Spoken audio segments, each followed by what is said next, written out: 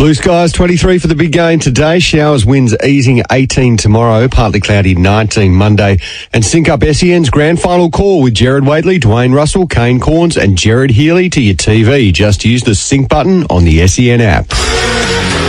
Hi, this is Pat Cummins. Download the SEN app for every ball of the summer with no delay on SEN Stadium and SEN Sync. SEN, your home of sport.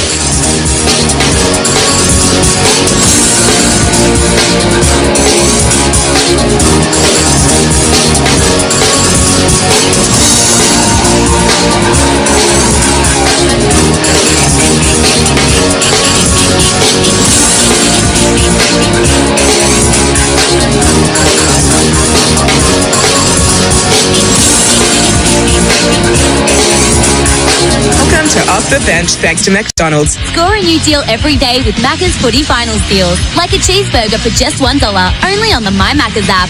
And your local tyre power. Big Footy Final sale now on. Save on Toyo tyres. Visit your local tyre power today. You cried, you made a smile. You hit the front, now it's all worthwhile. 'Cause there's one day in September we want to remember. There isn't any doubting we'll be in there shouting. Football's such a part of this whole town, and we know that you won't let us down. Well, there's nothing better. Top of the morning to you. Big, warm grand final. Welcome. This is Off the Bench right around Australia. It's great to have your company live on location this morning from Beer Deluxe here in the city. Fed Square, sparkling day in Melbourne. Beautiful weather. Unbelievable day for a grand final, and two great teams, Sydney and Brisbane, go to battle. That's the tradition of Off the Bench. A little bit of one day in September off the top. Bit of a cheerio to my grade 3 teacher, Miss Biasi, who put up with me playing that and singing it on stool picks in grade 3 as a 9 or 10-year-old, and single-handedly firebombing the room with the rendition as well. As I say, good morning and welcome to my old China plate. Thanks to Macca's, of course. You can score a new deal every day with the Macca's Footy Finals deals, and Tyre Power's Big Footy Finals sale now on. Save on Toyo tyres with my old China plate, Pixie. How are you, Pix? Good morning, Hutch, and happy grand final day to everyone listening. And it is a belter of a day in Melbourne. It's going to be fantastic today. What's the forecast? You were right across this. 23 degrees today, so it's going to be nice and warm. It's going to be a beautiful day. The players will need to get their running boots on. It's going to be a beauty. Two really good teams. Must be said, the city already jumping this morning. The vibe around everywhere. The text messages are flowing. The WhatsApp groups are filling up.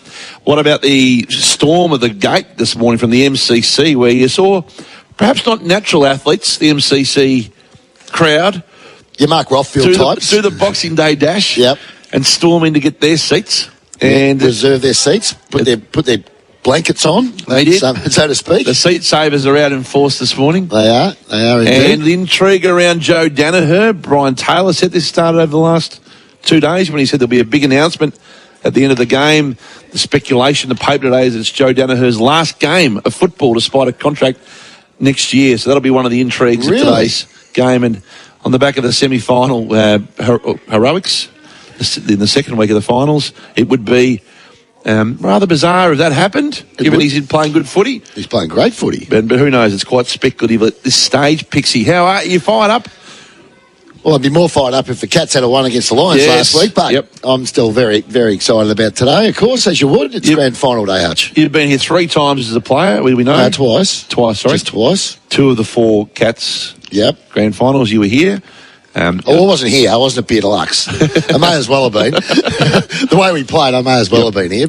And I noticed that today, by the way, hats off to you, you've inserted yourself very thoroughly in the John Longmire feature story on page 8 and 9 of the Herald Sun. I got called about it. Glenn McFarlane's rang you. Yeah, I'd be delighted to talk about my relationship with John and my influence on him. You wanted to have he was doing a feature piece on the coach, and so he rang me, yes. Best mates. They've arrived at the same time. Best mates. We've been in it together. I didn't say I would be in it together. Jeez, you talk rot. And this is the quote that struck me from you, because you turned it into you. How did I turn it into me? 2-page story on the horse, who's one of the great football stories of all time. And then it goes into what your aspirations were. What does it say about me? It says, 3 weeks later, I got a call from them saying that they wanted to speak to me. What are you talking about? I'll read the quote. Here it is. You don't make it up. When John left IMG to go and coach the Swans, this is page 9. Where are we looking? Okay. Right here. Yeah, right. Yes. Quote unquote. 3 weeks later, I got a call from him saying that Chris Giannopoulos, then at IMG, wanted to speak to me. I asked him what it was about, and he said, I think it's about my job. I didn't see that bit, actually. I said, I don't want to be a manager, I want to be a coach. That's true. You've actually pivoted the focus of the story. Made it about me. And made it about your coaching aspirations and how it could have been you. You were nearly a coach. I never said they wanted to speak to me. They approached me. You're a coach. It was a sliding doors moment. You're a coach of the Western Jets. I was a coach of the Western Jets. Yes, I can see that now. Let me tell you something. John Longmire is the premiership coach favourite today. The last thing we need to be reading in his story is you saying, let's reflect on what happened to me as part of this. Well, it was a sliding doors moment. He went down the coaching from management down to the coaching path, and I went from coaching down to the management path. Yes, that's true. And it's worked out well. But the story, it's worked out really well. Somehow, he's a premiership coach. Hopefully he's a 2-time premiership coach by the end of the day. The heading is the 2024 grand final. The coach. The coach, yes. And you've somehow turned it into the manager. Well, he was a manager himself for a couple of years. Oh, no. Oh, He'd be thrilled when he reads that. I actually did a scan of that. I thought, it's worth the 6 minutes of scanning this story for the Pickerings just to see on the off chance you turn it into about you. And sure enough, bingo. Well, something off the SMS. Today's article, quotes from Pickers, 6. Quotes from Longmire, none. Well, it's people talking about him. Oh, you've inserted yourself. He didn't do the article. You've inserted yourself terribly.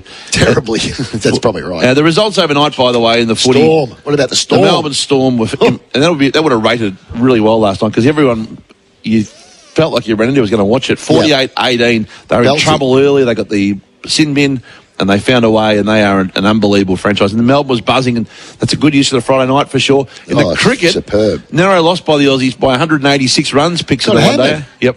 All out for 126. 5 for 312. And in the AFLW, the results, Collingwood, Essendon, Fremantle and the Western Bulldogs were the winners. Great win by the Bombers. Well done to Nat Wood. That's a good win against Melbourne. And as I mentioned, we're live here at Beer Deluxe, where we'll be set up this morning before No Ham Sam takes over a little bit later on in the morning, and we get through to a big day, including crunch time. If you're going to the ground today, you can hear us on SEN Stadium, the only exclusive real-time, no delay audio call. Yep. Bring your AirPods today to the game.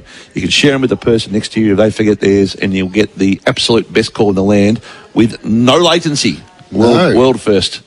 And away we go. So there you go. Now, what's the story? Well, I'll get on to you. You've been in the news this week. You've been in the news. The Corn's been in the news. What's the story? Caro's in the news. And we're in the news. You've dragged us down as well. Why have I dragged you into it? Well, you've dragged it. I'm part of the SEN company, Craig. Well, if I see you quoted on this anywhere... No, I'm not quoted. You'll be quoted after what you're about to say to me now. So what's the story? No, in simple terms, I hung the boots up from Footy Classified after an 18-year run. Yes. Let the 9 team know after the show on Tuesday night that I thought it was a good run and it was time to move on. And then went and saw Eddie on Wednesday and made an appointment to just go and let him know out of respect. Because how did he take it? It was fantastic. Yeah. Well, he had been he gave me the original opportunity. So back in 2006, so I felt in a different role as the head of the network at the time. Yep. So I felt Hutchison out of 9. So I felt it was a respectful thing to do, and he was great. We had a good chat, and how much respect I have for him. And then let the 9 execs know on Wednesday. So that's just as much as has happened for me. Out Hutchison, out Wilson, I loved out Corns. And can I say I've loved it? It's been one of the great things I've done in my career, without question. Just had a ball working with that team. Both the existing producers. You've had a good run though. It was time to go. Yeah, I think. Yeah, I think so. And our focus has been on the business, as you know. So So what's happening? Out of a little bit of loyalty to hang around for a bit longer than I probably should have. And you get a bit of a clean air, as they say, Picks. A bit of clean air. But is that clean air going to lend you at 7? Well, we're going to look at other opportunities. Kane's definitely at 7. We know that. Kane and Caro's definitely at 7. No. Kane. The only 2 things that have been announced have been Kane many, many weeks ago, and then I saw Nick Revolt was announced. So Nick's coming back from overseas. That's been announced by 7. Yes. Yep. Okay. So that's as simple as that. And Caro's speculated. She was. I did laugh when I saw it in the paper when The Age wrote the story that she was unavailable for comment. That's her job. She works there. How can you be unavailable for comment at their own paper where you're the chief reporter? It has been one of those weeks. Wow. But for me, not that you care, but because our focus is on our business. Yep. If I were to ever do anything on TV again, it would only be in that guise. So I'm not. What do you mean in that guise? Well, if it were something that we were involved with. Yeah, Rainmaker? We produced, yeah. Well, it sounds like that's what's going to happen. Because it doesn't make much point anymore to do anything without it being part of our business. It was a bit of an outlier out of loyalty, and I think we move on to the next era. And I'll tell you what, he's shaking up the joint, Jonesy. He's making some changes. And Classified. Hasn't he come a long way? Is a great little Jonesy. And remember the days when you were taking him under your wing when he was just a young reporter? He's done it's funny how it works. I took you under my wing. You took Jonesy under your wing. You're big on this, aren't you? Well, you think you took everyone under your wing? I took you definitely under my wing. Ask anybody from back in the day. You're hanging around like a bad smell. Now, all I was to you, because you used to live in Melbourne and play in Geelong. Here we go. Is you'd ring me when you got the Westgate, and I'd ring you. I was like your radio show for 45 minutes. I couldn't get off the phone. That's it. You used to. I'm like, I've got to go. You're like, hey, one more thing. People got to know you through me. You become mates with Horse because of me. I was who's this bloke's hanging around with the eyes? It's all about you. He's a young journalist. Hey, listen, just because you didn't win a granny, I know, doesn't mean you do insert yourself in everything. On grand final morning. Bad memories. Hey, speaking of grand finals, I the other day I'd been talking about Dermot, and I said to my stepson Nick, 5-day and 5-night grand finals. He looked at me about night grand finals. He wouldn't know. Like, what's it? Like, was the grand final played at night once? You know? Which is you forget that the young era of people now don't connect to the night grand final. Oh, you're right, Pix? Oh, I hit the cough button. Oh, wrong one. We've got another cough button. I've hit the wrong one. Oh, dear. Oh, no. Apologies. Oh, you could not have ripped that cough. But look at that. You hit the wrong cough button. I did, yeah. So that one there's yours? Yeah, I got it now. That one over there? I've worked. That's not yours. I've worked out now, yeah. I've got it. Look at you smoking cough right down the barrel of the radio at 9:20. Anyway, so night grand finals. Yep. Do we underplay them in the history of the game? Do you think? No, they served a purpose at the time, but they were basically pre-season competition. Well, they ended up pre-season, but there was a period they were red hot. They were Tuesday nights, the Escort Cup. Yep, I remember when North Melbourne beat Collingwood after the siren, that famous Kerry Good torpedo. Yep. I was jumping up and about as a kid. I was a North supporter. What I'm after on the 40 Winks temper text, 0433 98 11 16, a mattress like no other. Yep. Jason and his team doing wonderful things at Tempur, TEMPUR, as Dwayne says. Yep. 0433 98 11 16. Just any memories that you've got of the night grand finals. So I'm talking, like, was it Sterling Cup as well for a while? Yeah, I reckon, yep. It was Foster's. We had the sprinklers. We had the hail. Oh, that was during the We had the Tim Watson jump the pack. He did. That was Escort Cup.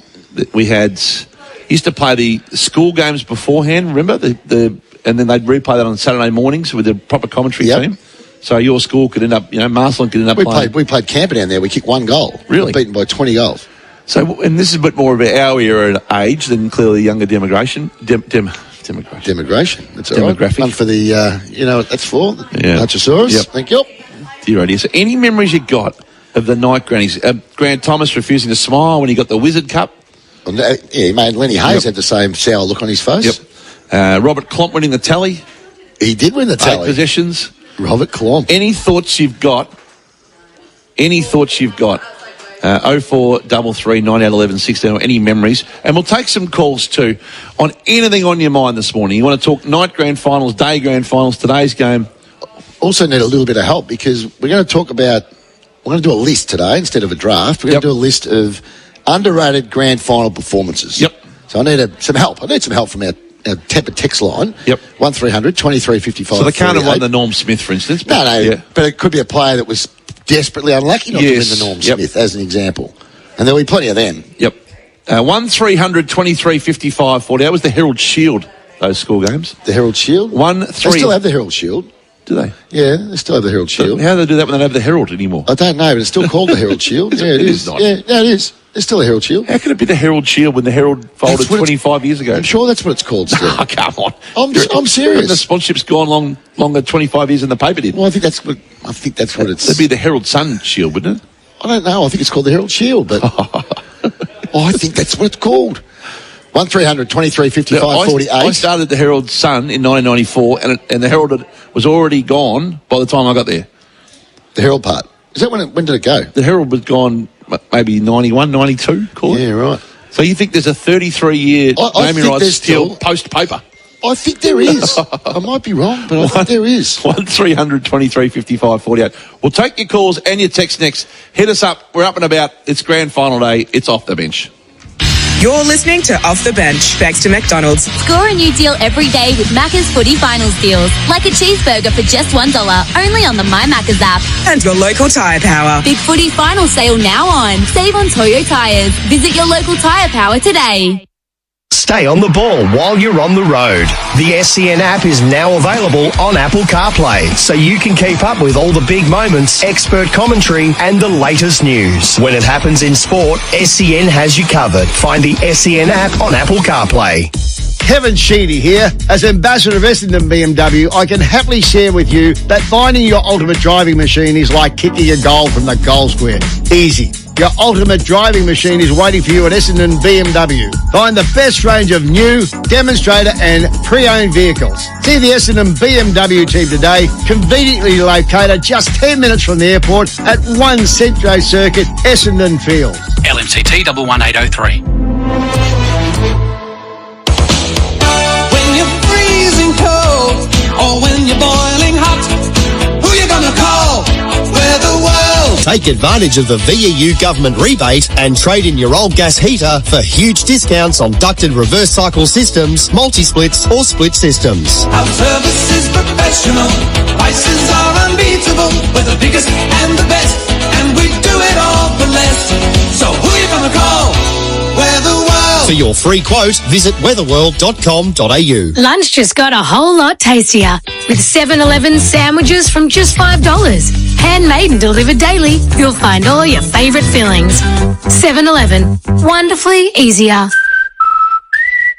Range and availability may vary by store. Is your business getting more calls than you can handle? Need help generating more sales leads or booking appointments? Talk to Alltel about outsourcing today. Based right here in Australia, Alltel's experienced contact centre team are ready to help your business provide great customer service and outbound sales support. Whether you need them long-term, short-term or just after hours, you can always count on Alltel to deliver exceptional customer experiences with every call. Visit alltel.com.au to find out more. Yeah, we'll get engaged soon. I do love her, but I just don't love those jewellery stores. They're too in your face.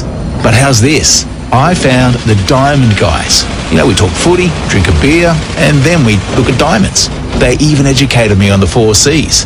The Diamond Guys help blokes pick or design an engagement ring. And it's all done one-on-one, so there's no pressure. The Diamond Guys.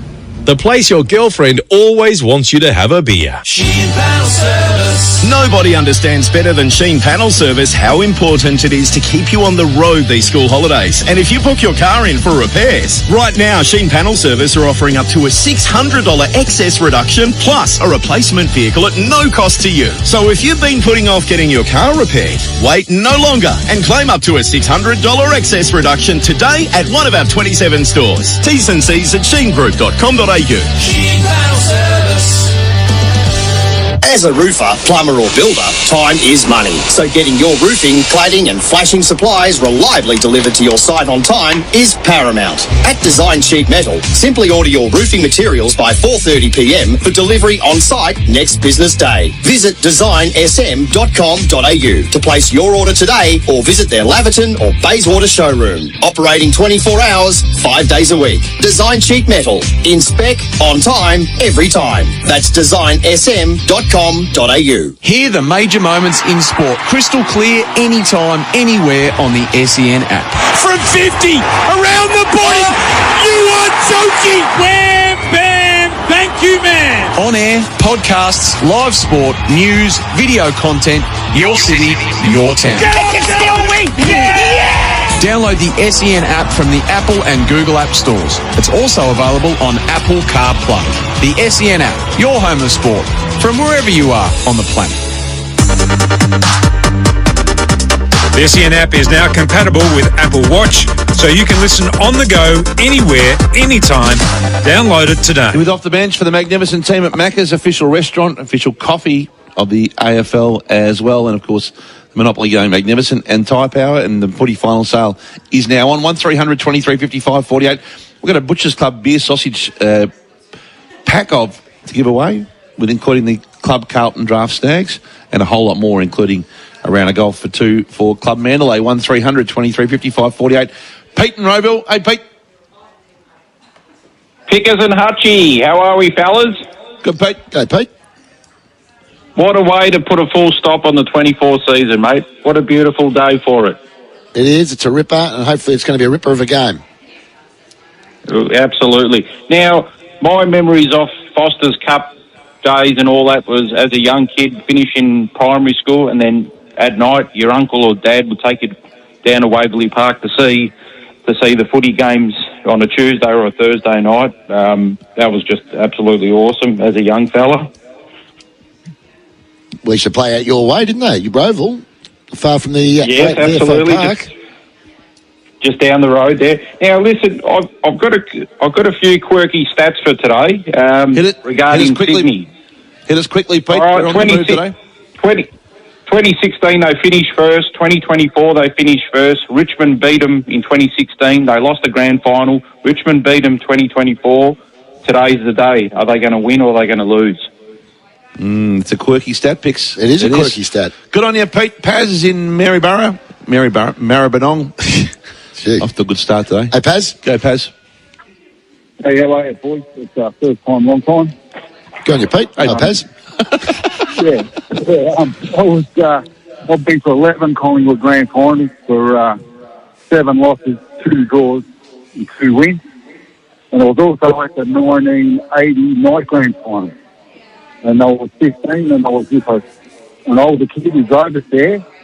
And at the end of the game, during the last quarter, he's gone, "Come on, let's go and stand at the back of the stand so we can get to the car before beat the crowd." Yep. So the sirens went, and we heard the siren, we ran down the stairs, and thought we won, of course. And it wasn't until like 10 minutes later that we found out the story, and it was the next day, of course, back in the Sundays, and we found out that we'd lost the game. Got beat, yeah. That was a famous Kerry Good. Half the crowd was on the ground, and he was able to bang one home from about 35, 40 metres. It's a famous moment. Good on you, Paz. Never get out of the Waverley car park, could you? Was it impossible? No, nightmare to get out of, yeah. Tom is in Whittlesea. Go, Tom. Yeah, hey, boys, how are you? Good, Tom. I've got the ones that Kevin Ablett ripping off Brucey Doyle's headband. Yeah, it was a night game, wasn't it? 77 grand final, yeah. Would have been about 77, I reckon. Bruce Doyle's gone mad. He's gone berserk. Yeah, it was pretty. To be there, see it live was quite different to see Bruce Doyle carry on like that. You know, well, he never. He did exactly right. Didn't like his headband being ripped off. Thanks for that, Tom. Paul, Paul. Hey, Pickers, listen, I used to love the midweek footy. Growing up in Rosedale in the early 80s, there was only one bloke in town that had the Channel 7 aerial. We only had the Channel 10 and ABC. So to go around to Bruggs' house on a Tuesday or a Thursday night to watch the whatever sponsor it was back then, it was awesome. It's not a very good picture, but it was the only place in town that we could watch the footy. Yeah, we didn't get it either. We never got World Series cricket installed. I never saw any World Series unless I was in What channels did you have? BTV6 and ABC. Yep. That was it. I think in Warragul we had Channel 8, maybe. You were close enough to get the Melbourne channel. That was the Gippsland. No. That was the Gippsland channel, I think, Channel 8. And you're right, an aerial. Yeah, that's right. If you had an aerial in town, you were a rock star. Oh, absolutely. Right, the rabbit ears. Hey, what about, thanks for that, Paul. What about, I didn't realise, but... And you have to twist the coat hanger and the whole thing. That's right. Yeah. Eddie Maguire called you a list clogger. Yeah, he did. Yeah, bit of fun. I think that was a term of ours. Get rid of the old list cloggers. Back in the day. You, Caro, and Kano. Yep. There you go. Hey, what was Daisy Thomas thinking? Yeah, I mean, those rooms are just no longer private rooms. Well, they're not. And people are filming. Yeah. And, yeah, it wasn't his best decision, I didn't think. Hot topic is for Brant, of course, experts in agriculture covering equipment, parts and service needs to help you succeed, of course, in your field. And don't forget, if you can't make the game, you can get a digital download of the AFL Grand Final souvenir record for just $5 on the AFL app. That's it. So magnificent. And you get your chance to get your AFL record from home today as well. We might get to Picks Flicks. You got time for it? Yep. Picks Flicks for Chadstone Mitsubishi. Stock available now. Secure yours now. And after a bit of a rev up from the return of Gav, who's back in town, and from Hawley, they set you down on your numbers. Yeah, I'm told there's some green shoots in your leads list at least. Well, I had a as the BDM down there at Chadstone Mitsubishi. Correct. Now, I caught up with the boys on Thursday. They're at the luncheon I was at, and we had a good chat about some strategies going forward. Yeah, you've got to change your method. Well, I was told in no uncertain terms that I need to lift, and I do, and I will. And the Chadstone Mitsubishi good to go spring sales on, so it's perfect time. And how's this for a deal? 3 years free servicing, up to 2,000 cash card on selected models at Chadstone Mitsubishi, and you get the Chadstone Kia as well. The Kias are just absolutely stunning. Yeah, you get they are Chadstone Kia and Mitsubishi. Righto, Pixie, what's your my movie is called Innocent. It's on Prime, Amazon Prime. It's 2011, so it's 13 years old. But I hadn't seen it. I'd never seen it. I saw the original Presumed Innocent. This is like a sequel, if you like, to Presumed Innocent. So Judge Rusty Savage, played by Bill Pullman, once again finds himself in the centre of a murder investigation when he's charged with killing his wife, which he'd already got off the earlier one. So he's charged again. But Bill Pullman is a great actor, and it's a good watch. It's called Innocent. And it stars Bill Pullman, and I gave it a 3.5 picker. Righto. Just a 3.5? Yep, 3.5. Have you seen Presumed Innocent?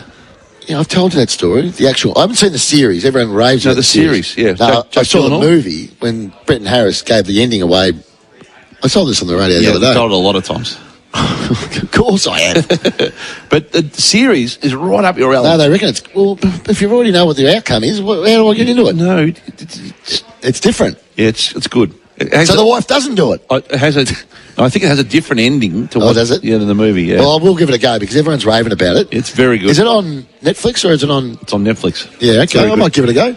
I haven't seen the original one since it first came out. And the Mr. McMahon 6-part dropped this week on Netflix. Serge's not happy with our stuff. The big yawn in the background there. Well, remember last year he nodded off on this day, Serge? Yeah, probably. Yeah, panel up. He had a kip. Had a little bit of a kip. You were mid-story, admittedly, so it was a reasonable reaction. Of course.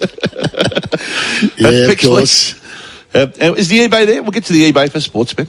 Nobody does it easier than Sportsbet. Bet with Mates Day today, of course. You can follow on the feed. Mitch Ebeyer, E-B-E-Y-E-R, better known around in these parts as eBay. eBay, a very quick market mover if we can. Eagle. We'll get to you later on. Morning, guys. Let's go race 3 at Sandown today on the ponies. Good money around for number 14, Procurable. $19 into $8.50. P. Moody trains. This horse has got a pretty good first up record. 3 starts for 2 seconds and a third, and they've come heavy for it. So race 3, number 14, Procurable, where there's minor deductions in the race. And I've got one more for you. Race 7, number 5, Nicolini Vito. I reckon Pix will be with this thing today. $6 into $4.20. It's up against one of our favourites, though, in Craig, number 11, who's your favourite at $2.70. But race 7, number 5, Nicolini Vito has been very well back. Thanks, eBay. Good on your eBay. eBay was with us for Sportsbet. Nobody does it easier than Sportsbet. Chances are you're about to lose. For free and confidential support, visit gamblinghelponline.org.au. And if you want to coach NBL superstars, play that game. Any NBL fan can win Supercoach NBL. Search Supercoach today. T's and C's apply. Last night in the NBL was a cracking game. The Sydney Kings by 1 point. Those pesky Sydney Kings over our beloved Perth Wildcats by 1 point. Picks went right down to the last buzzer. Went to the wire. When Elijah Pepper, who was fantastic, had the shot and didn't go in, but it was a hard and difficult shot in the circumstances.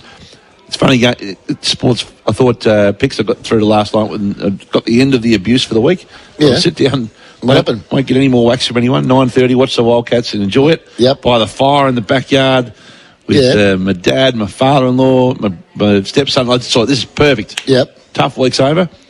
Wildcats were 16 points down in the second. They come for you? They came for me on Twitter. Of course they did. It was my fault. Your fault again. All of you. Still my fault. Anyway, that's All such of you. his life. Yeah, All of you. Very good. Bomber Thompson, thank you. Right, our Pictures List is up next here on Off the Bench right around Australia. We're live from Beer Deluxe, enjoying a house at the moment, and sensational to be here on location in Fed Square. It's a beautiful day for a grand final. Could not ask for a better day. People in colours everywhere and fans walking down Flinders Street behind us. It'll be a ripping day. Can't wait to get into it. And you'll be with us right through till midday right here on Off the Bench. You're listening to Off the Bench, thanks to McDonald's. Score a new deal every day with Macca's Footy Finals deals. Like a cheeseburger for just $1, only on the My Macca's app. And your local tyre power. Big Footy Final sale now on. Save on Toyo tyres. Visit your local tyre power today. Kevin Sheedy here. Are you ready to find your ultimate driving machine? Well, it's waiting for you at Essendon BMW. Head into their state-of-the-art showroom and enjoy their extensive range of new demonstrator and pre-owned vehicles. Essendon BMW takes prestige motoring and premium service to a whole new level. Visit the Essendon BMW team today. They're at 1 Centro Circuit, Essendon Fields, or go to essendonbmw.com.au. LMCT 11803. Stay on the ball while you're on the road. The SEN app is now available on Apple CarPlay, so you can keep up with all the big moments, expert commentary, and the latest news. When it happens in sport, SEN has you covered. Find the SEN app on Apple CarPlay. When it comes to reducing pain and rebuilding strength, Kiesa leaves nothing to chance. Our university-qualified health professionals don't just treat problem areas. They design personalised training programs using Swiss-engineered machines unique to Kiesa. These machines safely isolate the affected area, test your strength, and help rebuild your muscles for a stronger, more active and healthier life. Kiesa, building strength with precision. Now at 20 locations across Melbourne and Geelong. Is your business getting more calls than you can handle? Need help generating more sales leads or booking appointments? Talk to Alltel about outsourcing today. Based right here in Australia, Alltel's experienced contact centre team are ready to help your business provide great customer service and outbound sales support. Whether you need them long-term, short-term, or just after hours, you can always count on Alltel to deliver exceptional customer experiences with every call. Visit alltel.com.au to find out more. At Azito, we know for you it's about leaving your mark. It's a statement, making every task uniquely yours. Azito doesn't just have your back, we're right there with you, powering your DIY journey. With over 100 tools for your home and garden, all powered by one battery to make it happen. Because when it comes to getting things done, this is your moment. Do it yourself. Do it with Azito. Do you? Your prized BMW has been built on a reputation for excellence. It's that dedication to excellence over 35 years that has confirmed Charlie Battisti & Co. as an accredited BMW body shop. Our workshop is designed to BMW specifications, and our technicians are highly trained in the latest BMW repair techniques. Your ultimate driving machine is safe in our hands. CharlieBattisti.com.au, Melbourne's finest facility for the repair of prestige German vehicles. That roast chicken? Maybe halal?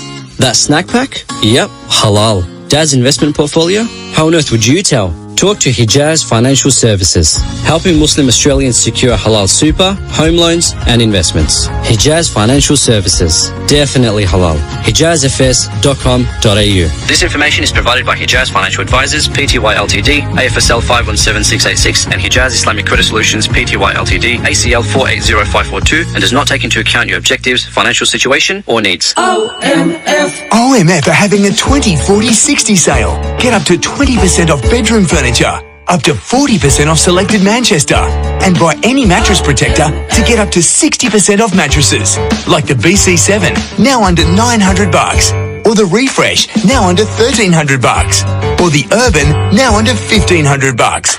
Get comfy for less at OMF's 20-40-60 sale, and soon at the home of mattress, bedroom and bedding. Get mind-blowing prices with Macca's new loose change menu. 50-cent soft serve, $2 hamburgers and frozen drinks from $1.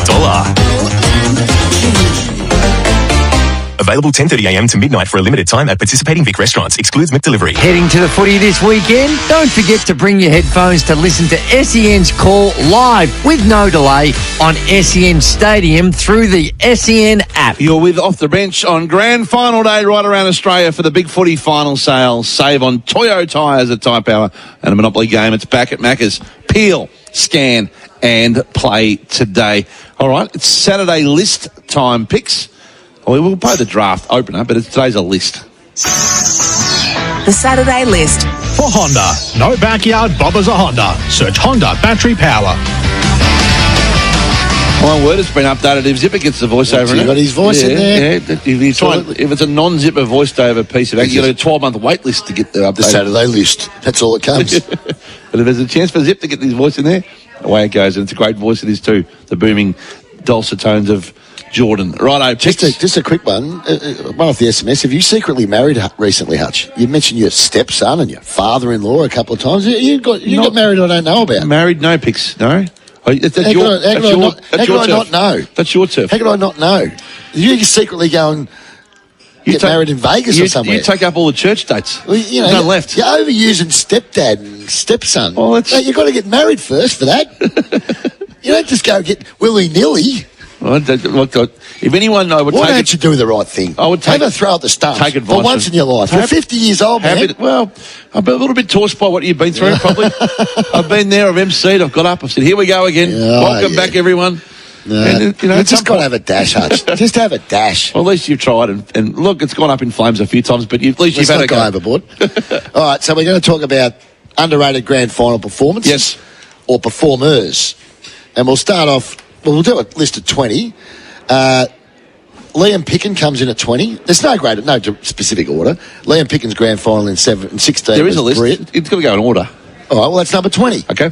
At number he was very good. 19, Basher Hooley, 2017. Yeah, excellent. Will Langford at 18. Played his best game on grand final. Best game ever on grand final day. 10 years ago today, wasn't it? I think it was. Yep.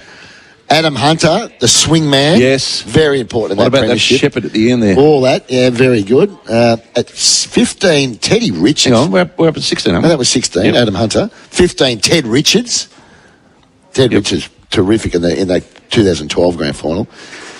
At number 14, might be controversial to some, but it'll be good for my mum. The Seekers come in at 14. They're very underrated performers at the 1994 grand final. Yes. Cheerio to Paddy P. Yep. Cheers, Paddy P. At number 13, don't get brave, Hutch. No, it happened last time. At number 13, Dale Morris. Oh, very critical player in 16. Very good. As was at number 12, thought he should have won the Norm Smith, Tommy Boyd.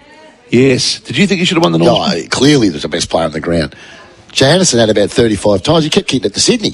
Johannesson kicked goals that day, though, too, on the halfback flank. I don't think he did. He did? Well, how many did he kick? I reckon 2, 3. Oh, rubbish. Off halfback?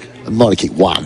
Someone let us know off the 40 wing step. I've been Googling it. I thought Tommy Boyd was the best player on the ground. He turned the ball over all day. He got a lot of the possessions, so they thought, of course, they've tipped into possessions. At number 11, Darren Jarman. How didn't win a Norm Smith medal? Well, he would have won the Norm Smith for that game in six of the other 8 grand finals around it. Yep. Every other year. Yep. McLeod was awesome that day, though. McLeod's a superstar. At number 10, Stewie Jew. Yes. The keg on legs. Flipped the game on its ear in the third quarter. He did. At number 9, a really underrated performer. The Cats won quite comfortably, but Nathan Ablett comes in at number 9. Bobbed up and kicked kicked 3. Yep. Never played again. Yep. Was his last game? His last game for the Cats. He retired. After that game? Or did he struggle through the next year? No. After that game. That was it. Still couldn't believe it when he rang me. So I want to have a chat. What? 2 years ago on a contract, man. I wonder, how good would he have been, you reckon? Really good. Yep. At number 8, Yep. No, he was going to be excellent. What about Bruce Lindner in the 89 grand final? No? It doesn't make the list. Tony Evans, West Coast? Yeah, he was really good at 92. No, Jason Graham at number 8. He was unlucky not to win the Norm. He was the best player on the ground that day, wasn't he? Probably. If St Kilda win, he would have got it. Yeah, St Kilda win, he gets it for sure. Yep. No, Chappie, I thought, was the best player on the ground. At number 7, Gary Ablett Jr. 2008 grand final was unbelievable. Played his heart out. At number 7. At number 6 and number 5 were in the same game, actually. Paul Weston Yes. 1984 grand final at number 6. He went forward. As at number 5, Leon Baker at number 5 from the same game. And the Lou Richards commentary on that moment, you remember it? This premiership is Sheedy's premiership. Sheedy's, yeah. With those match-winning moves. He was a bloody good commentator, wasn't he? Well, the best. Louis. At number 4, not for a specific grand final, but numerous grand finals, Superman, Clark Keating. Number 4, he was a grand final performer only. They used to just wheel him out for the grand final. He used to dominate. 33 and 1 behind for Johannesson, no goals. There you go. I knew I was right and you were wrong, as usual. I thought he kicked one. So 33, but I reckon they would have gone at about 40%, or less probably. At number 3, Jacob Townsend. Yes, it's a great call. Bobbed up and really had an impact for the Tigers. Didn't he want in that 2017 granny? Yeah, he did. Yeah. What about LRT? You got him? No, I missed LRT because I'm up to number 2 now, and it's Glenn Freeborn. Oh, yes. In the 96 grand final. What did he kick, 3? 3 and a quarter, I reckon. Yep. He set the tone, didn't he, in that game? He did, because they were getting well beaten, actually. Yep. And at number 1, I'll have a drum roll. Thanks, Zip. Ulo. Thank you. Again, a man that wasn't used to kicking goals, but he kicked 5 big ones on grand final day. Name of Shane Allen. Oh, yep. Do you reckon he goes to a pub these days and someone goes, wait a minute, are you that guy that he would get that every day of his life, wouldn't he? I don't know how recognisable he is. Well, he wouldn't. If he introduced himself at a meeting, absolutely. People would go, you're not the guy that kicked 5. You're the guy that went from defence and kicked 5 in a grand final. Like one of Blighty's inspired moves, it was. If you were that guy where you're famous for one thing, would it annoy you, or you just embrace it? Oh, you just embrace it, wouldn't you? Yeah. I reckon he would too. It's not like he just did one silly thing. He kicked 5 goals in a premiership. Yep. It's a pretty good effort. I'd be happy to have that on my resume. Nathan Albert played 2 games for the Gold Coast Picks. Yeah, no, I knew that. Yeah. I did know that, Craig, but he retired from Geelong, I said. And then made a little comeback later on. Yeah, once Gary went up there, we got him up there for a year or so. Didn't work out. Didn't work out. Yep. There you go. No backyard bothers a Honda. That was our Saturday list. Well done, Pixie. Pretty good feedback off the 40. Yeah, I would have thought the 40 Wings temper text. Marlon Pickett was a bit unlucky, probably. Lots of great suggestions coming through. Josh Kennedy, yeah. He was terrific that game too. He probably was the best on ground. A lot of people agreeing that I might have been on the money there with regards to the turnovers. You can't diss. I'm not dissing him. I'm not. I'm saying I believe that Tom Boyd was the best player on the ground. That's what I believe. You said you thought he turned it over too much. I thought Johannes got a lot of the ball, but he turned it over too much. Yes. You're a hard marker. Paul Barnard, 4 off the bench in 2000. He did. Yep. Lots of good suggestions coming through. Righto. Up next, big third person self-congratulator of the year. Is it a biggie? Big one. Good. Up next on Off the Bench. And the IMAR Tradies Insurance open line remains open. Call any time through the morning. Insurance for every trade. Call 13IMAR. Give us a call on the 13IMAR open line throughout the course of the day. This is Off the Bench around Australia.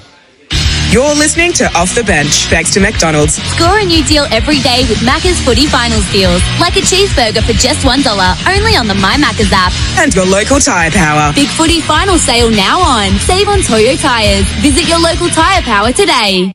Golfbox is Australia's greatest golf superstore. With the biggest range of brands and best prices, you simply can't go past Golfbox for your golf gear. Whether you're just starting out or looking to better your score, Golfbox has you covered with the largest range of clubs, balls, bags, gloves, clothes, shoes, tech, accessories, and more. With PGA professionals and golf specialists for expert advice, plus lightning fast delivery Australia-wide, it's never been easier to shop for you, your family, or your mates. Shop online at golfbox.com.au and save. Golfbox, we outfit everyone. When it comes to reducing pain and rebuilding strength, Kiza leaves nothing to chance. Our university-qualified health professionals don't just treat problem areas. They design personalised training programs using Swiss-engineered machines unique to Kiza. These machines safely isolate the affected area, test your strength, and help rebuild your muscles for a stronger, more active and healthier life. Kiza, building strength with precision.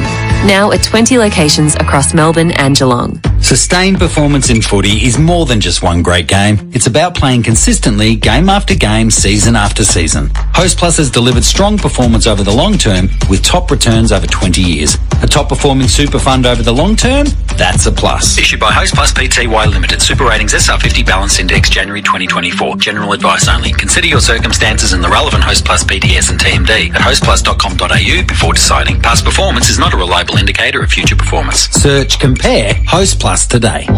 At Ozito, we know for you it's about leaving your mark. It's a statement, making every task uniquely yours. Ozito doesn't just have your back, we're right there with you, powering your DIY journey. With over 100 tools for your home and garden, all powered by one battery to make it happen. Because when it comes to getting things done, this is your moment. Do it yourself. Do it with Ozito. Do you? There's nothing more Australian than standing by our veterans who've given their all for us. And at the Soldier's Cut, we're proud to supply top quality, free-range, grass-fed meat trays to RSL community and sporting clubs right across Sydney. Through our partnership with Wounded Heroes, we're giving back. And with your support, a portion of every tray sold helps veterans and their families. Join us in serving up the freshest, finest meats while making a real difference. Visit thesoldierscut.com.au where quality meets purpose. Robot Building Supplies is a family-run business and understands the value of being home with the family. Robots got it. That's why they have supplies to help you build a man cave, a kid's game room, a tool shed. Robots got it. Helping build family time and man caves since 1946. Robots got it. Robot Building Supplies. Notting Hill, Sunshine, Preston, Dramana, Pakenham, Coldstream and Darnham. We're robot, but we're human. robotbuildingsupplies.com.au. ROBOT, Robot Building Supplies. If you're digging for a living, here's what to do. Go to supergroups.com.au. It's Bucks here. When coaching, we love players who would dig in. First picked every week, Supergroups. Tough and reliable, they've been digging with Kubota for over 25 years. From 1 tonne to 8 tonne. Conventional swing and zero-turn models. Supergroups are the masters of Kubota excavators. Dig in with Supergroups. Supergroups.com.au. I've been waiting so patiently. I've dropped hints walking past jewellery stores, but he gets a bit dazed like a deer in the headlights. So now I've found the best way for it. The Diamond Guys. They help blokes pick a diamond ring while they drink beer. They sit down, talk footy, talk diamonds, and it's all in a one-on-one consultation. So it just works. The Diamond Guys. The place where you do want your partner to drink a beer. The First Serve with Brett Phillips. All the tennis news you need to know every Monday night, right here, live on SEN. You're with Off the Bench around Australia on Grand Final Day, and it's time now for... The Malcolm Blight Snap. Medal for the third person self-congratulator of the year. If I'm in France, I'm Le Steph. If I'm in Spain, I'm Senior Steph. Feels like only yesterday that I launched this station. No, I did bang one home after the siren from about 65. You know what they call me? Arthritis. I get in any joint in Launceston. Sometimes I just sit back in awe of myself. Gary Lang, he gave me the Riddler. Daniel Harford gave me the nickname A-Rod, and I gave myself the nickname Captain Sizzle. I'm the captain of SEN Track, and you're not, brother. There's no vice captain, just all me. For Honda, no backyard bothers a Honda. Search Honda Battery Power. Leaderboard, old mate Picks 129, David Taggart and Fitzmagic 109, Kanga's on 80, Johnny Steph on 72, Diesel 70, and A-Rod is on 67. It's a 100-vote week on Grand Final week in the 10th year of the third person self-congratulator of the year. And Daisy Thomas kicks us off with 3. I'm sorry, Bombers fans, I do find it funny. Do you reckon and it's I vote for North, so I've got nothing to laugh at either. But I play for St Kilda, I can't laugh either. And I'm a premiership superstar.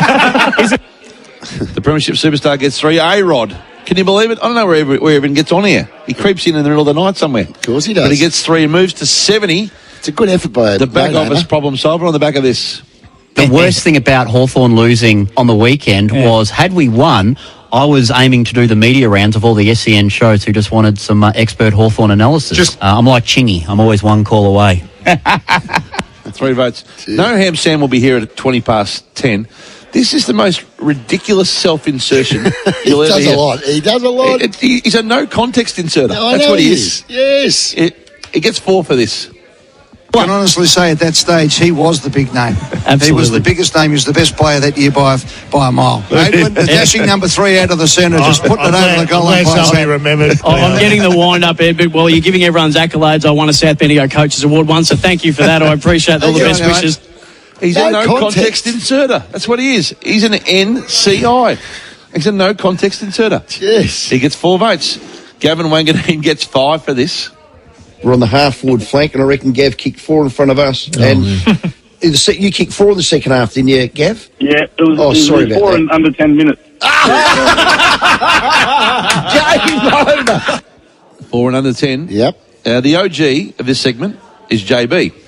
He goes from 53 to 58 on the back of this. Jim, look at the crowd here. Give yourselves a round of applause. Look at them. You're all here to see me. All here to see. Now, Dermot Burton, 5-day, 5-night. That's how he gets introduced. But he does think that his intros are underselling him a little. So he goes back here twice and mops up his own intro. And he gets 6 votes for it. Picks. Okay. Hello, Derby. How are you, Bradley? How you 5 day, going? 5 nights. Yes. That's it. Derby. Most goals in grand final. Here we go. Most grand final goals of anyone alive. Is that right? Most grand final goals of anyone alive. Well, he introduced himself that way. Well, he must gets have 6. researched himself versus everyone else. Kane Corns. He is a self-analytical congratulator. Yep. This time extends it to the whole team at least. Yep. But he gets 6 votes for this. Yeah, great game of footy. I've really enjoyed it. I think as a commentary team we've been pretty switched on today, which is pleasing. The commentary team's been switched on. Picks. Yep. They get 6. Unfortunately, Picks, you get 8. Oh, of course I do. And you move from 129 to 137. Of course I do. In fact, they'll give you 7 rather than 8. Oh, thank you. Which is the exact amount of goals you reckon you kicked in this day. Ringwood ball went at the Bayswater Oval today. That's Sando's team. Yep. At Bayswater. Played at Bayswater. We had a practice match when I played for North. Really relevant to the story. Or kicked 7. Did you? In a practice match for North? Against Richmond. In the seconds? Once. Kicked 7 in the first in a practice match. Yep. At Bayswater? Yep. There you Jimmy go. Crackett passed me one on the goal score. I was just standing there waiting for him to kick the goal and he just popped it over the top to me. That was one of those days. 7. 7 votes, Picks. 7 votes. True story. On my old mate Trevor Poole. But the main act today gets an unprecedented 61 votes. 61? Which That's is the same amount Isaac Smith got. Well, it was going to be 60, but I had to mop up the 8v7 versus you to make the gag work. The 61 votes. Now, I'll ask this question. Yeah. What happens to athletes, Picks? We've had Jay Steph. Yep. When Sally Pearson became an athlete. Yep. She became many versions of Sally Pearson. There are many versions of her. The person, the athlete, the mum. Is it a thing in athletics where you have split personalities once you become an athlete? Yeah, I think that's an issue with it, yeah. Do we need a Sally Pearson medalist to start to recognise? Oh, now we're talking? Yeah. I don't mind that idea. The multiple personality profile, self-profiler. I think the Sally Pearson medalist will work. I think we need one too. And here's my first nomination. So it's 61 votes. And the first nominee for the Sally Pearson medalist. Yep. Tell me if you think Nina Kennedy, the athlete, and Nina Kennedy, the person, gold medalist, albeit, are one and the same. You tell me. Okay. Evidence along the way. Like I said, I broke the world junior record at 17 and it was like, okay, I'm the highest vaulter there's ever been at this age. I'm really unhappy and, I just kind of leave and think about Nina as the human, Nina the person, and putting so much energy into Nina the person and my values and my life and really building that great mental foundation to then be able to excel as Nina the athlete. What was it? And Nina the person did in little parts do those things. And I did really want to honour Nina the person. I didn't want to be Nina the athlete 100%. That's extraordinary. Now, that is Sally Pearson 2.0, is it not? I think it's got Sally covered. Do you really? She's now calling herself Nina the human. She wanted to honour Nina the athlete, and she wanted to honour Nina the person and Nina the athlete. And what about Nina the human, though? And Nina the human, yes. Wow. So there's 61 votes, which is split evenly 30.5 each between Nina the person and Nina the athlete. Well, the human should get some as well. Nina the human. So the Sally Pearson medalist is going to be hard to beat. So what we're going to do, we're going to have to, on our page, JB medal, Sebi. Yep. Add Sally Pearson medalist. Yep, like it. 3 categories. Like it a lot. It's something that once you get on the track, Nina, your identity stays in the locker rooms. The athlete or the human runs. I don't know which of the two. Nina the human had a big week. 61 votes. Old mate Pick still leads though. 137. Margaret after 10. Every ball of the summer of cricket.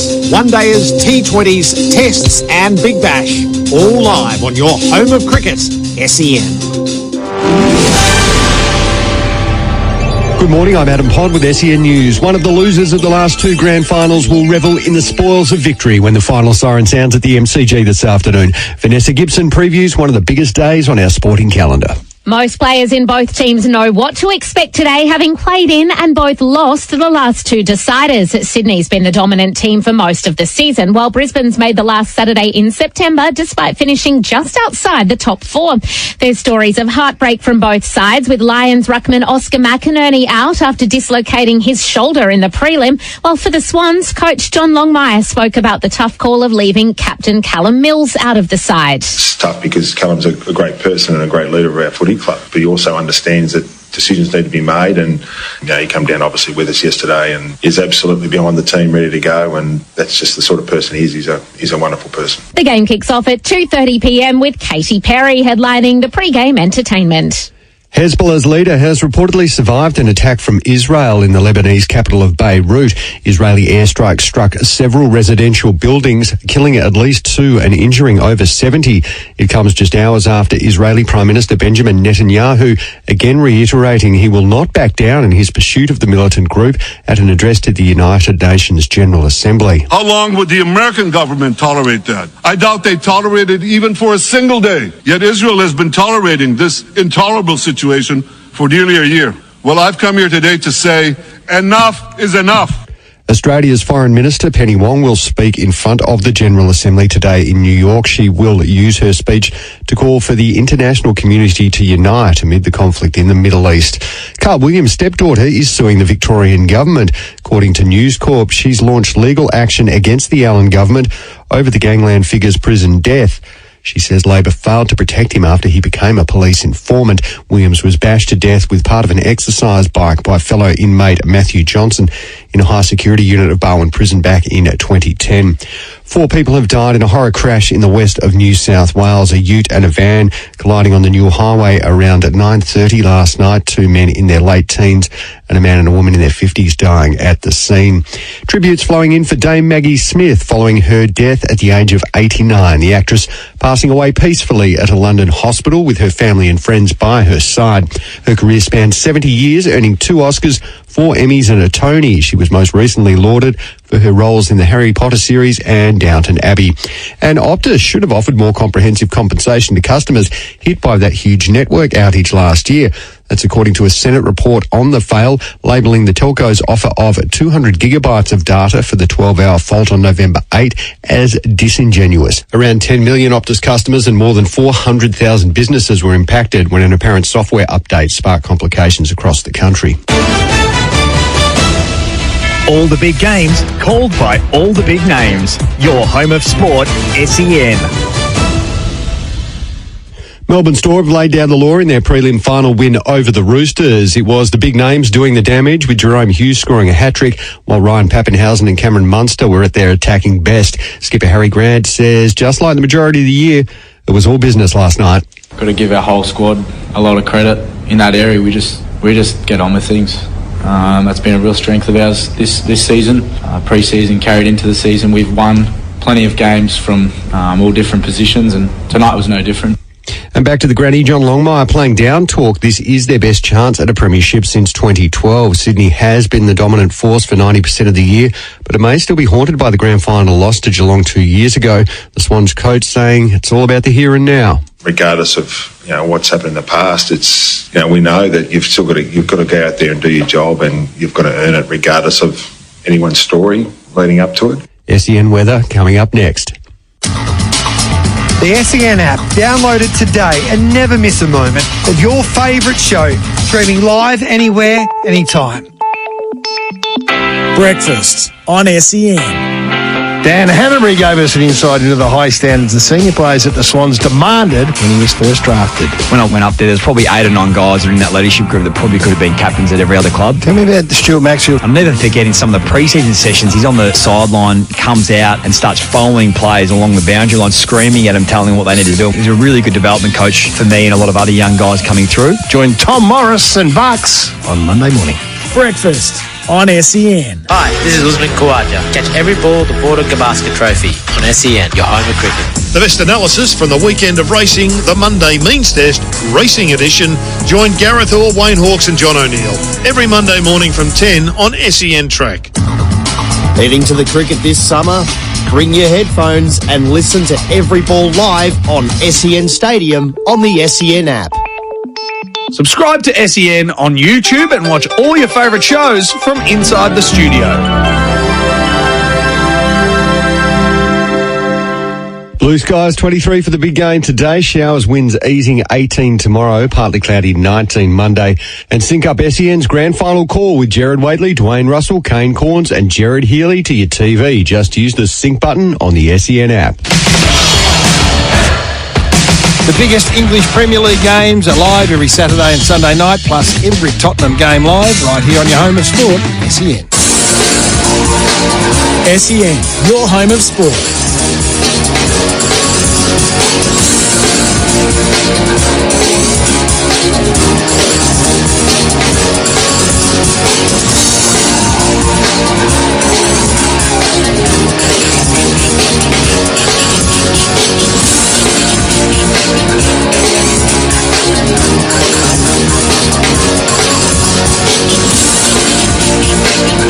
Off the bench thanks to McDonald's. Score a new deal every day with Macca's Footy Finals deals. Like a cheeseburger for just $1, only on the My Macca's app. And your local Tyre Power. Big Footy Final sale now on. Save on Toyo tyres. Visit your local Tyre Power today. And a big warm welcome if you're tuning in for the first time. This is Off the Bench around Australia. Great to have your company. We're welcome to all the regional stations taking our broadcast across regional Australia, including the magnificent ACE Radio Network in the heart of regional Victoria, one of the great networks in Australia. Of course, the Super Radio Network through New South Wales, through Southern Queensland, through Voice FM in Ballarat, to the broader SEN Track Network, and everyone right around the country. This is grand final day. It doesn't get any bigger than this. And it's for Macca's. You can score a new deal every day with a Macca's Footy Finals deal, including a cheeseburger, just $1 picks on the My Macca's app. And for Tyre Power, the big Footy Final sale is now on, and you can save on Toyo tyres. Visit your local Tyre Power today. As I say, good morning and welcome again to my old China Plate Pixie. How are you, Pix? Good morning, Hutch, and hi to the listening audience. If it's a bit noisy, it's because we're at Beer Deluxe at Fed Square, getting ready for the big game this afternoon, which will be a belter. It's jumping already here this morning too. It is. Yeah, it's quite noisy. They're all coming for the 10 o'clock jump. What's your strategy today? Low key for me. Hold? Yeah, hold. Well, I'm on air till 12. You're thinking like at 11? You're nicking off at 11. Well, I'm on air till 12, Hutch. You're disappearing. No, but you're the resident. Oh, for everyone else. Everyone else. Well, it's not help. This room, I'm looking around, everyone's drinking beers now. And make sure you take it easy, wine. Drink wise, put a water in between, or a zero through the day. Yeah. Maybe hold off till 1 o'clock if you can, or 2 o'clock. Well, you want to be able to enjoy the game, and you want to be able to enjoy Katy Perry and all that, yes. So don't go too hard. I think Katy Perry's media has been a masterclass this week. One of the great promoters. Yeah, very good. Yeah, and she'll be brilliant. People who are knocking her, I'm not sure they've ever actually listened to her songs. She's should be a big roar when she arrives. Oh, there'll be a roar and there'll be some fireworks, as they say, Hutch. But no, it's a ripping day in Melbourne for the grand final. We couldn't ask for anything better. Now, just to clarify, for some stations, not all, but just for a few, we had a technical error there before 10 o'clock.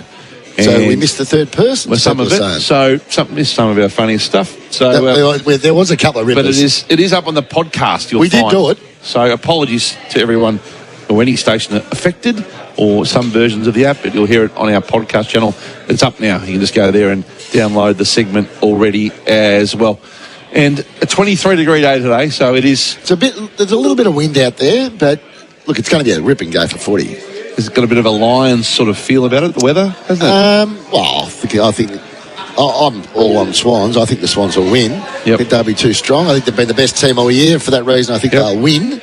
But I'm hoping for a really good game. I want to see Dunks do well and Joel Amati do well and of course, the horse. Yep. You know, I want to. Well, of course you do, because it's all. Love to see the big fella. There's a story about getting his second premiership. There's a 2-page story on you in the paper today, which horse was given a chance to be quoted in, but was unavailable for comment about you. It was an article about John. About you in the end. You flipped the focus very quickly into your failed attempt to be a coach and how you became a manager. Amazing. I didn't really. Amazing switcheroo. I didn't really. Right, at the young of heart age of 94, we love her. She no longer needs to call us on grand final day. It's our delight at 10:10 to call her. Thank you for being a friend. I'd have made them all walk home, for starters, in bare feet. They put on a shocking effort. Some of them wouldn't get a kick in a stable. What a pair of flops they are. You've heard that saying, Eddie everywhere. Well, it was Margaret everywhere. Thank you for being a friend. It's time for a magic moment with Margaret. Powering along for Tyre Power. Margaret, good morning, sweetheart. Good morning, boys. Good morning. What a great day it is. What a good day. Didn't we turn it on? Happy grand final day to you, sweetheart. Yes. I'm just so sad there's not a Victorian side in it, but I was disappointed with Geelong last week. They just took the foot off the pedal in the last minute. Well, anyway, it doesn't matter. The two sides are in it. They're the best sides of the year, and I hope it's a good game. Who do you think will win, Margaret? A little bit of a bearing to Brisbane, only because of the overnight crowd. We used to have an old guy there, and he was an ardent Fitzroy supporter, and he always followed the Brisbane Bears. So for Big Al, I hope you get it. And then the other one is our dear Rhonda. She's just a loyal Sydney Swanner, and she is raring to go. So I wish her all the best too. So may the best side win.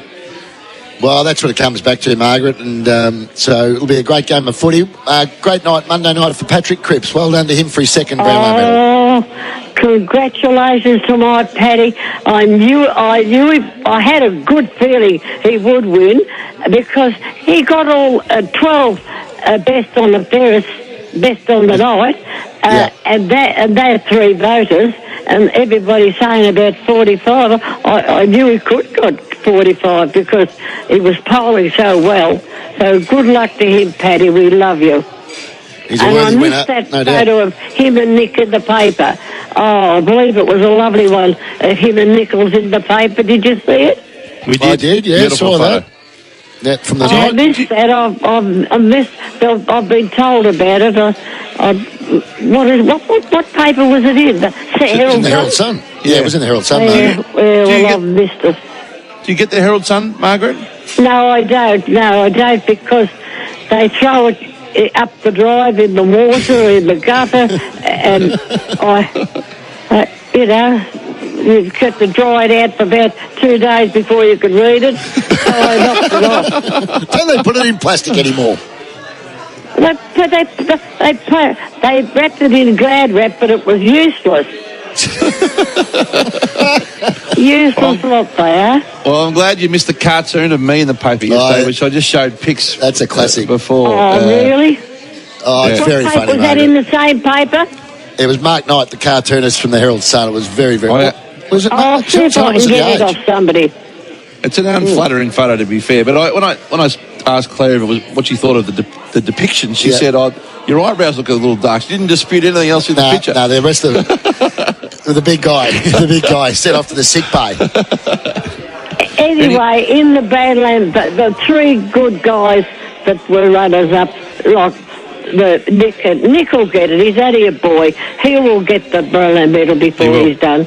Don't worry. Yes, he will. And he will, I agree. The Bonsai, well, he had some good players around him. Trelaw took votes off him, and so, but I don't think it worried him. I think he knows he was up against it, but he's a beautiful fellow and a lovely footballer. Margaret, the Carlton's early Brownlow medalists, do you remember any of these names? I remember Jackie James. 1947, Bert Deacon. Bertie Deacon, that was in my first years, 1945, 46 was my first games I went to. Yes, I remember Bertie Deacon, and then of course he died very young too, with a heart turn, I think he did. And then John very James, young. 1961. James was a beautiful footballer. Oh, lovely. I often wonder why Bradley didn't get one. He was a brilliant footballer. He was. What about Gordon Collis in 1964? Yes, I remember Gordon Collis. Yes, I do. I remember all those players getting them. But, there was some great... those days there was more than one good footballer in every side. They were good footballers. And, of course, two legacy clubs today in the old South Melbourne and the old Fitzroy. Do you remember those days? I do remember those days. My brother barracked for South Melbourne, and he was heartbroken when they went to Sydney. Had he never followed them and never went to a football match really again, only to a grand final he'd go with Keith really sometimes. But he was broken-hearted that they sold out south, so he never ever followed them as Sydney Swans. Never really? The same for him. What's the plan today, Margaret? What do you do during the grand final? Have you made yourself up some sausage rolls and the like? No. Well, you're going to laugh at this. Yesterday I made some curried sausages and vegetables. Ooh, love curried sausages. And some mash. And I've kept a little plate full. I thought, well, that's what I'll have today. I haven't got to cook. So I'm having a small plate of curried sausages, pork sausages. They were actually chipolatas I bought, the small sausages. Yeah, very good. I fried them first, and then I cut them in half, and I fried all the vegetables first, and then I put them all together, and thickened them with a little bit of nice curry. And, just when you're about to enjoy them yourself, along comes Rocky from nowhere, and he takes him out with one paw. No, he's not here. He's not here. Where is he? They're gone away for 2 or 3 days, and they're having the grand final in the Lakes entrance. So I'm all on my Pat Malone, but I won't worry about it. I'll eat this curried sausage and vegetables by the telly. Beautiful. I love a curried sausage with a bit of mashed potato. Beautiful. And what happened to mash? We only saw the score. We were across it, but knowing you've been across it. What happened in the cricket last night? God, Green's hurt. Green's hurt his back. He's on his way home. Is he? Green's hurt, yeah. He's on his way home. He's injured his back. But you know what? I really actually watched the Storm last night. What a brutal game that is. It's really a dog of a game. Not much. I don't know why they rave about it. But it's not... and they talk about the tackle. God, 4 or 5 tackled one guy in that. You know, throw him to the ground, and they're the size of houses, and they sit on top of him. I nearly kill him. And I thought, God... One guy got the sin bin. I don't think he should have got it either. But and then there was another little fella. His name was Hughes. He got 3 tries, so they called it a hat trick. They called it a hat trick. Yeah, they called it a hat trick. Pappenhausen was on fire last night. Okay, yep. Munster had a good game too, and it was a good game, 48-18. My God, they romped home. Belted them. It was combative, wasn't it? It was a great game, but oh God, it's a brute of a game. Really not much of a game.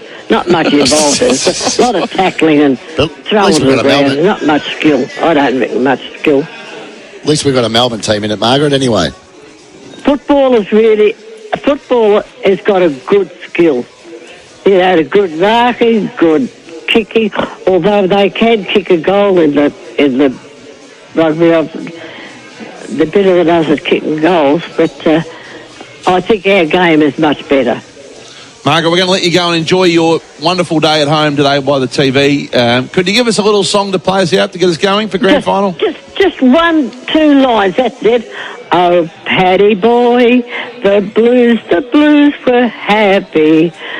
For every week, you always gave your best. Congratulations, Paddy. What a great effort. Love to you all. Happy grand final day to all folks. Bye. See you, Margaret. Bye, darling. Have a great day. Margaret from Sunbury in good form. And look, there'll be more food in the fridge with Rocky there, that's for sure, Picks. Yeah, those carrot sausages wouldn't have stood a chance if he was around. Longer. They wouldn't have got through the night. No chance. It would have been a 2 a.m. wake up and a microwave. You reckon? Yeah, I reckon. Would have gone to the fridge this morning and... All right, you're heading off. Where are you today? I've got to get to the footy now for some commitments. But yeah, where are you seeing watching the game? I'll be in the AFL function initially, but a lot of places to be at different times. No invites for me? No. That's a bit strange. No, a bit selfish. You didn't want to go unless the Cats were in. I did say that. Yep. So I took that as fact. Yeah. And you didn't try and twist my arm, did you? No. There's no need to try and twist your arm. That would have been a real loss leader. Yeah, probably. Trying to get you some tickets. I don't know where I can't get tickets. So I don't know. Oh, you can get tickets. Right. Is anyone looking for a ticket? No Ham Sam, or the original NCI himself. The no context inserter will be up next to take over from me. Off the records, a beauty still to come, and then we'll be going right through till 12. Of course, regionally, we'll be going through till 12. From 11 you get crunch time. Sam Hargrave to join next. This is Off the Bench right around Australia. You're listening to Off the Bench, thanks to McDonald's. Score a new deal every day with Macca's Footy Finals deals, like a cheeseburger for just $1, only on the My Macca's app. And your local tyre power. Big Footy Final sale now on. Save on Toyo tyres. Visit your local tyre power today. Well, they're out on their feet here. No run, no connection. What a disappointment.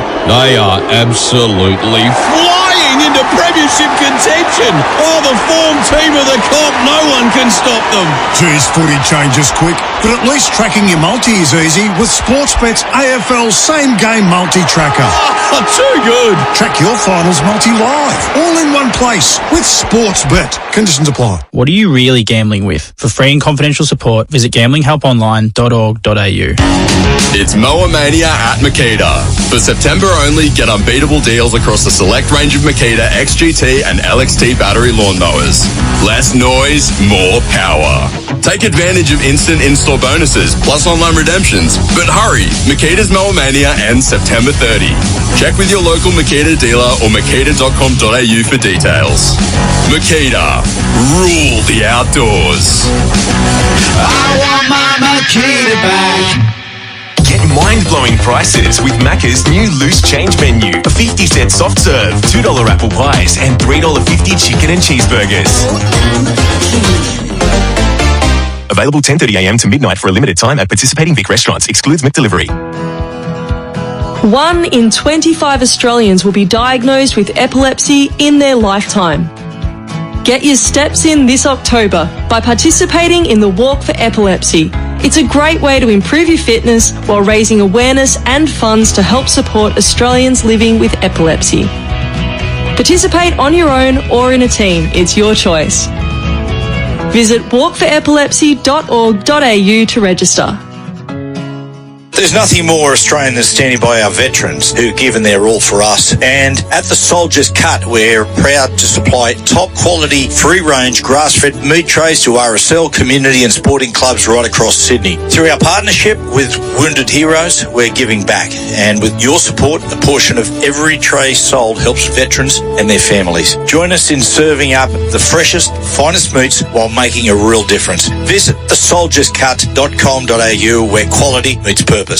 Life sure is good at Werribee Isuzu Ute with their brand new showroom now open. It's one of the largest showrooms in Victoria and it's packed with over 100 new cars in stock to choose from and all priced to sell, including limited stock of the late model D-Max X-Terrain from just $62,990 drive away. Plus, Werribee Isuzu have great finance packages for ABN holders on all D-Max in stock. Visit werribeeisuzuute.com.au. T's and C's apply. LMCT 114. OMF are having a 20-40-60 sale. Get up to 20% off bedroom furniture, up to 40% off selected Manchester, and buy any mattress protector to get up to 60% off mattresses, like the BC7, now under $900, or the Refresh, now under $1,300, or the Urban, now under $1,500. Get comfy for less at OMF's 20-40-60 sale. And soon at the home of mattress, bedroom and bedding. Ready for your next holiday? Experience more of the world's best destinations at Luxury Escapes, with more inclusions, more value, and more expertise. Find and book everything you need for your next dream escape, from hotels and resorts to flights, tours, cruises, and experiences. Discover exclusive offers with unparalleled inclusions like daily dining, free flow drinks, and more at luxuryescapes.com. Visit luxuryescapes.com to get more from your next holiday. Stay on the ball while you're on the road. The SEN app is now available on Apple CarPlay, so you can keep up with all the big moments, expert commentary, and the latest news. When it happens in sport, SEN has you covered. Find the SEN app on Apple CarPlay. Subscribe to SEN Sports on YouTube for all the best analysis from SEN's team of experts. Watch your favourite radio shows from inside the studio. Search for SEN. Subscribe today. Best has been activated and handed over on this grand final edition of Off the Bench. Hutchison out, Hargraves in for Macca's. The Monopoly game at Macca's is back. You can peel, scan and play today. Of course, you can set your watch to this man. Pickers, of course, here. Never fear for tyre power. Big footy final sale. Save on Toyo tyres. Picks, have you ever been subbed out of a show? Never. Have I subbed myself out of a show? Yeah, well, has the sub vest ever been handed over for you to someone? And who would you like your sub to be? Because I'm Hutchie's sub. Yeah. Who's yours? Don't know. Haven't really given it much thought.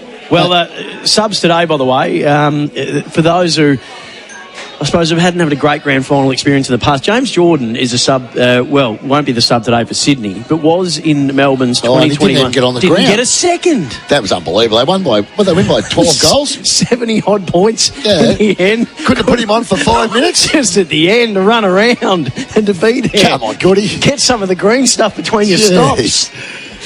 Yeah, that would have been flattening, wouldn't it, if you were James Jordan? I mean, not to get on the ground at all. At all.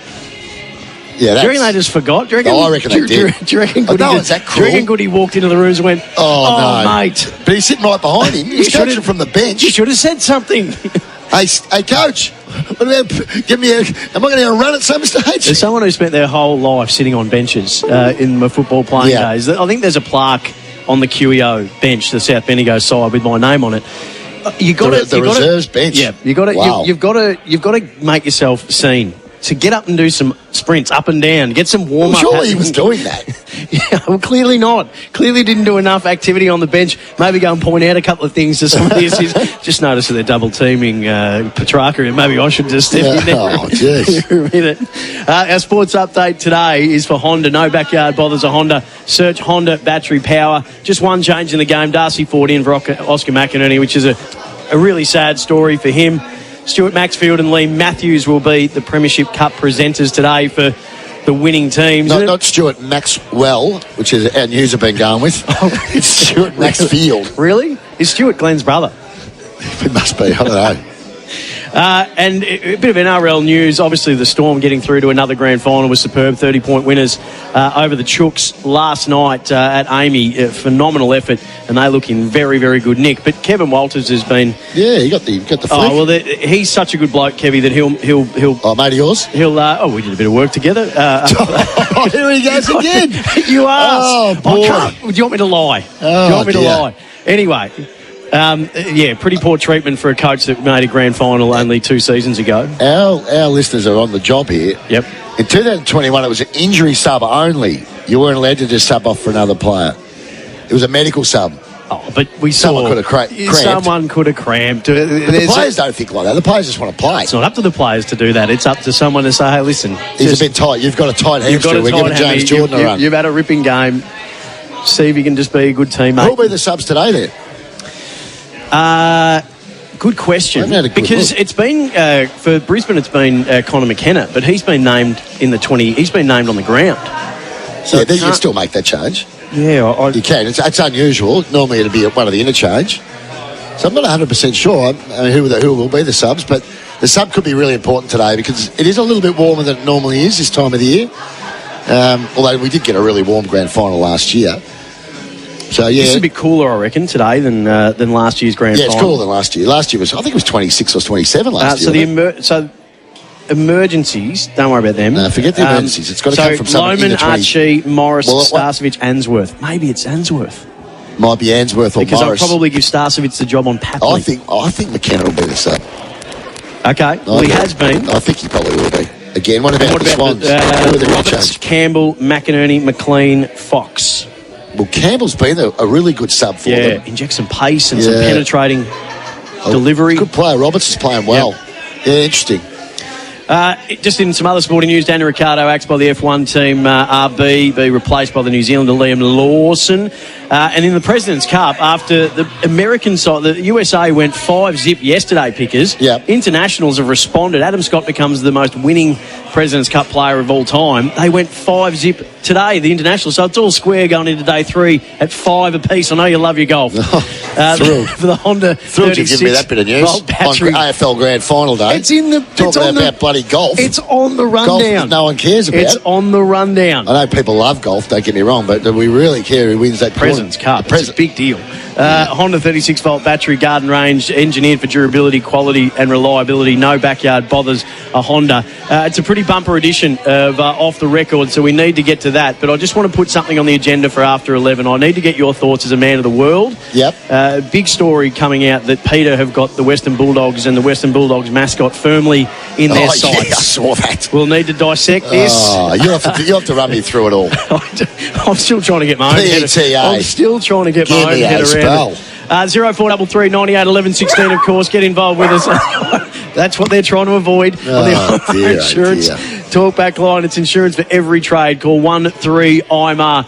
We are at Beer Deluxe at Fed Square. Big crowd building here, and outside the city is abuzz on a beautiful grand final day, and this is Off the Bench.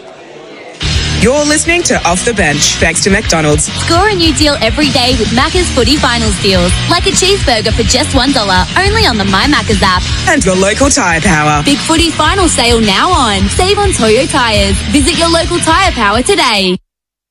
Life sure is good at Werribee Isuzu Ute with their brand new showroom now open. It's one of the largest showrooms in Victoria and it's packed with over 100 new cars in stock to choose from and all priced to sell, including limited stock of the late model D-Max X-Terrain from just $62,990 drive away. Plus, Werribee Isuzu have great finance packages for ABN holders on all D-Max in stock. Visit werribeeisuzuute.com.au. T's and C's apply. LMCT 114. As a roofer, plumber or builder, time is money. So getting your roofing, cladding and flashing supplies reliably delivered to your site on time is paramount. At Design Sheet Metal, simply order your roofing materials by 4:30 p.m. for delivery on site next business day. Visit designsm.com.au to place your order today or visit their Laverton or Bayswater showroom. Operating 24 hours, 5 days a week. Design Sheet Metal. In spec, on time, every time. That's designsm.com.au. Ready for your next holiday? Experience more of the world's best destinations at Luxury Escapes with more inclusions, more value and more expertise. Find and book everything you need for your next dream escape. From hotels and resorts to flights, tours, cruises and experiences. Discover exclusive offers with unparalleled inclusions like daily dining, free flow drinks and more at luxuryescapes.com. Visit luxuryescapes.com to get more from your next holiday. It's Mower Mania at Makita. For September only, get unbeatable deals across a select range of Makita XGT and LXT battery lawnmowers. Less noise, more power. Take advantage of instant in-store bonuses, plus online redemptions. But hurry, Makita's Mower Mania ends September 30. Check with your local Makita dealer or makita.com.au for details. Makita, rule the outdoors. I want my Makita back. Cobram Estate is the most awarded Australian extra virgin olive oil made from olives grown in northern Victoria. They're harvested and first cold pressed within 4 to 6 hours to create a premium quality oil. This is what guarantees every bottle of Cobram Estate extra virgin olive oil is fresh and full of flavour, elevating your entertaining and making your food taste even better. Cobram Estate, premium quality, great tasting, the most awarded Australian extra virgin olive oil. Buy in-store at all major retailers. There's nothing like Razorback 4x4. And with footy finals here, why not get Australia's best four-wheel drive seat covers to help protect your interior when getting out and about to watch your team play? These seat covers are fully tailored for your seat, giving you the ultimate match day protection. Plus, get 5% off your online order when you bundle any 2 or more items together. Razorback 4x4, Australia's best four-wheel drive seat covers. Visit razorback4x4.com.au. Hungry Jack's NBL is back. The NBL is what dreams are made of. Greatness is within reach. No limits, only endless possibilities. We grind, we hustle, because every moment matters, and big dreams demand it. Gets the drive-by, knocks it down! Watch live on ESPN, available via KO and Foxtel, and Sundays via 10 and 10 Play. NBL, we dream big. Sustained performance in footy is more than just one great game. It's about playing consistently, game after game, season after season. Host Plus has delivered strong performance over the long term with top returns over 20 years. A top-performing super fund over the long term? That's a plus. Issued by Host Plus Pty Limited. Super Ratings SR50 Balance Index January 2024. General advice only. Consider your circumstances and the relevant Host Plus PTS and TMD at hostplus.com.au before deciding. Past performance is not a reliable indicator of future performance. Search Compare Host Plus today. Heading to the footy this weekend? Don't forget to bring your headphones to listen to SEN's call live with no delay on SEN Stadium through the SEN app. Macca's, the Monopoly game at Macca's is back. You can peel, scan and play today. Thank you, Zip. That's just a little bit of... he just played the audio of my stomach playing up a few weeks ago. Sam Hargrave's in for Hutchie. There it is again. What was that? For Tyre Power, the big footy final sale. A bit of correspondence coming through about the subs, and the day that James Jordan in 2021 didn't get a second on the ground. Hi guys, Big D supporter here. It's well known that James Harms begged the coaches to let him be subbed out injured to get JJ on, but wasn't allowed to due to the rules. I'm sure he could have. I think he could have faked a hamstring or something. Medical sub-member Steve May apparently came into the game with a torn hammy, so Goody could have easily made that call if that was true. Freddie, that's a great point that you make. Cam Guthrie subbed off in the last quarter for Brandon Parfitt in 2022. Good bloke, Cam Guthrie. That was the right thing. Good bloke, Cam Guthrie. Hopefully, we don't see any subs with 0 seconds of game time next to their name. We want to see everyone get a run and just enjoy the experience. Yeah, especially it's not much fun sitting on the bench on grand final day. I did that for nearly a half. Oh, dear. The second half. Dragged. Yeah, dragged. Not off. Yep. And stay off. Stay off. Did Blighty give you an explanation at any stage? No? No. That was his last game. Oh, did you see to it that was his last game? I got rid of him. Very I didn't really. Very good. I loved him. But as he came in the next year, it was all good. A big grand final day edition of Off the Record. Let's do it. Off the Record for Choices Flooring. Visit choicesflooring.com.au. Your Flory, our story. FLOORY. They can throw a dagger in a spanner amongst the pigeons. I think that we should change the AFL ball to a synthetic ball. Hold the line. We've got a grandmother ham coming your way. They've got some tools. Jesse Hogan is a tool. Forget the physical. This is all between the eyes. What is the quid pro quo? All right. Quid quo pro. That one. One of his great attributes. You're not really sure which foot he's going to kick it with. Completely ambidextrous on both sides. Pretty excited about another great weekend of footy starting tonight. Should be a ripper tonight. Who wins tonight? Should we start with tonight? We absolutely should. We should. We certainly should. For Choices Flooring, spaces for living from first home to forever haven. Johnny D's knife to spanner. Oh, there's some weird stuff going on there. That is the best. I still don't like that Jesse Hogan's a tool. I don't like the way that's cut up. That's an unfair. You didn't mind throwing me under the bus in Off the Record in third person. I didn't throw you under the bus. No context. Hutchie does. This is my segment. This is your segment. He does the third person, not me. All right. The floor is yours as a former floor man. Let's start out with our newsreaders. Amy Drew here for this one. Well, Greater Western Sydney has axed wingman Cooper Hamilton up. Axed. Like agriculture. Don't know. Monique Jews messes this surname up of our star batsman. Piling on 154 runs, well supported by Marnus Lubishane with 77.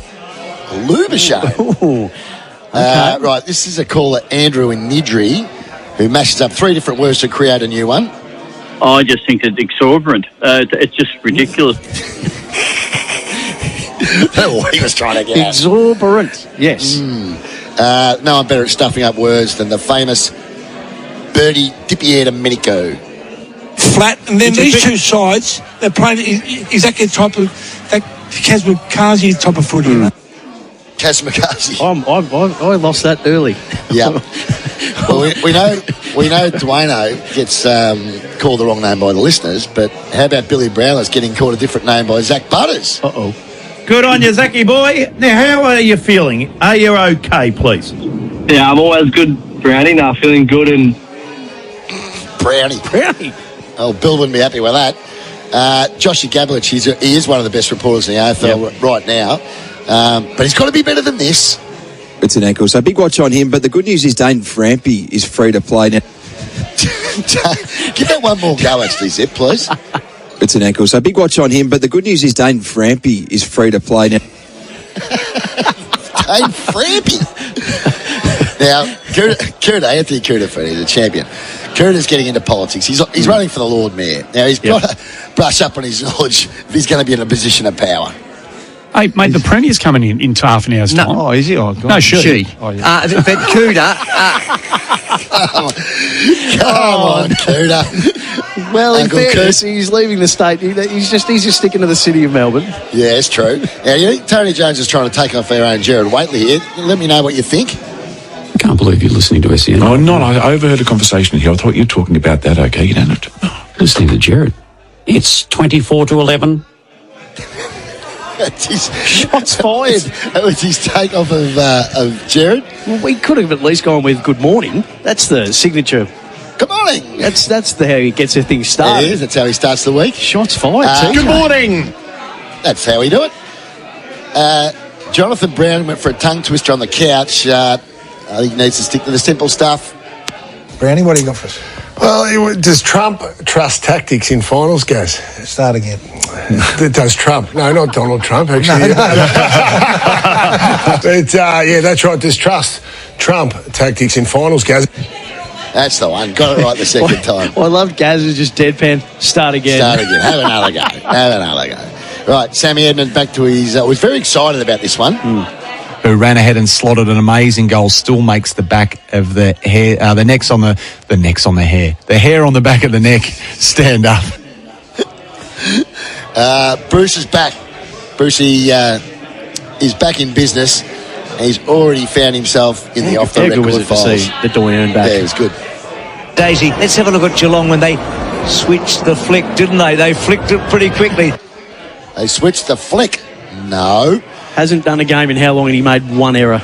That's how good he is. Correct. Dylan Buckley's doing good things with his podcasting and all the things he's doing. I don't think he'd ever be a special commentator. I don't think he'd be a special comments guy. Because if he's going to dish up this sort of bleedingly obvious stuff, stick to podcasts. Brisbane, we don't see many changes besides Darcy Ford. I'm still not writing out... they're going to give O every chance. I'm telling you they will. They're going to give him every chance to see if he's right. But they'll make a call this week. You reckon they make a call this week? Or they're going to wait till next week, are they? Early in the week, sorry. They'll make a call early in the week. Have we call this week? Have we heard yet from Brisbane about Oscar McInerney, or are we going to get it Monday? They ruled him out. Didn't they rule him out after the game? They ruled him. Chris Fagan ruled him out in the post-match presser. Well, the fact that he was taken off on a stretcher into an ambulance was probably enough to say that he wouldn't be playing next week. Hey, look, I would far be from me to have a go at Dill, but there were signs. There's a couple of signs. A couple of signs he wasn't going to be playing there, mate. We finish off with the Pipe, who was, blunt with his assessment here. So would you go with the Sharks then, Laura? If Southport wanted to have a closer association without it being an official association, would that be fair, or would the Gold Coast Council not like that image because they want to be able to sell the Gold Coast as being a place of sun as opposed to a place where you might get a leg taken? Get a leg taken. What? That took a dark turn. It did. It was a lovely conversation until we started talking about Sharks. The next thing, a leg was getting missing. Goodness me, that came out of nowhere. It did come out of nowhere. It is... Well, we'll do a Hutchosaurus first, actually, because Hutchie's back at it again this morning. Yep. On Off the Bench, it's time to consult the Hutchosaurus. You had a close call today. Lucky I found some palmolive. I'm the last of the philanthropists. The new barbecue, and on 11, Raki? Is it Raki or Rake? Well, this was this morning, one to add to that growing file of Craig's. So, and this is a bit more of our era and age than clearly younger demographic. Is that a cross between demographic and population, Yeah, do you I think that's what he was doing, yeah. He was a bit confused. See, that's smart, In I fact, reckon. we'll give that one more try. So, and this is a bit more of our era and age than clearly younger demographic. Smart. Oh, he's a unit. There's no doubt about that. Bill Laurie time. Steve Smith is on full. Should take it. Try dropped it. Every other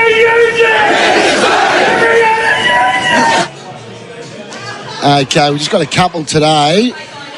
We'll start off with Benny Dixon when he was... We'll actually start with Mark Braybrook because his Dicko's a bit better than his. We'll start off there. Partly cloudy today for Melbourne, a top of 14. Not a bad one, though. Not a bad one. And I love this one here. This one was an absolute beauty. This is from Dicko, Benny Dixon.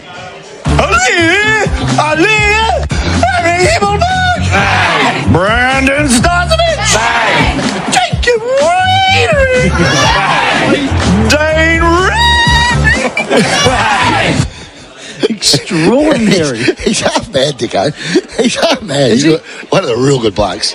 Absolutely. Did you think they were intentional to try and get into the Bill Laurie fold? No, his voice goes a lot, actually. It goes not as much as Andy Mars. They were superb, and weren't Mark they? Rasciutos and Ducks.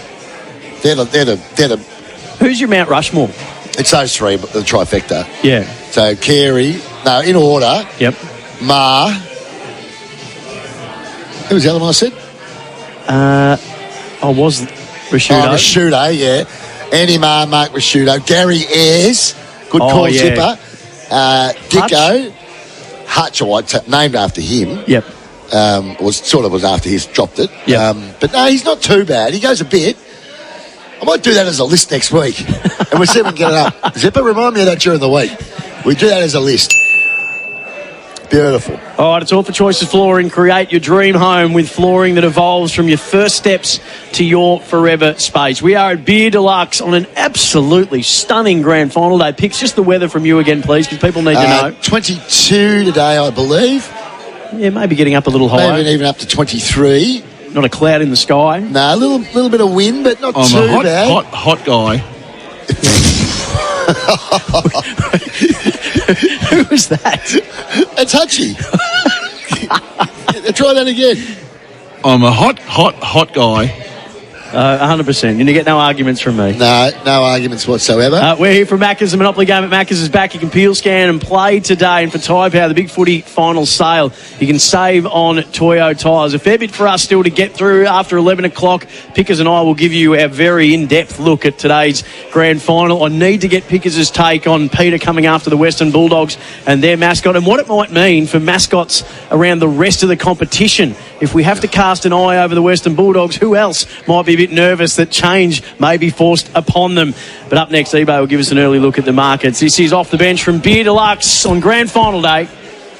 You're listening to Off the Bench, thanks to McDonald's. Score a new deal every day with Macca's Footy Finals deals. Like a cheeseburger for just $1, only on the My Macca's app. And your local Tyre Power. Big Footy Final sale now on. Save on Toyo tyres. Visit your local Tyre Power today.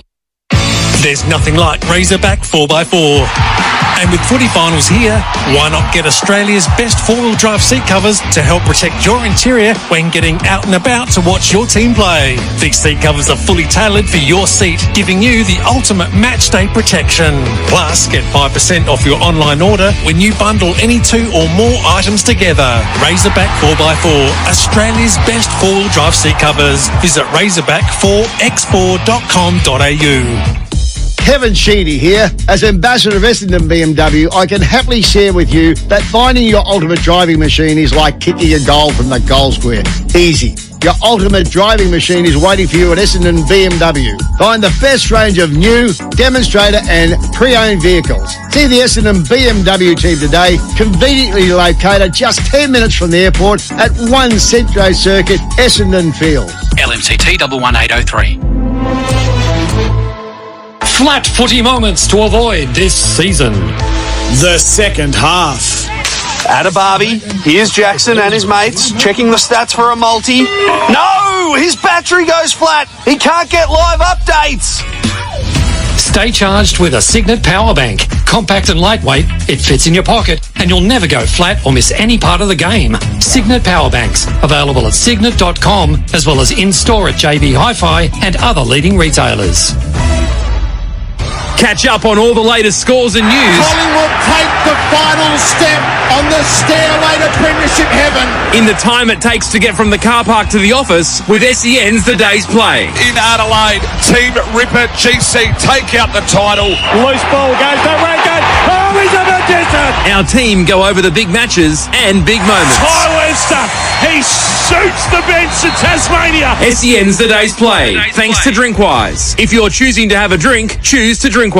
Planning on visiting Melbourne Airport anytime soon? Make sure you plan ahead. Due to construction works, Melbourne Airport travellers are advised to allow for additional time when passing through the precinct. So, if you're visiting to pick up or drop off excited travellers, plan ahead and choose the free drop-off and pick-up zones at the Terminal 4 car park for faster and smoother entry and exit. To learn more information about the construction works or to book your parking early for the best rates, visit melbourneairport.com.au. Golfbox is Australia's greatest golf superstore. With the biggest range of brands and best prices, you simply can't go past Golfbox for your golf gear. Whether you're just starting out or looking to better your score, Golfbox has you covered with the largest range of clubs, balls, bags, gloves, clothes, shoes, tech, accessories, and more. With PGA professionals and golf specialists for expert advice, plus lightning fast delivery Australia-wide, it's never been easier to shop for you, your family, or your mates. Shop online at golfbox.com.au and save. Golfbox, we outfit everyone. It's Mower Mania at Makita. For September only, get unbeatable deals across a select range of Makita XGT and LXT battery lawnmowers. Less noise, more power. Take advantage of instant in-store bonuses, plus online redemptions. But hurry, Makita's Mower Mania ends September 30. Check with your local Makita dealer or makita.com.au for details. Makita, rule the outdoors. I want my Makita back. OMF are having a 20-40-60 sale. Get up to 20% off bedroom furniture, up to 40% off selected Manchester, and buy any mattress protector to get up to 60% off mattresses, like the BC7, now under $900, or the Refresh, now under $1,300, or the Urban, now under $1,500. Get comfy for less at OMF's 20-40-60 sale. Ends soon at the home of mattress, bedroom and bedding. The First Serve with Brett Phillips. All the tennis news you need to know every Monday night, right here, live on SEN. Best day of the year, grand final day. We're at Beer Deluxe in Fed Square. We're here for Macca's. The Monopoly game at Macca's is back. You can peel, scan and play today. Sub-best got handed over a little earlier. Hargraves in for Hutchison. Pickering, of course. That never misses a beat, a show or a segment. For Tyre Power, big footy final sale. You can save on Toyo tyres. All our talkback, 0433 98 11 16 or 1300 23 55 48 for IMAR Insurance. And the new Isuzu D-Max with refreshed styling and updated tech. It's ready for life. Good crowd building here. Picks. The pipe has just wandered in, which is exciting. I see the pipe over the name pipe. I see him. Yep, you can see the shoes coming from a lot further away than the rest of them because they are luminous wheels and they are wonderful. Look at them. There's like a what green colour green would you call that with a pink trim? I don't know actually. We've got sort of like a dark green. Yeah, real forest green.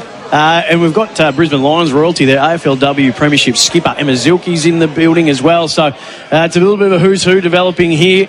1323 55 48, and a couple of people wanting to maybe start off. Maybe it could be something that SEN could do. Put a montage together of all the on-air SEN people giving it their very best good morning as like a tribute to Jared. How would you do yours?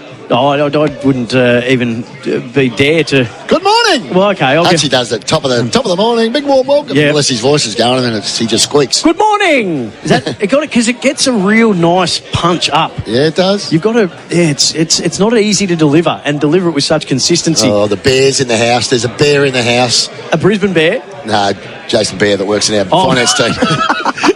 He's a mad Swans man. I was going going to say, a Brisbane Bear, was it Richard Champion or Danny Dickfoss, or who was it? Remember some of the original Bears? Absolutely, I played against him. Yeah. Who was your favourite? Mark Mickham. Yeah. He was a good player. Roger Merritt went up, didn't he? Roger was there, yeah. Roger was there. Michael McLean. Captain. Magic McLean was a great player. What a player. Great player. They had some really good players. Brad Hardy was up there. Oh, he did too. He went up there. Early days. Kiappa, of course. Kiappa was there. That didn't last that long. Not a whole lot. No. Hey, let's get the eBay with the early markets. Nobody does it easier than Sportsbet. Mitch Abaya, good big hello to you. There is some racing today before we get stuck into predominantly, I'm expecting to be a grand final heavy chat with you. Yep, good morning, boys. I was going to have my best crack at Jared's good morning, but I won't do that. But yeah, there's plenty of good racing going around, and then we get stuck into the footy. All right, so what you said, give us your best at the race. Did you say you had one in race 3 at Sandown earlier? Yeah, I like one here. I like Written in Code. It's run second in the Class 3. It's $7.50 into $7, $2.40 to place. A really good each way play. Yes, it's carrying 57.5 after the claim, but Lottie's is your favourite in that at $3.10. But there's a horse in the race that's been really well back with Sportsbet, number 14, Procurable. $19 into $8.50, back out to $9.50. Good go for race 3, number 14. Taking on one of mine, I'm with number 3, Written in Code. Okay, my man likes the 7. Let's go to race 7. I like Nicolini Vito, as do the punters. $6 into $4.20. Craig is your favourite, who is $2.70 into $2.60. There's been some really good form, and he's been subbed out. Sammy's in. Will he get the chockies today in race 7 at Sandown? Yeah, my man likes the Vito as well. Beautiful. Anything else you liked at Sandown, or do you want to get up and have a look at Sydney? Yeah, race 8, number 18. I like Mo down at $6 into $4.80. Been well back with us, and I think it's time for this second up, ready to rock and roll. Race 8, number 18. Yeah, my man's 4th selection in the same race though. He likes the Hawks trained Furious, number 16. Furious. What price is it? Is $20 into $9. Oh, that's a good go. Big all right, go, let's yeah. get up Let's to. go up. Let's get. Yeah, the Golden Rose. Yeah. Yeah, let's go to the Golden Rose in what's this is a quality field. Race 8 on the program. Broadsiding's your favourite, $2.80. Traffic Warden, the 2 is $4 out to $4.60. Number 3, Stormboy, $5.50 into $4.60. 4 linebacker is $6.50 and firm. And then you get out to Emirates, which is $17 into $14. So, yeah, I'm with Stormboy, $4.60. Yeah, my man's with Broadsiding in that race. Anything else you like? Great record at the track for Stormboy. Great record at the track and third up. Yeah, spot on. Yep. When Sammy likes one, I like one. So I think that's the way we'll roll. Well, I don't think Sammy's got any idea, but anyway. I tell you what, he's a sneaky good tipster. Thank you, eBay. Thank you. No worries. Let's just quickly look at race 7. Go back a race. The Golden Pendant. Samana's your favourite, $2.70. Amelia's Jewel, one of many punters' favourites, $2.80. And Macarena is at $5.50. Hey, Macarena. That's the one.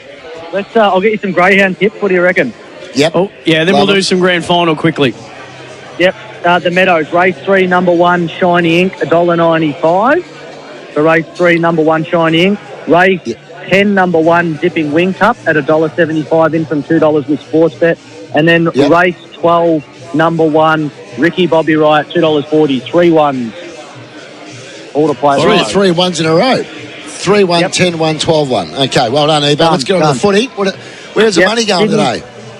Well, the money's it's been pretty firm, really, in the sense of things. Sydney $1.75, been that for a couple of days. Brisbane were $2.13 into $2.08. The line for the game's into 3.5 points at $1.90. Your total match points out to 174.5 at $1.88 over and under. So that's crept up. They think it'll be high scoring. Norm Smith medal, Isaac Heaney $5.50, Chad Warner $8, Errol Goulden's into 9s, Lockie Neal's $8 out to 9, and Hugh McCluggage at 13. Is there anyone outside of those that you guys fancy? Look, I think the way to play this, eBay, is firstly you work out who's going to win. So, because they're not really going to win it from a losing side. I know it has happened, but it's probably not going to. So, I like Sydney. I like the blokes you mentioned, but I'm going to go for a sneaky one at Will Hayward. If I was making a selection, I'd go with Will Hayward. What price is he?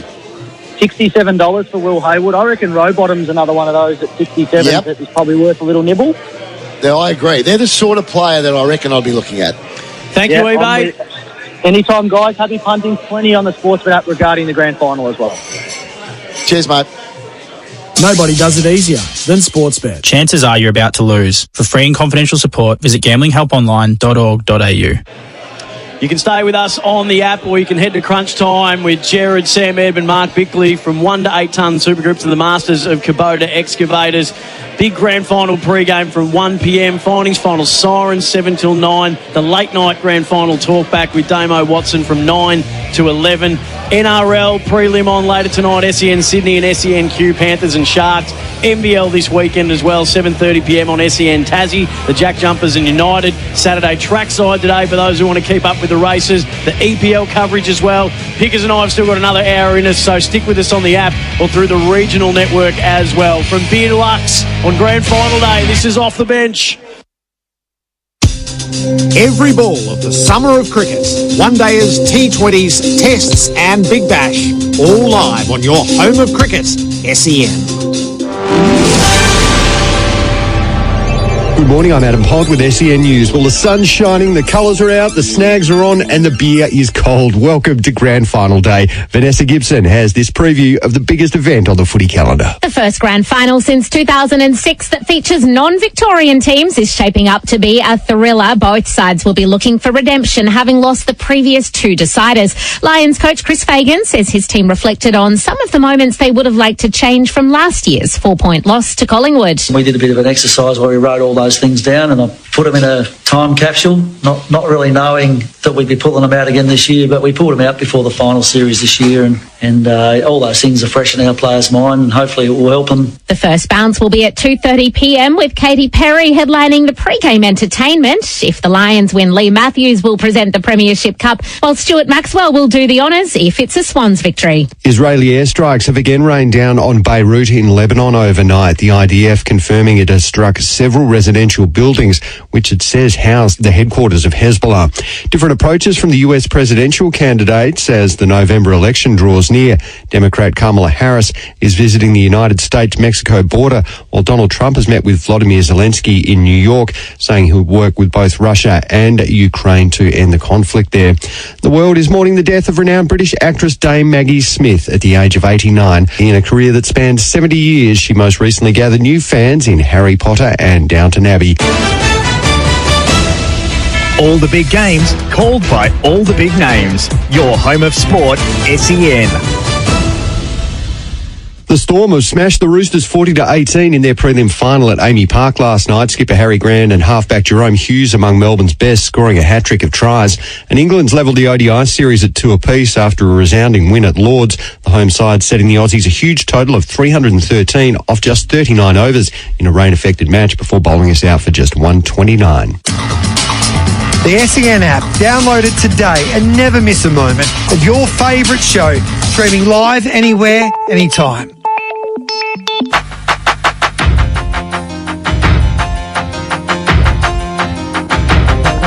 I'm Jared Waitley. The AFL Grand Final is set and will spark your snap judgments. And then we'll settle in for the Monday Means Test with David King, plus the wisdom and experience of Robert Craddock. Join me Monday. Waitley on SEN. The First Serve, your home of tennis, Monday night from 8 on SEN. Miss your favourite show? Want to catch up on an interview? Download and listen to every SEN podcast when you want it. Or on the SEN app. Heading to the cricket this summer? Bring your headphones and listen to every ball live on SEN Stadium on the SEN app. Subscribe to SEN on YouTube and watch all your favourite shows from inside the studio. Blue skies, 23 for the big game today. Showers, winds easing 18 tomorrow. Partly cloudy 19 Monday. And sync up SEN's grand final call with Gerard Whateley, Dwayne Russell, Kane Corns and Gerard Healy to your TV. Just use the sync button on the SEN app. SEN, your home of cricket again this summer with every ball of every test, ODI, T20 and Big Bash game live. The award-winning Crunch Time. Iden Papley has it. Hand passed over his shoulder. Heaney kicks. Long, strong. It's going to bounce through. Isaac Heaney, you're genius. And Marty will line up from 55 directly out. He's got the flyby. Hands it over to Warner. I'll put it in the book. Put it in the book. Final seconds tick down. No thriller at the SCG this time. A compelling performance from the Swans. And for the 5th time, John Longmire takes Sydney to the grand final. You go through different experiences. Both clubs go through different experiences. We know that doesn't give you the right, though. You've still got to earn it. And so both teams will be trying to do that. It's regardless of what's happened in the past, it's about tomorrow now. For the 8th time since moving to Sydney, the Swans come to grand final day. And there's a distinct edge, having lost the past 3, culminating in the embarrassment of 2 years ago. Can John Longmire's men set things right? Starcevic wins the footy. Hand passes it for Hipwood. Links it up to McCluggage. Further on now to Fletcher. Through the 50. The goals are his. And he hits his moment. Kick inside 50. Charlie Cameron didn't quite mark. Archie's got it. Takes the kick. Kicks the goal. Down, Popo. Duncan gets it. Oh, he gave it to Ashcroft. He gave it to Eric. Hipwood back towards Cam Rayner. Centre half forward. 50 out. 52 out. To get them to the granny. Left foot. Manor has a look forward. He goes on a run. The Lions are going back to the grand final. That is heart and soul. That is blood, guts. That is faith and loyalty right there. The Lions with an epic preliminary final comeback. 12 months worth of hurts harnessed when the game was on the line. Headed in time on. And the 2024 grand final will be contested by the Northern Capitals. We feel that all the experiences that we've had will hold us in good stead. But, we've got to get out there and do it. So I'm not going to sit here and predict, but everything that we've done over the last 6 years has helped. The Lions have trod a challenging path to give themselves another shot after last year's memorable decider. Can Coach of the Year Chris Fagan return Brisbane to the pinnacle 21 years on from the golden era? P. Cripps, 3 votes. Carlton, P. Cripps, 3 votes. P. Cripps, 3 votes. And I declare the winner of the 2024 Brownlow medal, Patrick Cripps of the Carlton Football Club. Super grateful to be up here. It's something that I just have taken for granted. I looked at the Brownlow's been awarded 100 years. This year, we've got the 4 umpires. They come to a consensus. It's the fairest and the best, and I think the 3-2-1 works. Patrick had an incredible year, and so did Nick Dacos with the 38 votes. So I think ultimately we ended up with a really deserving winner. Oh, yeah, but that's right. End of the season, you get rid of the list cloggers and you move the new superstars in. And that's what we're doing.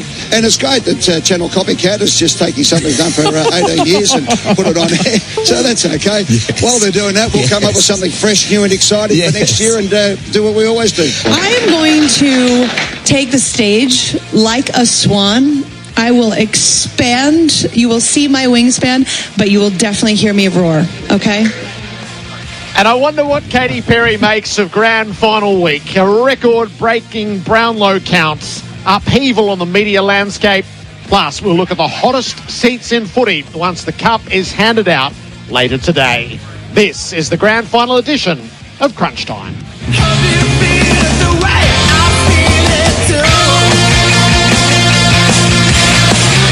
It is the best day on the Australian sporting calendar. Crunch time today is from the Footy Festival out in Yarra Park. It is the most glorious day. Sydney and Brisbane have brought their weather as well as their teams to Melbourne's biggest occasion. To all of you who are enjoying Grand Final Day, I hope it's a memorable one. And if you're with us in the park today, wander by the caravan and say hello. Gerard Whateley with you for Crunch Time. Alongside me, we usually introduce him as a Hall of Famer, but today he is a two-time Premiership captain, Mark Bickley. Bix, hello. Good afternoon, everyone, and fabulous to see so many people here.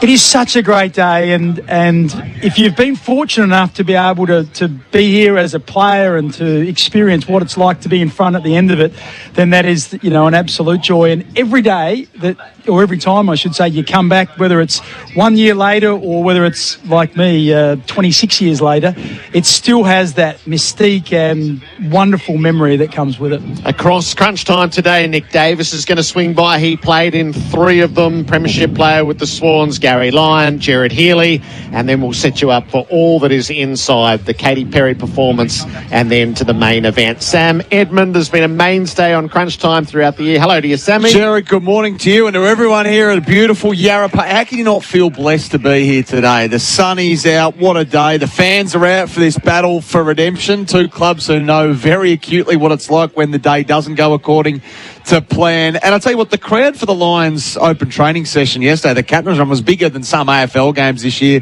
They were cheering Chris Fagan putting the cones out at one stage, Jared. And, geez, I know he's into Ted Lasso, but you've seen Ted Lasso, haven't you, fully? You're familiar with Diamond Dogs, where they gather together. When he said equal dogs, I think this man is well and truly invested in the Ted Lasso theme. Bit of Diamond Dogs unite.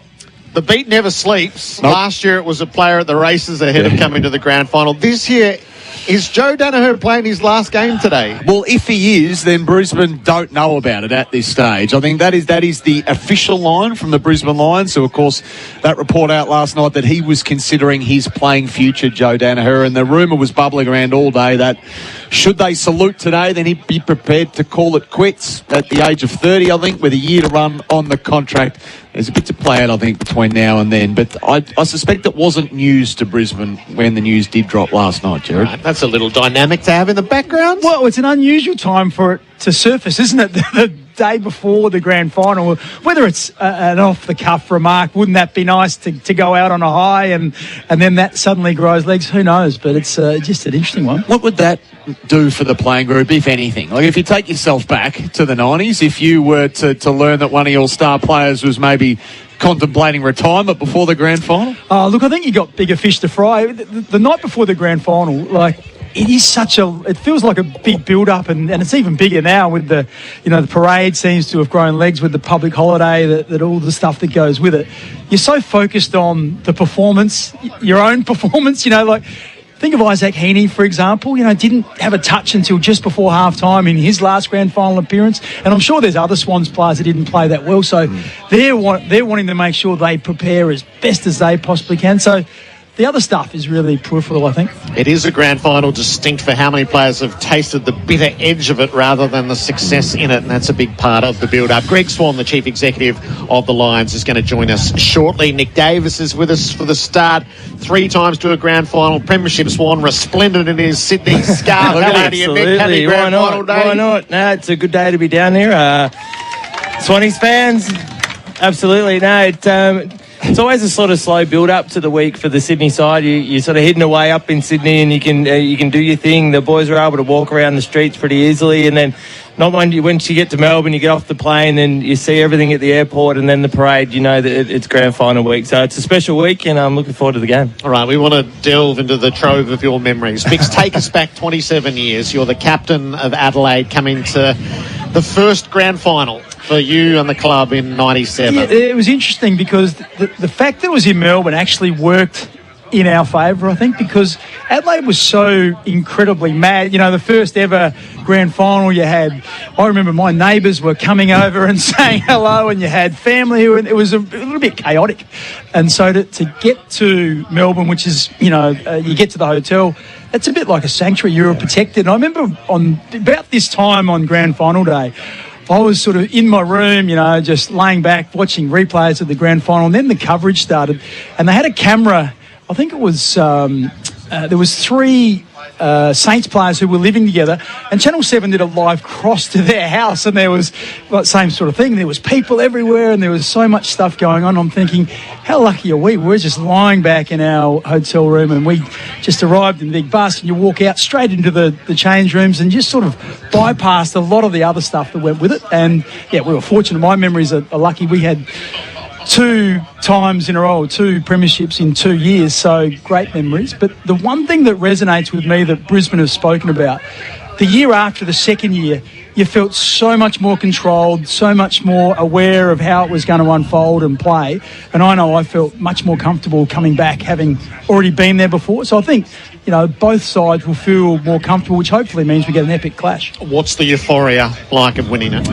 Yeah, hard to describe. For me, I was 28, so there was this element of relief that, I'm not going to be one of those guys that retires without having played a grand final. And I think deep down everyone, that's part of what they hope for as a player.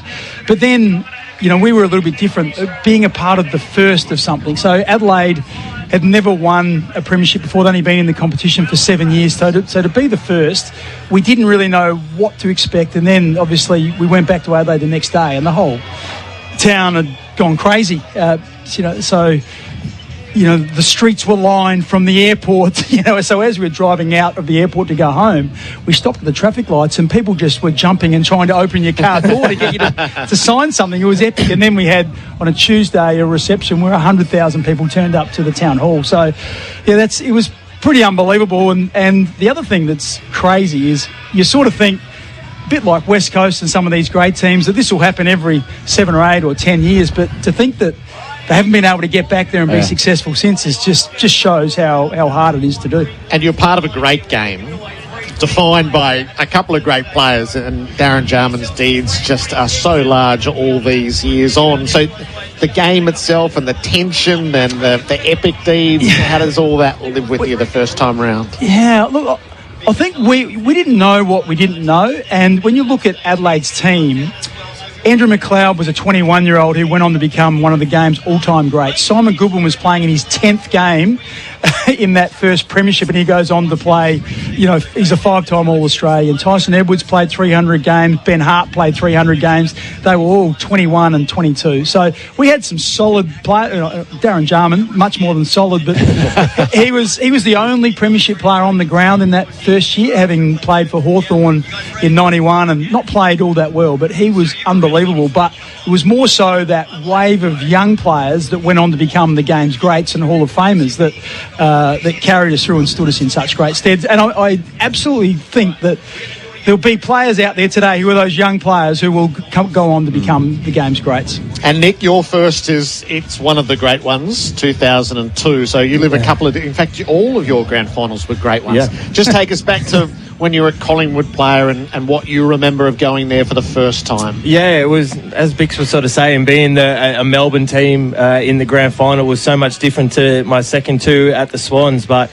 it was the full week, and it was really hard to sort of get through. There was, I think, 10,000 people at our training sessions, and just getting through the week and getting to the grand final, it was tiring. And I think I was 21 at the time, and you sort of think back to all those times where, I wish I had done things different now when you're old. But to be, and I think Anthony Rocker was on TV again the last couple of days. It was a goal. I was waiting for that. It was absolutely a goal. And you were behind it, were you? I was behind it. Yeah. No, it was a goal. I was clapping away, and I couldn't believe it. But but it took. We got beaten by one of the great teams of that era, and then. Similar to that, you think you're going to get back there again. And my move to Sydney, I didn't think the Swans were any better or worse chance of playing in grand finals than Collingwood. It was just to go back to Sydney. But, the Collingwood grand final was something that I'll absolutely always remember, and disappointed that we were unable to get the win. But sort of moving to 2005, and it was one of those final series where I had a little bit of luck go my way in a couple of games. And I think we knew coming into that final series that there was, all due respect to Adelaide, that there was 2 hopes, and that if we we went to West Coast. We lost the qualifying final over there, but we just knew if we could meet them here on grand final day that we knew what we were getting into. There was no nerves going into it. Everyone knew their matchups because they'd been the matchups for the last 8 games, and we just knew what we had to do, and we're extremely confident that our best stuff could get it done on grand final day. And Bix is right. You come into Melbourne and you once you do the parade, it just sort of feels like it's been another away game for the away team. You're in the same hotel, you do the same things, and it's just really important to not try and cast your mind to about 5:30 on the Saturday. You need to stay in it. And the morning of the grand final is you go down, you have your breakfast, you pack your bag about 8 or 9. Have I got my boots? I checked my boots about 18 times. I was like, all I need to do is because I'd stuffed a few things up in my career, and I was like, I just don't need to get to grand final day and forget me boots. So pack the boots, and once you get here, it's you know what's happening outside, and you're in the rooms, and you can just feel the energy come down, and you just know that what's going to happen. And it's just a game. It's just the most uncomfortable game of footy that you can play. Home and away, it ebbs and flows, but this year, just uncomfortable the whole time. So is the tension of a tight grand final completely different to the tension of any other game? Yeah, absolutely, because you know if you get beat in round 10 that you can review and you can get it done in round 11 or round 12, and you know that you're building to something. But there was probably a pivotal moment in that grand final in 2005. Luke Ablett kicked across the goal and Benny Cousins intercepted and put us behind. And we knew we could fix it. It's just uncomfortable the whole time. You know, every contest means something, and the knock-on effect goes on. But it's one of the great games to be involved in. And what's your experience of the euphoria of winning it? Yeah, you can't. If you could bottle it, it's just one of those times where I can remember just talking to the boy, like, no one can ever take it off you. It's yours forever. And there's been greats of the game that have not been able to play in grand finals or win grand finals, and it's yours forever. You want to play again next week. I wasn't in much shape. Not on Sunday morning. I didn't want to play next week, but you just feel like you're invincible. You're like, who can we play next week?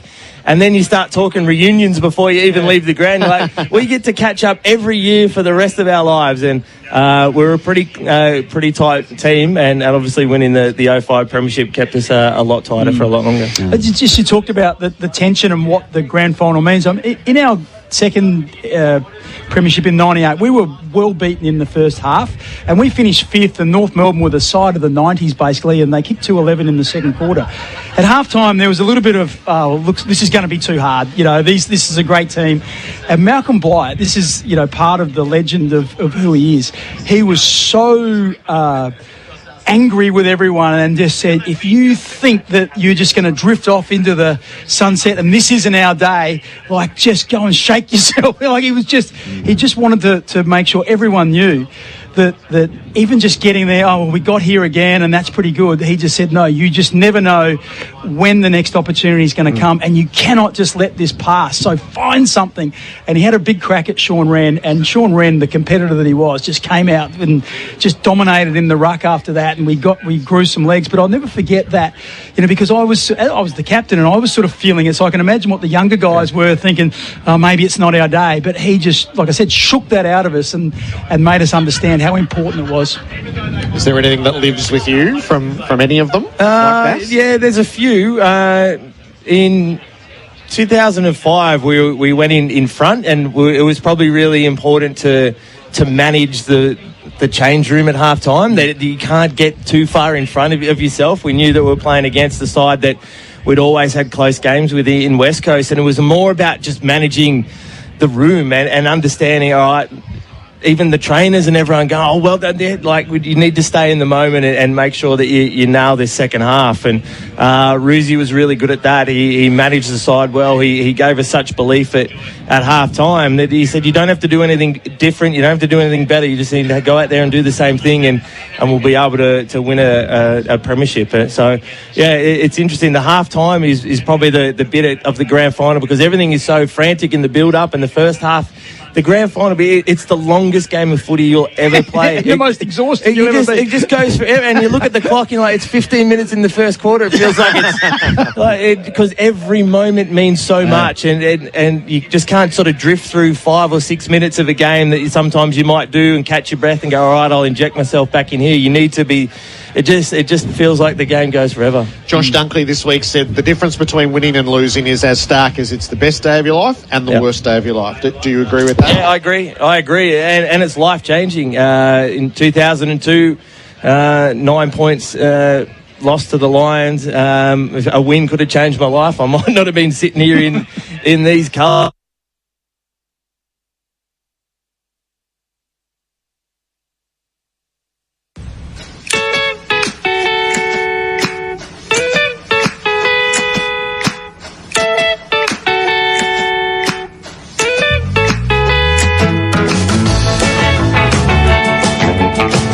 Just give us a little insight into the Swans and the build-up that they've had. So they've lost the last 3 times that they've been here, and then they've got the disruption of the captain. Just give us your view. It's been business. It's can't hear me? I haven't been saying much anyway.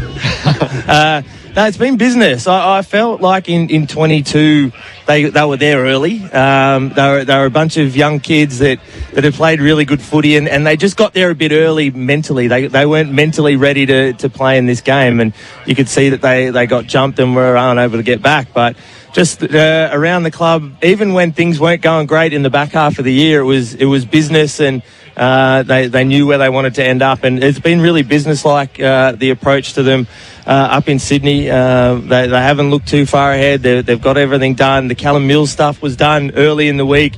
Look, maybe you could have given him till game day, but the disruption that could cause is you don't know how the knock-on effect goes to other players. So they made the call early, and then they've been able to get the team ready and get down to business. And everyone's got a role there, some more important than others. They've got the stars that are going to need to shine today in Isaac and Errol and Chatty Warner, but it's going to be it's been very businesslike. Are they ready to win it? Yeah, they are. I was unsure in 22. I thought they were probably a couple of years too early, and now they're a couple of years after. They're ready to win.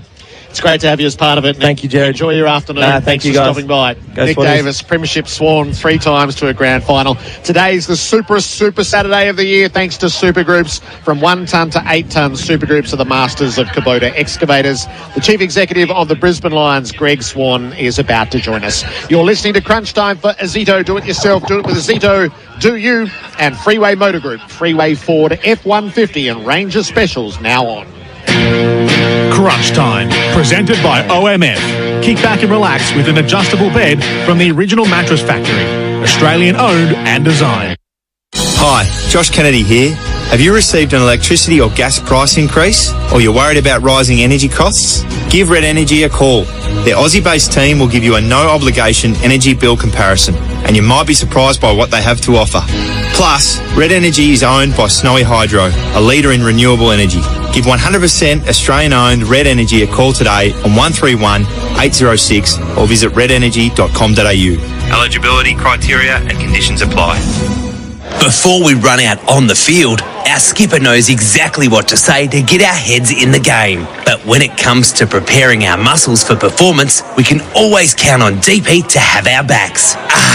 Nothing beats the iconic smell of the locker room and that winning feeling you get after a Deep Heat massage. Fast, targeted pain relief from an iconic brand you know and trust. Deep Heat. Feel it work. Always read the label and follow the directions for use. Enhanced root growth, biologicals, nutrient efficiency, sustainability, plant resilience, nutrient uptake. Confused by the biostimulant market? Amongst the noise, one company stands true, Omnia. For over 30 years, Omnia has been working with Australian farmers to improve their soil and plant health with their proven biostimulants. From Mega Kelp foliar to world-class humic acid and biological bacillus for plant and soil health, Omnia is a trusted name in Australian agriculture. Omnia, the science of growing. Whether you need to build, repair, or create, there's a Loctite product for all your project needs. Whether you're doing small or big projects, Loctite provides DIYers, tradies and engineers with reliable adhesive and sealant solutions. From the smallest details to your biggest ambitions, Loctite goes beyond the bond to help you get your job done right. For more information and to find your closest Loctite product stockist, search Loctite today. The Boss's Treat Coffee Run. Hey, let's see that. The perfect time to head to bizcover.com.au and check out a whole range of business insurance options for your shop. Loading retailer. Because only BizCover lets you compare, save, and get instant cover online, on the go, in minutes. $300 saving? Oh, 4 large caps and a chocolate cake, please. Check how much a retailer like you could save on your business insurance. For on-the-go cover, go BizCover. Hi, it's Shelley Craft. For locally made gift ideas that shine like green and gold, check out Australian Made's top Aussie products, the go-to resource to find the very best Aussie-made goodies. From handcrafted homewares and accessories to innovative Aussie inventions, you'll find a top Aussie product for every occasion. Each one carries the trusted green and gold kangaroo logo, so you can be sure it's genuinely Aussie. Hop to australianmade.com.au/top Aussie and support local while you shop. Celebrate spring racing at Flemington for Tab Turnbull Stakes Day, Saturday, October 5.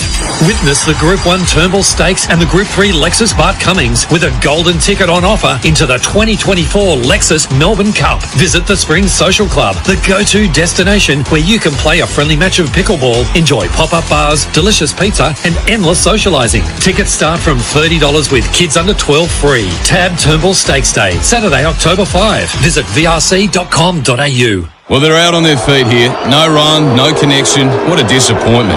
They are absolutely flying into premiership contention. Oh, the form team of the comp. No one can stop them. Geez, footy changes quick, but at least tracking your multi is easy with Sportsbet's AFL same-game multi-tracker. Oh, too good. Track your finals multi-live, all in one place with Sportsbet. Conditions apply. What are you really gambling with? For free and confidential support, visit gamblinghelponline.org.au. You're listening to Crunch Time. Over 100 tools for your home and garden. Do it yourself. Do it with Azito. Do you. You're listening to Crunch Time. Crunch time on Grand Final Day 2024. We are in the caravan in Yarra Park at the Festival of Footy. And just as was the case last year, the Chief Executive of the Brisbane Lions has joined us in the box for Sports Link Travel, your ultimate US sports travel specialist. Greg Swan, happy Grand Final Day to you. Thanks, Jared. Yeah, looking forward to it again. Congratulations on making it back. Yeah, it's been a bit of a different journey this year. We finished second and had 2 home finals and all that sort of stuff. But this year we've done it the hard way. But we think we're pretty battle-hardened and we're ready to go. Fake says it's no good for an old bloke's heart. How's it been for an old bloke's heart? Yeah, no, it's been tough the last few weeks, that's for sure. Carlton was a bit more. That was a nicer game. That was, we got out of the blocks and were pretty comfortable that day. But yeah, the last 2 weeks been very stressful, but not as stressful that once you win, it's all worthwhile. It's funny how a story bubbles up on Grand Final Day. Is this Joe Danaher's last game? Well, he hasn't said anything to us, Joe, but you never know with Joe. So, no, we haven't heard that. But, yeah, it's funny. Yesterday, early in the morning, I got calls about Fags calling it a day, and then it turned into Joe. So I don't know who's next, but we'll see. I think both. Well, as I said, no one said anything to us, so we're just concentrating on Grand Final. Yes. Would you fall off your chair if he came to you at the end of the day with a premiership medal around his neck and said, "That'll do me, boss"? If you know Joe, no, probably not. But he's got a year to go, and so, as I said, him and his management haven't made any noises about him not going on. So we'll see what happens. But yeah, he's. I just hope he has a game as good as he did last year. So he was really good last year. We didn't get over the line, but he was fantastic. So hopefully he can do that again. And then whatever happens after that, we'll worry about then. But we haven't heard anything.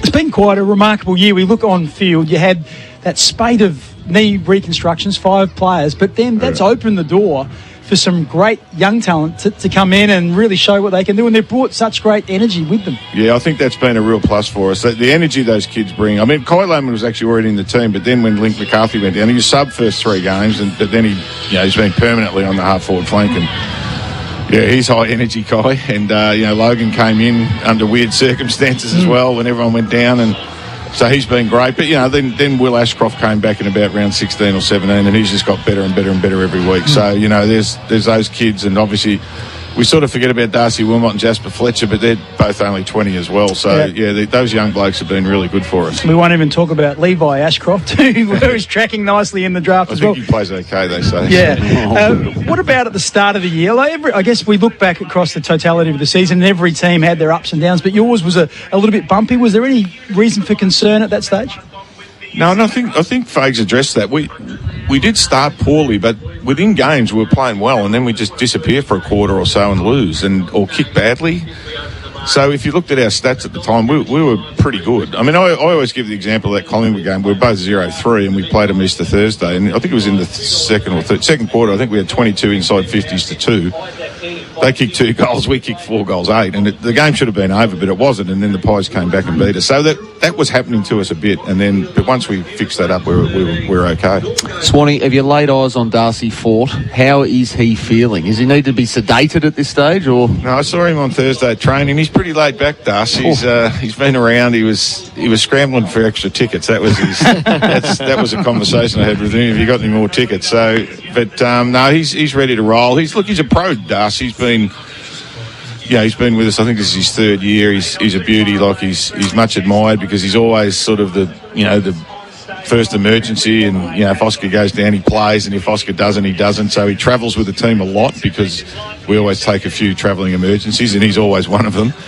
But he's been in really good form. I mean, the fortunate thing for us is our VFL team went through to the prelim, and we've played right up until last 2 weeks ago. So. And he's dominated that comp. So we're really confident that he'll do a good job. We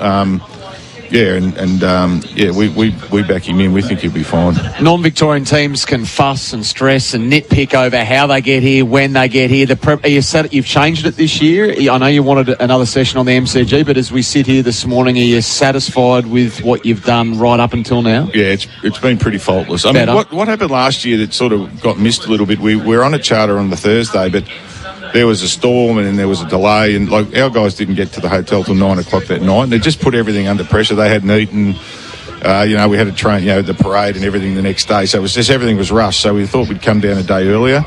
We, thanks to the Tigers, we got to have a run at Punt Road on Thursday, and they came in early on Wednesday afternoon. We had a team dinner at Il Duca, and so it was a lot more relaxed, and the boys seem a lot more relaxed this year than they did last. But you've got your nose in front already, because I'm not sure if you're familiar with the new superstition in football, but Lachie Neale did hold on to the cup for longer.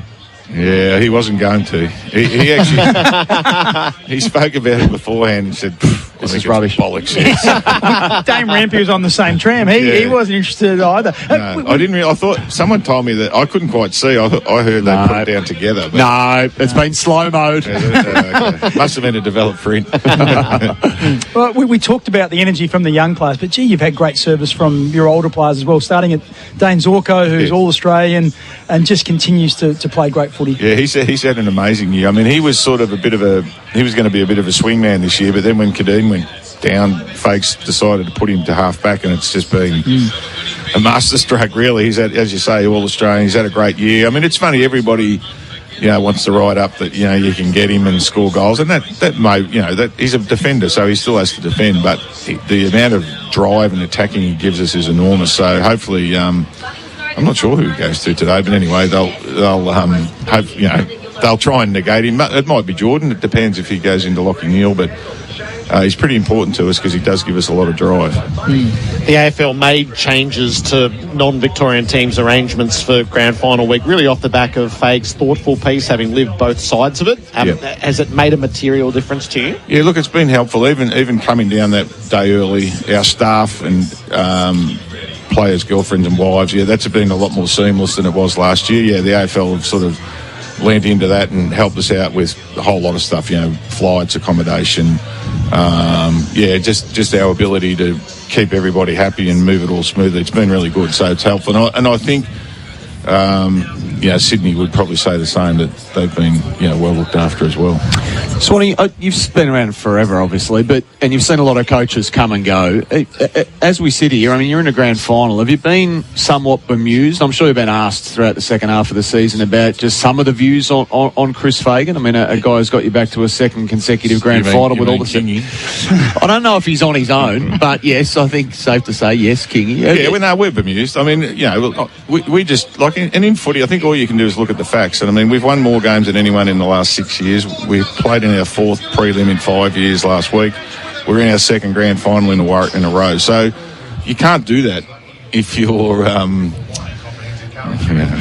whatever he described, we've got a good team, but he blends them, and I think we get undersold a little bit for what happens match day. But I think the other piece in footy is it's not match day that really drives everything most weeks. It's the preparation and just the game plan and the way the players play. I mean, our guys have a crack every week and have done for 6 years, and it's pretty amazing. I mean, we've had a couple of bad losses, but very rare does that happen to us. And so he gets them to play for him. We play an exciting brand of footy, but, we as a club, we think he's fantastic. And, we are a bit bemused that those things get said. But anyway, that's what the pundits get paid for. So he's not resigning. We can put that to bed. No, he's not resigning. Are you extending him? That was the other. Yeah, we will. Yeah, we will. That sort of got out a bit prematurely, but we'll have a chat at the end of the season. But yeah, we're keen for him to go on, and he's keen to go on. So yeah, we'll do that. What about the onslaught? Obviously, if you have success, and you talked about the last 6 years, generally they other teams try and poach people, assistant coaches, people around that footy department. Are you expecting a little bit of that this year? There's been a few rumours around some of our people, but you're right. That's what happens. I mean, Jed Adcock left last year and went to North, so it happened last year, and that's. It's actually, sometimes it is a compliment, but it's also sometimes a good chance to freshen up and bring new people in. I mean, Dale Morris came in to take Jed's spot, and he looks after defenders, and he's done an outstanding job. So, sometimes, that door closes, another one opens, and it hasn't really affected us. So we're back here again, and Dale's done a great job there. So, we'll see where that goes. But we've locked up most of our people. Danny Daly will stay, and our head of fitness has just re-signed again, and he's Damien Austin. He's done an amazing job as well. So our key people are there. It's a grand final between the Northern Capitals. What does that tell us about the competition? I think it's great for the competition. I mean, people are saying that this will be the biggest watched grand final in history, because you've got everyone in Brisbane following us, everyone in Sydney following the Swans, and then obviously all the Melbourne people follow it anyway, because they just love their footy, and South Australia and WA the same. So I think we've made good inroads, both clubs, into those northern markets. I mean, we certainly believe we have up in Brisbane. Like, we've now gone past, from a participation point of view, past South Australia. So we've got more people playing footy in Queensland than South Australia do, which is, obviously a heartland state. So the growth is there.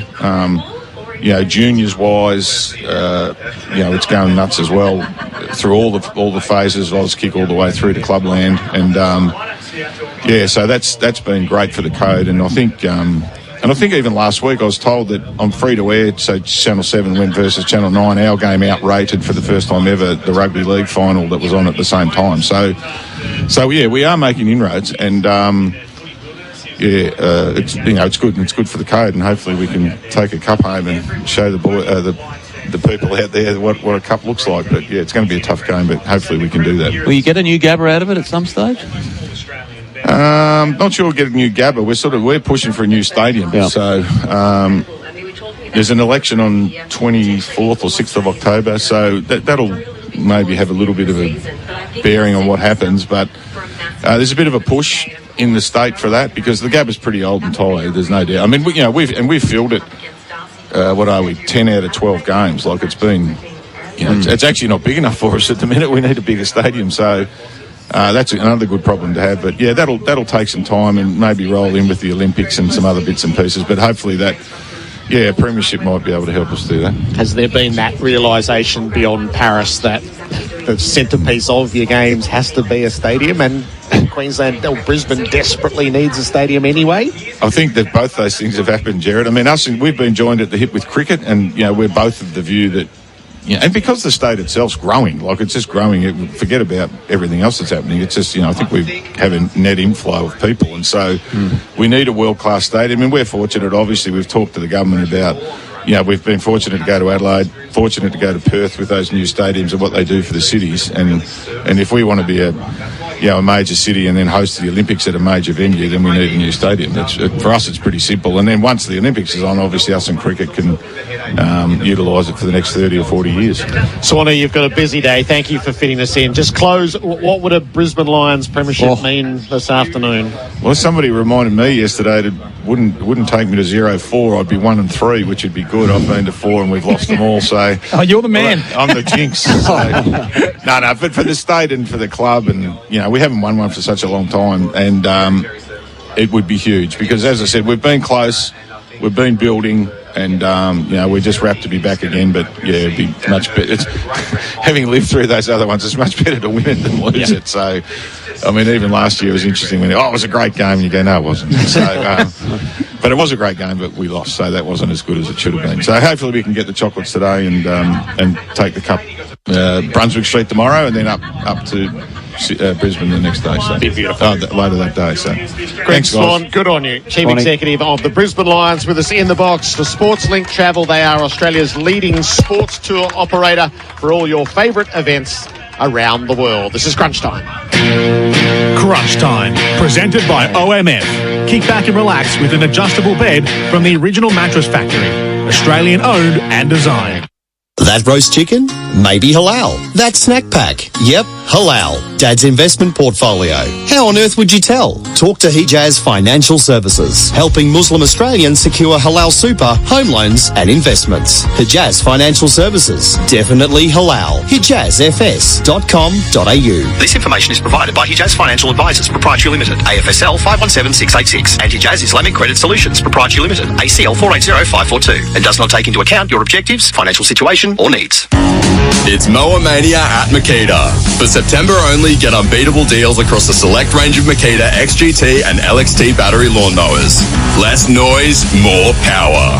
Take advantage of instant in-store bonuses, plus online redemptions. But hurry, Makita's Mower Mania ends September 30.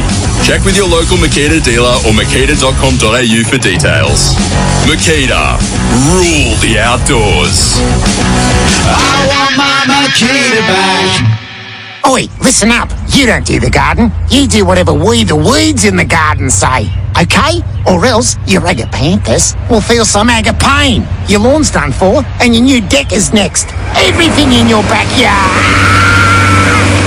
Honda's 36-volt battery garden range. Engineered for durability, quality and reliability. With a mower, hedge trimmer, blower, lawn trimmer and new chainsaw. No backyard bothers a Honda. Search Honda battery power. Milwaukee's Quick Lock October is here. Head into any Milwaukee authorised retailer and purchase a Milwaukee M18 Fuel Outdoor Powerhead with any 2 M18 Fuel Quick Lock attachments between September 22nd and October 31st and enter the draw to win one of 25 Titleist TSR2 drivers, along with a custom Milwaukee head cover. T&Cs apply. Learn more at milwaukeetool.com.au. Milwaukee, nothing but heavy duty. Permit numbers TP24/01765, TP/03710, and T24/1325. So, have you had anything to drink? Yeah, but only a couple. And I ate a big meal. Okay, breathe into the device, please. One long continuous breath. I also drank plenty of water. And I'm a pretty big guy as well. Okay, you've blown over 0.05, so I'm going to need you to step out of the car. I'm not going to lose my license, am I? I didn't drink that much. Stop kidding yourself. If you drink, don't drive. A message from the TAC. Flat footy moments to avoid this season. The second half. At a barbie, here's Jackson and his mates checking the stats for a multi. No! His battery goes flat! He can't get live updates! Stay charged with a Signet Power Bank. Compact and lightweight, it fits in your pocket, and you'll never go flat or miss any part of the game. Signet Power Banks, available at signet.com, as well as in-store at JB Hi-Fi and other leading retailers. Hear that? That's the sound of more than 2 million Aussies who've shaken the weight with the Man Shake. So why does it work for so many blokes? It's simple. Just 2 shakes a day, then dinner as normal. Affordable from $2.50 per meal. The shakes are tasty and filling. And you can lose the beer gut without losing all the beers. So try Australia's #1 weight loss shake for men. The Man Shake. Weight loss that works. Start now at themanshake.com.au. With the AFL finals heating up, there's only one place footy fans should stay in the CBD. Brady Hotels and Apartments. You'll be close to all the finals action and Melbourne's best restaurants and pubs. Offering the best value in the city, enjoy modern, comfortable rooms, perfect for unwinding after the big game. For your next trip to Australia's footy capital, experience Melbourne at its best with Brady Hotels and Apartments. Book your stay at bradyhotels.com.au. You're listening to Crunch Time. Over 100 tools for your home and garden. Do it yourself. Do it with Azito. Do you. You're listening to Crunch Time. I think we're the equal dogs. Sorry. I'm not going to fight for that, though, are we? No, well, I think we go into the game both with high hopes. I mean, Sydney have been the best team all year. I think you've been on top of the ladder all year, which is a great achievement, and we've had a great sort of last 3.5, 4 months. So there's 2 really informed teams coming into the grand final. I think it's a real 50-50 battle. Is how I see it. He does have a lovely way about him, Chris Fagan, declaring equal dogs going into this grand final. We needed a prickly coach, don't we? Where's Dennis Pagan or Ross Lyon or someone? Both very. That was as candid and as relaxed a pre-grand final press conference as I can recall on the Friday. Usually very formulaic, very bland, very boring, but both coaches had a laugh, and the players did alongside them as well. So they've got a lifetime of experience in the game. It's terrific to take. I love reading the papers on the Saturday morning of grand final and just the depth that's there. So Robbo's written a piece about Chris Fagan and his roots in Tasmania and, in a way, the unlikely journey to be the coach here. And then it's recounted John Longmire's tortured journey through the last years of his career, where he misses 96 with the reconstruction. By the time he plays in 99, he's finished. He's a battering ram, but he gets his premiership on the last day. What did Dennis Pagan say? He hadn't even opened his office door before Longmire was there telling him he'd retired.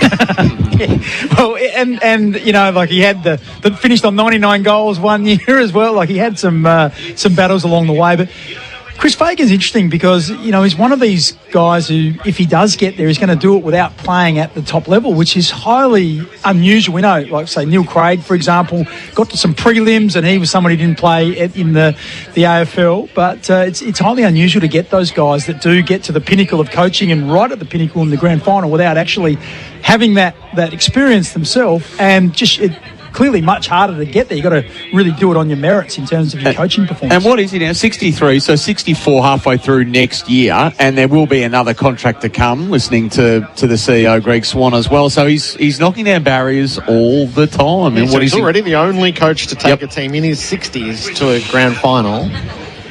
If you're a neutral, it's a story to get around, isn't it? Yeah. It really is. I mean, I think a lot of people, they've knocked on the door for the last half a dozen years. He's had straight sets exits. He's had prelim heartbreak. He's had grand final heartbreak. It feels like they've been coming back all year, zipping 3, 2 and 5, behind in the semi, behind in the prelim. So maybe it might be destiny after all that. 5 ACLs this year. They recruited Tom Duday, who did his. Kadeen Coleman, who's been such an important player from one of their best in the grand final last year. Link McCarthy. So they've had to overcome stuff as well, which has been great. Yeah. And they're sore too, I think. I mean, Hipwood's, all players will have various degrees of soreness, but Eric Hipwood with those groins has sort of almost been forgotten in the wash. And Lockie Neal, we know. I wonder if the Lockie Neal story will be one of those ones for close of business today. In the full light of day, this is what I've been dealing with, and it's got that feel about it. It's got a feel that they've got to get the injection exactly right. Maybe didn't quite hit the spot in the semi-final and absolutely nailed it in the preliminary final, and he was fine.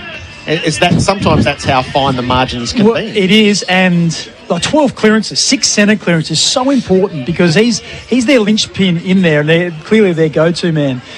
And like I say, to get those injections perfect, you need to have some feeling. Otherwise, you do the Mick McGuan, don't know where your foot is, and then, of course, if you don't get in the right spot and there's still pain, it is agonising. I can recall Peter Vardy had to have injections in his heel. He had a bruised heel, and injections in your feet aren't much fun because there's not a lot of play there, is there? It's really bony. And it got to the stage where he couldn't have played one more week. You think about getting injected to train, getting injected to play, and it's really tough. And these guys are warriors, and as you said, there's not many that wouldn't be carrying sore spots. And in the aftermath, I'm sure we'll find out blokes need operations. It's like that game Operation that we played as a kid. Remember that?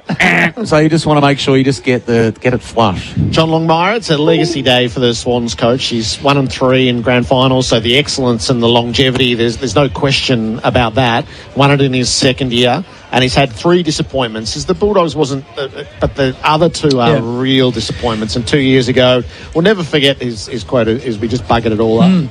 And we marvel at what Sydney have been able to do in terms of just keep being there. They haven't gone through a rebuild. Their ability to play finals every year, and they're a little bit away. Their drafting seems to be really good. They recycle players and get so much out of them where other clubs can't. But that's probably been the final hurdle. They've fallen over a couple of times. They're able to get there regularly, but they just haven't been able to finish it off. And like you say, if you end up going to 5 grand finals and you only win 1, particularly and it's your first one in your second year, that would be devastating for Coach John Longmire. But it's hard to say. It damages his legacy, but you feel like he probably deserves 2 out of the 5, and that'd be a good result. They didn't hang over the guillotine with Callum Mills, did they? And there was a lot of emotion in that decision in the aftermath as well. A lot of tears. He was really upset, which you can imagine, because he'd done everything he thought he had to do. He trained fully, trained at high speed.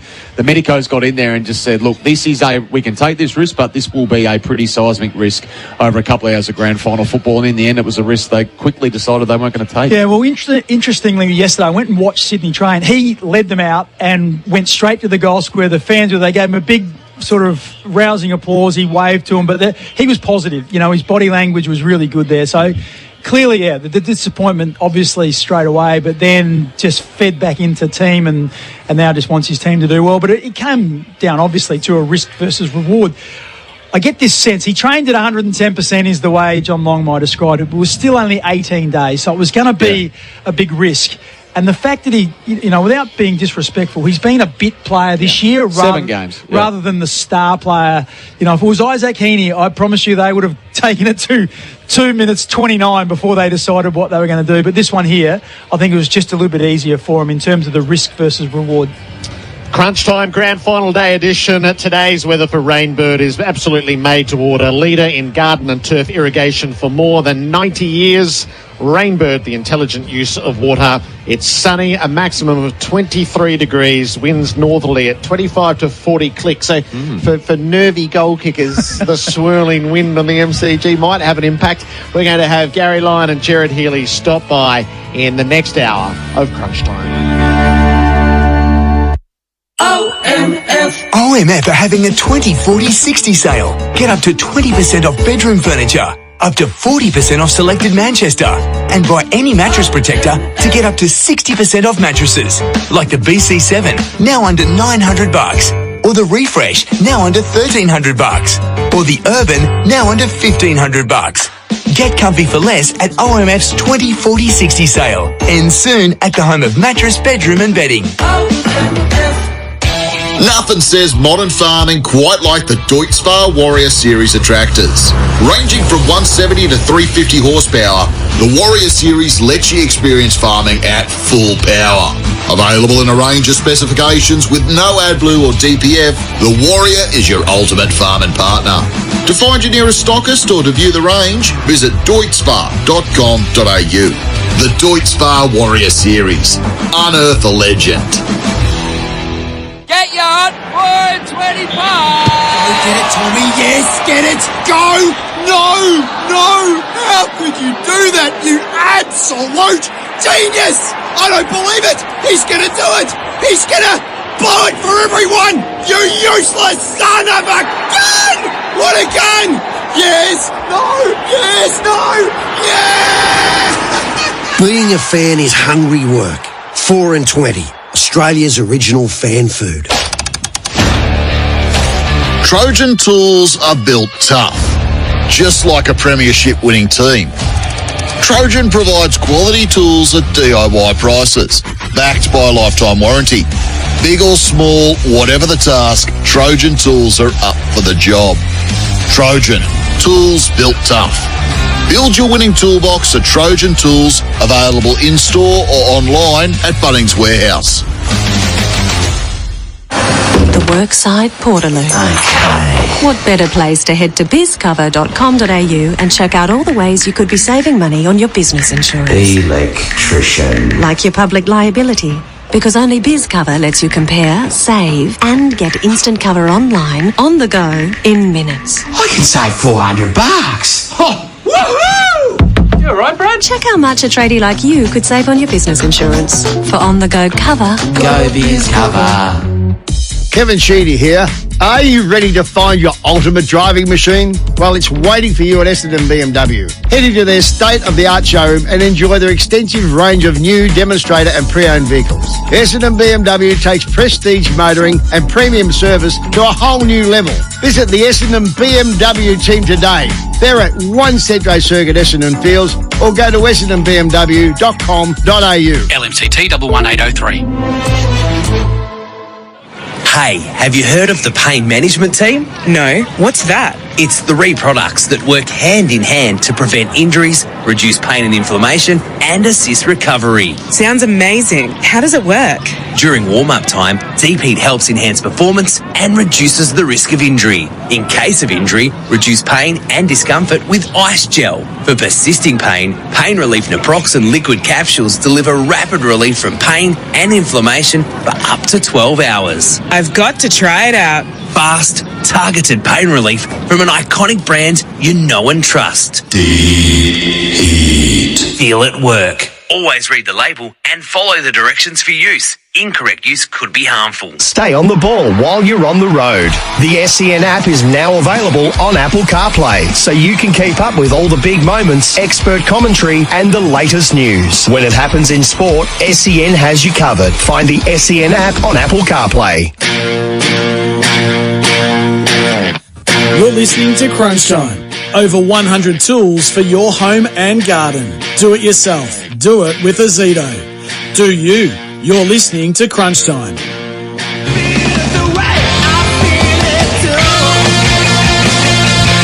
Welcome back to the grand final edition of Crunch Time for Azito. Do it yourself. Do it with Azito. Do you. And Freeway Motor Group, Freeway Ford, F-150 and Ranger specials now on. Two-time Premiership captain Mark Bickley is in. Gerard Waitley, Sam Edmund. And we're wrapped to have Gary Lyons stop by today. Gaz, happy grand final day. Great to be here. Thank you, Gerard and Sam and Bix. What a day. What a cracking day it is. We've been blessed, haven't we, with the weather the last few years. And the Swans supporters and the Brisbane Lions supporters have emerged en masse. It's all around the city. It's a fantastic kaleidoscope out there. The colours are magnificent. And the best thing for all of us Victorians is whoever wins goes home tomorrow and don't have to have it jammed down our throat like we did last year with Collingwood. That's the only good thing about it. What's your sense of the game? I'm a bit like everyone. I haven't heard anyone yet definitively say this is, I'm almost guaranteed, but I'm leaning towards the Lions at this stage. The top end of Sydney is so good that so much work's going to go into them, and whether they can, when they went through a rough slot, the Swans, I use the word plain. They look really plain when Heaney and Goulden and a few of them, and Papley wasn't playing, and they just look plain. So if they can, and it's a big ask, but if they can get on top there, I think the ends of Brisbane, the other ends have got more capacity to perhaps influence the grand final than I think the other ends of Sydney got. But, it is a genuine toss of the coin. Isaac gets a hold of it, Chad gets a hold of it, Errol gets off the leash, then it's just going to be a long afternoon. It's going to be great, though. And the fascinating thing is that you won't know. If Sydney continue to be slow out of the blocks, give up 4 or 5 goal lead, there's no good going home or turn your TV off. You're just sitting tight saying, at some stage it's coming, and just hold on for the ride, which makes it a magnificent afternoon. Both coaches have great stories, and I feel myself hoping that Chris Fagan gets an opportunity. I feel myself hoping that John Longmire pushes through and gets the second premiership. Which story do you like best? Well, Fags arrived at Melbourne in my last year. That's how long he's been around. So Neil Danaher took over and brought this fella, Chris Fagan from Tassie, that we didn't know anything about. But he just quickly became a really significant part of what we were doing. And I never thought he was going to coach. I can't suggest that I could see into the future and think that he was going to be a coach, but he was just a great foil for Neil, who came into Melbourne at that stage. We were coming off a wooden spoon 97, and Neil came in all guns blazing, as Neil does, and hit us fairly and squarely between the eyes and was brutal, which we desperately needed. But not everyone could respond to that in the way that perhaps us older blokes did, and then the person who was going in behind and just saying, look, this is what he means here, and he doesn't mean he's going to knock your block off here. And that was Fags. And from what I can gather, talking to the boys at Hawthorn, he played a very similar role to a similar, strong character like Clarko. So, and I love the story that Swanee, I don't know if he told, when he said, when he rang up Fags, I think Fags thought he was ringing up to be asked about other coaches, and the first thing Fags said was, I'm a coach. And Swanee said, yeah, well, I do. That's why I've rung you. And the rest is history. It's a great story.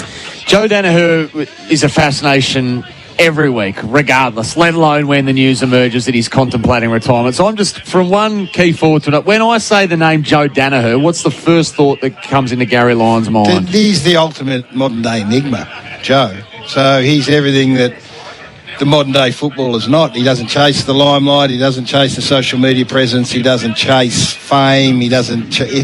From what I'm told, he drives a beaten-up car from New South Wales to the Gabba, which is quite a drive. He trains. He gets in his beat-up jolly, goes back home, and very, very, minimalist lifestyle that is counter to probably what Chad Warner's living up in Sydney or Isaac's living. So...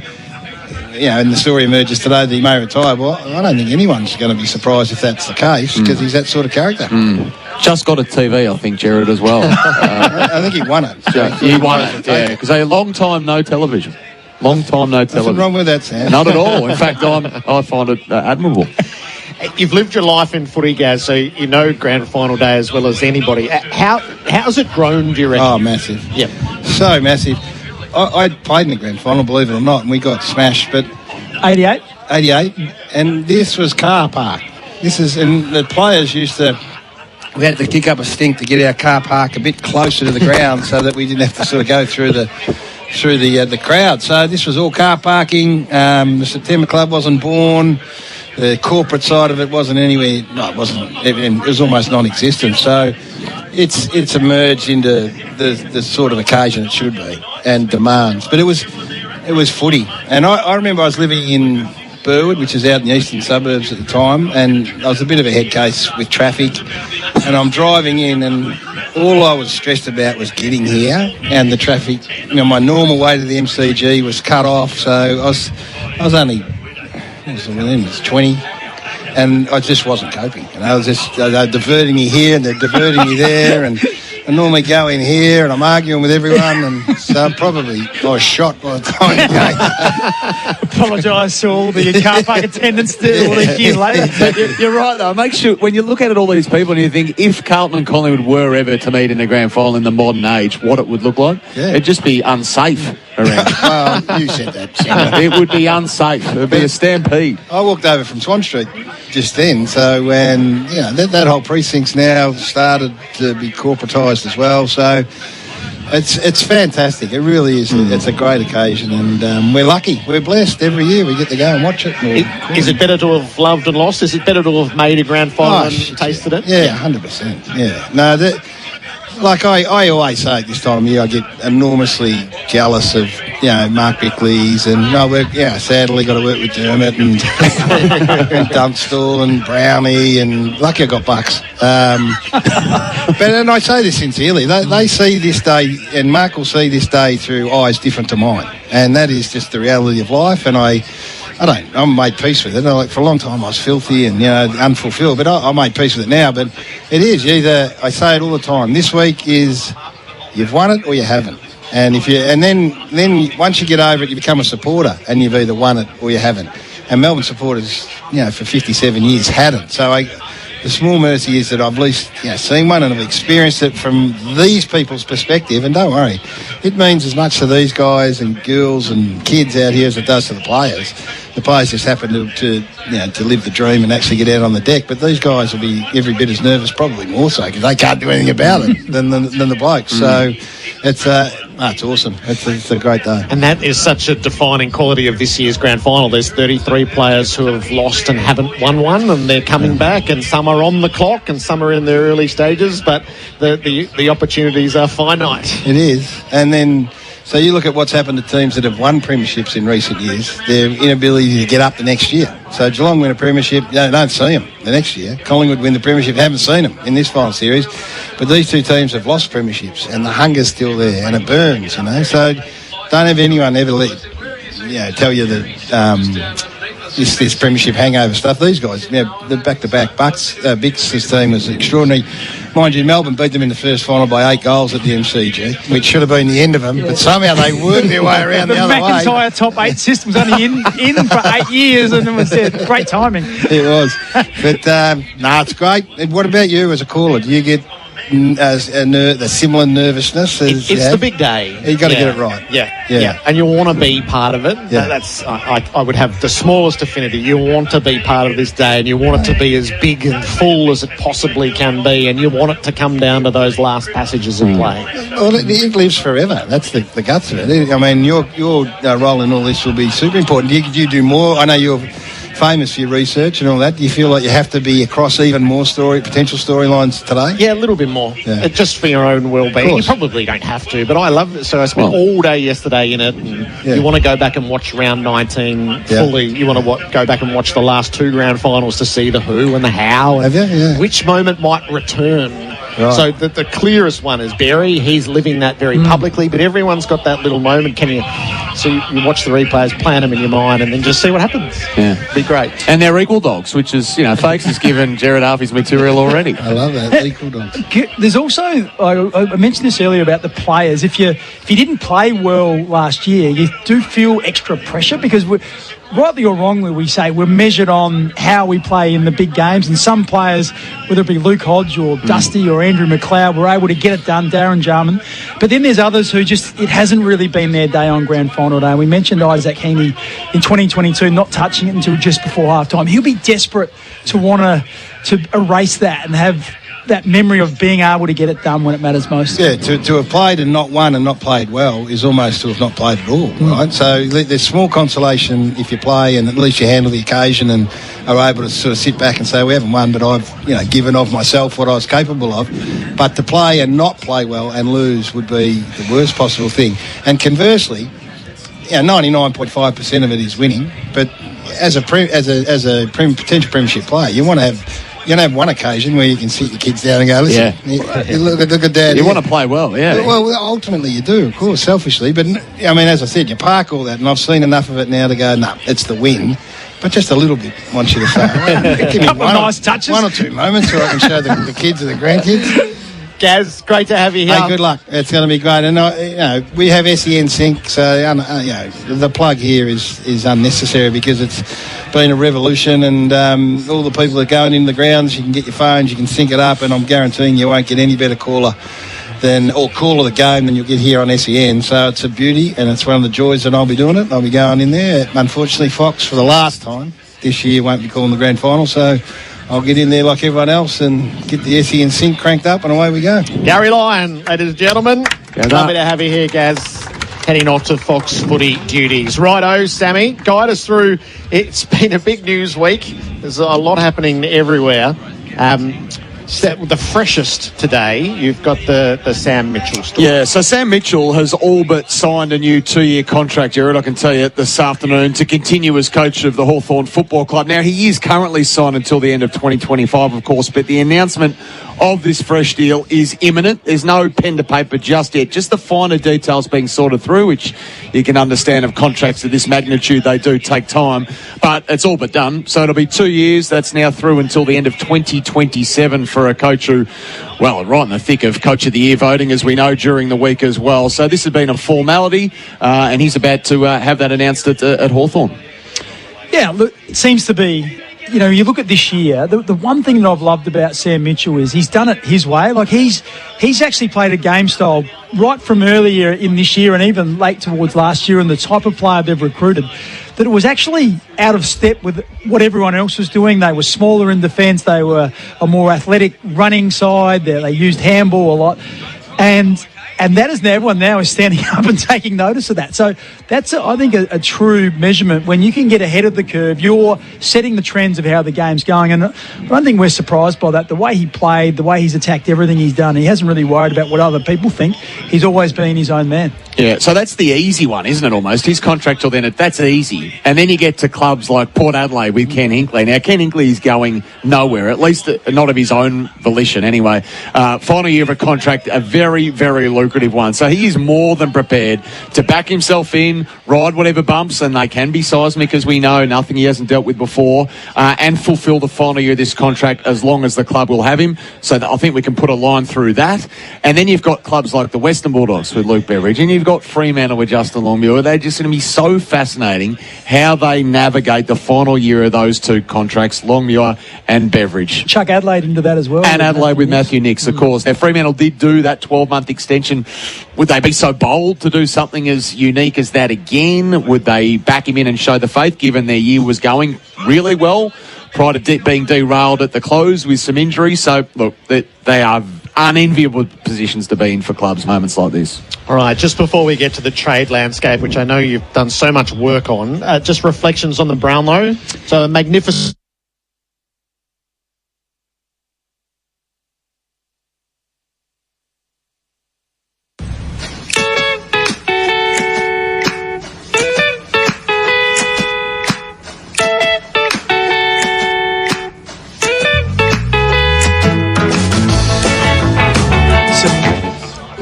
And it just took us all by surprise. I don't think we take anything away from the top two, because most people pick them as the Quinella. It's just the fact that they collected so many votes between them. I know there's an extra game with gather round, but still, that's just phenomenal, that number of votes. And you just wonder whether that star system, they seem to attract the umpire's attention. I'm not sure how we move on from it, or I don't think we need to change anything, and I think we just need to see, is this an anomaly or is this going to be the new norm? Well, well, you know, Jared, it seems to be trending this way and has been done for a 15-year trend, which just jumped the shark. So defend the system for all you're worth, right? No, I don't think anyone credible is putting forward a change to the 3-2-1, and I'm not interested in should the umpires do it. Of course they should do it. That's what the Brownlow is. But there is a proper conversation in, are we giving the umpires the best chance to cast the right votes with the right level of education and understanding around how the game is played? So I did hear one of our grand final umpires say with Dwayne, no, we don't want to see the votes. You go, I'm not sure that's your choice. Is the way that you guys are doing the votes at the moment is so far out there that it's time to come into a room together and let's have a conversation. I think there should be some leadership from the AFL to go, okay, so... Mike, the contention is really simple for me. They're playing pin the tail on a donkey at the moment. Yeah. Put the blindfold on. We know everything that's going on, but you don't see how close you can get. That's ridiculous. Give them all the available information and trust them to do the job in a revered way, as it always has been done through the generations. You've got umpires, coaches, umpires, trainers as well. I think they could almost chair a discussion as well. They don't have to lead it, but they can say, "Have you considered this?" And this is what happened. And you know, the exact opposite. I've been in there when we're all ushered out of the room, and those umpires just stay in there, isolated, door shut, until they've come to a decision. There is no external involvement at all.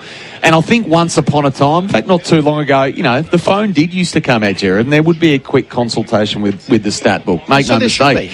But not anymore. They have cracked down on that rigidly, and they fly, well, as you say, fly blind. I think it's a moment in time to go, if we want the Brownlow to remain as revered as it always has been, then it has to be done in the best possible manner. And you can't make the case that it's being done in the best possible manner. It's being done in a very traditional manner, but this was it's a total outlier.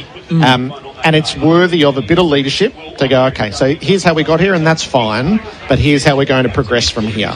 Yeah, look, I wouldn't be against that. I don't think too many people would be against it, because what we don't want is the start of the season knowing there's only 15 players who can win the Brownlow, and they're the stars of the competition that play in that midfield role. Just one other piece of news before we get to the trade period. The ongoing, you can't call it an investigation, but assessment probe from the AFL Players Association on the Christian Petrarca injury, of course, that went so spectacularly wrong in the treatment of it. And we know the fallout from that from the players' point of view and the club's point of view.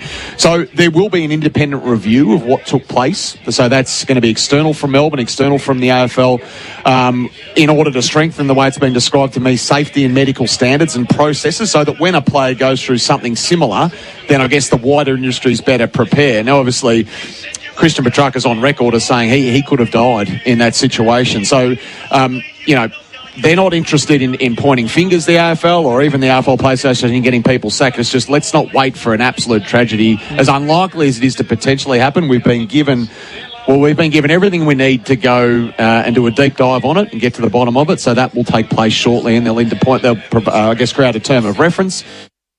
Again, an external review will take place. So is that commissioned by the AFL or the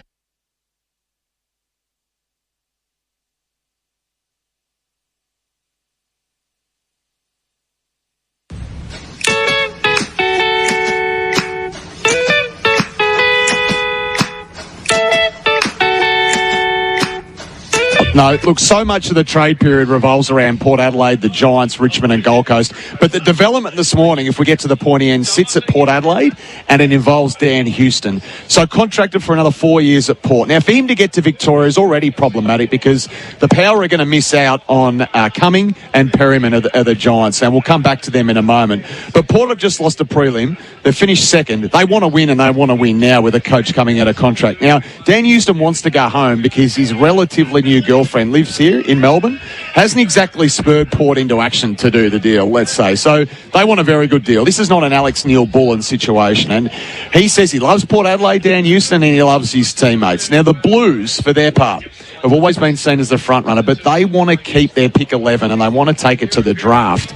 And they want to use a future pick to swap with Gold Coast, who've got no interest in picks this year, or Richmond, who are going to have a glut of them, and send that pick to Port Adelaide. Now, the Power are saying, to be honest, that this would be delusional, Jared. In fact, Port Adelaide have been insulted by the fact Carlton have pick 11 and a future first, and they won't deal pick 11. Now, Carlton have indicated that they would be prepared to deal a future first and Matt Owies to Port Adelaide for Houston. So they want to involve Matt Owies in the deal. Port Adelaide have subsequently made it clear to the Houston camp that, in fact, you know what, we're not even interested in dealing with Carlton at this stage. So there's some real anger here with this one. This is a two-time All-Australian who is 27. He's contracted for 4 more years. The Blues' future first in an academy-heavy draft next year is distinctly unattractive from Port Adelaide's point of view. So, and there's a lot of interest here from elsewhere as well. So Melbourne were happy to do 2 first-round picks before crisis hit there, and I wouldn't rule them out either in terms of circling back for Dan Houston and vice versa. St Kilda have been at the table, Collingwood have been at the table, and North Melbourne, I'm told this morning, is the club that's going to have a really, really big go here. And Alistair Clarkson, not for the first time, is going to be driving a lot of that. The Kangaroos are super keen. So there is a lot in Dan Houston. That's just one player, Jared. They've got to get something good for him, don't they, Bix? If 11's not on the table, I wouldn't return Carlton's call either. Absolutely. Because, like I say, 2-time All-Australian, 27, he's in peak form. He's got 3 to 4 years to go. 4 years to go. So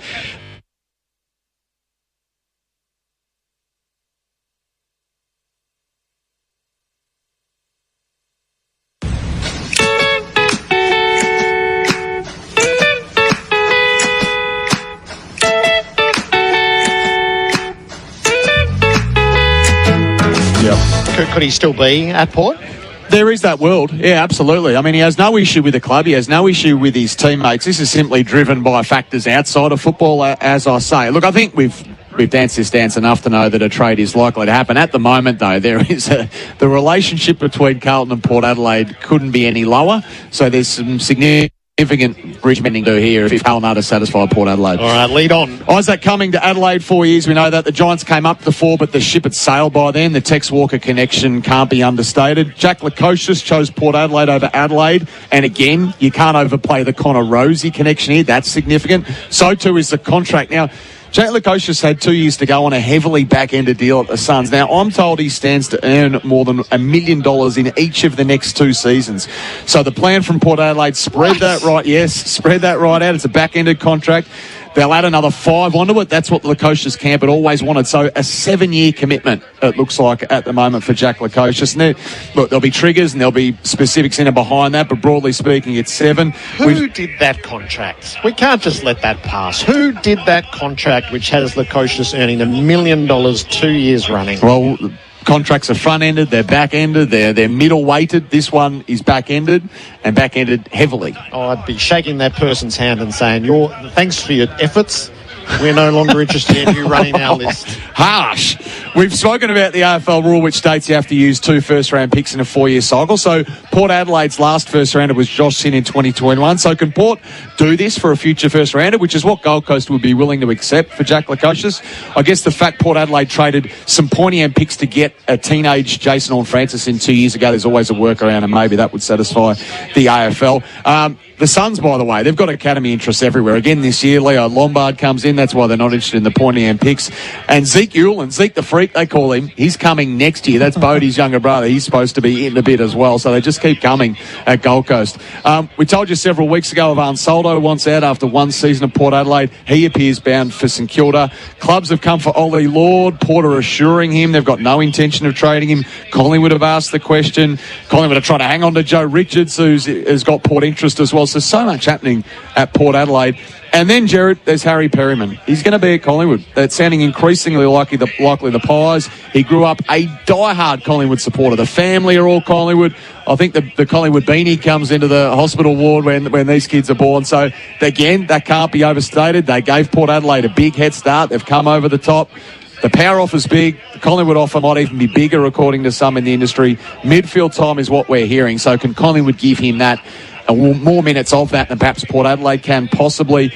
And some are saying, Jared, look, again, it's not going to make you happy. There's 7-year offers on the table here for Harry Perryman. The market has just exploded, and free agency has ensured that, and clubs know that if they can get an unrestricted free agent for free, like Harry Perryman, they're prepared to pay more. So is Perryman worth what Collingwood and Port Adelaide are offering?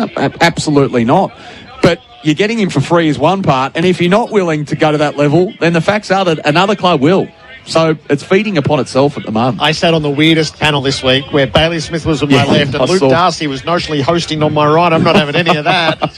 Not having any of that at all. What was that dynamic like? It was odd that Bailey, that's the first time he really has spoken. I saw the comments. Yeah. So still not tipping their hand on Geelong. And then the Bulldogs will drive a hard bargain. Something about he couldn't feel he could reach his full potential or growth as a Western Bulldogs player, but he could achieve that elsewhere, I think. So, again, at the Dogs, Bailey Smith's keeping them waiting. Riley Garcia's been quartered by West Coast on a 2-year deal. The Dogs offer is comparable tenure, but the money isn't. Caleb Daniel keen to stay, but at the same time, they're looking around for him as well. And then Xavier O'Halloran at the Giants, the fringe giant. The Dogs have met with him and are interested in him as well. It's a long list, and it'll get longer. I'm scrolling down. There's more to get to, but I'll wait till Monday. Trade Radio on Monday. This is Crunch Time. Jared Healy is about to join us, and the hottest seats in footy once the final siren sounds tonight.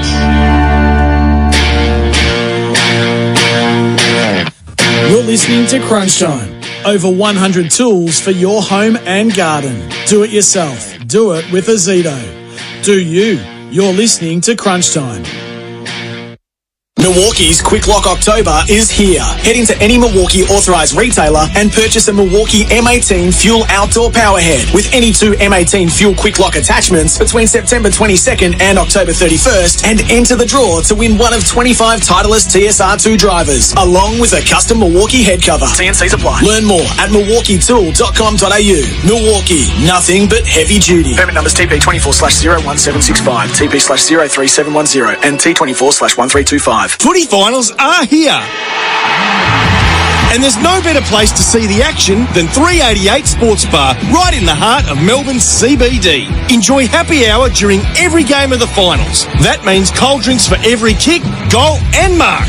Whether you're cheering on your team or just soaking up the atmosphere, relax by the big screen at 388 Sports Bar. 388 Sports Bar at 388 Lonsdale Street. It's your perfect venue for all the AFL finals action. It's Mower Mania at Makita. For September only, get unbeatable deals across a select range of Makita XGT and LXT battery lawnmowers. Less noise, more power. Take advantage of instant in-store bonuses, plus online redemptions. But hurry, Makita's Mower Mania ends September 30. Check with your local Makita dealer or makita.com.au for details. Makita, rule the outdoors. I want my Makita back. Is your barbecue lonely in the backyard? Next to the shed, gathering dust? Year after year, never to reignite the flame you once had? Why not buy a barbecue you'll actually love at Barbecues Galore? Macca's Footy Finals deals are here. Score a new deal every day this final season, like a $1 cheeseburger or a $4 McChicken, only on the My Macca's app. Be quick, these deals won't go into extra time. T's and C's apply. See an app for today's deal. The Sounding Board with Craig Hutchison and Damien Barrett. It's sport, it's the media, it's talking about the issues that matter. Listen to you and Pickers. Want to raise this because you let your guard down and you let yourself down and you let me and this show down. I think that's fair. Because last week, On the Run had a conversation around phone message banks. I tune in. You were a segment stealer. You somehow went with this very segment off the top of Off the Bench on Saturday morning. Look, hand high in the air. My name's Craig and I'm a segment stealer. So I'm sorry. That's all I can say. That's all right. I was on the red eye home from Perth. It's tired. It's too short a trip to red eye. I didn't get any sleep. I was scrambling for a little bit of content and I just had lost track of what I'd said where. And before you knew it, I was into a rant that I was in with you 2 days earlier. And then there was no U-turn because old mate Pix found it. He added to it and I thought, oh, well, I've just got to commit here and apologise to you later. The Sounding Board podcast with Hutchie and Damo. Thanks to Drinkwise. If you're choosing to have a drink, choose to drink wise. When you need the job done right, you want your pressure cleaner built like your team. Tough and ready. Our brand new look Spitwater kicks the goals and gets the checkered flag every time by solving the problems the others can't. So, when you're after the game changer, just reach for the tough and ready Aussie-made Spitwater pressure cleaner, working as hard as you since 1982. Want to see the new Spitwater? Call 1-800-SPITWATER now or go to spitwater.com.au. Sustained performance in footy is more than just one great game. It's about playing consistently, game after game, season after season. Host Plus has delivered strong performance over the long term with top returns over 20 years. A top performing super fund over the long term? That's a plus. Issued by Host Plus Pty Limited. Super Ratings SR50 Balance Index January 2024. General advice only. Consider your circumstances and the relevant Host Plus PTS and TMD at hostplus.com.au before deciding. Past performance is not a reliable indicator of future performance. Search Compare Host Plus today. You're listening to Crunch Time. Over 100 tools for your home and garden. Do it yourself. Do it with Azito. Do you.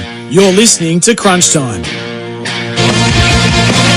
The Footy Festival is a beautiful sight. We will migrate inside shortly. Today's game is for Barclay Smokehouse. Beat the lunch lockout with Grandmother Ham from Barclay Smokehouse. Find it at your local deli. Gerard Waitley, Sam Edmonds, Mark Bickley and Gerard Healy joins us. Hello to you, Gerard. Gerard, great to be here. Look, it's fantastic to see so many people here with Swans Guernseys on and so many with Lions Guernseys.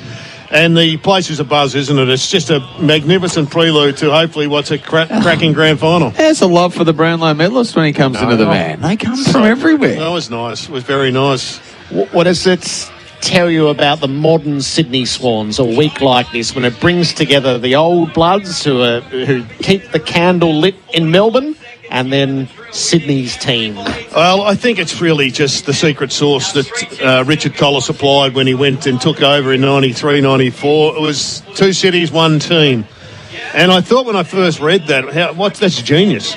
It's exactly what it needed, because when I was there in the 80s, there wasn't the same feeling. There was this animosity still lingering for too many, not everybody, but for too many. But when the club was just about shot to pieces, Collis came in with that motto and his gang of half a dozen assistants and really just rebuilt from the ground up to a point where he went out to pubs in South Melbourne and got heckled initially and sold the dream, and the hecklers all became great supporters. Yep. And sort of feel like you go to Sydney more than anyone to watch them, but it has felt like the dynamic this year is... I've never seen Sydney so in love with the Swans as this year. How have you found the dynamic? Exactly that. I don't know how wide it is. It's certainly, in the city, it's massive. I think that the Swans have just somehow just captured the heart of certainly the eastern suburbs and the north. I'm not sure how widespread it is, but it's it's a burgeoning membership now. 74,000. They're the most supported club in the land, according to some examinations. Now they've got the whole of Sydney, so it's the most popular state in the country. So that's reasonable to expect. But Jared, it's that atmosphere at the SCG that you just can't buy. You turn up there. There's 45,000 people. About 43,000 have got red and white merch on. No one does merch as well as the Sydney Swans do at the present time, and it just permeates right throughout that whole precinct. It is quite amazing, and I just think it's, the clubs now are getting that big, Collingwood and Essendon and Carlton. I mean, it just permeates right across Australia. And so the historical home is important, which is South Melbourne. But, the home now is Sydney. But the support now is so wide. We're talking international support for all the teams, to the point where we have international athletes or international artists talking about Carlton and Tom De Koning. A nod to Robbie. A nod to Robbie. So, I mean, it is the sport itself is getting bigger, and I read in the paper the usual heckle is it's a sport played in Australia, which only half the Australians understand. It's like seagulls running after a fish and chip packet. But that's the usual retort from the rugby league supporters. But by God, this sport is just getting bigger and bigger. Can I just say, though, the atmosphere you described at the SCG was summed up when they played the Giants. At three-quarter time, they were 26 points behind. But they were singing Sweet Caroline and smiling. And, like if you were, I sense if you're a Collingwood supporter at the MCG and you're 26 points down in the final, you're biting your fingernails. But they just go there to have a great time. We rushed off afterwards to catch a plane, and there was, you could just hear them all singing. It was it's a celebration of a sport each time they go to watch. It's a festival. It's just a great day out, and it's caught on, hasn't it? It has. Righto, we thought we'd play today. Is in a few hours' time the season will be over, and there are some pretty hot seats in footy once the cup is handed out tonight. So who occupies the hottest seat in footy for Razorback 4x4? Win big with Razorback. You could win a Razorback Outback tent worth $2,699. Head to I Can Win and enter now. Now, one hot seat is not filled yet, Sam, and that is West Coast. And all three contenders, you can get a really strong push for. No, it depends on who you speak to. Honestly, you will speak to someone else, say Stephen King, absolutely in the box seat. Then 5 minutes later, someone else, Andrew McQualter, he's come with a rush. Oh, speaking of coming with a rush, this guy Hayden Skipworth, he's come in, he's swept them off their feet. So it'll be one of the three. I think ideally they would have had the decision done by now. For whatever reason, it's dragged on a little bit, but Don Pike's been in Melbourne the last few days. I reckon next week, maybe by the middle part of next week, we'll know the new coach of the West Coast Eagles. With Stephen King's medical episode, I can't answer that, but it certainly wouldn't have helped. You wouldn't have thought. I mean, I look, and that has been explained by Geelong as something that was completely, I don't know what the right phrase here is, whether it be innocent or what, not just innocuous, yep, something that obviously there's no risk of any long-term health and all the rest of it, just something that could have happened to anyone. It just so happened to him in the middle of probably the busiest week of his professional life. So, but if you're splitting hairs between a couple, will it, won't it? Who knows? I mean, what you would say is that all three, particularly King and McQualter, their resumes couldn't be any further stacked. I mean, they've been at multiple clubs, multiple roles. They've coached in their own right in interim capacity, so they couldn't have done any more. How hot is the seat at Melbourne for Simon Goodwin next year? I think it's really hot. I think that he's got great support at Melbourne. I don't think there's any suggestion that anybody of any power is trying to undermine Simon Goodwin. I think he's got the support of the players, as much as I know, and I'm not intimately involved, but from those that I do know that are involved, they think that he's still the man. But another missed finals, and I think that the seat can start to warm up and the support can all of a sudden turn very quickly to it's time we moved on. It's interesting when you look at, there's a number of coaches in a similar position. You know, Michael Voss would be feeling some heat after they dropped away. You look at Luke Beveridge is another one. Brad Scott at Essendon after having sort of coming in and saying we've got to reshape this place and we have to be tougher and more ruthless. That after 2 years, they still don't seem to have made a whole lot of progress. So this is going to be an interesting year next year. I think you sold the message really well, though, Brad, that it is going to take some time, and I think most people are on board with that particular one. But another year, no finals, and all of a sudden people get edgy. How hot's the seat of the Bulldogs for Luke Beveridge? Yeah, look, I think that's the one that's going to be. I think he needs to get away to a good start next year because there's been a lot of incarnations of spluttering, and he's chopped and changed a little bit, and that's his nature as a coach. I'm actually a Luke Beveridge fan. I like the way he goes about it. I think the appointment of Matthew Egan there has been supportive, and that's helped him. But he still needs to continue to get results. I think we all think he's got a pretty solid list to work with. They've got some really nice kids that have been through the father-son and the NGA Academy. So they need to start to finish, I think, push towards the top four if he's going to be, out of the woods. It's funny, that list. I reckon it looks a hell of a lot better now that we know the Rock Lobster can play at centre-half back. Yeah, absolutely. Because before that, I'm thinking, you've got an old Liam Jones. You've got a couple of untrieds coming through. Keith's just about done. I think they need some role players that are upgraded to a degree. But when the Rock Lobster went back there, he certainly made them look a much more potent side, and their win against the Swans up at the SCG, that was about the most dominant game I've seen this year. I reckon they'll put him into his last year of his contract. You reckon they'll let him go? I do. And then what does it look like? You're coaching for your career week to week? Yep. You got to get off to a good start if that's the scenario. That's the scenario clearly at Port Adelaide. If they roll into the last season, they're going to have to get off to a good start. Yep. So that's a hot seat, isn't it? It's interesting because what's a coach's contract, the actual piece of paper that you sign, really worth? Because I think the AFL, for a lot of the clubs, demand that you can't have a contract that says we will pay you out in full, particularly if you're a club that receives money from the AFL. So there's always going to be... I think they're only on 6 months payouts, aren't they? Yeah, that's they're all different. But it is, rightly or wrongly, it eases scrutiny, doesn't it? I mean, so you can say, we'll extend him for 2 years, but if it doesn't turn out any good, and just 6 month payout and that's it, and sail off into the sunset. And maybe as much as it was criticised at the time, I thought the Longmuir decision turned out to be probably the right one. Now, it's helped by the fact they had a relatively good year, the Dockers, before the pointy end, but maybe that bought him some time that he needed. I'll use Matthew Nicks as an example. They copped a lot of criticism following that for extending him by a couple of years. But guess what? If they didn't do it, what does it look like? He ends up probably getting spat out of the system. So sometimes it can just act as an insurance policy. And are you ever going to hold them to it if it doesn't turn out right? You end up getting there's a payout figure there and you move on. Is Carlton's high-performance team in the hot seat? Just going to mention the name Rob Innes. Now, Rob's done nothing wrong. In fact, he's done everything right. He's about to help take a side into a grand final. He was high-performance manager of the Sydney Swans, and what a run they have had. But boy, he's about to step into a furnace at Carlton, a club that hasn't been able to get its injury list right, not just this year, last year, the year before, and possibly the year before that. And it got to a stage this year where players were doing their hamstrings and groins at training midweek and were ruled out for multiple weeks and setbacks, and they'd be out with soreness. Next thing you know, they've got a 6-week hamstring. So he has got a lot to work with at Carlton, Rob Innes. Now, that is a hot seat, and hopefully he's up to it. Got to get that right. If you don't get it right, you don't play big finals. You might make the finals, but you don't play big finals. And it is amazing how the high-performance manager now seems to be almost important than the doctor and the physio. They've ascended the medical tree.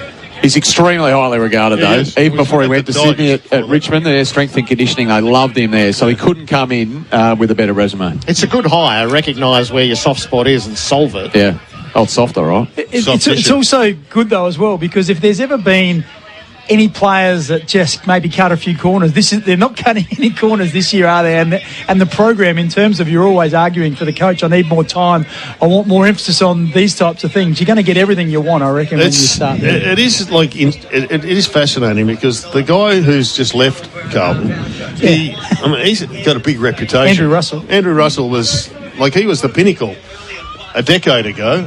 So, he hasn't forgot forgotten the information. So And to come in your line of thinking and not to seem like we're smashing Andrew Russell, a lot of the injuries were to the same players. They had the same. They came with injury problems. They're going to walk out with injury problems. So it was happening to the same players a lot. Andrew Russell going to Sydney, is he? We're just going to swap?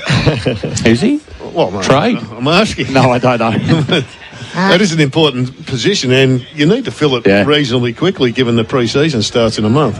If St Kilda do the long-term deal with Max King, as seems a formality, how hot's the seat for Max King? Yeah. Get busy delivering against it. Look, this is such a subjective thing. I mean, I think you're either prepared to say that you're a Max King person or you're not. There's no in between. Like, I look at the resume of Max King and I think he is capable. He has done it before. He's kicked 52, 53 goals in a season a couple of years ago, so it's there for him. Just needs a clean run with injury. It's probably as simple as that. But it is a big contract, though, through until 2032. And this is just St Kilda simply saying history will be the judge, future will be the judge here. They're saying he is our man. He is our man. We'll build the forward line around him. He's our marquee target inside 50, and let's go to work. Well, if you're going to give a 7-year contract, I'm much more comfortable with the Max King 7-year contract than I am with the Jack Lukosius one. At least he is like a marquee player that, like you say, you can build a team around if you get some supply through the middle of the ground. You know he's capable, and I'm more comfortable with that than I am. And once again, 7 years used to be for the best players in the comp, but now we've got peripheral players who are getting 7-year deals. So I'm happy with that. I think whoever's signing that and agreeing to it are doing so on the basis of, I think it was round 2 when they played Collingwood here at the MCG. His form that day was excellent. They're certainly not doing it on the form he showed in other games where he couldn't kick the footy, etc. Yeah. So his upside is well known. You just hope the body's up to it. That's it. You just hope the body's up to it. How hot's the seat for the AFL football department, who need a good year next year, I reckon?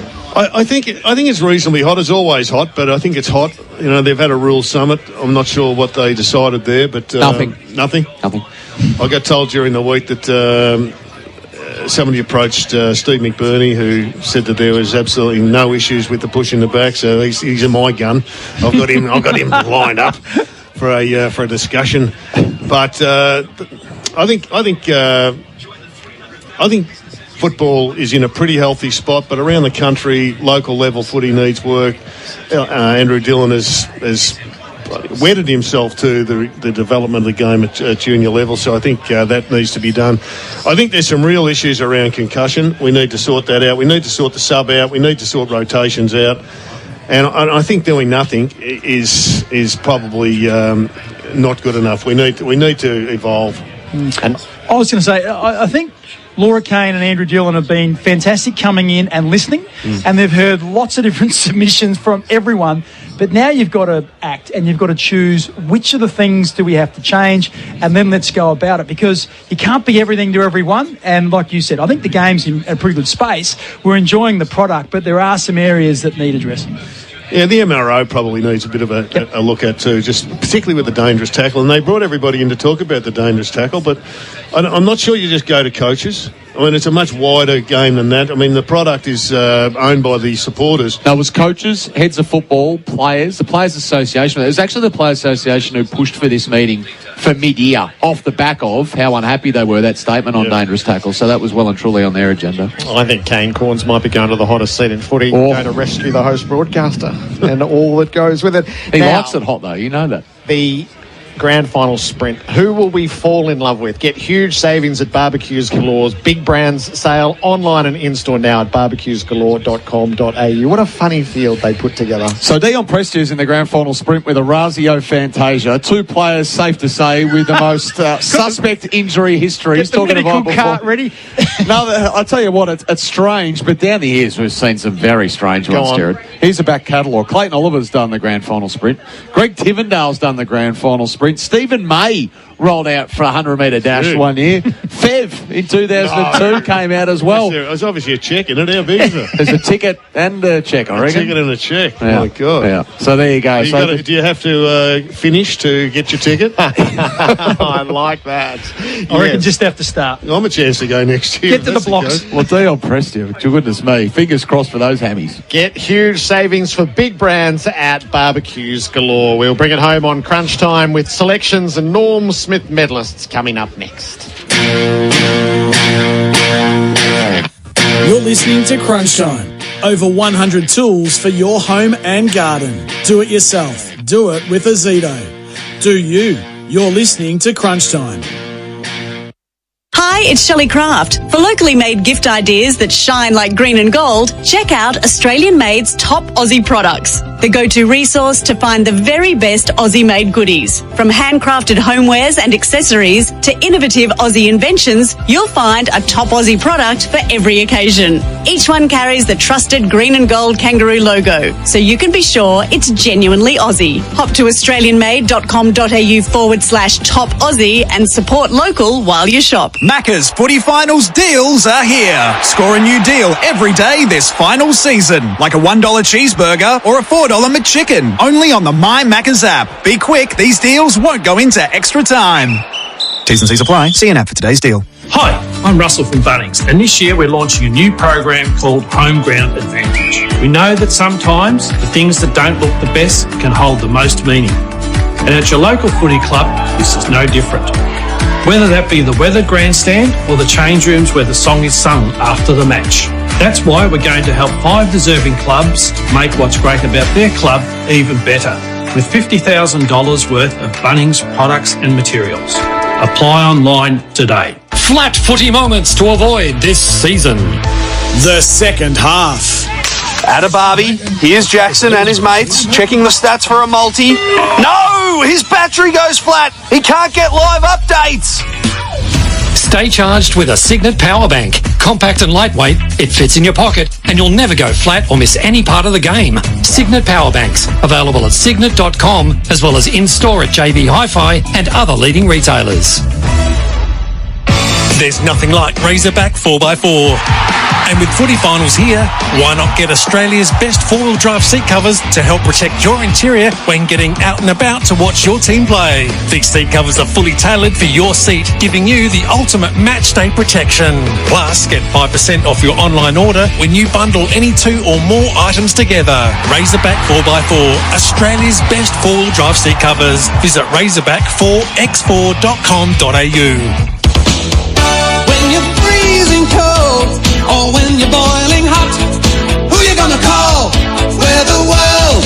Take advantage of the VEU government rebate and trade in your old gas heater for huge discounts on ducted reverse cycle systems, multi-splits or split systems. With solutions for every budget and all the biggest brands. For your free quote, visit weatherworld.com.au. Who you gonna call? We're the world. Hello, I'm hanging over your fence, watching you and your pool. Go on, scoop a leaf out. I've got plenty more. Annoying, right? And if you think I'm ruining your fence, take a look at your sewer line. And guess what? You can't touch me because I'm your neighbour's tree. No! Honda's 36-volt battery garden range, complete with the all-new chainsaw, engineered for durability, quality and reliability. No backyard bothers a Honda. Search Honda battery power. Celebrate spring racing at Flemington for Tab Turnbull Stakes Day, Saturday, October 5. Witness the Group 1 Turnbull Stakes and the Group 3 Lexus Bart Cummings with a golden ticket on offer into the 2024 Lexus Melbourne Cup. Visit the Spring Social Club, the go-to destination where you can play a friendly match of pickleball, enjoy pop-up bars, delicious pizza and endless socialising. Tickets start from $30 with kids under 12 free. Tab Turnbull Stakes Day, Saturday, October 5. Visit vrc.com.au. Stay on the ball while you're on the road. The SEN app is now available on Apple CarPlay, so you can keep up with all the big moments, expert commentary, and the latest news. When it happens in sport, SEN has you covered. Find the SEN app on Apple CarPlay. You're listening to Crunch Time. Over 100 tools for your home and garden. Do it yourself. Do it with Azito. Do you. You're listening to Crunch Time. Before we get to the final thoughts of Gerard Healy and Mark Bickley, it is time for our Buddy Bet update. An odds update for Buddy Bet Sportsbook. Great odds and promotions every day. Well, joining me now is Dee from Buddy Bet. How's it going there, Danny? Oh, never better, Sammy. How could you complain? On a day like today, I'm looking out, the sun's shining, it's grand final day. It's like Christmas. I can't wait. How are you? Oh, couldn't be better. Yep, the sun is shining. We are blessed to be here outside the MCG. So a Norm Smith medal and a first goal scorer bet are the average punter's bet of choice, I guess, for grand final day. But what does Buddy Bet have for the users this year, D? Well, we have a very special one, Sammy. We have the 10K Buddy Bet Mega Jackpot on the Norm Smith winner. So, to enter, simply log into your Buddy Bet account, click the 10K Mega Jackpot banner and select who you think will win the Norm Smith medal. Now, if you're correct, you'll share in a minimum of a $10,000 pot with all the other winning entries. Also, Sammy, you mentioned the first goal scorer. We've got a special on today too. So, if your play kicks the first or second goal, you'll be paid as a winner. So, basically giving you a second chance at your bet. Beautiful. Love it. Nice. So have you got a suggested same-game multi for us for the Buddy Bet punters? I'm sure you do. One in your hot little hand. We always do, Sammy. Now, we've got an all-Sydney flavour today. So we'll kick off with Jake Lloyd to have 20 or more disposals, paying $1.87. He's had a good back half of the season, having had 20-plus in 3 of his last 4 games, and you think they'll want the ball in his hands today to distribute. Now, second leg, Ollie Florent to have 20 or more touches, paying $1.80. They're great odds too, because he, like Lloyd, has had 20 or more touches in 3 of his past 4 games as well. And you think on that wide MCG, he'll find plenty of space. Now, finally, the Chad Warner to have 25 or more touches, paying $2.50. 2 years ago in that horror day for Sydney when they got thumped by the Cats, Warner was clearly Sydney's best. And we think that today, in a much tighter game, he'll be all over it. So, if you like those and you combine those 3 legs, you're looking at an even $9 on Buddy Bet. I like it. That's got me over the line. I'm all about Team Chad. So hopefully for your sake, D, and of course the punters, this one can get up. Absolutely, Sammy. Good luck to everybody placing a bet this grand final day. And please remember to always gamble responsibly with Buddy Bet. Buddy Bet Sportsbook. Bet on your favourite sport and racing whilst copying your buddy's bets. What's gambling really costing you? For free and confidential support, visit gamblinghelponline.org.au. Final SEN survivor for Flight Centre. You have to pin yourself to one. Mark Bickley, who will be premiers in 2024? I'm going to go with Sydney. I think they've been the best team all year. I think they'll win by around 4 goals, so 26 points to be exact. And I like Errol Goulden as the Norm Smith medalist. Just feel like a bit of space on the MCG. He uses it really well. He runs all day, and if Sydney win, he's going to play a part. Jared? I'm hoping for Sydney. It's just a toss of the coin, this game, so I'm hoping for Sydney. But I find it really difficult because each of the stars have got a natural enemy. Lockie Neal could be robotomised. Isaac Heaney up against Andrew Dunkley. James Jordan on to Zorko. The Chad versus McCluggies. That little one-on-one may just decided they'll both go their own way. The Lizards got Archie. And the Lizard's such an important player for them. You've got the Smalls, Lohman, Rayner, Cameron. They've all got natural enemies also. So it's a toss of the coin. I'm hoping for the Swans, and let's hope we have a cracking game like we had last year where it was the stars that separated it. I'm worried about Isaac Heaney if he has to play on Andrew Dunkley. Imagine that would be big work. Might be Josh. Sorry, for 2 Norms. Flight Centre, the travel expert. Sammy, you'll be inside on the boundary. Can't wait for it, Jared. Cannot wait for it. I might need sunscreen at this run. I might get burnt down there. I've got a hat for you. Oh, good. Yeah. I might Red, take white, up on I know it. you mind. And my certainty is extra time. I want extra time. We need 3 minutes each way, please. Biggs, terrific. Great to have you as crunch time Thank throughout the year. Yeah, I'll see you in the box, Jared. SEN Sync, SEN Stadium. If you're at home, link us to your pictures. If you're here at the stadium, join us for the call. This is the Super Saturday of the year. Thanks to Super Groups from 1 tonne to 8 tonnes. Super Groups are the masters of Kubota excavators. A big thanks to Ben Lyon, who's produced Crunch Time all year. We acknowledge the traditional owners of the land on which the upcoming match is being played. We would also like to pay our respects to elders past and present. For the first time ever, the AFL season opened exclusively in the northern states. It's showtime for season 2024. The opening siren, the Harbour City. AFL Nation opening bounce of the opening game of the new opening round in the northern states. So, it's only fitting that the closer, the grand final, is between Sydney and Brisbane. A compelling performance from the Swans. And for the 5th time, John Longmire takes Sydney to the grand final. It spills to Archie! Archie! This game is off its head! Hipwood back to it, Cam Rayner, centre half forward, 50 out, 52 out, to get them to the granny! How did they get here? Well, it took brilliance. Heaney bounce through. Isaac Heaney, your genius. Kick Danaher's got a one-on-one with Taylor Danaher. For his second in a minute, he's kicking them to a preliminary final. And it took that special September grip. Swans win with a final term right up there with the greatest the SCG has seen in September. The Lions are going back to the grand final. That is heart and soul. That is blood, guts. That is faith and loyalty right there. The Lions with an epic preliminary final comeback. 12 months worth of hurts harnessed when the game was on the line. Headed in time on. They see it out and win by 10. And for the Swans and the Lions to be the most recent runners-up, they're back here on Grand Final Day, filled with motivation to go the next step. Very sharp hands, Archie with the release. Here's Zach Bailey. He's got his second this time. Hands it over to Warner. I'll put it in the book. Put it in the book. They did this last week, the Lions, and they might be on the charge again here. Lloyd has a bounce in a second. He's through 50. He sees it all, and he drives it home. Spectacular from Jake Lloyd. Your moment, Rayner. Pulls the drop punt and kicks the goal. Papley's the fire starter. And the Swans have got a head full of steam.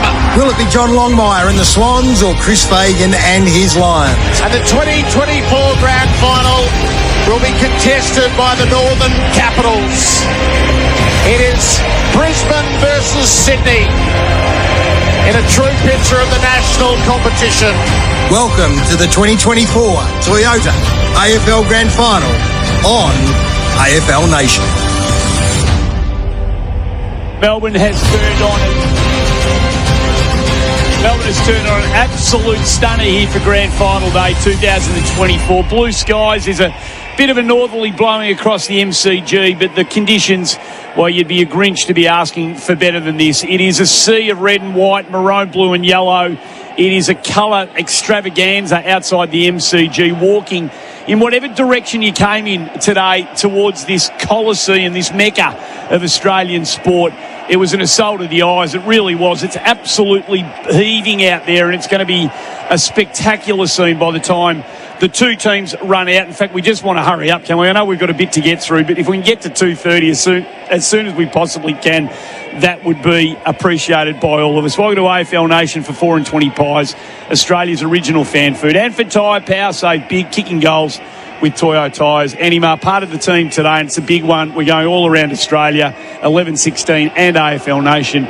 Brad Johnson, Kane Corns. Jono, lovely to see you. Cornsy, brilliant to be here. What a day. Oh, it's a fantastic day. It really is. The build-up has been sensational. I thought yesterday in the parade was a great start to what is going to be a sensational day today. The weather's magnificent. That both teams are pretty much at full strength, so we're going to see the best of the best out there this afternoon. And walking in, it's just awesome, tens of thousands of people, and it's nearly a 50-50 split when you look at the support for both teams today. So we are in for one great grand final, Cornsey. Speak for yourself, Murray. I'm looking for Katy Perry. You said can't wait till 2:30. I'm the Katy Perry tragic. I love Katy Perry, so give us some teenage 140 this afternoon. Give us the one that got away. I'm a Katy Perry guy, so I think she's going to be magnificent. Try and describe the stage that she's got set up in the middle of the ground. I'm trying to work out what I'm looking at. It's like it's very reflective. It's very shiny, so the reflection is bouncing off it. So it's at least half an hour to pack up, I reckon. It's going to be that big. It's going to be hot. I reckon the sun's going to reflect off that. But it is interesting on grand finals because Sydney are out here right now, boots on. We're a long way away from the first bounce of the ball. Brisbane are out there. They got their boots on. So you've got to really control yourself. You've got to control your emotions. Look at John Longmire. He's just walking around. How anxious they would be, but how you've still got to be in control. We don't need to be on now. We just need to have a little run around, get the footy in our hands, get the feel for what the light looks like, the atmosphere, what's the wind doing. It is a bit swirly out there. And then you've almost got to go back inside and put your runners on. I don't know, put some cold water on your face and just say, yes, we're still a while away from this ball being bounced, which is different to a normal home and away game, clearly.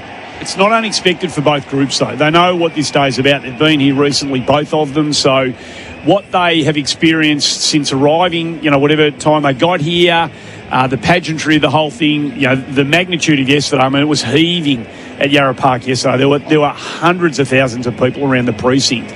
So it's not a surprise to the players, to most of the players who are here. Well, I spoke to the Sydney Swans players yesterday, and they were calm. And not surprisingly, but it was all around. They did speak around the experience, Cornsey, of having recently been here, majority of them. Yeah, that performance wasn't a great one for them, but at least in the build-up to everything that's expected, then they're all over that, which is exactly where you want to be, I think, as a side. But as are their direct opponents who have been here and performed very well in last year's grand final, going right down to the wire. So they certainly take a fair bit of confidence from that. But Isaac Heaney, he looked good yesterday, and he had the big smile on his face, and his toughest decision was whether he puts the brand new boots on or goes with the trusties. That he's always go with the trusties. This is the thing, Cornsey, because now he's got the grand final name on his boots. Keep them for late, just as a memento. But you want to wear whatever he's done, whatever jocks he's worn, Murray, whatever mouth guard, whatever boots, whatever socks, just do whatever he's done all year. Love that. Don't change anything now. Some players do though, and I didn't like new pairs of boots. Well, he could be a boot changer every couple of weeks. He may be, and I think there's some players,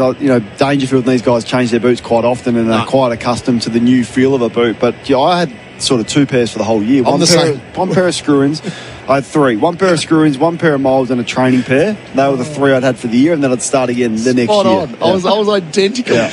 We're about half an hour away from Katy Perry. It's going to be pretty abbreviated in the lead up to that. It is the pre-game show for before you dig before every job search, before you dig online, every time. And of course, Beaumont Tiles, Beaumont's complete bathroom packages. Our major partner is the TAC. Stop kidding yourself. If you drink, don't drive. We're obviously getting closer to the announcement of the two subs. It's a significant decision, obviously, who's going to be the one that sits and waits. Have you spent any time, either of you, thinking about who it will be? Is it obvious for Sydney? Does it have to be Robbie Fox again? Yeah, I think so. But he's got the flexibility, Robbie Fox. He can play anywhere. Yep. That's the great nature of where he sits. Obviously, they'll be hoping he sits there for some time, but if he needs to be activated early, then he can go play a number of roles. So I like that from I think if Geelong had have won, I would think Robbie Fox would have started. He's got a pretty good record on Jeremy Cameron and an extra body there defensively. But the fact that they didn't, and it's Brisbane, I mean he can play on a number of players, but there's not an obvious one that you need to put him there. So I reckon they would have spent a bit of time on it though, just because of the influence that Campbell had against GWS and what a great sub he would be. But for me, he's too good to be a sub. I just feel like he's one of those unheralded players from Sydney that can get off the chain a little bit with Lloyd and Florent and these guys. They got a number of players that we don't spend any time talking about, Murray. There are many of them. Hayward and these types of play. A bit more love for Hayward this year because he's kicked 40 goals. We don't ever talk about Florent. We never talk about Cunningham. We never talk about Lloyd. It's like these are good footballers who could have a big cameo influence, or more than a cameo today. And Braden Campbell, McInerney are in that camp. Is it McKenna for? He's been good. He's been good. No, but this is the thing, and I don't know how it works these days, but he's named in the 22 on the 18 on the field. So if you're named on the 18 on the field before match day, does that matter? It used to matter. Yeah. It did. It used to matter for Sunday games. So if you were named on the 18 for a Sunday game on the Thursday, that meant you were in the 22. It didn't mean you were starting, but it meant you were in the 22. So then I remember being named. I had to work out the extended bench. Am I going to get a game? Back in the day when the coaches didn't tell you and you found out online. But I'm not sure about these days. Whether that's right. Well, matters. We're about to find out anyway. It's McKenna or Answorth, I think, are the two that play that role. McKenna's done it well the last few weeks. It'll be a sports news update when it drops for Universities Australia. Universities matter because of what matters to us, like better cures and treatments. Visit universitiesmatter.edu.au. We might get to a break. We've got a bit to get through before Katy Perry starts her thing for you, Cornsey. Don't forget SEN Sync your TV. Watch the game while listening to the AFL Nation commentary, available on the SEN app in partnership with Drinkwise. You won't miss a moment if you Drinkwise. It's a perfect day at the MCG. Ticking down to the start of the 2024 AFL Grand Final. This is the pre-game show for Before You Dig, before every job search, before you dig online, every time. And Beaumont Tiles, Beaumont's complete bathroom packages. You're listening to the Grand Final on AFL Nation for Tyre Power. Save big, kicking goals with Toyo tyres. And 4 and 20 pies. You can't have footy without a 4 and 20 pie. In construction, civil works, mining, agriculture or heavy haulage and looking at the next big project? Don't let paperwork or big upfront costs slow you down. With Yellowgate, you don't have to choose between hiring and buying machinery. Our Rent Now, Buy Later solution lets you rent the gear you need today before deciding what's best for tomorrow. Enjoy manageable monthly rental payments, operational efficiency and better cash flow management. Join the other Australian businesses already using Yellowgate. Visit ygg.com.au. He shoots! He scores! Goal! And the crowd is on their feet! Love Australian football? Paramount Plus has got you covered. And the goat says, Every game of the Combank Matildas. the goal is in! Every game of the Subway Socceroos. And goal for Australia! Every game of the A-Leagues. Beautifully done! Every game live. A mountain of football. Only on Paramount Plus. Paramount Plus. It's Mower Mania at Makita. For September only, get unbeatable deals across a select range of Makita XGT and LXT battery lawnmowers. Less noise, more power. Take advantage of instant in-store bonuses plus online redemptions. But hurry, Makita's Mower Mania ends September 30. Check with your local Makita dealer or makita.com.au for details. Makita, rule the outdoors. I want my Makita back. If you're digging for a living, here's what to do. Go to supergroups.com.au. It's Bucks here. When coaching, we love players who would dig in. First picked every week, Supergroups. Tough and reliable, they've been digging with Kubota for over 25 years. From 1 tonne to 8 tonne, conventional swing and zero-turn models. Supergroups are the masters of Kubota excavators. Dig in with Supergroups. Supergroups.com.au. Cobram Estate is the most awarded Australian extra virgin olive oil made from olives grown in northern Victoria. They're harvested and first cold pressed within 4 to 6 hours to create a premium quality oil. This is what guarantees every bottle of Cobram Estate extra virgin olive oil is fresh and full of flavour, elevating your entertaining and making your food taste even better. Cobram Estate, premium quality, great tasting, the most awarded Australian extra virgin olive oil. Buy in-store at all major retailers. Hey, have you heard of the pain management team? No, what's that? It's 3 products that work hand in hand to prevent injuries, reduce pain and inflammation, and assist recovery. Sounds amazing. How does it work? During warm-up time, Deep Heat helps enhance performance and reduces the risk of injury. In case of injury, reduce pain and discomfort with ice gel. For persisting pain, Pain Relief Naproxen liquid capsules deliver rapid relief from pain and inflammation for up to 12 hours. I've got to try it out. Fast, targeted pain relief from an iconic brand you know and trust. Deep Heat. Feel it work. Always read the label and follow the directions for use. Incorrect use could be harmful. Flat footy moments to avoid this season. The second half. At a barbie, here's Jackson and his mates checking the stats for a multi. No! His battery goes flat. He can't get live updates. Stay charged with a Signet Power Bank. Compact and lightweight, it fits in your pocket, and you'll never go flat or miss any part of the game. Signet Power Banks, available at signet.com, as well as in-store at JB Hi-Fi and other leading retailers. Winning season news update. The Monopoly game at Backers is here with a 1 in 4 chance to win prizes like a Bosch Ultimate Toolkit, Snake coffee machines and stand mixers from appliances online. Download the MyMaccas app and play today. Ends October 22. For full terms, visit mcdonalds.com.au. You're listening to the Grand Final on AFL Nation for Tyre Power. Save big, kicking goals with Toyo tyres. And 4 and 20 pies. You can't have footy without a 4 and 20 pie. Pre-game show for Before You Dig, before every job search, before you dig online, every time, and of course Beaumont Tiles, Beaumont's complete bathroom package. About 20 minutes ago, Brad Johnson and I caught up with Sydney Swans assistant coach Jared McVeigh. Sydney Swans assistant coach Jared McVeigh, a man who knows all about this day in the red and white, captained them of course in 2012, been good enough to join us. Mate, thanks for your time so close to the bounce, we really appreciate it. Take us inside the rooms. Give us a sense of the atmosphere down there.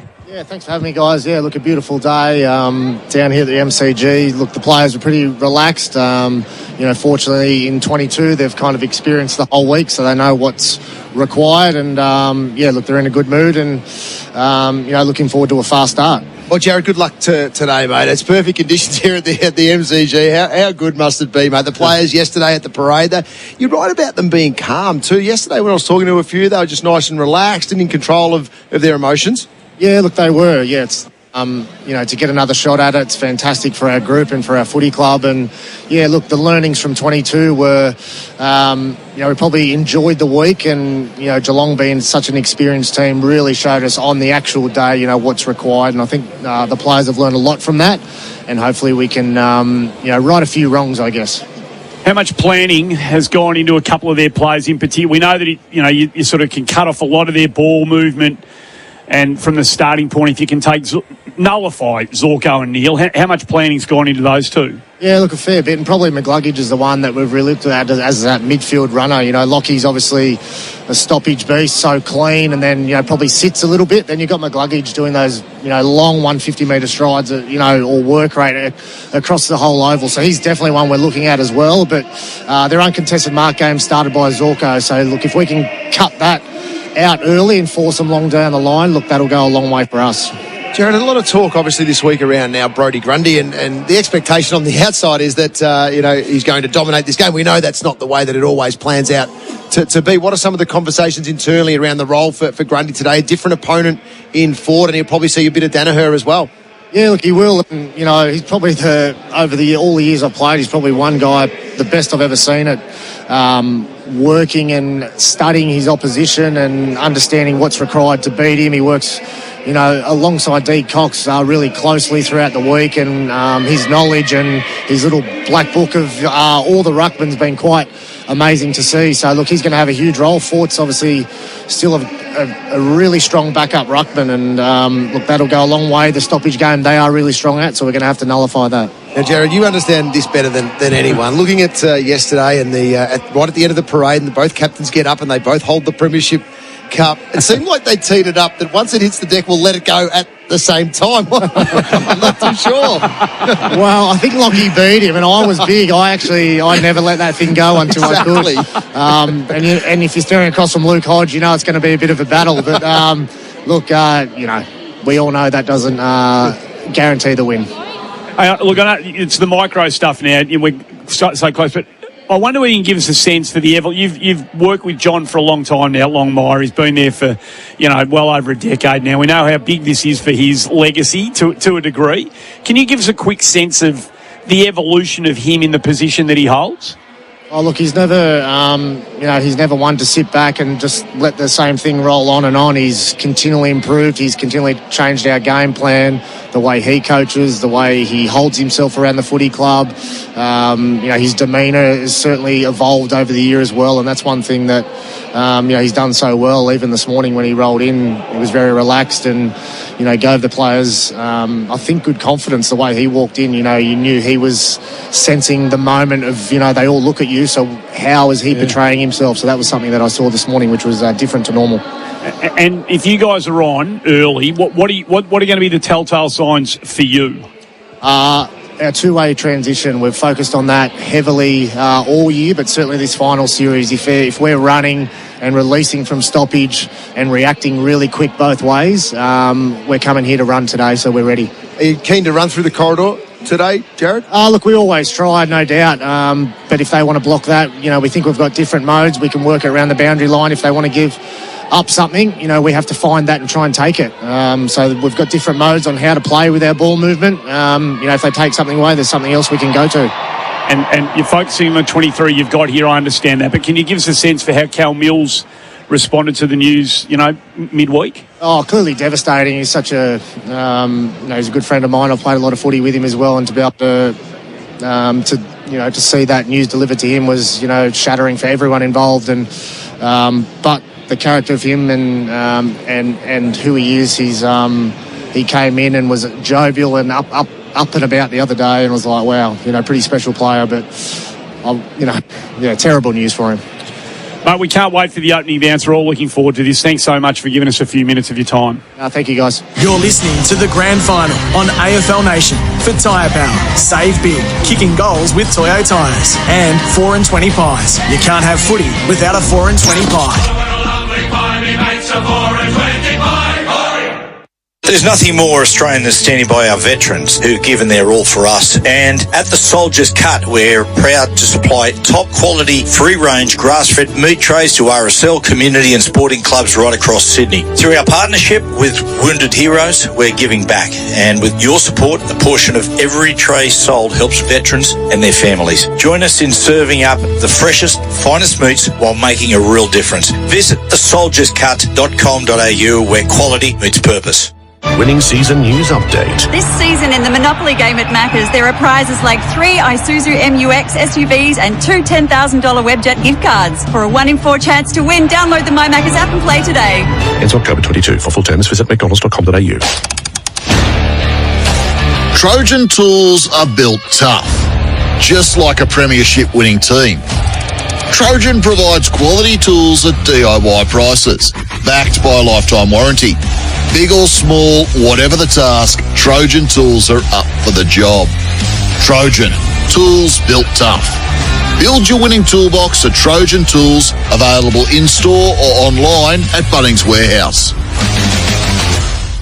In construction, civil works, mining, agriculture or heavy haulage and looking at the next big project? Don't let paperwork or big upfront costs slow you down. With Yellowgate, you don't have to choose between hiring and buying machinery. Our Rent Now, Buy Later solution lets you rent the gear you need today before deciding what's best for tomorrow. Enjoy manageable monthly rental payments, operational efficiency and better cash flow management. Join the other Australian businesses already using Yellowgate. Visit ygg.com.au. With the AFL finals heating up, there's only one place footy fans should stay in the CBD. Brady Hotels and Apartments. You'll be close to all the finals action and Melbourne's best restaurants and pubs. Offering the best value in the city, enjoy modern, comfortable rooms, perfect for unwinding after the big game. For your next trip to Australia's footy capital, experience Melbourne at its best with Brady Hotels and Apartments. Book your stay at bradyhotels.com.au. Hey, you're Houston from Steel Solutions. Yeah, when I'm not on the green, I am. Great. We need some help with some galvanised retaining wall posts. No worries. I can help you sort it out. Just let me know what lengths, and if it's more than $500 worth, we can deliver it for free within 40 k's of the city. All right, I'll give you guys a bell after the 19th hole. Houston, we don't have a problem. Steel Solutions. The steel you need when you need it. Sunshine, Bayswater and Springvale. Steelsolutions.com.au. The Workside Portaloo. Okay. What better place to head to bizcover.com.au and check out all the ways you could be saving money on your business insurance. Electrician. Like your public liability. Because only BizCover lets you compare, save, and get instant cover online, on the go, in minutes. I can save $400.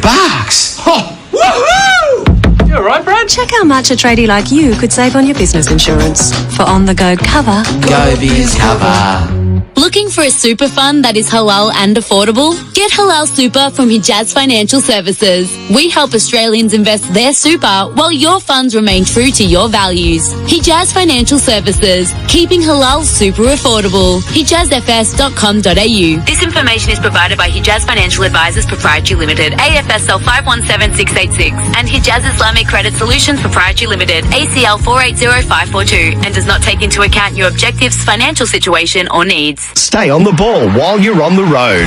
The SEN app is now available on Apple CarPlay, so you can keep up with all the big moments, expert commentary, and the latest news. When it happens in sport, SEN has you covered. Find the SEN app on Apple CarPlay. You're listening to the Grand Final on AFL Nation for Tyre Power. Save big, kicking goals with Toyo Tyres. And 4 and 20 pies. You can't have footy without a 4 and 20 pie.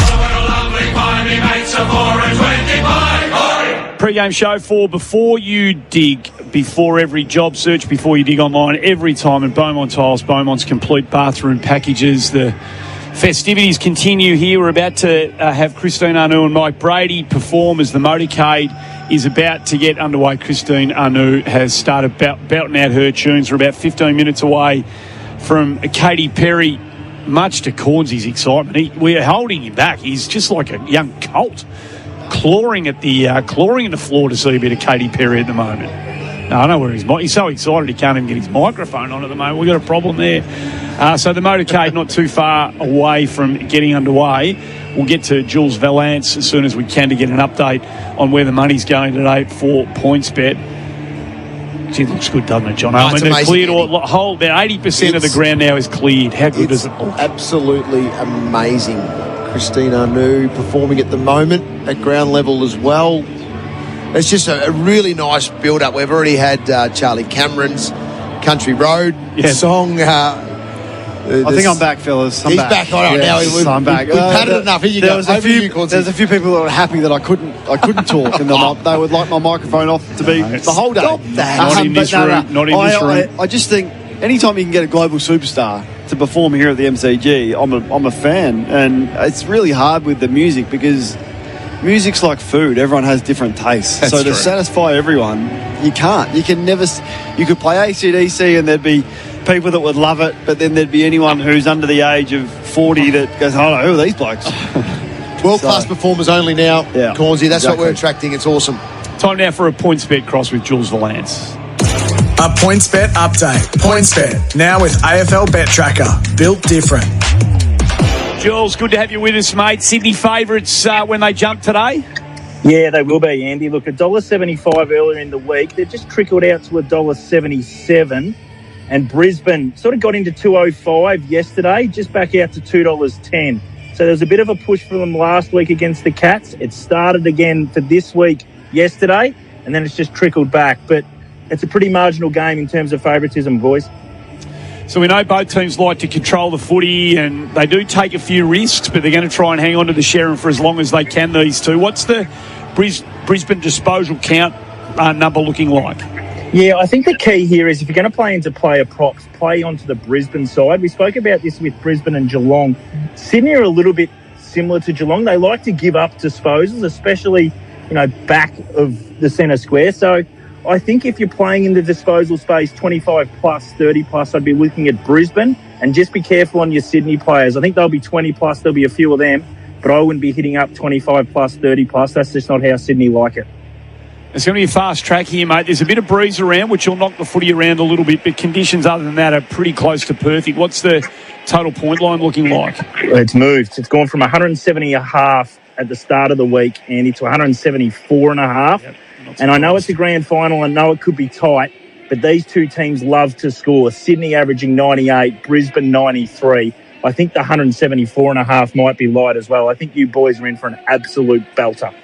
Looking forward to it, mate. Thanks for bringing us up to date with everything we need to know. Jules Valance from PointsBet. A PointsBet update. PointsBet's AFL experience with video previews, bet tracker, and last 5 stats. PointsBet, built different. What are you really gambling with? For free and confidential support, visit gamblinghelponline.org.au. Pre-game show for Before You Dig and Beaumont Tiles. The motorcade underway as the legends who are leaving the game say their farewells to a crowd that is, we must be close to 80, 85, maybe 90% capacity now. You look around the top decks here and they are full to the rafters. So people are clearly keen to get here to see Katy Perry, and they want to be in their seats. With the retirees now on their lap of honour. Zach Toohey and Tom Hawkins are in car number 1. Geelong champions, Carlton for Zach Toohey as well. It's a great moment. I did mine against Collingwood grand final. I got to the Collingwood cheer squad. They all gave me the bird, Andy, as I went past them. So, I was having a good day until then. You'd expect nothing less. True to form, and well done to everybody in that Collingwood cheer squad. Hey, Cornsey, I know it's a players' game, right? So when it starts, the coaches are clearly fundamentally and profoundly important. But when the game starts, it's a players' game. But the legacy fallout for both coaches here today is really, really significant. It's so big. I mean, and both of them, you'd be so thrilled for either of them to win for differing reasons. But so one of them will just be in terms of their reputation, and as unfairly as that is, and it could be the bounce of the ball, a kick here or there, a player who misses an easy shot from third, that may decide the result, like last year, an umpiring decision perhaps. So it does feel unfair that we put so much weight on premiership coaches, because I think regardless, well, clearly John's won one, but if he was to lose again today, there will be criticism of his record in finals. That's just the way that it goes. Should he win one, though, he goes down with the absolute greats for the sustained success that he has had. For Sydney, who never rebuild, yes, they had a year or two ago where they went right down to the bottom again, but straight back up. Like, they're always around the mark in a tough market, and he's been the leader of this group. He's had to reinvent himself and come up with different ways and find ways of motivation. So he wins today. He's right up there with Chris Scott and coaches like that with what he has done. And for Chris Fagan, like, to win 15-plus home and away games for 6 years in a row and not get that to a premiership win, once again, he deserves it. And last year could have gone either way. We know that. They have different styles. Chris is more prepared to let his players sort of work it out there on the field in terms of matchups. I don't think there'll be too much intervention from their coach's box, certainly not in play. Whereas I think John and his crew are more likely to make a change, to move a magnet, to move a matchup if they don't like what they are seeing. So different styles, but the winning coach today, their reputation is certainly enhanced significantly. And for the loser, there will be, unfortunately, their share of criticism. Jono, the remarkable pathway from Chris Fagan, I wonder what it does. He hasn't played the game at this level. We know the story. I mean, he's an outlier. He's one of a kind. Like, we don't do this in the AFL. We don't appoint very often people who haven't come out of the playing pathway at this level to a senior coaching position, and he's been outstanding. He is a real outlier. Oh, he is, but he had to go to Brisbane to calm the club a little bit because a lot of players were leaving. He had to bring stability back to their footy club, and that was the first job that he had, to make the players love the game again, make them love walking into the underneath the Gabba and enjoy their footy and enjoy training until they're able to then step outside of that to the fantastic facility they've got at the moment. So he ticked that first box early, and he drafted mates and he got them all in, and they started to then enjoy their footy again and love being in the environment. Then he started to get the wins on the board, and the expectation starts to rise. And this year in particular, I've absolutely loved what he's achieved, because you go back to even before pre-season had started, and they've got footy trip issues, and then they go to summer and they've got more issues, and then they start the season the way that they did, and now he's been able to keep turning around. He's got his own things that he's dealing with as well with Hawthorn stuff. So there's so much that he's had to deal with, yet we still find him here on grand final day leading the Brisbane Lions, which has been outstanding. Towering achievement, it really is. Here he is, the best football song that there has ever been. Ever. Fair, no, we got to get to a break for Barclay Smokehouse. Beat the lunch lockout with Grandmother Ham from Barclay Smokehouse. I don't know. Can we take a little bit of Mike Brady on the way to the break? Let's do that. Out there and Adam, show them your minds. Out there, 'cause I don't let them in. Fly like an angel, you're out there to win. Is that it? There's a lot more things to football than really meets the eye. There are days when you could give it up. There are days when you could fly. Well, you either love or hate it, depending on the score. But when your team run out, they kick a goal. Holds the mighty roar.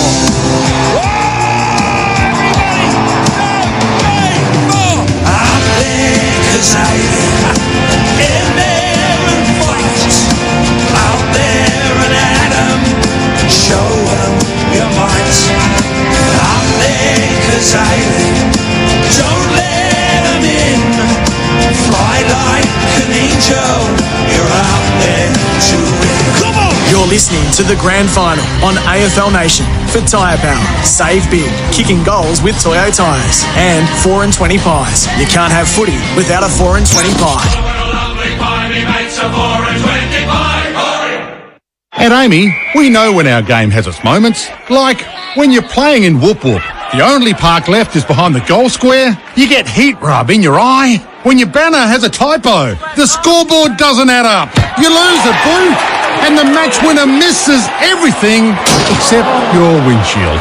It's lucky you're with Amy. Before buying comprehensive car insurance issued by Amy, read the PDS and TMD at amy.com.au and consider whether it's right for you. Lucky you're with Amy. Trojan tools are built tough, just like a premiership winning team. Trojan provides quality tools at DIY prices, backed by a lifetime warranty. Big or small, whatever the task, Trojan tools are up for the job.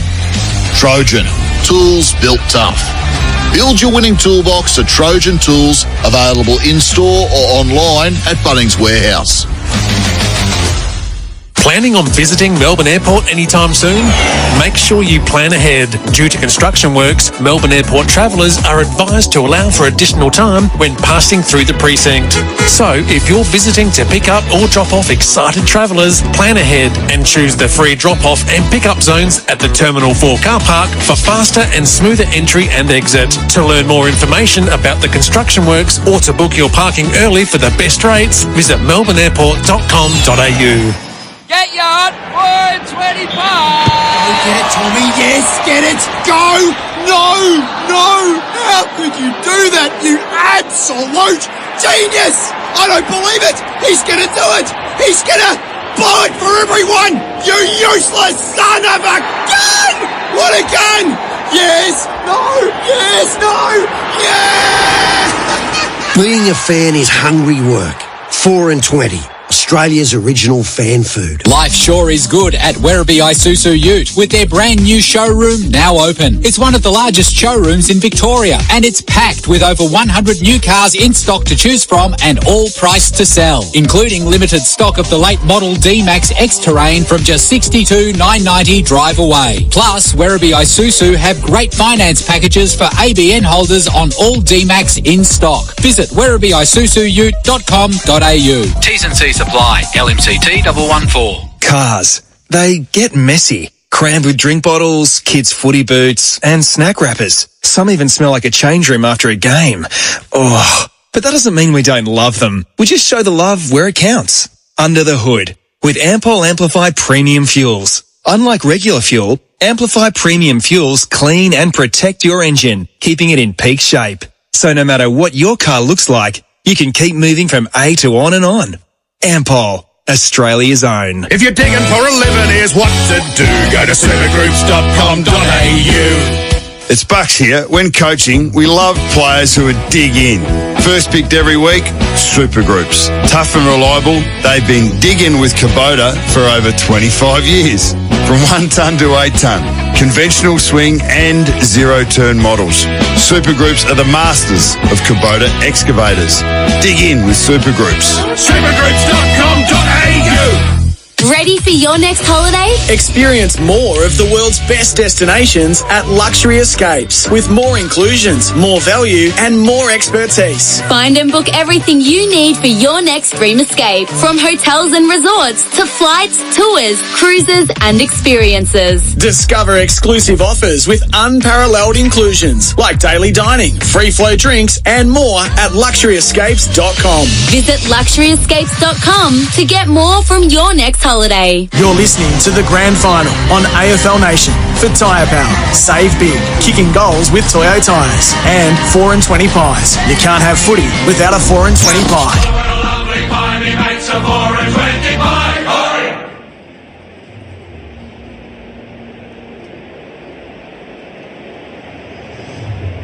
Can I hear your program? Oh, welcome back to AFL Nation for 4 and 20 pies, Australia's original fan food, and for Tyre Power, save big, kicking goals with Toyo Tyres. The corporates are rolling out all of the support acts for Katy Perry are taking their positions. Massive silver orbs. DMG, you got us?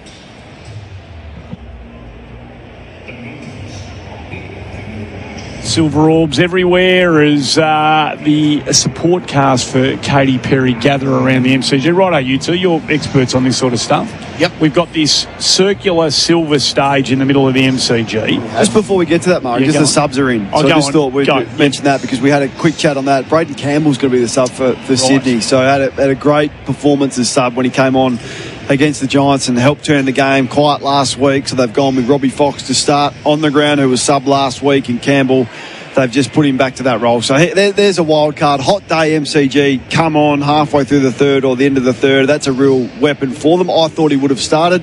And no surprise with Brisbane, so Connor McKenna's going to start as a sub there. So Robbie Fox has clearly got a job. You're not picking him to be just a freewheeler. He's as soon as the game starts, he's running out to stand alongside. Yeah, he's starting on the bench. So I just wonder whether they're worried about the amount of small to medium gun forwards Brisbane have got. We mentioned Lohman, we mentioned Rayner, Bailey's there. He probably can do a job on Hipwood if you need to. So if one of them lights up, they might just want some flexibility with those matchups and be able to change them and try and put him to cool one of them down. So they clearly like his flexibility. So the interchange benches for Sydney: Roberts, McInerney, McLean and Fox. Campbell the sub. And for Brisbane, Wilmot, Zach Bailey, which is interesting. I thought he may have started after his grand final last year. Lohman and also Logan Morris. So they've got some firepower, Brisbane, on the interchange benches starting. Right, so we're about a minute past the scheduled start time for Katy Perry here. We know these things run to a very tight ship. I think we can see her. She's coming in from the... Going to pop up, isn't she? I think she's at her down there at the Brunton Road exit, or the Brunton Avenue exit. Tina Arena, who... Here she comes. Have a look at this. What? It's a revisited Batmobile and she's coming out. What is this? It's the flux capacitor. This is amazing. What is this thing?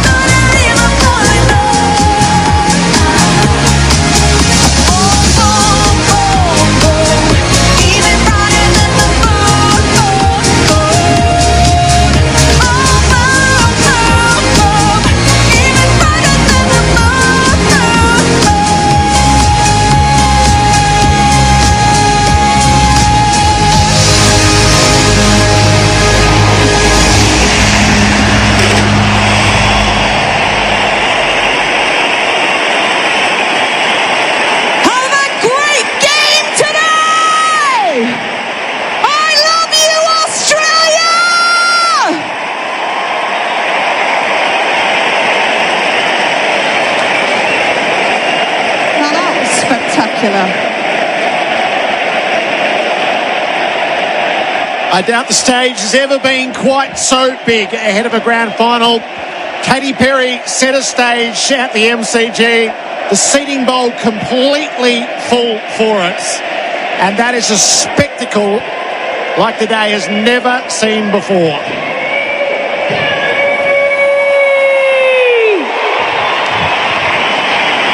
It gets bigger and bigger every year.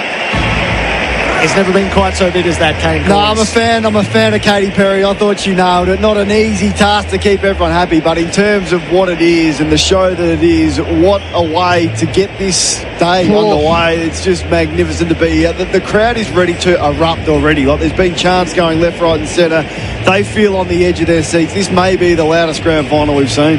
Half an hour away from the opening siren, we'll bring Jared Healy and Dwayne Russell in a moment's time. Don't race all over town. Beaumont's have everything for your complete bathroom package right now.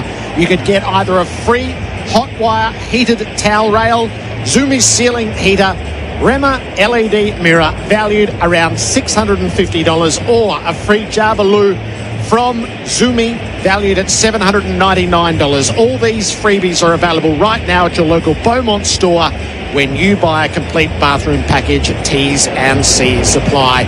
We settle into AFL Nation next. Our presenting partner is Ampol. Ampol Amplify Premium Fuels cleans and protects your engine, keeping you moving from A to on and on. You're listening to the Grand Final on AFL Nation for Tyre Power. Save big, kicking goals with Toyo tyres. And 4 and 20 pies. You can't have footy without a 4 and 20 pie. Oi, listen up. You don't do the garden. You do whatever we, the weeds in the garden, say. Okay? Or else your agapanthus will feel some pain. Your lawn's done for and your new deck is next. Everything in your backyard.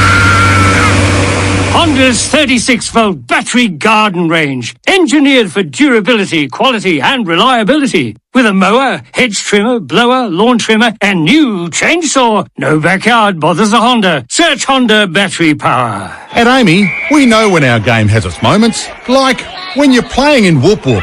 The only park left is behind the goal square. You get heat rub in your eye. When your banner has a typo. The scoreboard doesn't add up. You lose a boot. And the match winner misses everything except your windshield. It's lucky you're with Amy. Before buying comprehensive car insurance issued by Amy, read the PDS and TMD at amy.com.au and consider whether it's right for you. Lucky you're with Amy. Catch up on all the latest scores and news. Collingwood take the final step on the stairway to Premiership heaven. In the time it takes to get from the car park to the office with SEN's The Day's Play. In Adelaide, Team Ripper GC take out the title. Loose ball goes that way, oh, he's about to get it. Our team go over the big matches and big moments. Ty Webster, he shoots the bench to Tasmania. SEN's The Day's Play. Thanks to Drinkwise. If you're choosing to have a drink, choose to Drinkwise. If I asked you to go outside now, grab a shovel and hack through your internet or water connection, would you do it? Of course not. It'd cost you a fortune to fix, plus being without internet or water for hours or days would drive you mad. Yet digging without searching before you dig online first is a gamble. Or worse, if you strike a gas or electricity main. Before every job, search before you dig online every time. And never dig blind. At Robot Building Supplies, ChatGPT doesn't get a look in. We ask our own robot. Robot's got it. Got Murbu decking and timber sleepers? Robot's got it. Steel framing and building supplies within 24 hours? Robot's got it. The original robot since 1946. Robot Building Supplies. Notting Hill, Sunshine, Preston, Dramana, Pakenham, Coldstream and Darnham. We're robot, but we're human. robotbuildingsupplies.com.au. ROBOT Robot Building Supplies. I want a lovely pie, me mates a 4 and 20 pie. It wouldn't be finals footy without a 4 and 20 pie. Enjoy that tasty pastry and tune into the guys. Let us entertain you and crank the volume high, while Jared calls the action with his eagle eyes. Derby fills his pockets, trying to sneak on by.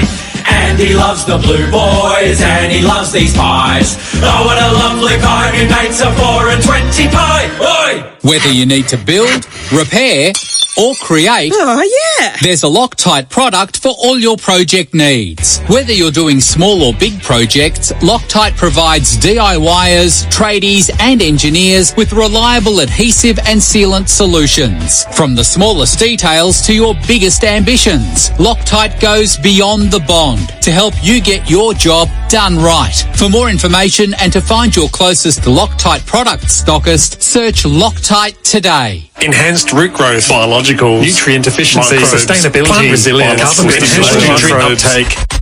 Confused by the biostimulant market? Amongst the noise, one company stands true, Omnia. For over 30 years, Omnia has been working with Australian farmers to improve their soil and plant health with their proven biostimulants. From Mega Kelp foliar to world-class humic acid and biological bacillus for plant and soil health, Omnia is a trusted name in Australian agriculture. Omnia, the science of growing. Heading to the footy this weekend? Don't forget to bring your headphones to listen to SEN's call live with no delay on SEN Stadium through the SEN app.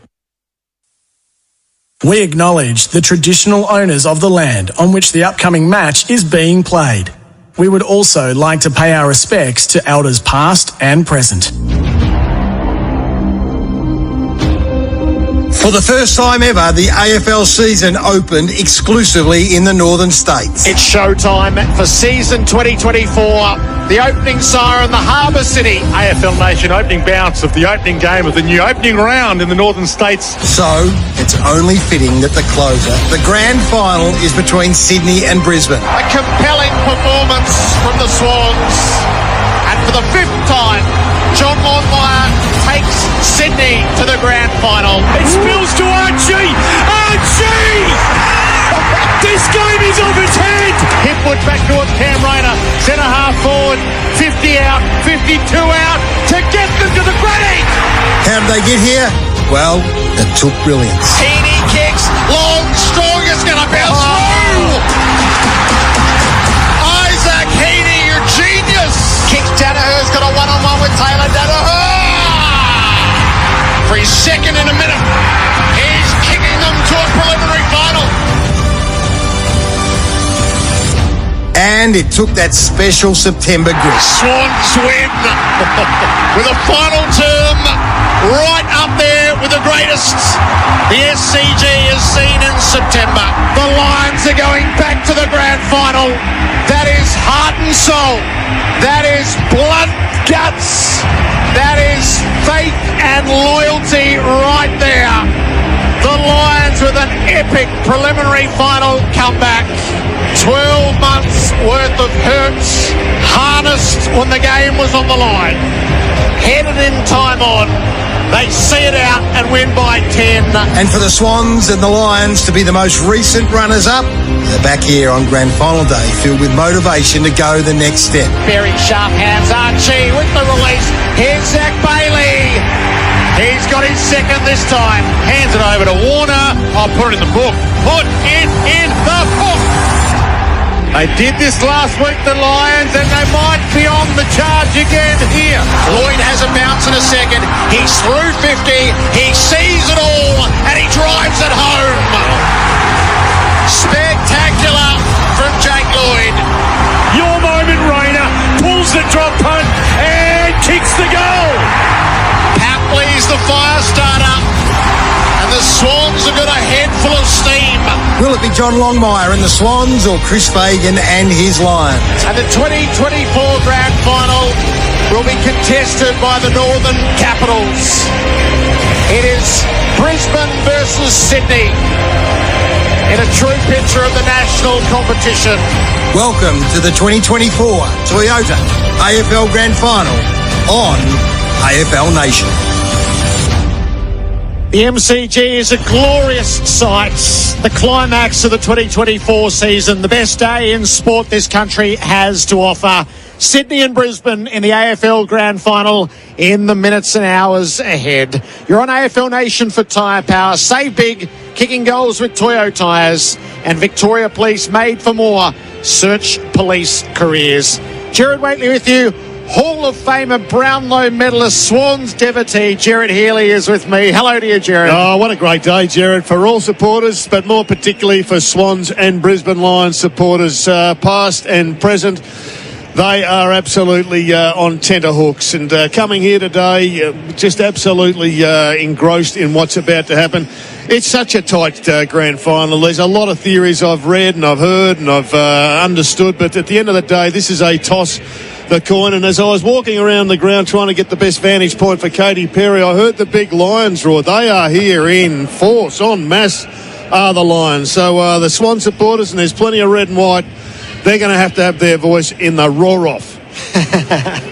The voice of the media in 2024 is Kane Corns. He's part of our broadcast. Hello to you, Kane. I'm thrilled to be here. Honestly, it's a blessing for the players that are about to run out onto the ground. As you run out on the ground and the wall of sound hits you, it is a moment you never forget. And it's like, okay, this is serious now. The pre-game stuff has been done. The parade has been done. We've been underneath and we haven't heard a minute or a second of Katy Perry. But the minute they enter this arena, it's on. And which team is prepared to go to war today from a football sense? Because that's what it's about.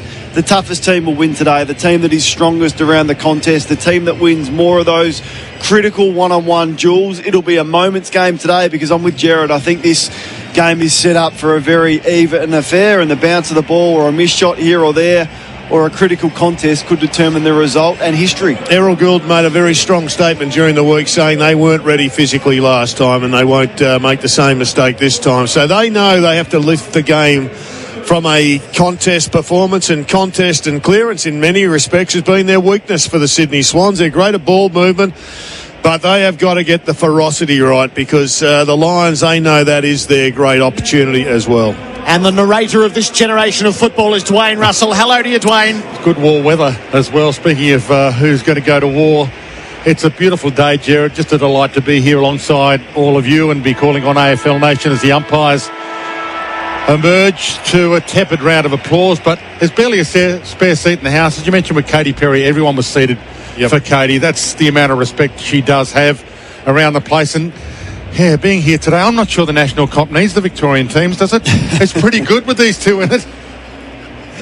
How do you think Midday Madness will judge Katy? I think they'll be kind to Katy. Katie Simpson I'm a bit more worried about, but I think they'll be kind to Katy. She couldn't have done much better than she did. And the performance and the whole show surrounding it I thought was fantastic as well. It wasn't just Katy, but the ceremony was equal to how big this occasion is for us Australians. This is the pre-game show for Barclay Smokehouse. Ask for grandmother ham at your local deli. And Beaumont Tiles. Beaumont Tiles, free LED mirror with Beaumont's packages right now. We're about to see the Brisbane Lions emerge from the second year running out onto the MCG. They played in one of history's greatest grand finals last year. They're on the wrong end of it. And the sting of grand final defeat so flavours this as the past two losers reconvene for their chance at the immortality that premierships offer. Exactly right. And as they enter the stadium, you'll hear the roar. They're already going. The banner is up. The cheer squad has travelled. It just says "Believe" on the banner in big yellow writing. And they've learnt some lessons from last year. They've arrived a day earlier. They've actually been staying at the same hotel as these players. They're really relaxed. And you can see as they're entering the ground, Josh Dunkley with a smile on his face. Harris Andrews is the captain to lead them out. But here they are. And listen to this roar. Believe it's one simple message. They play the way they did last year, they'll probably lift the cup at the end of the day. Yeah, they were very stiff last year. They were absolutely magnificent. I still remember Bailey's goals, Jared, in the first quarter down at the Richmond end of the ground. It was one of the great grand final goals I've ever witnessed, and the game continued on that level. It was a superb contest. Both sides have got the capacity to play at that level today, and the challenge is, can you bring your best when it's most required? And that's today. I mean, legends are built on grand final day. We know that. There's some great players here who are already legends. But if Isaac Heaney does a Dustin Martin and takes his game to a match-winning level, he goes up, he elevates himself potentially to legend status in this amphitheatre. Now, if he has a bad one, then all of a sudden he's got a bad grand final record. And a lot of his unbelievable work, and it has been unbelievable this year, gets undermined to some degree. Lockie Neal's carrying an injury. He's a double Brownlow medalist. he is desperate to be a premiership player, as is every player out on that ground. I think there's only two that have previously won a premiership, but they are hungry. They both, as you said, felt the sting of the rebuke of losing in the last couple of years. They know it's all or nothing today, and that's why it's such a huge prize on the line.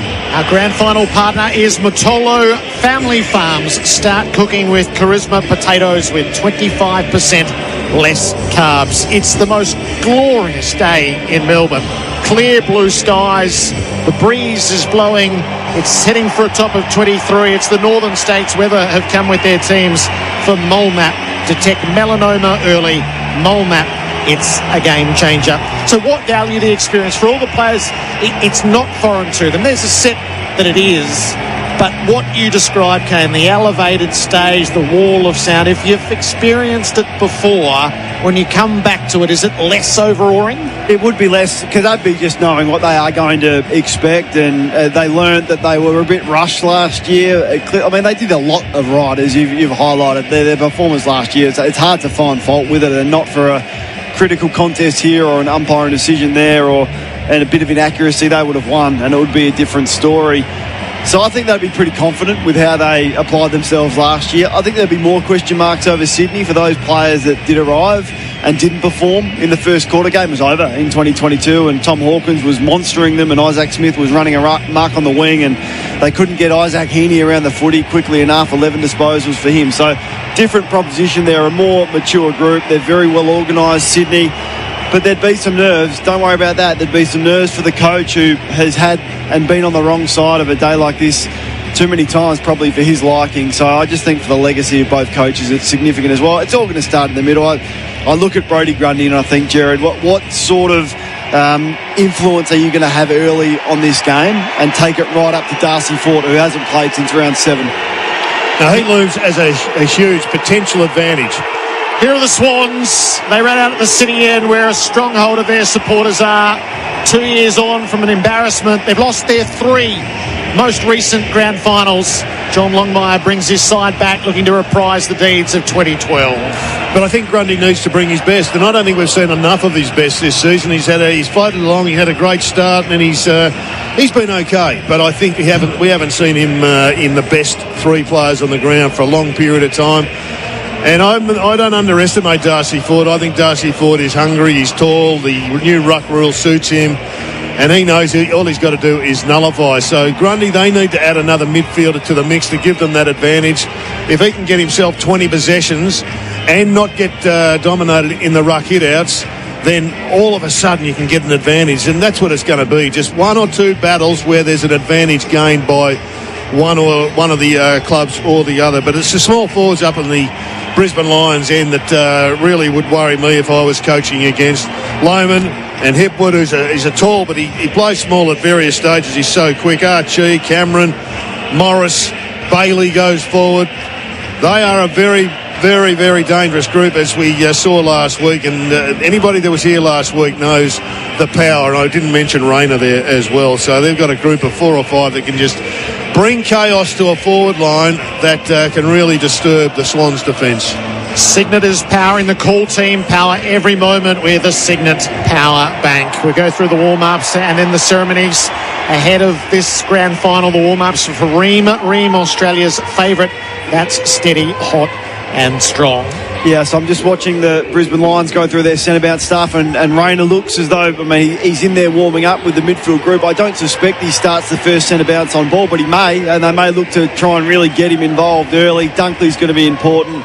Does Rowbottom go to Neil? There's mouth-watering matchups everywhere as Brisbane's midfield vacate the centre circle, and the Swans, through Jared McVeigh, their midfield coach, take up their practice, and you see who's going to start in there. It's going to be the usual suspects. Cyril Goulden will be on the ring. We've spoken about Grundy. Look at Heaney. He looks to be the most in-command player in the league right now. There's an air of confidence about him that no other player possesses right now in football. He looks just to be unstoppable at the moment, and his teammates know that, so they'll identify matchups there. But Chad Warner, the explosiveness, it's a really nice balanced group. You've got the defensive aspects of Rowbottom, the toughness and brutality and forward craft of Heaney, and then the outside run and flair of Warner and Goulden on the outside. So that midfield battle is going to be it's going to be sensational. I can't remember a grand final where they've matched up as well against each other, and both sides have everything you need in the midfield group. So let's play with some of the key matchups today for Seek. Better job matches with Seek. Download the Seek app.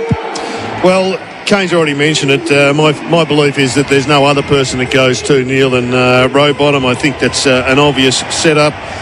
The Lizard's going to get... You can't imagine he's getting anybody else other than Archie. Archie's been in great form. The Lizard's been okay in the finals without having blitzed. Fort and Grundy is a really important matchup.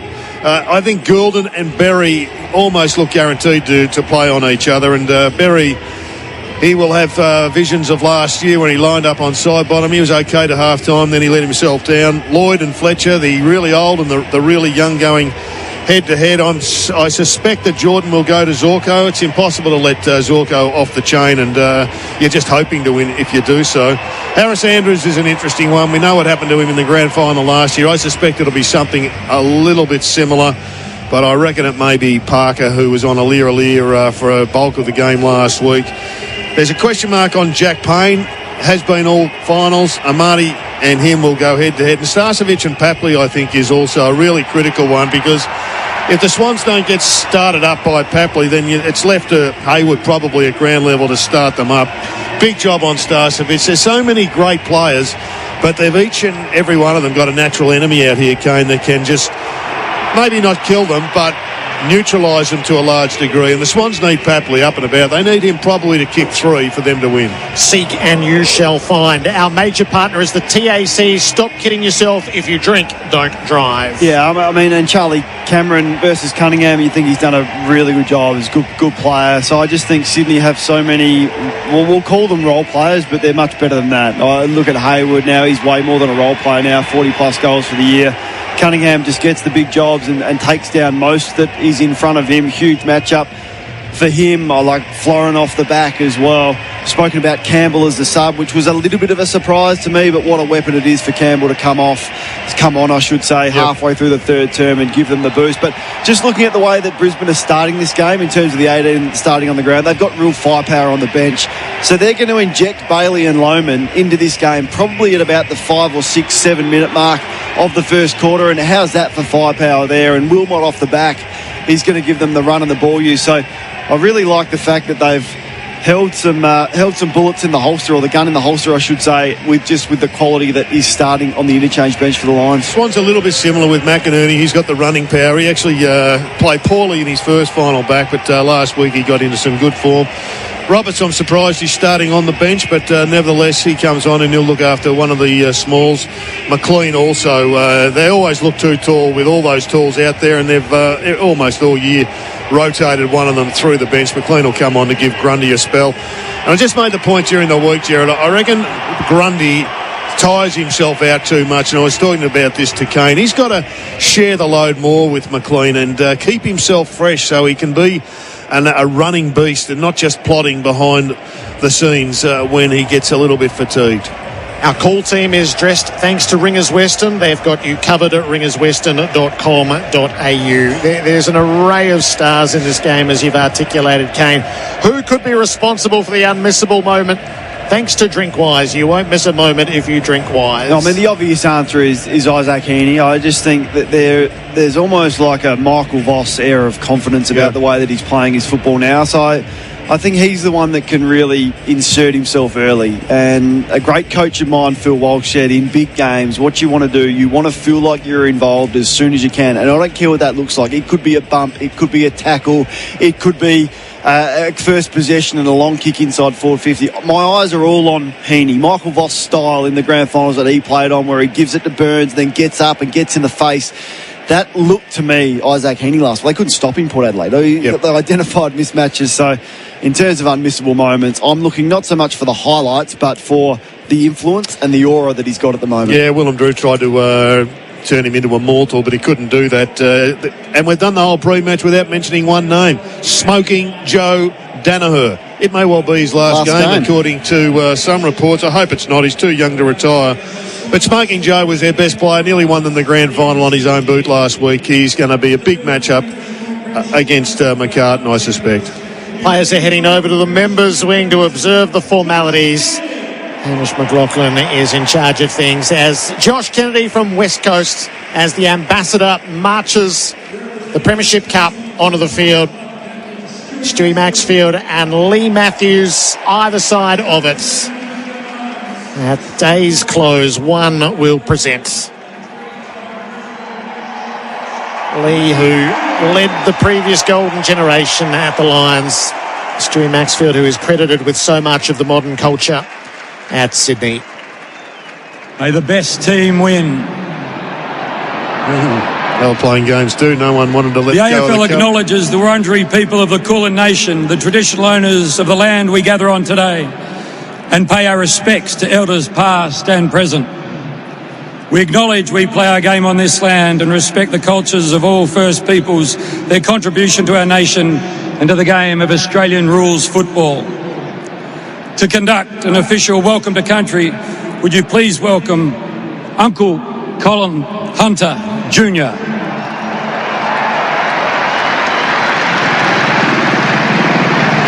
I'd like to start by acknowledging that this afternoon we are meeting on the lands of my ancestors, the Wurundjeri people, and I want to take this opportunity to pay my respects to my elders, both past, present and emerging, elders from all nations, but I particularly want to pay my respects to having gathered here this afternoon. But I always like to acknowledge the Aboriginal and Torres Strait Island people joining us. I'd like to acknowledge and pay my respects to them also. Wominjeka welcome. Wurundjeri Balik, Yimikondi Bik. The Wurundjeri people welcome everyone to land today. Wurundjeri no Budumbo War, Kondi Nagnak Duban Bik Bullock Bor Chilikan. The Wurundjeri people want to look after and protect the land as they did long before. Wurundjeri country extends from the inner city of Melbourne. It goes across the mountains of the Great Dividing Range, west to the Werribee River, south to the Mordialloc Creek and east to Mount Borbor. And the Wurundjeri people are part of the Kulin Nation and of the Wurrung language group. And while you're on Wurundjeri country, you're most welcome to the traditional lands and the waterways of the Wurundjeri people. So Wominjeka welcome, enjoy the game. Thank you.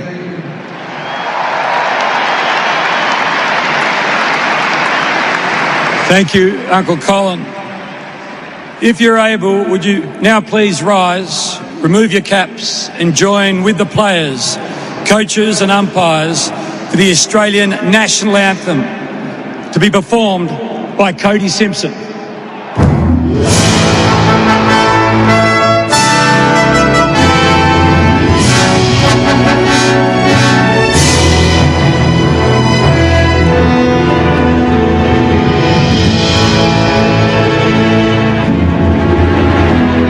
Australians, oh let us rejoice, for we are one and free. We've golden soil, well foretold. Our home is good by sea. Our land abounds in nature's gifts of beauty, rich and rare.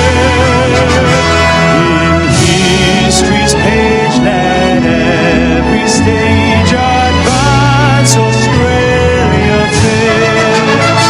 In joyful strains, then let us sing, advance Australia fair.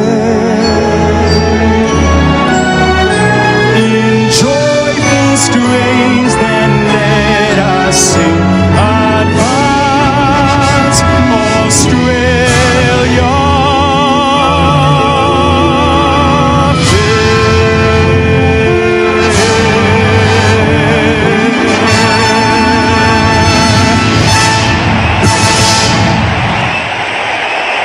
Formalities really have been pitch perfect, and the crowd playing their role in that as well. How they will roar over the next 3 hours. Let's head downstairs. Sam Edmund is part of our AFL Nation team on the boundary. He'll give us the ground report and the atmosphere for Titanium Caravan. Sammy, welcome in. Hi, Jared. Good afternoon from ground level here, where I can tell you the atmosphere is absolutely amazing down here. Good afternoon to you and the listeners. The wind pretty strong northerly in Melbourne today, so those flags are doing a bit atop the city end scoreboard blowing towards the CBD, but at ground level pretty still. Not a lot in front of us to deal with for the players that would appear at the moment, but Oscar McInerney taking his seat on the Brisbane Lions bench. Just repeating those who would start there for the Lions: Lohman, Morris, Bailey and Wilmot, with McKenna the sub. And over at Sydney, as Callum Mills takes his spot on the bench, be a hard watch for him and Oscar McInerney today. Braden Campbell the sub, and McLean, McInerney, Roberts and Fox on the bench. Can't wait for a guy who's going to be an absolute cracker. Titanium Caravans, Australian-made luxury off-road caravans. The toss of the coin for Keno Go. Get ready for the biggest game of the year. While the teams battle it out, you could be playing for your chance to win $40 million every 3 minutes. Download the Keno Go app now and bring the thrill of winning into your hands. Harris Andrews has won the toss, and the Brisbane Lions will kick to the punt road end in this opening term. Download the Keno Go app. Give us your final word, Jared Healy and Kane Corns. Well, Kane, I come here today not knowing where the advantage is going to be. Everybody has got grade A graders in their side, or both teams have got grade A graders. I think the Swans, if they can get their clearance game and their contest at least at the level that Brisbane, then they can go on and win it. I believe they've got better ball movement than the Brisbane Lions, but Brisbane, if they can just get the ball inside that forward 50 and get some chaos and let their smalls go to work as they did last week, then there's every chance that they can win the game. But this one is going to be decided by individuals who rise to greatness, and I look forward to seeing who they are. No doubt about that. And who wants to control the corridor? Who's prepared to take a few risks through the middle of the ground? Both teams capable of doing that. We'll get a good indication early stages with the way that they set up and their ball movement as Jared players go out to their positions. This is where the nerves really kick in, and all you want is an early touch. That's been the pre-game show for Barclay Smokehouse. Ask for Grandmother Ham at your local deli, and Beaumont Tiles free LED mirror with Beaumont's packages right now. Brisbane starting with the two talls, as you'd expect, Hipwood and Joe down close to the goal. And then they've got that barrage of four smalls that are so dangerous. Some will come in, some will hang back. And just Goulden's gone to the other wing that Berry was not on. So it's going to be Fletcher v Goulden on the far wing, Shane Warne's style. The opening siren for the first time in an AFL Grand Final. It is Sydney and Brisbane at the MCG. And on AFL Nation, you're with Dwayne Russell. Full house, where dreams are made, where heroes are made. We're underway.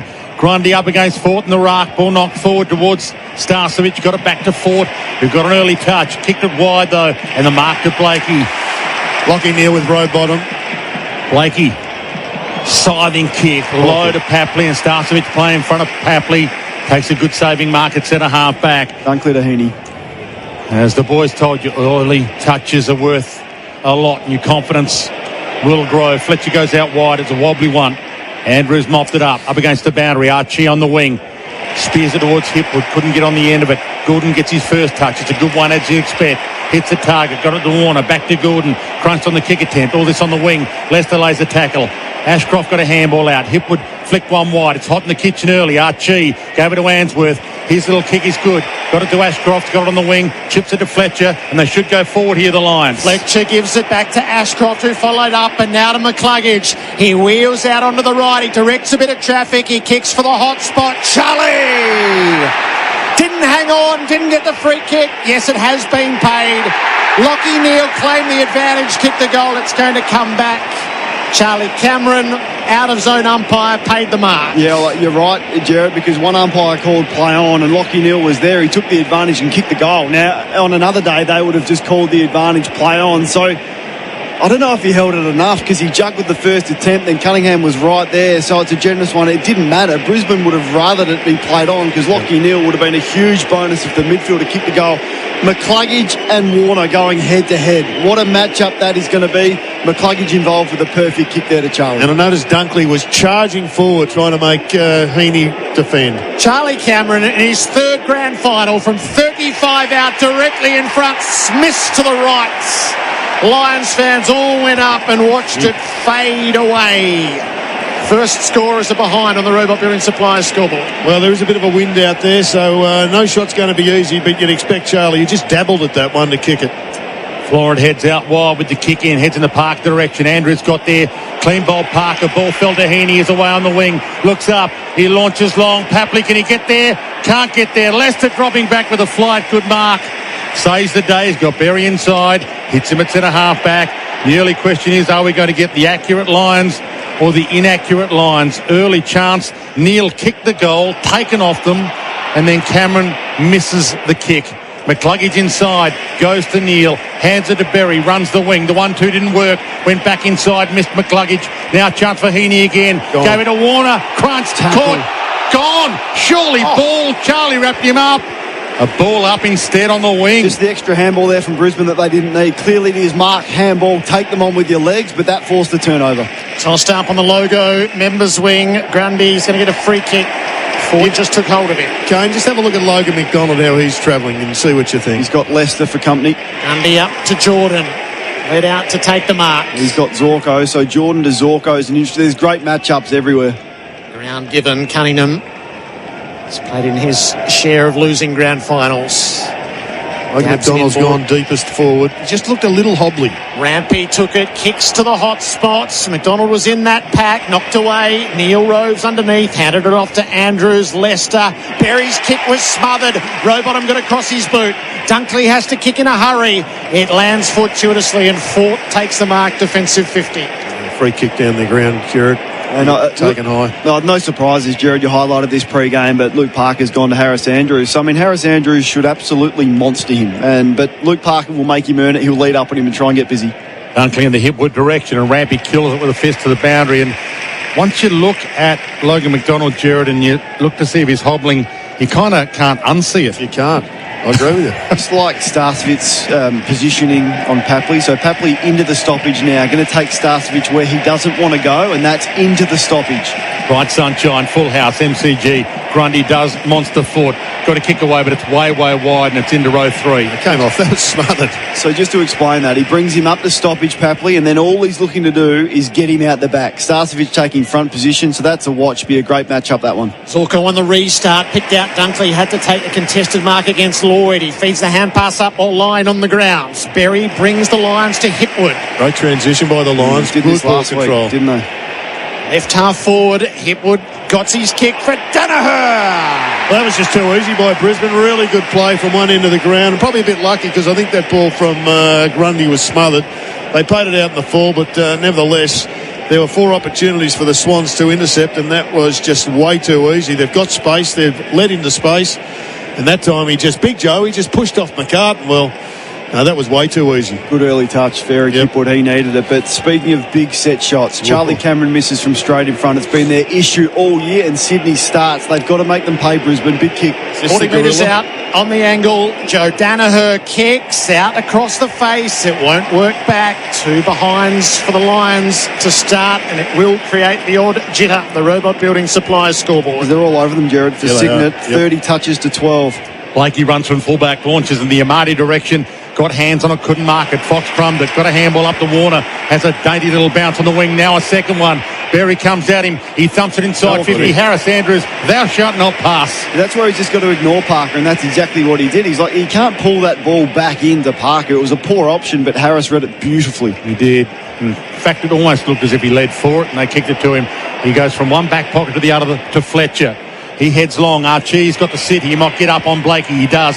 Can't mark it. Great crumb. McCluggage off and running. Runs from the wing to half forward. Hunted down by Cunningham. Handball went through Archie's legs. Picked up by Florent. On the rebound, the Swans. They've got the loose man wide. Jordan gets it. Zorko had him but then lost him. Jordan gets it again. Now Charlie's got him. Ball. How good's his tackling been? How good is his tackling been across half back? Now they were out. The McCluggage handball to Archie was poor, but Archie needed to spend some more time and pick that up, but Sydney should have made them pay. It's the second time off turnover. They haven't been able to turn that into a score. Ball movement really poor at the moment for Sydney. It's cost them 2 goals. Cameron short to McCluggage, pulls the kick inboard for Wilmot.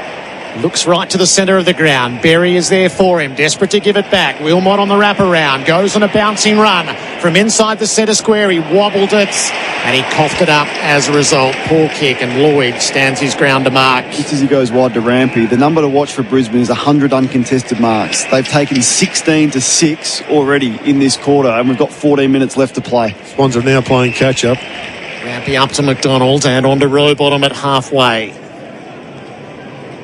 Wanted it back inboard. Rowbottom is going to kick to a contest up the line instead. Amati trying to get there. Payne with the spoil. Underneath Lloyd, fed it up. Only as far as Answorth, who's brought down in a two-man tackle. It'll be balled up. AFL Nation for Tyre Power.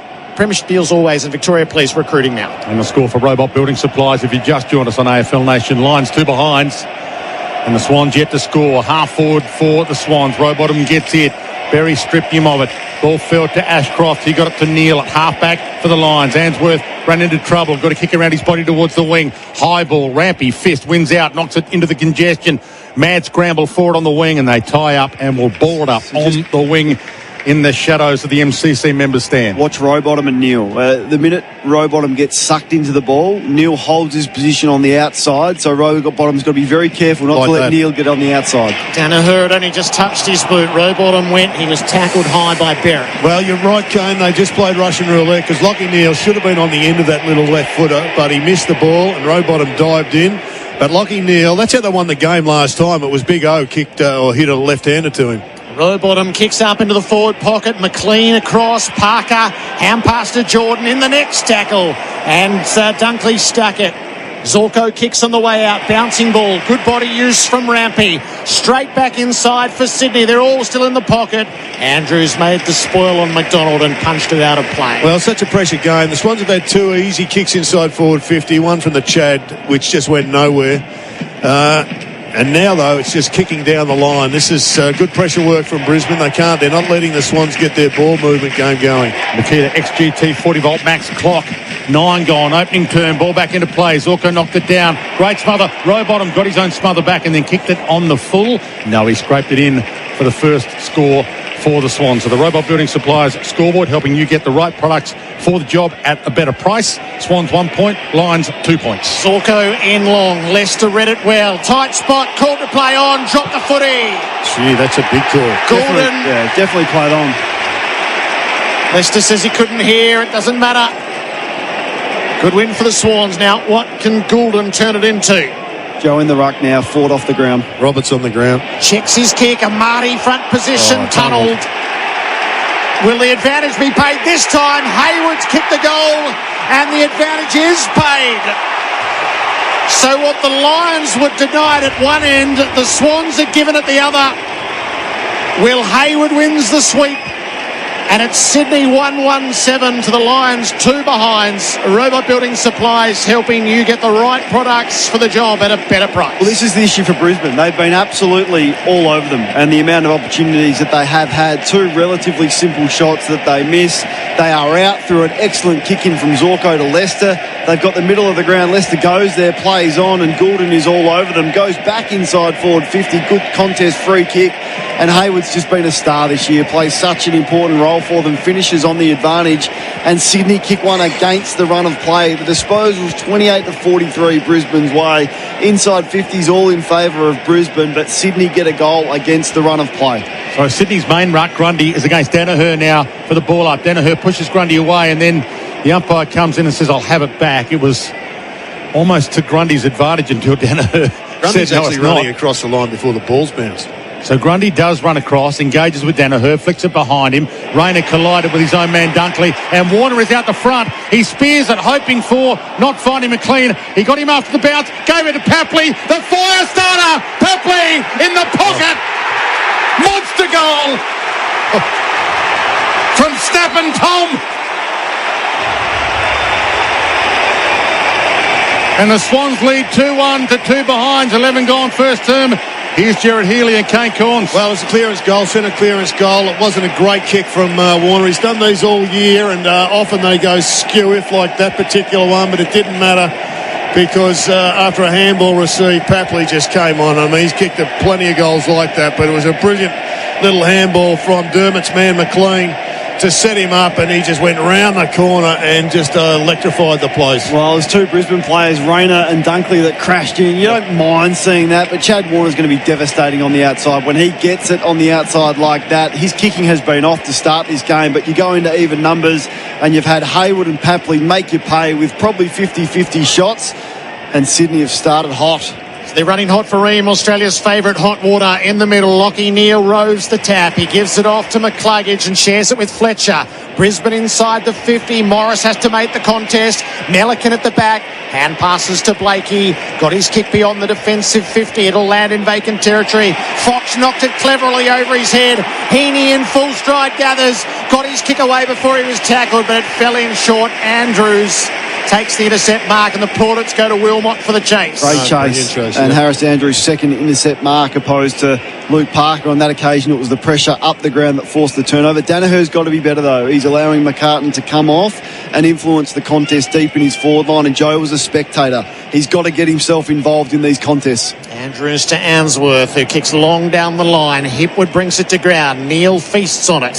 He's tight on the boundary, slips the hand pass to Fletcher, kicks Brisbane to full forward. Danaher's got 3 against him. Spells are made. Lohman underneath, trickles it at the goal front. He was tackled as it did, and it trickles to the right for a throw-in. Neal getting busy. 4 contested possessions, 4 ground balls, 2 clearances. All their prime moves have started pretty well. McCluggage getting plenty of it. Andrews and Ashcroft and Berry also plenty of it, but they've got to get their first goal on the board to settle the nerves. Spot on. So here's their chance. Danaher, forward pocket. Grundy against him. Grundy ripped it out of the air.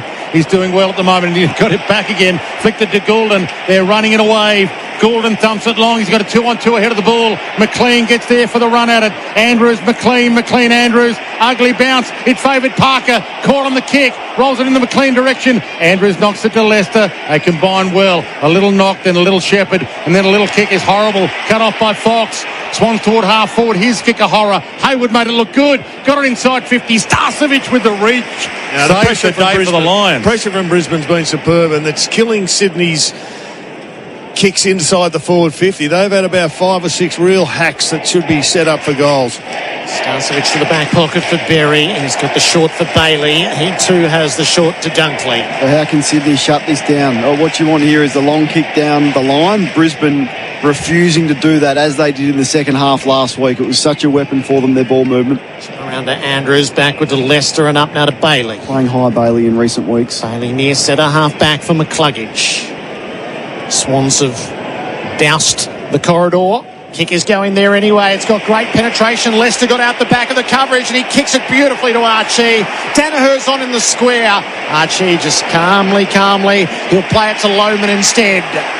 Well, that was tactically just superior by Brisbane. They had an extra man in their forward line. Sydney didn't reconstruct their numbers. And so once they broke through the centre-half back line, it was only a matter of time that they isolated the extra man. I thought Joe was going to get on the end of a 50-metre one. He would have just waltzed in the goal, but they took the short option, and Chinese checkered their way through to their first goal. Speaking of big kicks, well, he's been a bit iffy in front of goal. This has to go through, Jared. A young star who's made a big impression, Kai Lohman. Dude, that's right through the middle.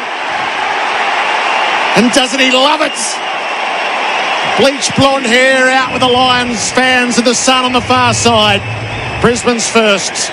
1-2-8 to Sydney, 2-1-13. Robot Building Supplies scoreboard. They'd be pretty happy with how the game is unfolding, Brisbane. 29 uncontested marks to 7 in this game. And that was the build-up that they want exactly there. The kick to the middle of the ground to Leicester, who's been in really good form.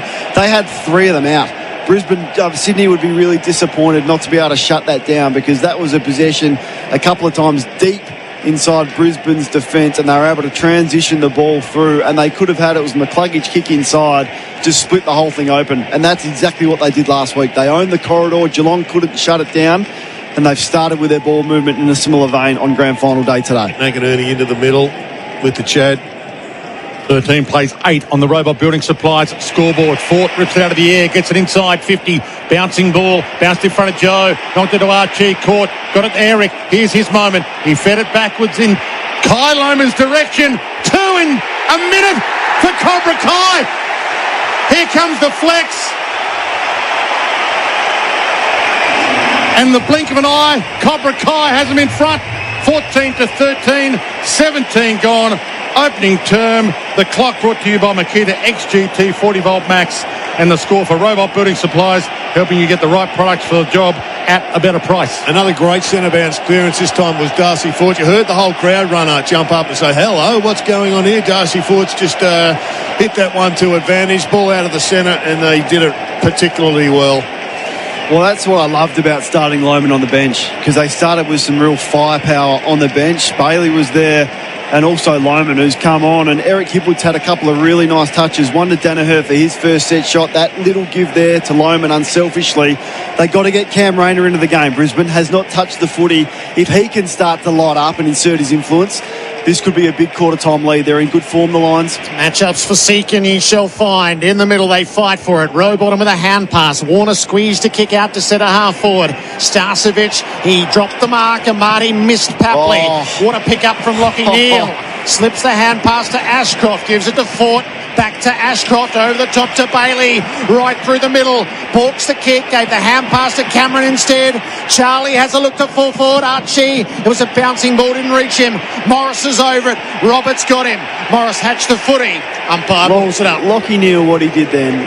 It won't be replay because it's not a great mark or a great goal. Full speed, one-handed scoop pick up, and all of a sudden your ball's at half back to a stoppage inside 50. Danaher out of the ruck. He slewed the kick, though, all the way across the face of goal. It pitches and runs to the boundary for a throw. They're cutting him up, Jared. Yeah, they're just in a higher tempo at the present time, aren't they? They're just quicker on the deck. Their ball movement's more assured. They've got the pressure rating at the right level. 74 disposals to 42. Brisbane, Sydney can't get their hands on the football.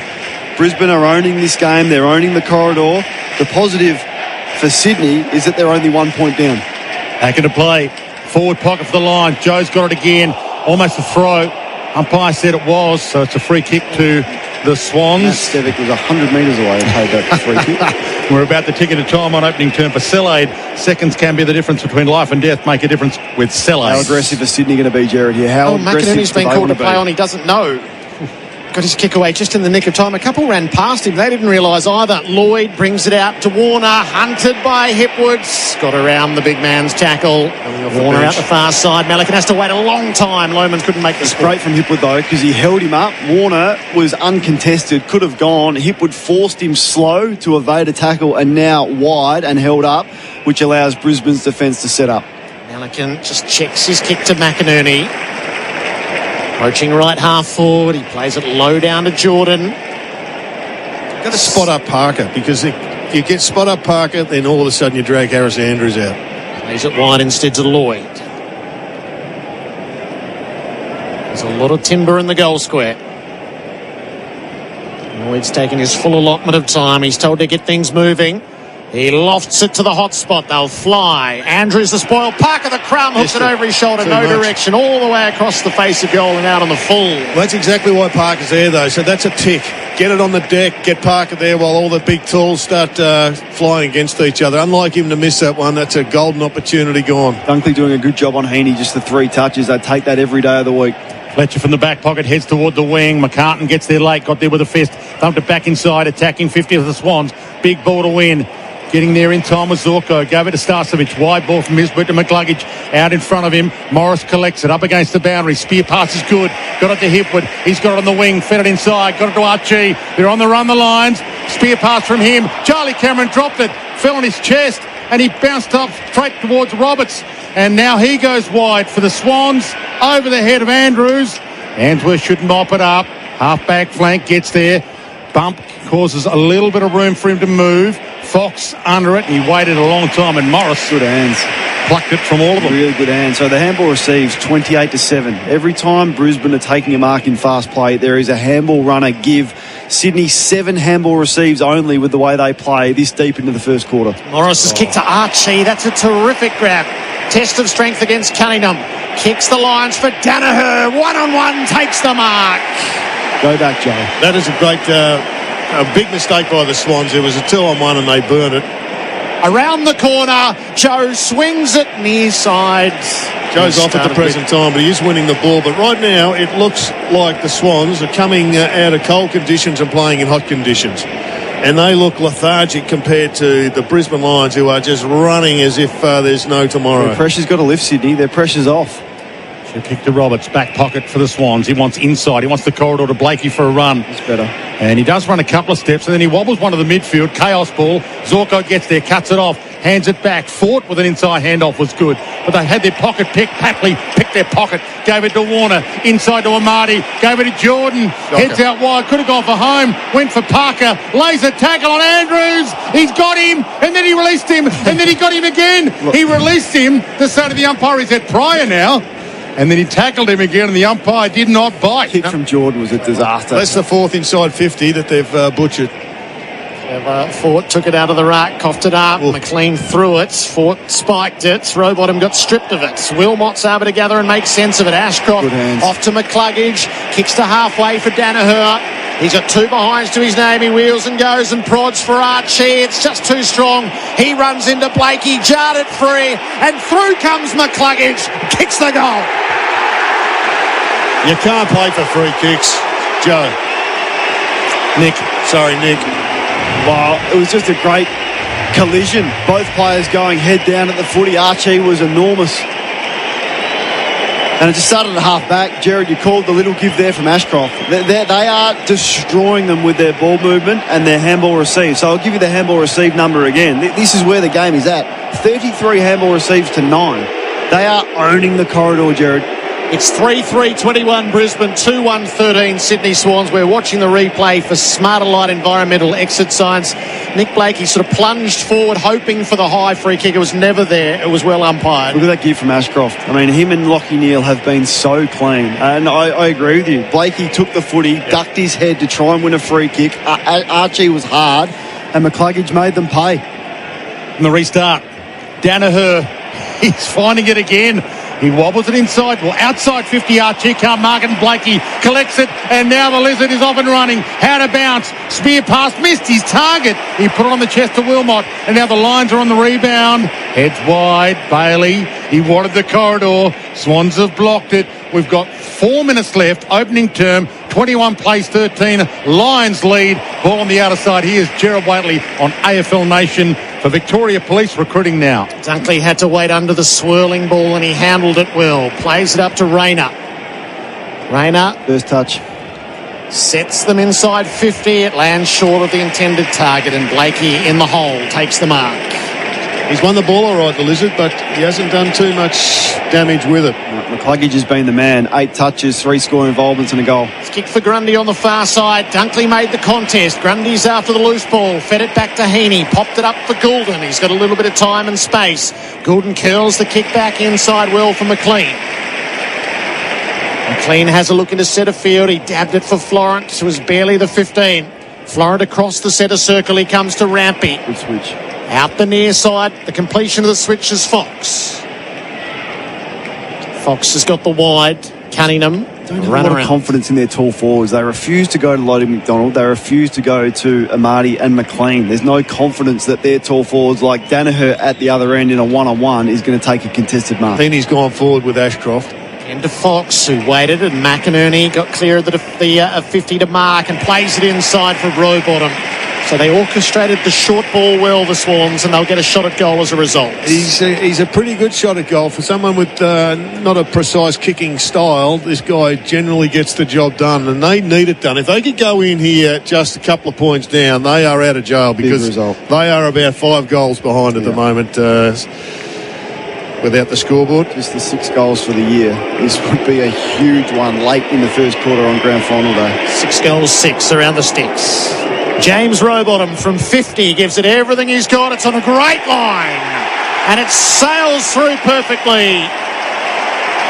The Swans are just chipping away.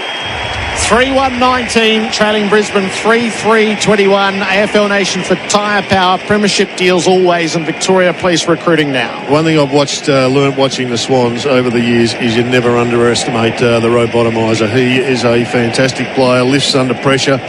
And that was a pressure kick. They're playing poorly at the present time, the Swans. They're being well and truly dominated in a lot of areas of the game. But sometimes when you're just trying to find your way through this game, they haven't started well. Just a goal like that keeps you in touch. Well, they never start well, do they? Well, that's been the problem for them. So to only trail by 2 points at this stage after, as you said, they're getting enough entries. They've had 14 entries for Signet. It's a 10, but it's been slow ball movement and they've wasted some of those opportunities, but they're well and truly in touch now. Grundy ran across the line towards Joe. Rowbottom couldn't handle it. Knocked away from him. Lohman comes in off the square. Gave it to Neil. Gave it to Berry. Lyons will go forward. If Berry wants to kick it, he doesn't. He wants to give it to Wilmot, who launches long. They've got Morris down there, the only flyer. Melican. Great grab. Swan, last line of defence in a one-on-one. Took a good grab against the kid. Heads wide to Roberts. We've got 1:30 left in the opening term. Brought to you by Robot Building Supplies. Roberts has a little run, a bounce and delivers to Hayward, and back to Roberts running boundary side. He controls things on the worn wing, kicks it long. He's given Papley a run at it, couldn't take the mark. Free kick from behind has been paid to Harris Andrews. Huge, Jared. Harris Andrews in this first term, and Danaher right up the ground. Brisbane would be pretty happy to shut it down, I would suspect. Switch to Berry, who's offloaded by Fox. Oh, umpire paid a push. If he pays a mark and it's a push, it's a 50-metre penalty. Inboard to Ashcroft. You've got to stop these little 10-metre kicks that they're getting away with, because they're basically underpinning their uncontested game.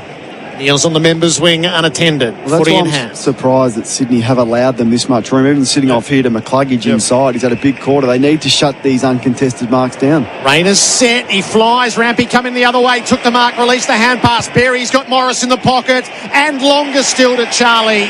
Cameron takes it against the boundary. That's what I mean, and there's 30 seconds, so Cam Rayner doing the right thing and saying, just be careful, you can't go across your mark because they may call play on. But the build-up for uncontested marks, that's been the problem for Sydney. You'd think the first one means nothing, but it leads to a shot for Charlie Cameron up the other end. It's critical for Charlie Cameron. He missed his first set shot. The snap's a beauty. And he bows to the crowd. And the Lions have something closer to what it should be. It's an 8-point lead. 4-3-27 to the Swans. 3-1-19. Our replays are for Smarter Light. Good for you, good for the planet. Smarter Light environmental exercise. The build-up was just perfect. Cam Rayner took almost a 50-50 mark just in front of our commentary position, and the handball receives I've spoken about straight away. He's getting tackled, but he still plays on the handball to Berry, the great kick to Cameron. But they're on track for 160 uncontested marks. They will lose by 5 goals, Sydney, if they allow that number to continue. So the focus has got to be at quarter time. Right, Brisbane have taken 41 uncontested marks. What are you doing? Get up. Switch on defensively, because those uncontested mark chains are leading to goals and it's killing us. It's the energy, though. They haven't got it at the moment. Sydney, their work rate is substandard. 7 seconds left. Joe might get a clearance. He doesn't. He's got a free kick against him to Grundy. Henny plays on to advantage. It's allowed. A mark here and it'll count. Starcevic took it. Starcevic took the grab at centre-half back on the siren. So quarter time, and the slow starting Swans have started slowly. 3-1 for the Lions. 4-3-27 on the Robot Building Supplies at quarter time. AFL Nation brought to you by Tyre Power. Premiership deals always. Goal kickers, 2 for Lohman, 1 for McCluggage, 1 for Charlie Cameron and the Swans. 1 to Rowbottom, 1 to Hayward, 1 to Papley. Jared Healy and Kane Corns next. AFL Nation, thanks to OMF, home of the Australian-designed adjustable beds. That quarter on AFL Nation was for Robot Building Supplies, helping you get the right products for the job at a better price. Hiya. Hello. The taxi ride between client meetings. The perfect opportunity to go to bizcover.com.au to switch and save on your business insurance. Real estate agent. Like your professional indemnity. Because only BizCover lets you compare, save, and get instant cover online, on the go, in minutes. I can save $500. What's that? I can save $500. Okay. Check how much a professional like you could save on your business insurance. For on-the-go cover, go BizCover. The Choices Flooring Spaces for Living catalogue sale is now on. If you're a first-time homeowner, building your forever haven, or simply wanting a stylish and comfortable space for your family, you'll find savings across a range of carpet, timber, luxury vinyl, window furnishings and rugs. So visit choicesflooring.com.au and download the Spaces for Living sale catalogue packed full of savings and inspiration. Or visit your nearest Choices Flooring showroom. So, have you had anything to drink? Yeah, but only a couple. And I ate a big meal. Okay, breathe into the device, please. 1 long continuous breath. I also drank plenty of water. And I'm a pretty big guy as well. Okay, you've blown over .05, so I'm going to need you to step out of the car. I'm not going to lose my license, am I? I didn't drink that much. Stop kidding yourself. If you drink, don't drive. A message from the TAC. It's Mower Mania at Makita. For September only, get unbeatable deals across the select range of Makita XGT and LXT battery lawnmowers. Less noise, more power. Take advantage of instant in-store bonuses, plus online redemptions. But hurry, Makita's Mower Mania ends September 30. Check with your local Makita dealer or makita.com.au for details. Makita, rule the outdoors. I want my Makita back. Your Mercedes-Benz. It's the very definition of a prestige German vehicle, epitomized by the iconic three-point star. But should you bend your Mercedes-Benz, Charlie Battisti & Co. will ensure your star shines again, restoring your vehicle to pristine condition. That's what you can expect from a dealer-approved repairer of Mercedes-Benz with over 35 years' experience. CharlieBattisti.com.au, Melbourne's finest facility for the repair of prestige German vehicles. Get yard, 125. Go get it, Tommy. Yes, get it. Go. No. How could you do that, you absolute genius? I don't believe it. He's going to do it. He's going to blow it for everyone. You useless son of a gun. What a gun. Yes. No. Yes. No. Yes. Being a fan is hungry work. 4 and 20. Australia's original fan food. Hello, I'm hanging over your fence, watching you in your pool. Go on, scoop a leaf out. I've got plenty more. Annoying, right? And if you think I'm ruining your fence, take a look at your sewer line. And guess what? You can't touch me because I'm your neighbour's tree. No! Honda's 36-volt battery garden range, complete with the all-new chainsaw, engineered for durability, quality and reliability. No backyard bothers a Honda. Search Honda battery power. There's nothing like Razorback 4x4. And with footy finals here, why not get Australia's best four-wheel drive seat covers to help protect your interior when getting out and about to watch your team play. These seat covers are fully tailored for your seat, giving you the ultimate match day protection. Plus, get 5% off your online order when you bundle any 2 or more items together. Razorback 4x4, Australia's best four-wheel drive seat covers. Visit razorback4x4.com.au.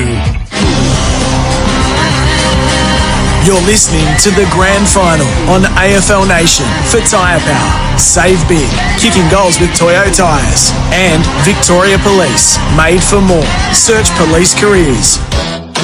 Macca's, I'm loving it moments. Macca's footy finals deals are here.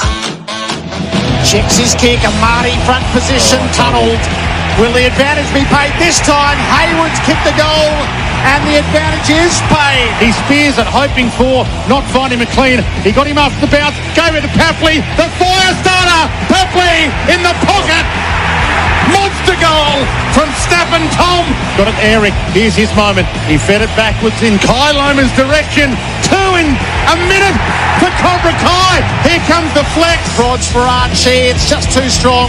He runs into Blakey, jarred it free, and through comes McCluggage. Kicks the goal. Lions play 8. Sam Edmund is on the boundary for Krause Electrical and Solar. Jared, I'll tell you what, the marks that you've spoken about a lot already, 46-29 in a quarter, uncontested possessions, 85-46. And even when Sydney got those first couple of quick ones, Chris Fagan here so incredibly calm, never panicked. And I'll tell you what, Kyle Loman's immediate impression came after he had to wait about 10 minutes to get on the ground there for a while. But incident-free down here, Callum Mills getting around all of his teammates, almost like another coach on the bench. Jared Healy, Kane Corns. Well, the Swans have got to sort their kicks inside forward 50 out. They've been horrible in that first quarter. Brisbane had 8 intercept possessions in their defensive 50. The Swans only had 3. And through the middle of the ground, it's 62 uncontested to 34. That's the point that Kane has been making. Our major partner is the TAC. Stop kidding yourself. If you drink, don't drive. Marty and McLean, just 5 touches between them. Despite 14 entries, they need something, Sydney, from their 3 key forwards. Lions to the city end. Fort wins the tap. Put it out in front of Neil. Missed the hand pass to Bailey. Off the ground, Wilmot. Kick was smothered. They're in and after it. Neil got over the top of it, released it. Wilmot dragged down. A real fight in the middle. They've had a bit of a hangdog look about them, the Swans, and it's now or never for them. They can't have another lethargic quarter. Grundy spikes it forward, not further on. Warner gets separation, then stumbles, regains his footing, hooks the kick near goal. It bounces. Payne's got it covered. Taps it near Andrews. It's over the boundary for a throw in the matchup. So James Jordan started on Zorko. They've seen enough. McCluggage is the one. In 9 touches, he was involved in everything. Kicked the goal. John Longmire says, right, enough's enough. We're going to move that magnet at quarter time. Jordan to lock onto McCluggage. Jumps for Seek. Boundary throw in. Ruckman get it to the back. Row bottom. Couldn't quite handle the footy. Jordan's close to it. Hands it around to Grundy over his head. Picked off. Starcevic clears the area. Bouncing ball. Well gathered by McCartan. Gives it off to Florence. Straight into Rayner. Got rid of the ball in the nick of time. Melican, neat little move. Got through to. Kicks to full forward. Parker trying. Swatted away by Andrews. Ground ball to be won. Fox is onto it. Hands it to Warner. Rifles it at goal. He's missed across the face. Well, they're the difference between you winning a Norm Smith and not winning a Norm Smith. But it's been a better start by Sydney. Controlled the ball. Nice little hand off there to the Chad. Normally kicks them. Poor line from Joe Danaher in the middle of the ground. Didn't like his attempt at a tackle? Nah, just brushed the tackle because their tackling's been so good. Charlie Cameron, Rayner have been strong in the tackle. Joe had to be better. Dunkley, who got it from Zorko, heads out wide. Rampy knocked it down. Little trickler from Lloyd. Got to Amati. He turned to Jordan. Long, goal square, top of the square. Parker on the run to try and get there first. Payne shepherded nicely for Bailey. Came to the back pocket. His kick not so good. Kick's great. It finds Loman. It looked horrible, and then Loman made it look beautiful. Took the mark at half back. Great kick. Great gasp from the crowd now. Great kick. He can seriously play, Loman. This guy can seriously play. His arms chopped by Hayward and everything else. Ashcroft backward to Andrews. There's a shift here, Jared. Let's see if they're going to... Look at them protecting the middle now. The energy from Heaney, pointing, directing. They can't allow them to do what they did in the first quarter. Andrews to Zorko. He'll play it to the worn wing. Leicester's been influential. Still coming back through the corridor, though, and the space, and the Zorko's off the chain. Zorko prods it well to Starcevic. He was just held up legally, the umpire said, by Rampy. Starcevic will give the forwards a look. He's kicked it in the Danaher direction. Up he goes. Comes to ground. Morris hands it around. Fletcher got a kick to the goal front. Blakey came out and intercepts. Everybody's under some pressure, so the goalkeeper's getting plenty of touches. Blakey to Rampy. Back pocket. Heads out wide. They're going to need Fox to jump here. One-on-one with Leicester. Leicester beat him and then fell. Now he's over it. Now he's caught. He got it out just in time. Lloyd jumps in on the wing. Out of side. Bright sunshine. Melican came up with it. Gave it to Grundy. Fed it wider. Fox on the run. Has a gallop. Got it inside 50. Papley! Big fly. Not unrealistic. Hit the deck. Tied off the deck. Hayward, ugly bounce. Papley waiting for the handball. He ignored him. He brushed him and he kicked it to Neal. Last line of defence. Wasted opportunity and the lines are out. Just as Jared said, the goalkeepers. Bailey's gone for Loman. He's overkicked him. Loman gets out the back with Blakey overcommitting. Loman sweeps it inboard to Ford. He'll have a look at the kick up the line. Charlie Cameron dashes to get there. Loman's still running. Charlie just holds it up. Great running by Hayward to get right sliced back. it out on the full. Charlie Cameron's had moments, a drop mark, a missed set shot, now one out on the full. Short kick to Goulden, half back. And here they go looking for the corridor. Inside to Florent. Got one on the wing Charlie as well. got there late on the mark. Got a couple on the wing, not looking. And he heads to Grundy, who's not your run and carry guy, so if you're looking for a handball option, no, he kicked it wide to Lloyd, out of side wing. So from one back flank to the other as Lloyd backpedals. Covered it really well, though, Brisbane. And again, he went to kick short, took the step, now he goes back to Grundy. So it's almost a rope-a-dope from the lines. We'll leave Grundy free. If you want to kick it to him, fine. We're going to man all the good kickers up. So Grundy, no choice but to kick it to a 50-50. Long, Amati held out under it. Payne got the fist. Amati got the handball from Rowbottom on the deck. Dunkley had a swipe at it with his boot, missed it, went back, got it. Heaney cut it off. Ball in the middle. Hayward's got it. Fed a handball to Rowbottom in the congestion. Kick half smothered. Got it to half forward. Zorko attacks it. Bang! Caught. Dumped by Hayward. Got into the deck. Play on, said the umpire. Fierce stuff. Payne kicks it to the midfield. Ugly bounce for Grundy. Got it there in the end. Gave it towards Florent. They're coming at him. Got to kick to half forward. It's a floater. Starcevic has to go back. Half back flank. Ugly bounce. He corralled it nicely. Needs a pass option. Finds Neil defensively inside 50. Great composure from Starcevic to find that uncontested mark, because that was grand finals. Contested, tackle, turnover. Ashcroft gave it back to Lockie Neal, who goes on a 3-bounce run. Winding the clock right back.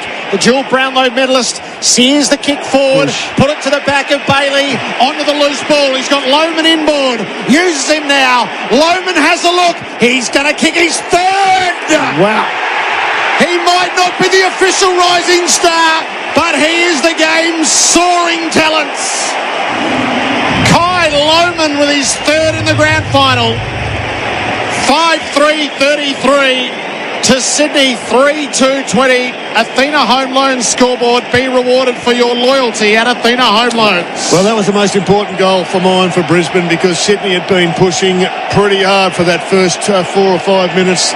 They got themselves a couple of opportunities. They butchered those opportunities. Their pressure's been superb. And then Lockie Neal, I'm not sure what happened to his man, but he got off the chain. And then there's no chase. And this is what's becoming really apparent.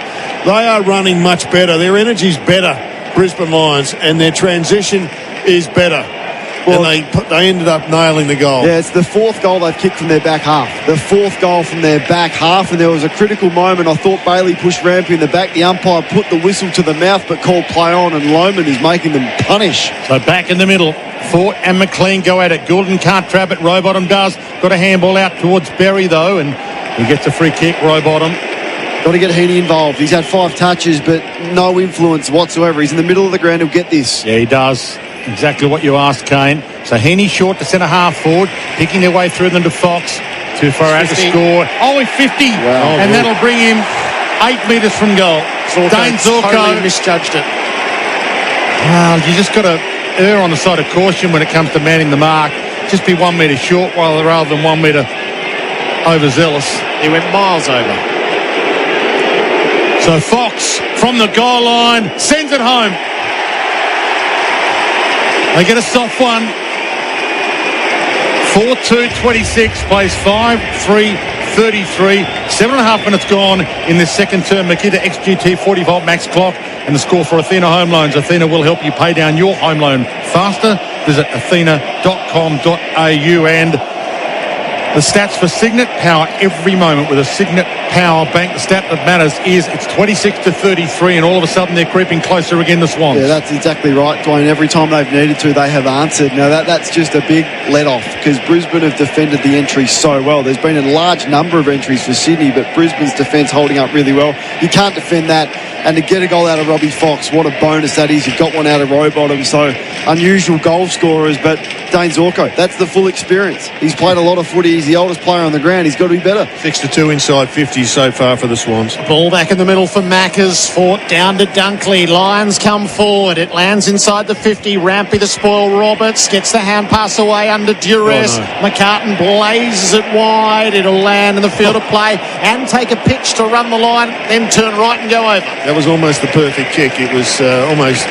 He was knocked as he kicked it, so I'm not sure they were going to pay the penalty. But Grundy's actually had a good start to this term. He's not on the ground now, but it's over to McLean. That's a lack of respect for Logan McDonald. They got Answorth on him. By any chance, Logan, identify that, take him deep, and take a contested mark on him. You've probably got 15 centimetres on him. That's not his game. He's a ground ball game. Well, it's got to be his game. Berry from the stoppage kicks the Lions inside 50. Melican dropped the mark. It opens the way. Archie to Hipwood. Left foot snap. Didn't get the curl on it. All the way across the face. It pitches in the field of play. Comes back to the goal square. Joe's got it.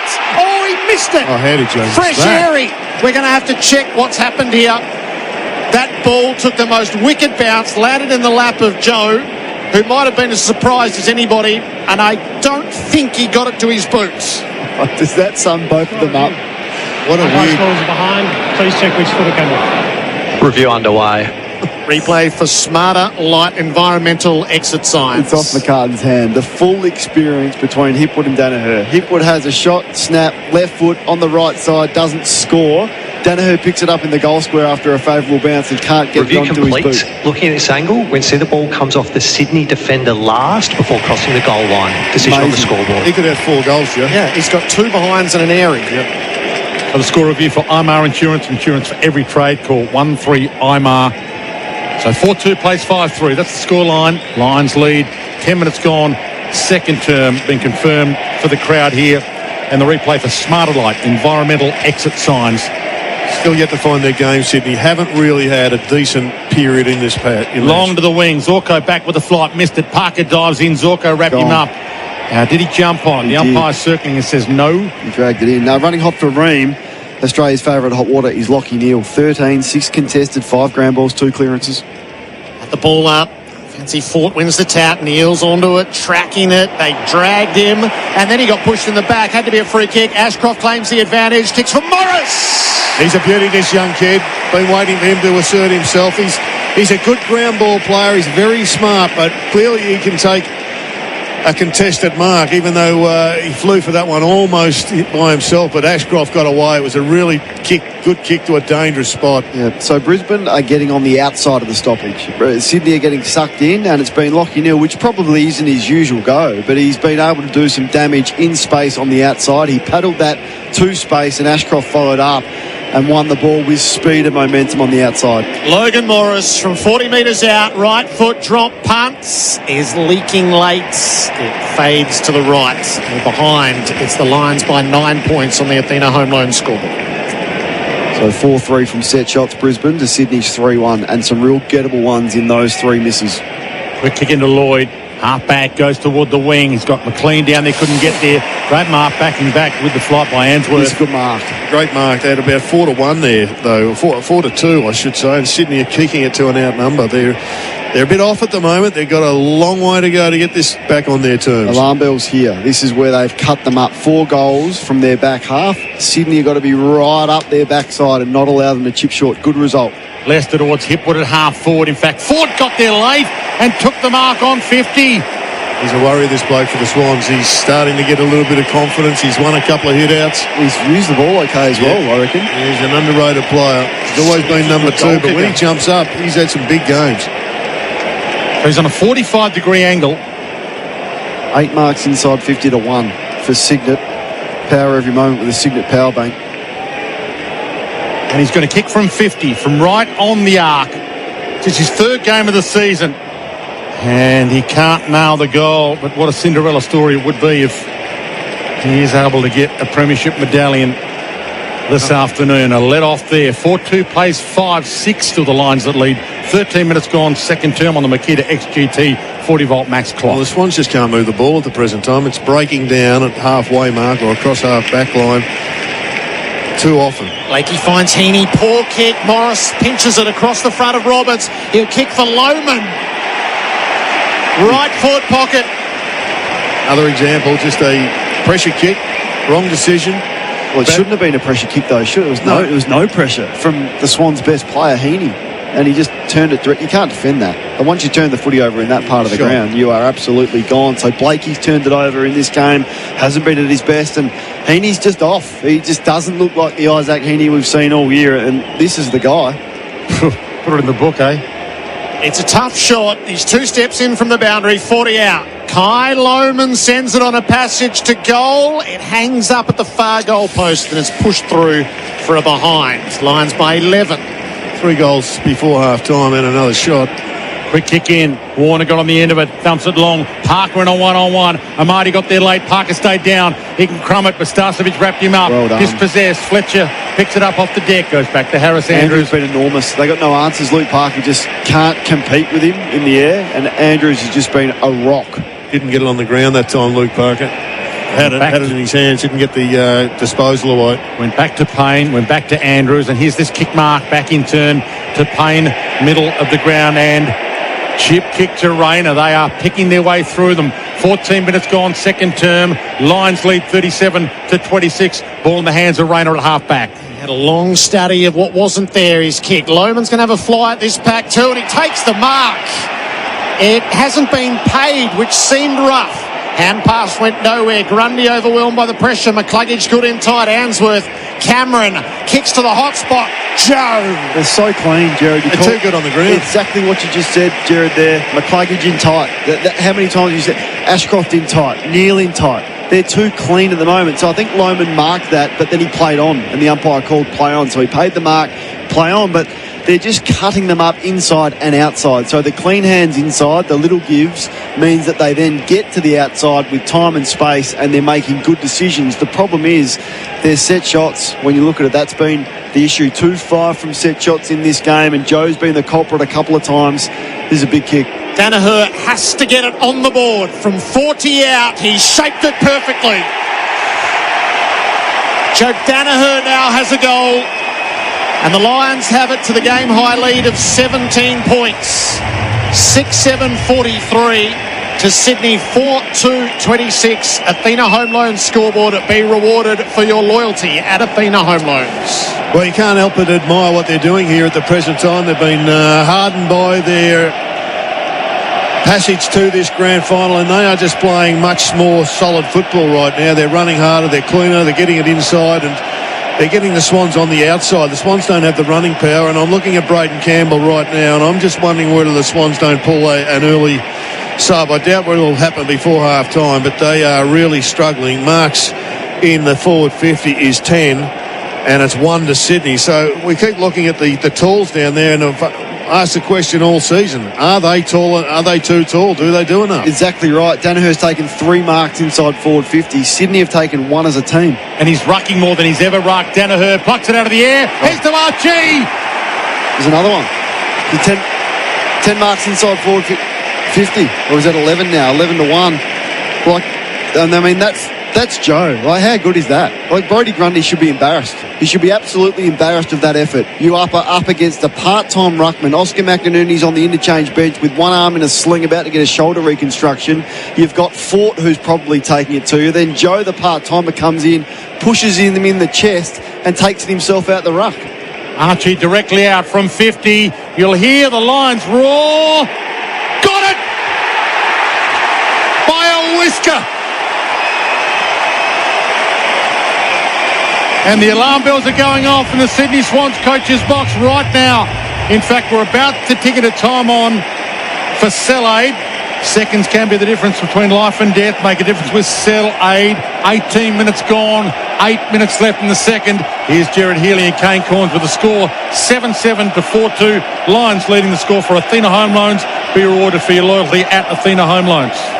Well, there's a really horrible look about this for Sydney, and it's only going to continue to go the same way unless the Sydney Swans fire starters start to get themselves on fire. Just let's check in with Sam Edmund downstairs. Just some long conversations here, guys, between Isaac Heaney and the Sydney doctor. Make of that what you will, but they've been conversing since he got off the ground, and they're still talking now, so we'll keep a watch on him. That's for Krause Electrical and Solar. Wonky bounce allowed to go on. McInerney slung around in the tackle. The Lions have got numbers around it. McCluggage clean out to Neil. Kept the hands free off to Ashcroft. Trying to get it to Lohmann. He's got it. They're all after him. Back to Ashcroft, who's drawn a crowd. Took the high tackle. Yeah. It's high. Non-controlling umpire paid it because the controlling one was on the wrong side. They're in for the kill right now. Yeah. Brisbane can smell this grand final, and they want the kill before half-time. McInerney's gone in there, but he fumbled the footy. Doesn't matter which Sydney player has gone in there. They haven't been able to handle the heat, and Brisbane have. Ashcroft will start in the centre square. 13 coming up for Ashcroft. He's been huge. He's going to put it up to the teeth of goal. He checked the kick. Lohmann couldn't quite hang on. He's still a chance underneath. Grundy tackled. Charlie Cameron's got the footy. Rowbottom's got him. Got it to his boot. And Papley with the clearing kick. But the Lions are so well set. They are, Jared, because Sydney's forwards are pressing. That's what you do. When you're under the pump, you come up the ground to defend. But then when you win the footy back, you look up and you've got nothing to kick to. And Joe Danaher's everywhere. Payne to Berry to Danaher. Kicks the Lions inside 50. Who's the target? Rayner got up, didn't take the mark. Bailey underneath, wrenched it clear, fed it up. Rayner finds the way to get it to boot. It's across the face of goal. It hangs, it drifts. It's out on the full. But they are just savage at the football, aren't they? Savage at the football. Savage is a good word. It's exactly what they are. Breaking tackles. When the opposition get it, they swarm. Their defence is set up well. So, really good challenge for Sydney, who have answered every challenge this year. They've been in this position before. And Goulden just kicking to a 50-50 now. Answorth flies. Can't mark it. Wilmot crumbed it. Gave it back to Answorth. Gave it to Ashcroft. Kicks it to the goal square. Archie might fly. Charlie goes up. Hits the deck. Huge crumb to win. Umpires found a free. Let's go to Milliken. Last line of defence. You don't want to be too greedy here, Dwayne. You're right, Milliken won the free kick, but Brisbane's forwards are feeling it, but you still have to play a selfless role. Charlie Cameron flying in that position when there's already two in there, that's not the way to go. So you've got to still play a selfless role. Milliken long on the way out to a pack, and Grundy takes that mark. Needed it. So they've got Papley playing as the deepest forward. Well, you just wonder what Logan McDonald's doing. He's coming up, taking a contested mark with the ruckman, and he turns around, there's no one to kick it to. Look at this, is what happens. He's got three against him. Starcevic picks it off, and the Lions spread kick comes inboard, high risk. Berry didn't mark it. Good pressure. Lloyd did well. Fox got it back to him. Equally done by the Lions, though. Berry wins out. Off to Wilmot. Up to Ashcroft. Shuttles it on to Rayner. Back to Ashcroft. Bouncing ball. Red straight into the tackle. Spins out of it. Ashcroft kicks to the teeth of goal. Lions had a one-on-one. Ball came to the front. Archie hunting it. Cunningham did well. Blakey shocking. Straight to Berry. Pressure magnificent by Brisbane. They ripped the ball out of their hands across the half-back line. Then it was all guns are blazing. Hands. Injury concern for Rayner. We'll check with Sammy Evans shortly, but in the hands of the trainer. Hopefully it's just a winding situation. Could be an ankle. We'll find out more. But Starcevic at centre-half back after Berry dropped the mark, saved the goal. They were out through Lloyd, Sydney. But then they just get on the fly and they tear you apart, and no one can tackle Ashcroft at the moment as Rayner comes off the bench. I think he's going to be okay. We'll check with Sammy shortly, but they're all over them, Jared. Nobody felt the disappointment with the sting like Jared Berry out of last year's grand final. From 49 metres out, he's pumped it right through. He has waited 12 months for that moment, and it was not to pass him by. Lions are out by 29 points with 4.5 to go in the second term. Athena Home Loans scoreboard. Be rewarded for your loyalty at Athena Home Loans. It's 8-7 to 4-2 for Tyre Power and Victoria Police. It would have been a bit of steel side bottom in that kick. I reckon as he went through, he would have said, well, I've squared up that one. But they've still got a long way to go here. They're well on top at this stage. The Swans are having an absolute stinker. But there's time enough with 4 minutes of play remaining just to get one back, maybe two. Sam Edmund for Crowes Electrical. I think he just got the stuffing knocked out of him, Cam Rayner. Docs are checking him over at the moment. Did grab at that right area, but might just be winded. We'll come back to you guys. All right, get your big guns in the middle of the ground. Heaney's gone in there. Rowbottom's in there. Jordan's gone in there with McCluggage, but it doesn't matter. McCluggage, yep, the influence has been quelled somewhat, but it's been Ashcroft. It's been Neil. They've just got so many options, and they're playing with a real flair and arrogance about them, Brisbane, and a toughness. Darcy Fort's on top. Fort knocks beautifully down to Dunkley. They get the clearance to the line. Danaher got up there. Big crumb to win. Charlie got it. Gave it to Fletcher. He could give it to Lohman. The kid in the pocket. The shake and bake. Gave it to Hippie with a hippie shake. Up against the boundary. It would be a miracle. No. It would be a miracle. The happy hippie. How's the wow factor of that? Well, that is just one of the great goals on the MCG in grand finals. That is from the Wayne Harms Stadium. In fact, he was that far across the line. He was as far as Wayne Harms was. Dwayne, the hippie shake. One of the great grand final goals. One of the great grand final calls from you. And things are going your way when Hipwood is kicking goals like that. You know you have got the game on your terms. You know it's going to take something extraordinary to be beaten. When Eric Hipwood goes to shake and bake, he falls over. He's got time to get up on the wrong side for a left footer, and it still goes through. This is an unbelievable performance from the Brisbane Lions. They are walking on air at the moment, and it's over to you, Sydney. You've got to respond here, or else this game will be over at half-time. It's a 35-point margin in the shadows of half-time. Grundy taps it to the defensive side of the pack, and Lockie kneels out the front, checks his kick beautifully. Up comes Morris. It's amazing. That's 52. That should have been 50. Fox came through the protected zone on the right. Morris pulls his kick into the pocket. What's he thinking? He's thinking Archie. He just got off Rampy too easily and took the mark. He's just too strong for Rampy. He was on the wrong side, but Well, the Swans, the umpires went a bit soft there. That should have been a 50-metre penalty. And John Longmire is looking forlorn in the box. He cannot believe what he is seeing. It's amazing that they're in this position again, Sydney. And this guy, he's taken 3 marks inside forward 50. And if one thing he does really well, it's he finishes as good as anyone in this Brisbane side. He's had a brilliant final series, Calamarchi. He's a big reason that they're here.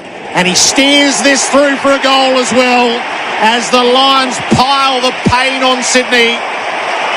It's 41 points. And the Swans are being revisited by the ghosts of grand finals past. 10-7-67 Brisbane, 4-2-26 Sydney. And they're in the corner with blows raining down, and there's still 3:14 to go. Yeah, and they're looking for the white towel, Jared. It's about to be chucked in from the corner, because they've kicked 6 goals, 4 from 15 entries in this quarter, 1 goal, 1. And they have completely blown this grand final open. And it's amazing just with how dominant Sydney have been all year, how they have allowed teams to get in this position. And now it's starting from everywhere. Their forwards are winners, 13 marks inside forward 50 to 1. And their centre bounce dominance through Neil and through Ashcroft in particular. These Swans, big superstars who get big money, they better lift. Half-time can't come quickly enough for the Swans. If they could call a timeout right now, they would. Rowbottom can't break free. Got it to Heaney, does break free. Got it to Fox. He arcs the back, got away from Ashcroft, spears it inside 50. McLean! Right on. Oh, they needed that. Sammy have been downstairs for Krause Electricals and Solar. Dwayno, Cam Rayner, 2 Panadol, 1 thumbs up, getting ready to come back on. All right, thanks for that. So McLean from directly out, 40 out to stop the bleeding. Good flare from Fox. Mahini won the inside ball. And only the second mark they've taken inside forward 50. They cannot find a winner in that forward 50 zone. They're getting flogged at clearance and flogged at contested ball. They were the 2 weaknesses coming in, and they're there to haunt them right now. McLean from directly out. Pretty good. No, he's missed. Big miss. Wow. It's the best passage of play they've had for the afternoon, though, in some respects, out of the centre and hit a chest. So 40 points. Zorko pumps it in long. Fletcher made great ground beyond the defensive 50. Leicester's the shorts.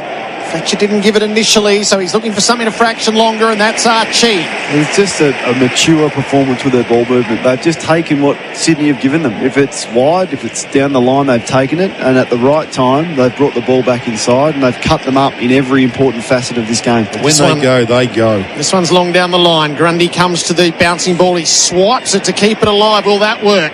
Goulden is initially onto it. Shared it around. Heaney and Fox, not a great hand pass. Fox trying to recover the situation. Underneath got Dunkley. Ashcroft works it around Answorth. Neil's got it. He has a bounce at right half forward. He kicks the Lions for Joe, who got knocked out of it, and it cleared the way for Morris. Another one. Take your pick. The magnitude of this kick, 44 points is the historic threshold from 1970. Morris can put this out to 46 points and make the Swans chase the greatest grand final comeback in history. Yeah, well, good luck doing that. That's an amazing stat you've got there, Jared, but it's 8 marks inside forward 50 to 1 in this term. They have just been beaten physically in all areas of the ground today, Sydney. Logan Morris, the teenager, to get in on the act, and he does. The latecomer this season. A belly full of Maccas to start and a belly full of hope right now. It's a 46-point margin before halftime.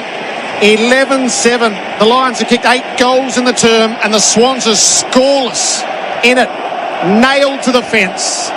There's 46 seconds to go in it. 11-7-73 to 4-3-27. Did a function with some of the senior officials from McDonald's during the week, and they were hoping that Logan Morris might put on a show, because the fact is he built his career on a cheeseburger. Hasn't he come from the absolute clouds? What a story it is. A bit of belief as a young player can go a long way, but it helps when you're getting the sort of service that Brisbane have given them. So I was worried about him pre-game. I'm not worried about him now. Ball up to restart it. Fort and Grundy. Ball knocked down to the feet. Parker got to kick off the deck. Tapley's hardly been sighted, and he's grabbed and grappled to the deck by Zorko. I like the move, though, Parker into the middle. Something's got to change for Sydney. They've got to throw a few things around and get some people that are hungry to win this footy. 30 seconds left in the half. Ball flicked towards Hayward. He's going against the grain. Gave it to Warner. Brilliant tackle by Rayner. He's fine. Yeah. There's his fitness test. Him and Charlie Cameron's tackling. They've laid 2 or 3 huge tackles each. Flung in the air. Heaney's been decked off the ball. Umpire said no. It wasn't a free. Dunkley had a piece of it. Seconds keep rolling. Warner's kick smothered. They are at it. The Lions, they can smell more blood here in the dying seconds. If they get a clearance, they don't. It'll be another ball up with 13 left. Well, the Swans had 6 inside 50s in the first 5 minutes. They've only had 3 rest for the rest of the quarter, and they've just been given a lesson. Maybe a premiership losing lesson. Big Darcy Fort lays a tackle in the middle on Fox. Reckon 119's in play here, Dwayne. 2007. Ball up, knocked down to Neil. Flings it wide. Bailey, you'd love it to be. Outside of the boot. Half-time, it will be the greatest grand final comeback of all time if the Swans could do it from here. At half-time, the Bloods are bleeding. Lions 11-7-73 to the Swans 4-3-27. And the Lions are getting together on the field. There's a little bit of a Lions chant ringing around the MCG. We'll tell you more about it very shortly. For Macca's footy finals deals are here. Speaking of the Macca's eaten by Logan Morris when he made his AFL debut after playing earlier in the day in the twos. AFL Nation for tyre power, premiership deals always. And for Victoria Police recruiting now, the halftime score for Athena Home Loans. Be rewarded for your loyalty at Athena Home Loans. The Lions 11-7-73 to the Swans 4-3-27. The Swans coming toward their players' race right now. They're going to get there before the Lions do. But this crowd is absolutely stunned here at the MCG. The Brisbane Lions only led by 8 points at quarter time, but they demolished the Sydney Swans and kept the Sydney Swans scoreless in the second term. Back to tell you more straight after the break on AFL Nation. AFL Nation, thanks to OMF, home of the Australian-designed adjustable beds. That quarter on AFL Nation was for Athena. Athena will help you pay down your home loan faster. Visit athena.com.au.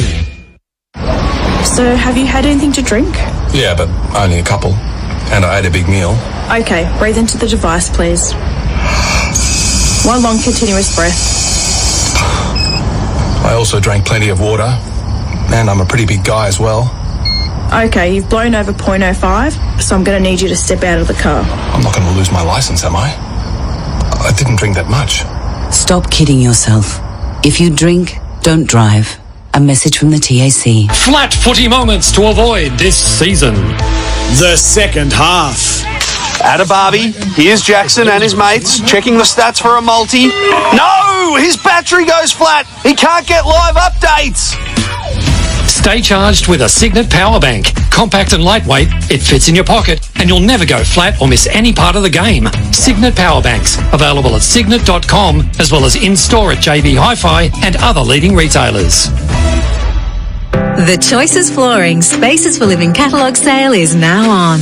If you're a first-time homeowner, building your forever haven, or simply wanting a stylish and comfortable space for your family, you'll find savings across a range of carpet, timber, luxury vinyl, window furnishings and rugs. So visit choicesflooring.com.au and download the Spaces for Living sale catalogue packed full of savings and inspiration. Or visit your nearest Choices Flooring showroom. The Sounding Board with Craig Hutchison and Damien Barrett. It's sport, it's the media, it's talking about the issues that matter. Have you been hit for grand final tickets, Bonnie? Yeah, I have. Yeah, they're probably about 1% of what you've been hit with. You might know someone who you think has tickets to the grand final. Say you do, you got to start you can't just go in hot on grand final week. Your team's just won and go bang. Wouldn't normally ask, happy to pay. Need to be conditioned. You've got to do the conditioning. Yeah. Like I think it's an August soften up. Hey Damo, haven't heard. Just want to check in on you. August soften How are things these days? Hope Janine's well. We must have that coffee soon. Then maybe a couple of weeks later, it's just a haven't forgotten about that coffee. By the way, I read a story the other day online. It reminded me of you. Here it is. Just a little social softening, and then you start to chime. Maybe I'll see the grand final on the Swans man, as you know. Regards, Bill. Actually, speaking of grand final, you got to build in. You can't just go in hot. The Sounding Board podcast with Hutchie and Damo. Thanks to Drinkwise. If you're choosing to have a drink, choose to drink wise. Celebrate spring racing at Flemington for Tab Turnbull Stakes Day, Saturday, October 5.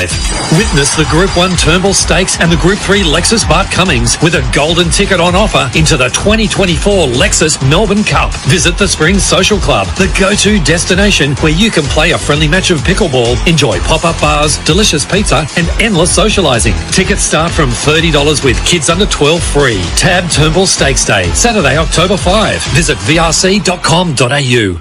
Before we run out on the field, our skipper knows exactly what to say to get our heads in the game. But when it comes to preparing our muscles for performance, we can always count on Deep Heat to have our backs. Nothing beats the iconic smell of the locker room and that winning feeling you get after a Deep Heat massage. Fast, targeted pain relief from an iconic brand you know and trust. Deep Heat. Feel it work. Always read the label and follow the directions for use. Trojan tools are built tough, just like a premiership winning team. Trojan provides quality tools at DIY prices, backed by a lifetime warranty. Big or small, whatever the task, Trojan tools are up for the job. Trojan, tools built tough. Build your winning toolbox at Trojan Tools, available in-store or online at Bunnings Warehouse.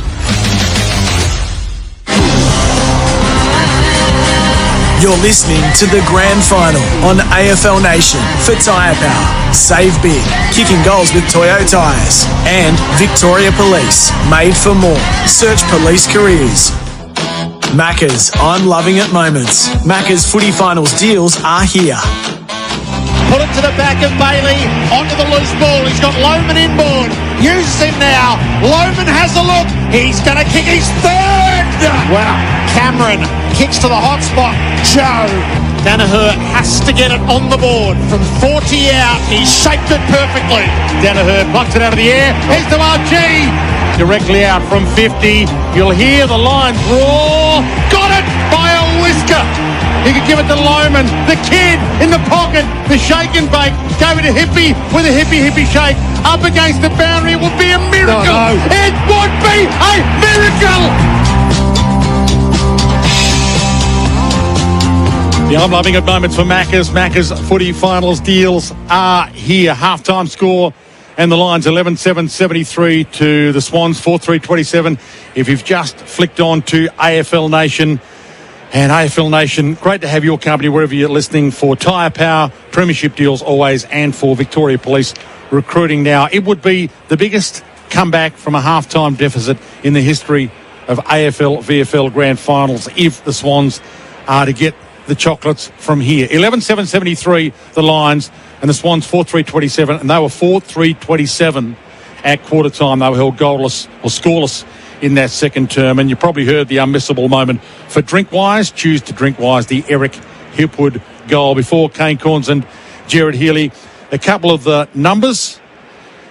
Well, Kyle Lohman's kicked 3 goals, and he might be on track for a norm if he keeps going in this manner. 6 at full time and a win would almost get it for you. 3 goals straight for Kyle Lohman. Calamarchi's got 2, 1 each for Robot and Papley. Logan Morris, Hugh McCluggage, Eric Hipwood, Will Haywood, Robbie Fox, Joe Danaher, Charlie Cameron and Jared Berry. And the total possessions, or the possessions in terms of who's had the most: Lachie Neale 18, Will Ashcroft 17, Brody Grundy 13, Isaac Heaney 12. But, well, we'll let the boys tell you more about it. He hasn't dominated the game, even though he's had 12. Jared Berry 12, Hugh McCluggage 11, Kyle Lohman 11, Jasper Fletcher and Calamarchi have had 11 as well. No tribunal incidents for Arnold, Thomas and Becker, nothing to talk about there.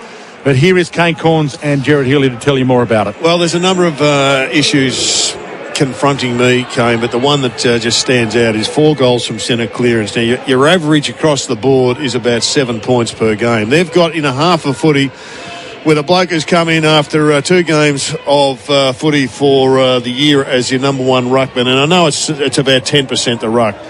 But collectively, the Swans have let 4 goals go and Brisbane have kicked 4 goals from clearance. This is going potentially to be an all-time record. So do you think the ruck matchup is the key matchup playing out for Seek? Better job matches with Seek. Download the Seek app. I think it's one of the issues, Dwayne. It's certainly Grundy isn't dominating in the middle of the ground. He's getting a few possessions around the ground and there's a lot worse players than him. I wouldn't even call him a bad player. But collectively, that group are getting flogged in the clearances, just like they were against Geelong 2 years ago. So some of the heralded midfield of Sydney are getting absolutely torn apart by the heralded and younger midfield of the Brisbane Lions. Lachie Neale is putting on a show right now. He started off with Rowbottom, and Rowbottom's been pretty good himself. He's been a solid performer with 9 possessions and kicked a magnificent goal. But Robbie Fox has just come into the game for the first time over the last couple of weeks. Hasn't played. Oh, he played about 15 or 16, but he wasn't expected to even be in the thing. Grundy's had the most possessions for the Sydney Swans with 13. Heaney's had 12, and Robbie Fox has had 10. But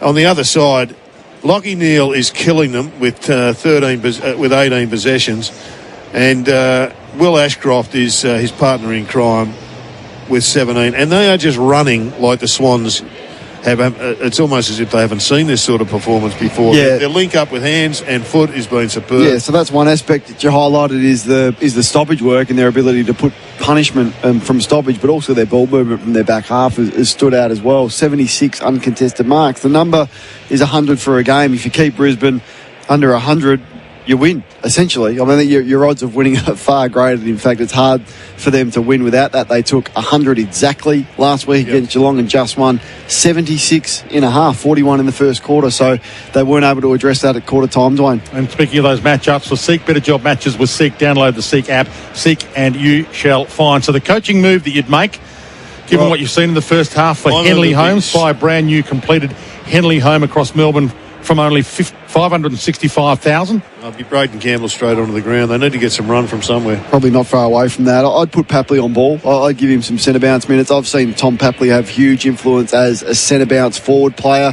Hasn't gone in there at all, and I understand why. Is because they've got no confidence that Amadi, McLean and McDonald are going to be able to kick a winning score, whereas they do with Papley. But Starcevich doing a really good job in terms of those matchups that you speak of, Dwayne. So can you allow Papley to be the fire starter for them like he has done so many times, but maybe he needs to get away from Starcevich and do that as a centre bounce player to start the third term. By the way, our major partner is the TAC. Stop kidding yourself. If you drink, don't drive. Who's making it look easy? For Monarch Paint, kick off your next painting project with Monarch Painting made easy, available at Bunnings Warehouse. Well, Lachie Neale for mine coming in, he's had 5 clearances, and his pick-up on the run that you highlighted, Kane, was you need to go back and replay it and see it about 3 or 4 times. It was as clean as it was under the pressure of a pre-season game. Yep, it was. And his mate that clearly is learning from him is Ashcroft. So those two for me, midfield masterclass. Ashcroft has been equally as clean. He's had 17 at 88%. A couple of tackles, 3 inside 50s, 6 score involvements, which is second only to Calamar for Brisbane. On the ground, just looking at the grand final sprint, Dwayne, which I like, and it's a tradition. Jeremy Sharp, McCreery, Will McCallum, Hamill, Ford, Wilson and McEntee and Sheldrick in the final. Yeah, well, I would call it for you, but we've got Matty Hill in our stable, so we're going to get Matty Hill's call of it as part of our halftime floor show for Choices Flooring. If you got the best in the business, he's fresh from the Valley last night, so we'll get Matty Hill's call and play it for you very shortly. Halftime floor show for Choices Flooring. Choices Flooring sale is on now. Who's been our toughest player of the first half for Anthem Workwear? Build your greatest achievements.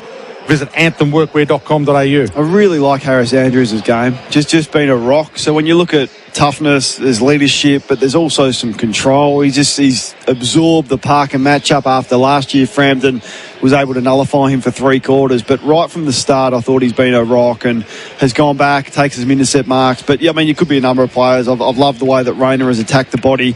Charlie Cameron, a few of his tackles. We saw Archie with that big collision with Blakey, which led to a McCluggage goal in the first quarter.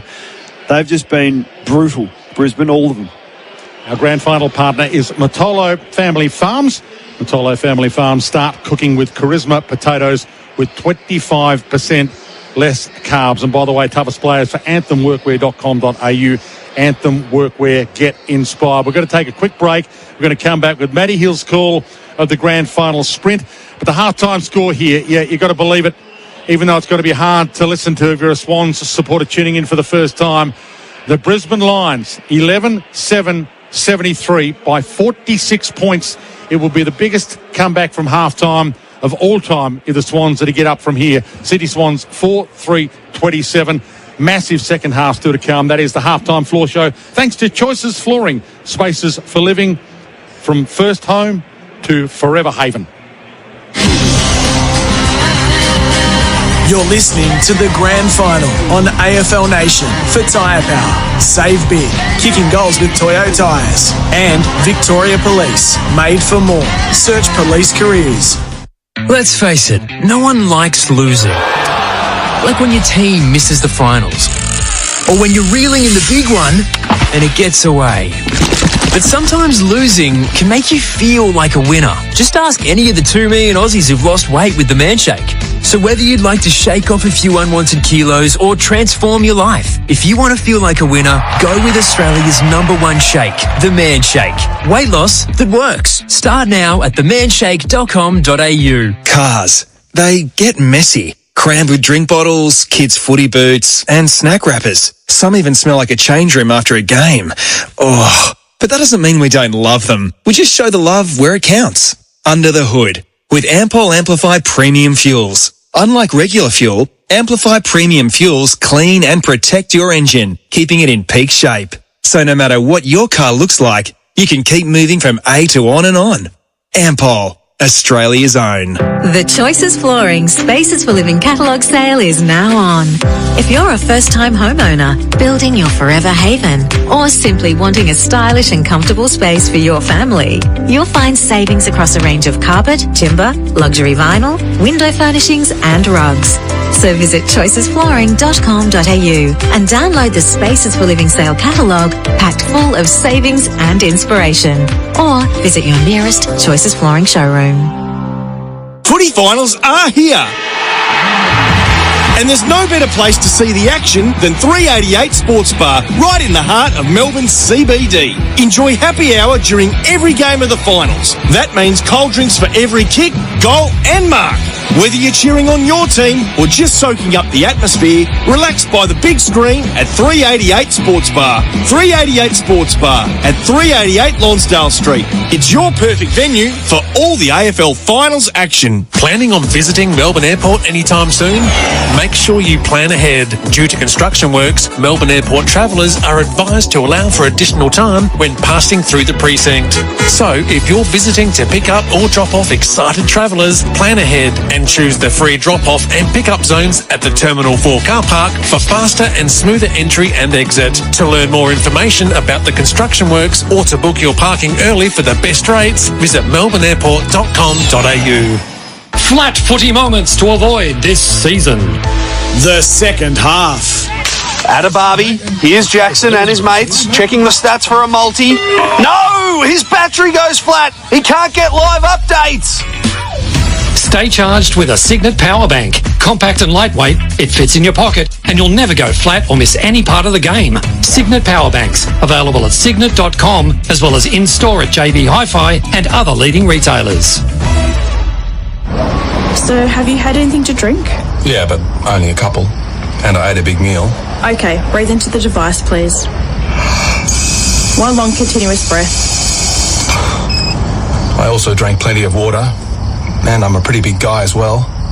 Okay, you've blown over 0.05, so I'm going to need you to step out of the car. I'm not going to lose my license, am I? I didn't drink that much. Stop kidding yourself. If you drink, don't drive. A message from the TAC. It's Mower Mania at Makita. For September only, get unbeatable deals across a select range of Makita XGT and LXT battery lawnmowers. Less noise, more power. Take advantage of instant in-store bonuses, plus online redemptions. But hurry, Makita's Mower Mania ends September 30. Check with your local Makita dealer or makita.com.au for details. Makita, rule the outdoors. I want my Makita back. You're listening to the Grand Final on AFL Nation for Tyre Power. Save big, kicking goals with Toyo Tyres. And Victoria Police, made for more. Search police careers. Half-time at the MCG 2024 AFL Grand Final. It's the Brisbane Lions 11-7-73, leading the Sydney Swans 4-3-27, 7-4 to 1-2 in that second term. And it's a turn of events that has most around the ground stunned just walking around the corridors. Sydney haunted by this. Their fans have lived through these days before, and the Brisbane Lions fans are just guarding against premature celebration at the moment. So the first few minutes of this third term are going to count for plenty. Just the psychological study in the Sydney rooms, Jared, is as critical as anything, given so many of these players have lived this nightmare previously. Yeah, so too has the coach and the coaches. It's they be in there thinking, oh, this can't be actually true. We can't be living through this, but they have been, and they've been completely dismantled by a side much hungrier, much more organised, and much more ferocious. But the one thing they have done is they've maintained possession. They haven't given the ball away. Sydney in the first quarter, they kicked it back to them about 5 times inside their forward 50. And they haven't been able to run hard enough. Even when they've broken a couple of times, Kane, in that second quarter, they came back and they kicked it to a 2-on-1 or a 3-on-2 because various numbers of the tools had floated up the ground. But it started in the centre of the ground. They've been smashed in the centre of the ground. Their stars, a couple of them have been okay, but no one's actually been dominant. There's been no flow. Their backline has been under enormous pressure, and we've spoken about this every game in the finals campaign, and yet they've been able to persevere because the midfield has lifted. The three superstars have lifted, but the three superstars are playing very average games at the present time. In that quarter, Errol Goulden had 3 and Chad Warner had 3 possessions. Fortunately, Heaney, he got going and had 8 or 9, but it's just been a horrific performance. But on the other hand, I just love the youth coming through. I mean, Dane Zorko, he really hasn't been a factor, but Will Ashcroft's been superb. Kai Lohman's been superb. Logan Morris could have kicked 2 or 3, but he's done his job. Rayner's still got some work to do to lift, but it's almost like an oldish Sydney Swans, and you've got this young group of players surrounded by the likes of Lockie Neal, obviously, and I love Jared Berry's game because of what transpired last week. But they just look so fresh and so hungry and so premiership-like. Just before we let you loose, Kane, the grand final sprints called here by the incomparable Matty Hill. Field set. Ready and away. Wilson got a really fast start on the outside. McCreary's going quickly. Hamill in between them. It's McCreary just in front. Wilson coming at him. McCreary, Wilson, Ford between them. 3-way go. It's close. Wilson claims it. He may have just got it, or McCreary. It's very, very tight indeed. And then Ford for third. I think they're going to have a photo finish, but where is the photo finish camera? I'm not sure. It was very, very close. I reckon McCreary's got it. He has got it. So it's going to be Bo McCreary, the winner of the grand final sprint. So Premiership 1 year, a grand final sprint the next. Yeah, He's going to pick up a medal on this day, doesn't he? Oh, lovely. Bo McCreary. That was good. He finished strongly, and it's a good thing to win. He's one of those really important players. But Sydney back out onto the ground. So what do?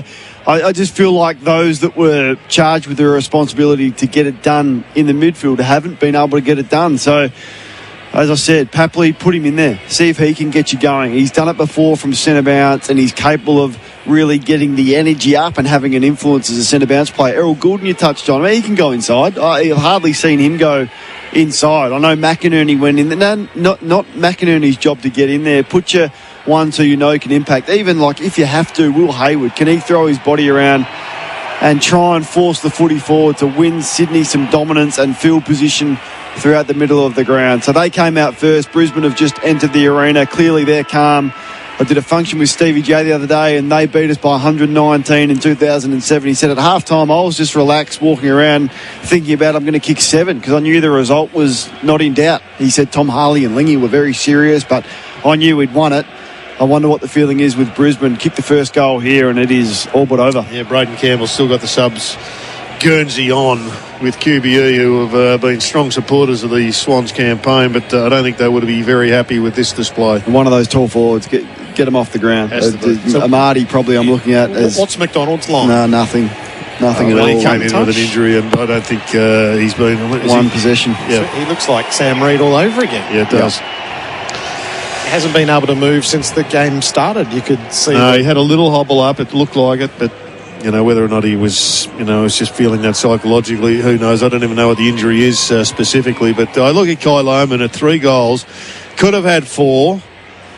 I mean, there's very few players kick 5 goals in a grand final and miss out on a Norm Smith. So he's 2 away from the Norm Smith. He's probably fighting it out with Lachie Neale at the present time, and Will Ashcroft. So they're the 3, and they're all centre forward, which is scary for the Sydney Swans. Rowbottom has been okay, but he hasn't locked down and hasn't done the absolute smother job. But gee, it's got to start in that middle of the ground, and the likes of Goulden and Warner, they've got their reputations on the line. They've had massive seasons, and right now it's taken a blow. What about if Rainey gets going? He had 4 touches in the final last week, the prelim against Geelong, and 11 in the third term. Kicked 2 goals for the game. He's had 5 today. Look out if he gets going. And Bailey, another one. Yeah, Bailey's another one. Everyone else has been pretty influential. I've loved their defence. They've looked so organised right from the start of the game. Starcevic has been aggressive against Papley, taking front position, and the Parker and Harris Andrews matchup just hasn't worked for Sydney. It was not a surprising move. They forced Jordan over to McCluggage, and he did keep him to 3 touches in that second term, but it was Ashcroft and Neale that got off the chain. Still going at 91% though, McCluggage. That's a huge number for a bloke who's got a tagger on him. What do the rankings say at the moment, Jared? The rankings, I suspect that Lachie Neale's in front. He's got 77. Kai Lohmann 66. Joe Danaher's been good. 65. He's been very solid.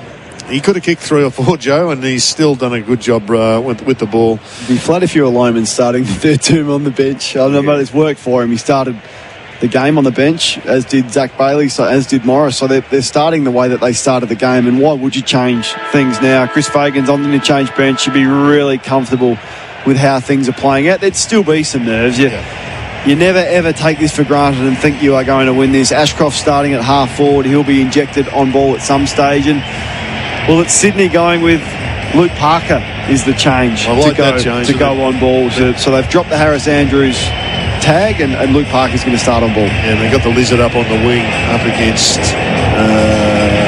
Berry. Just a moment of confusion as McDonald was told to go back onto the ground. He counted the numbers at both ends and realised that he couldn't. So we're about to enter the third term. AFL Nation for Tyre Power. Premiership deals always, and Victoria Police recruiting now. It will take the biggest grand final comeback in history for Sydney from here.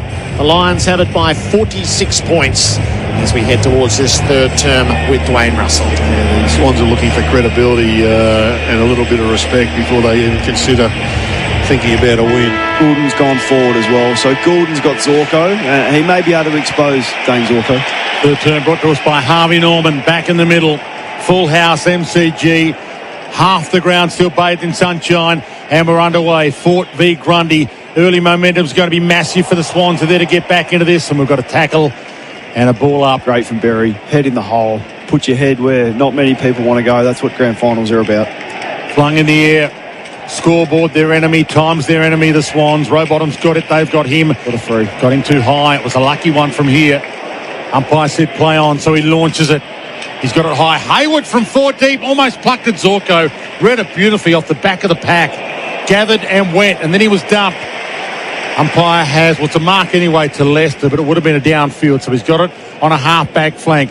40 seconds gone, third term, and it's still a 46-point margin in favour of the Lions. Poor kick, Leicester trying to get it to McCluggage. Cunningham got across the front, gives it to Warner, kicks up to full forward. Andrews has got Parker. Andrews brought it to ground. Parker wears him close, and Andrews is happy to topple over for the rushed behind 45 points on the Harvey Norman scoreboard. Just not sure about that kicker when it was just kicked straight to Andrews. You've got to score off that turnover. We saw when Heaney turned the footy over, they went back in and scored. You've got to score a goal. Everything's going to have to go right for them. So I'm wondering whether Parker's just doing the centre bounce and then going forward to take up his spot with Andrews. Zorko heads in the Dunkley direction. Lloyd got a hand on it, knocked it to the back. Rampy pounced, half-forward flank, flicks the handball back to Cunningham, and he missed Lloyd. He put it at his boot laces, and it's a ball in, trouble across the boundary line. AFL Nation for Tyre Power Premiership deals always, and for Victoria Police recruiting now. Will Ashcroft just sitting off the back of this stoppage. He's come up as a high forward, and it looks to be sort of Sydney trying to generate the spare through Florent across half-back. Fortin Grundy fell the way of Dunkley, gave it off to Fletcher, kicked the outside of the boot to get the territory beyond halfway. Hipwood and Melican see it to ground. Neal paddles it to the advantage of Rayner, busts back through the tackles, inboard to Fletcher, links the hand pass over the top. Hipwood, he took possession, he's wrapped up by Rampy. The play might have been to knock that on because he had Ashcroft and Archie getting ahead of the ball. Same method though. Cut you up with handball. Forward handball's been a real weapon for them. On that time, the ball set up and Rampy, terrific tackle, but same devastating ball movement. McCluggage trying to get through the stoppage, halted in his tracks. Dunkley lays the tackle, ball it up. Sam Edmund downstairs. Logan McDonald to the back row of the Sydney bench. Braden Campbell with the subs vest off, so we'll wait for official confirmation. But as we spoke about at halftime, looks like Logan McDonald could be about to make way. That ankle has never been right. Bench updates for Crowds, Electrical and Solar. Ball in the forward pocket for the Lions. No one can break free. There's a few screaming for free kicks. Umpires put the whistle away and then he puts it back in and says, I will have it. Crowds Electrical kick goals with Crowds Electrical and Solar. With their lack of forward winners, Heaney's the one they've identified. So Leicester's gone to Heaney. Heaney playing as a full-time forward. Grundy wins his own ball, got it to McCartan. It slewed off the boot in the tackle. Danaher had it, but ran out of space. So Parker did start the centre bounce. So centre bounce only, then push forward and take up your position against Harris Andrews again. So just looking for some centre bounce impact, but then largely they're setting up the way that they have, minus Heaney forward. 45 in the Brisbane goal, spiked away by Grundy, knocked back where it came. And taken to ground is Neal. Swans have got the extra, though, at this stoppage, essentially. And yet they can't get any ascendancy getting the ball clear. Waiting close confines at the moment. Fort puts it down underfoot. Rowbottom tackled by Neal. He fought the tackle. He got stripped of the ball. Rayner and Neal go to work. Neal brings it away, runs a loop, sends it to full forward. Cameron was held the whole way. It's a free kick at the top of the square.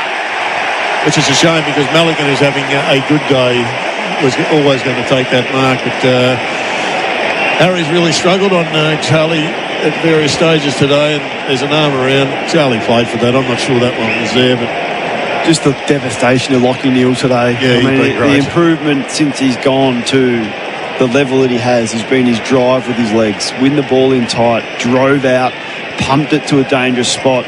That's been the biggest shift in his game. It's been enormous.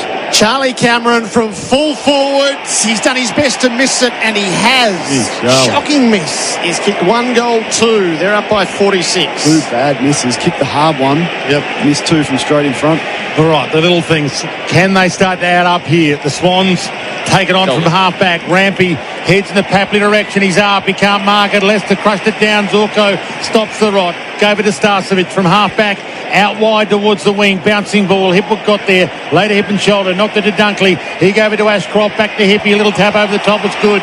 Chip kick delightful. Rayner on the move, just the required 15, marks 48 from goal. He's the new master, Will Ashcroft, of the 1-2. Brent Harvey was the best I've ever seen at doing it, but the ability just to give the first handball enough air so you know you're going to get it back. Watch this. So he gathers it here from the handball received to the outside from Zorko. Great. He just sits it up high. He's forced to tap it back, but then there's some Dacos about the way that he moves with his low centre of gravity. Very much in line for a Norm Smith medal today. Will Ashcroft is a young man. Him and Lachie Neal, I think, vying it out for that honour as we sit right now. Oh, a hush. 45-degree angle. 15 metres out. They've missed a couple of chances early in this second half. He heads, it's across the face, and it's smashed through 4 behind. It's a long, long road back, but They're still alive, the Swans. 11-9 to 4-4. 6 gone, third term on the Makita XGT 40-volt max clock. Florent hammers it in long. He's hoping for McInerney. Lester the spoil. Parker the crumb. Shot it inboard to Goulden. Kicked it near halfway. Get it back. Papley takes the mark. Just has to nurse the kick across the middle. Not his neatest. Warner got it on the first bounce. Caresses it forward. Bounces up to Rowbottom. Wants somebody going by. Plays it wide. Lloyd. He'll pop it in over the top. Fox has got it 50 from goal. So the battle that I'm watching in this third term as he chips it inside to Jordan is Goulden versus Zorko. No respect whatsoever. Goulden's playing half forward, coming right up the ground. Zorko's showing him no respect and dropping back. So could be big numbers between those two, but you've got to look who has the most impact, and Warner was involved there through the middle of the ground. Sorry, Goulden. Jordan's a long way out. So they'll want to have their wits about him in the square. He's kicked it out on the full, so that's horrible from 52, trying to tee it up. The Swans were 36 points down against Geelong at halftime 2 years ago, then had 6-0 put on them in the third term. So they're buried deep at 47. Leicester buried deep in the back pocket, sends it toward Dunkley. Grundy flew, but he was out position. Jordan got a quick kick, got it to Lloyd, got it to Papley. This is the moment. Hands it over. He could have gone for home.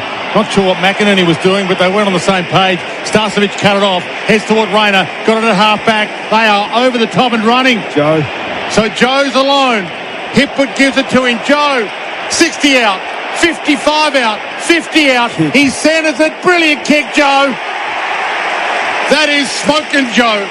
On the money. Didn't go for home. Didn't blaze away. Peripheral vision. Unselfish. And Archie can line up from 30 out. Well, it's taken him a while, Joe, to get this one into his game, but he's done it on the biggest stage of them all, and it was a darn good kick. McInerney's one of the worst efforts you'll see in a grand final. Handball received from Papley. Didn't want the contact which he thought was coming, which wasn't. And like they have done all day, Brisbane transfer the ball to this shot now. In he struts from 30 out, and the Swans that they were bleeding before, they're on life support now. He has 3, and John Longmire has a lot of issues, including why did you play Logan McDonald? He's been subbed out. Campbell's on, and the Lions are 12-9-81, and the Swans are 4-4-28. They have not kicked. Well, they kicked 1 goal, 2 since quarter time, 1 goal 3 since quarter time. It's been bizarre. Yeah, it's their 5th goal from their back half. And it started, as I said, with that handball receive from Papley, who took an early bounce, just didn't need to bounce the footy. That allowed Brisbane just a half a second to be able to come across and put the pressure on McInerney. But in a grand final, you've got to take that handball receive and expect what is coming. He didn't do that. He took the easy option, tried to tap it on, and all of a sudden Hipwood was out, Danaher was out. Danaher's unselfishness today and throughout this final series, different to the home and away season. McCluggage wins the ball in the middle, hand passed over his head, Neal's out the front again, he pops it up for Joe, Danaher grapples and marks. This is a magnificent afternoon for Joe Danaher. And for Brisbane in general, they're pumping them out of the middle again. I'm not sure about the move of the Lizard out on the wing. He hasn't touched the ball. Ball hasn't been out there. Ball's inside their forward 50 or their defensive 50, and the Lizard's not there. It just seems crazy. There's no one coming over across to spoil, and the Lizard would have dropped off his man to spoil this particular goal that Joe's about to nail. What about Lachie Neale? Clean right from the start, clean off his bootlace. He's up to 21. The legacy of Lachie Neale if he's to win the Norm Smith today. Joe Danaher from 40 metres out. He's trying to, he's pushed it out across the face. Everything bar the goal kicking. That's a bit of an encapsulation. 1 goal, 3, and 1 which he missed on the goal line. 54-point leaders, the Lions. The Lions are still running hot for Ream, Australia's favourite hot water Ream. Roberts runs from fullback, has a bounce, launches it toward the wing. Grundy's out there. Fort got in front. Ball not down. Campbell is on now. Couldn't trap it. Grundy got a piece of it. Gave it to Parker. Gave it to Florent. Fed his handball on Lachie Neale in the hole. McInerney woes and one. Went and got it. Oh, he gave it up. Bang. Massive tackle on Campbell. Welcome to the big time. Little chip kick wide to Zorko. Heads out wide to Berry. He chips it further forward to Lohman, the contender for the Norm Smith. 3 goals in the opening half for Kai. He holds it up on the wing and goes back to the magician Zorko, and he goes inside to Leicester. They lead 82-28, the Lions. Leicester gives ground to Payne, and the transfer to the near side for Starcevic. Bailey and Fletcher have run on the members' side. The kick goes for Bailey. He actually lets it get over the top to McCluggage, who got caught by Jordan and holding the ball. He's been a bit stiff, McCluggage. He was too good for his own good in the first quarter, and he dragged the tag, which has probably cost him a medal. How long are they going to leave Heaney forward? I mean, it's always a tough balance, but I agree with you. Jordan sets it up to the 50. They converge. Leicester got there first. Parker knocked that out of his hands. Leicester turns tackler and forces the ball. I mean, it is a strange. Sorry, Dwayne. I think McCluggage hurt him. Might have cramped or hurt his hamstring there. We'll keep an eye on that. But it is a strange move because all year when the Swans have been in trouble, Heaney's dragged them back from the middle. Heaney taps it out to the side. Florida onto it. Hand pass to Warner, looking for a target inside 50. Kicked it to Fletcher. Lloyd made the spoil to keep it in dispute. Papley trying, couldn't create the play, and Lockie's there. Neil with footy in hand. Feigns the hand pass, then kicks up the line. Blakey's got front position knocked away from him, though. He follows up. Roberts gives it to him. Blakey will find Heaney inside 50. He takes the mark, 30 out from goal. Fumbled over by Zorko. Tried to milk a 50, which he won't get, so he exaggerated that. But in terms of their marks inside forward 50, we've spoken about it all day. That's just the fourth mark they've taken inside 50 to 17 Brisbane's way. Those stats for Signet Power every moment with the Signet Power bank. Lachie Neale getting so busy. I know that one was a turnover in the end, but he is building into something special on a grand final performance worthy of his career. Joe Dana also 9 score involvements from 11 touches. 13th disposal for Isaac Heaney. He'd probably have to channel Darren Jarman for them to win. And he starts with a goal. One might trigger an avalanche. You just never know. 5-4-34 Sydney. The Brisbane Lions 12-10-82. Heaney with his first. The Harvey Norman scoreboard now at Harvey Norman. Save $1,000 on Samsung 75-inch frame TV plus bonus delivery and wall mount installation. Harvey Norman, best brands, best range, best prices guaranteed. Hard to see it at the moment, but one can beget 2 and then 3, and you've got to build from somewhere. So it's now back to the middle of the ground, and Heaney goes from kicking a goal into the middle, which makes sense to me. McLean goes into the ruck. Errol Goulden's gone inside along with the Chad, who's had a little bit of footy, not much, but hasn't done much with it, and that's been his problem, and he's up against Lachie Neale. So Lachie Neale is just totally dominating this game right now. They're going to play wide of him. It's just an open slather for him. Sammy up and downstairs. Dwayne, you're all over it. Hugh McCluggage did grab at that left hamstring. He's come off, sucked down a couple more painkillers, and no immediate cause for concern at this stage. I'll keep an eye on that. Free kick out of the middle.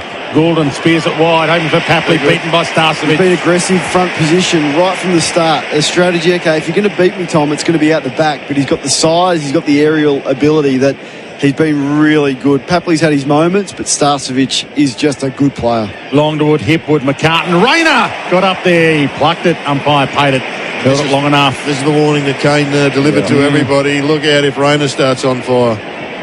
Who does he want? He wants Neale out wide. Why not give it to him? He's had it 23 times now. Lachie Neale. 6 clearances, 7 score involvements. And we're 14 minutes into the third. And he thumps it. Who's going to jump? Kyle Lohman might be the man. Front of this pack.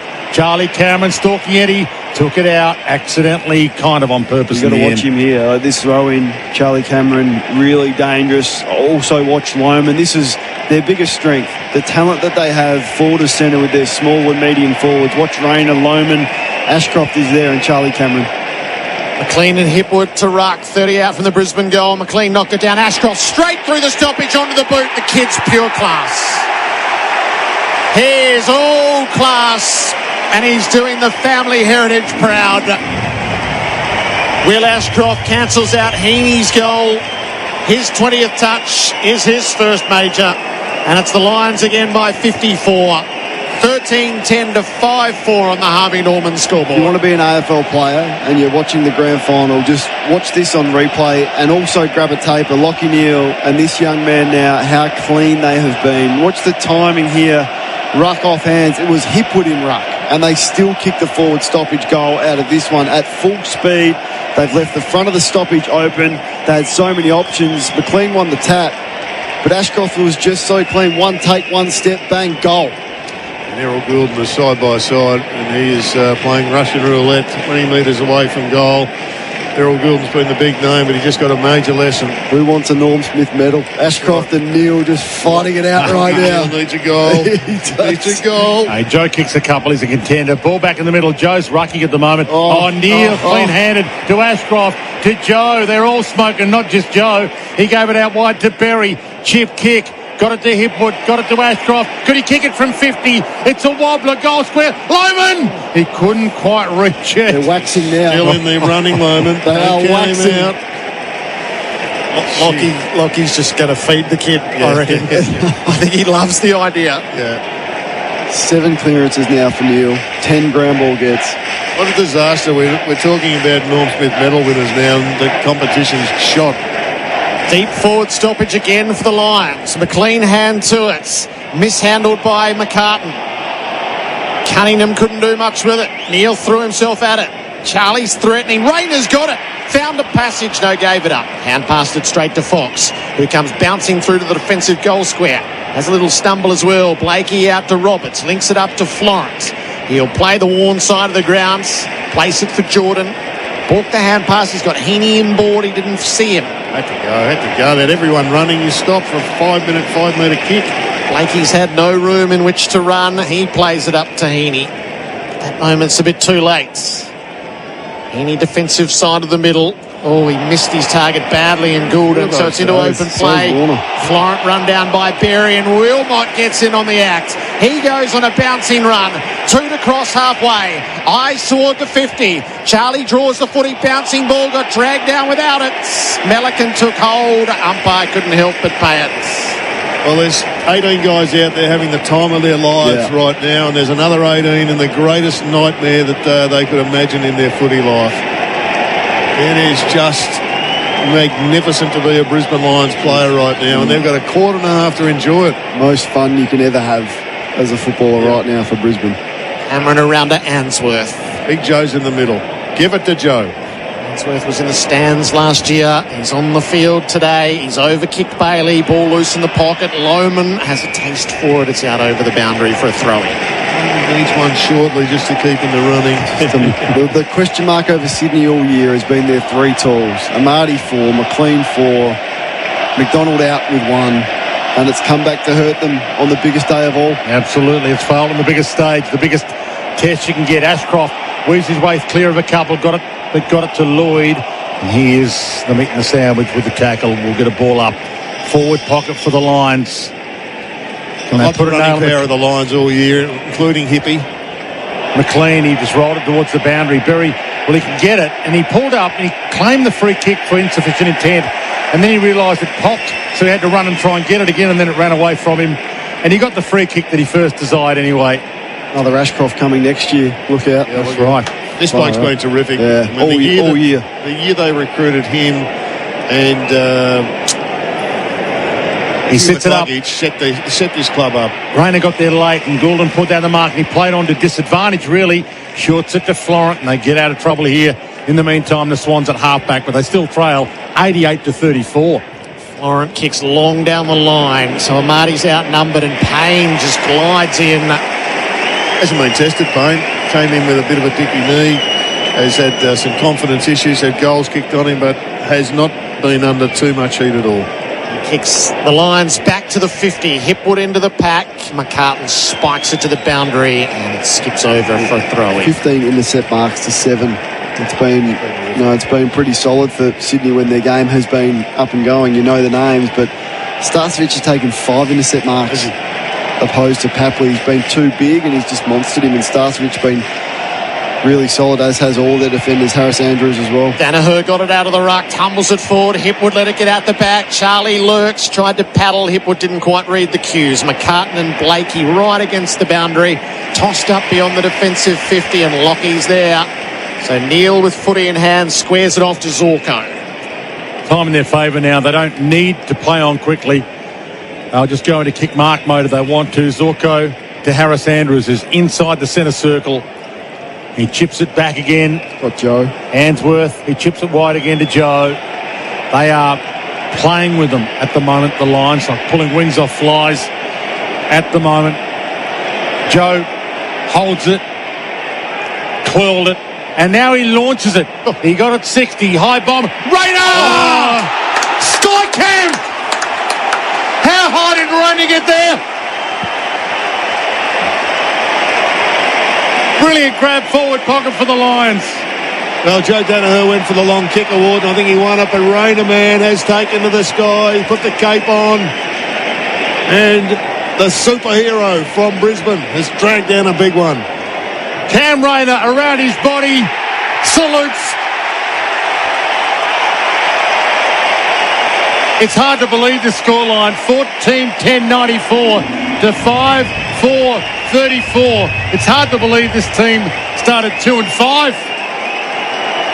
And this is a demolition. 5.5 minutes left in the third. In fact, we've ticked into time on for Selade. Seconds can be the difference between life and death. Make a difference with Selade. You could see it a mile away. I mean, they just built it up through uncontested marks. You thought they were just going to milk it a little bit and take some time off the clock. Joe had options everywhere where he could have gone short, but with true Joe style, I reckon he was having a shot from about 80.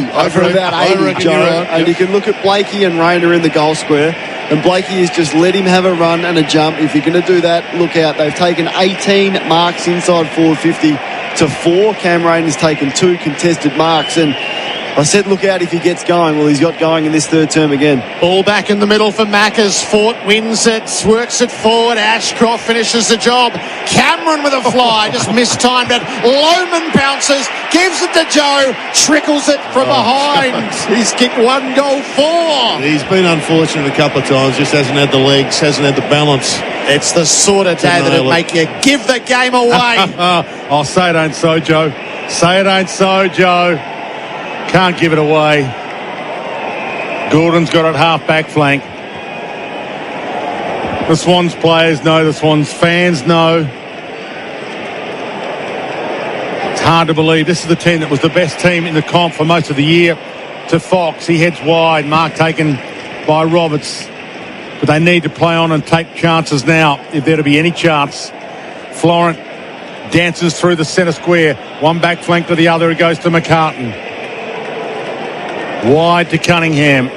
That's almost working in favour of the Lions there, taking time off the clock and not even going forward. Short to Campbell, and he's still on a half-back flank is the Swan kick. He kicks for McInerney. Did he have the arms chopped? Umpire said no. McInerney up to Heaney, who's mauled. Umpire shows pity and calls for a ball up.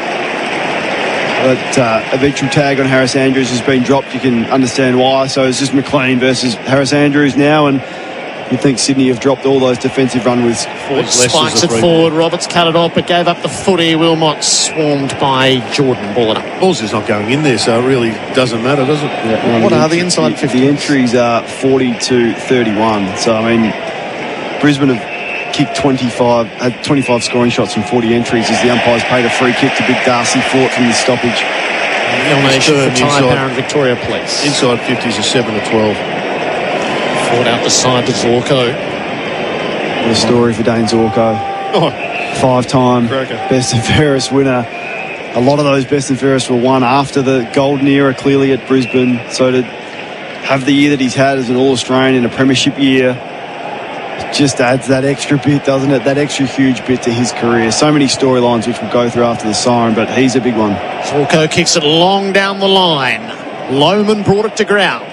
McCluggage put himself in harm's way. Never quite gathered it. Dunkley lays the next tackle to force the ball up on the Lions logo painted on the turf. Will Ashcroft comes from the ground and Lockie Neal comes on. Krause, Electrical and Solar. Grundy the tap. McInerney held the footy aloft. Fort disrupted the play. They get in after it. Rampy forces a path through. Hand passed into the middle. Florent found an angle to Papley, ran into a dead end, got out of it, then threw it up in the air to himself, and it's been picked off by Morris, who gives it to Neal. Sweeps the hand pass sideways. Bailey just brushed off Blakey as if he wasn't there and kicks perfectly. Dunkley marks, squares it up. Morris is going to get another look. Well, this is now an embarrassment for the Swans. Their lack of I won't say effort, but their lack of capacity to just stop it has just been horrendous. They've broken tackles, And it's just been a repeat of the Geelong bullying. Well, they had possession of the ball in the middle of the ground, and they were out through Rampy, and then Papley got involved, but Papley's pressure he couldn't handle, tried to tap it on, and then they turned the footy over. Bailey had a hospital handball from Neil. Blakey had him wrapped up, but he was unable to stick it. Logan Morris, the 19-year-old in his 19th game of senior footy. He kicks from 40 and he grabs himself another. It's all gravy from here. The Lions top the ton. 15-11-101 to 5-4-34. Morris has got 2 on the Harvey Norman scoreboard. It's one of the greatest AFL stories with the coach of the Brisbane Lions and this group that were beaten by a whisker last week, beaten by 1 centre clearance last year, I should say, for the title.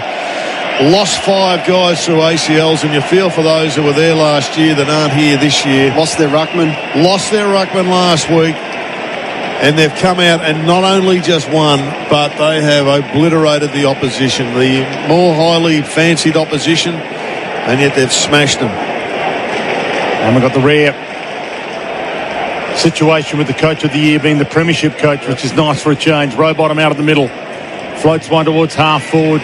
On the end of it, Warner hasn't been his afternoon. He turns and goes, winds up. He's got Gordon out wide on a half forward flank. He hits him lace out, 55 out, short pass, hoping for a Marty, who's hardly seen it, held it long enough. Hardly seen that devastating combination through the home and away season. Warner, who's gone forward, switched the ball over to Goulden, and that's what they would have expected. Goulden kicking the footy inside 50 multiple times today. He's one of the better exponents of that, and that was a great example. It's how they cut up Port Adelaide in the prelim final.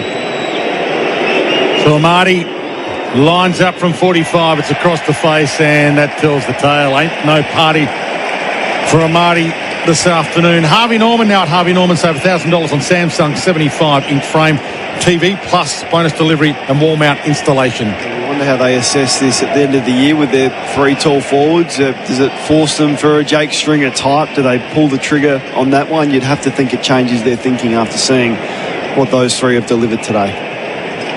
A minute to go on the Makita XGT 40 VMAX clock. The Lions kick it around in defence. Lohman has a fly to pack. Starcevic underneath. They will turn tackler. The emergency of the Brisbane youngsters. Lohman, Wilmot, Fletcher, Ashcroft, Morris. What a story. How's the future?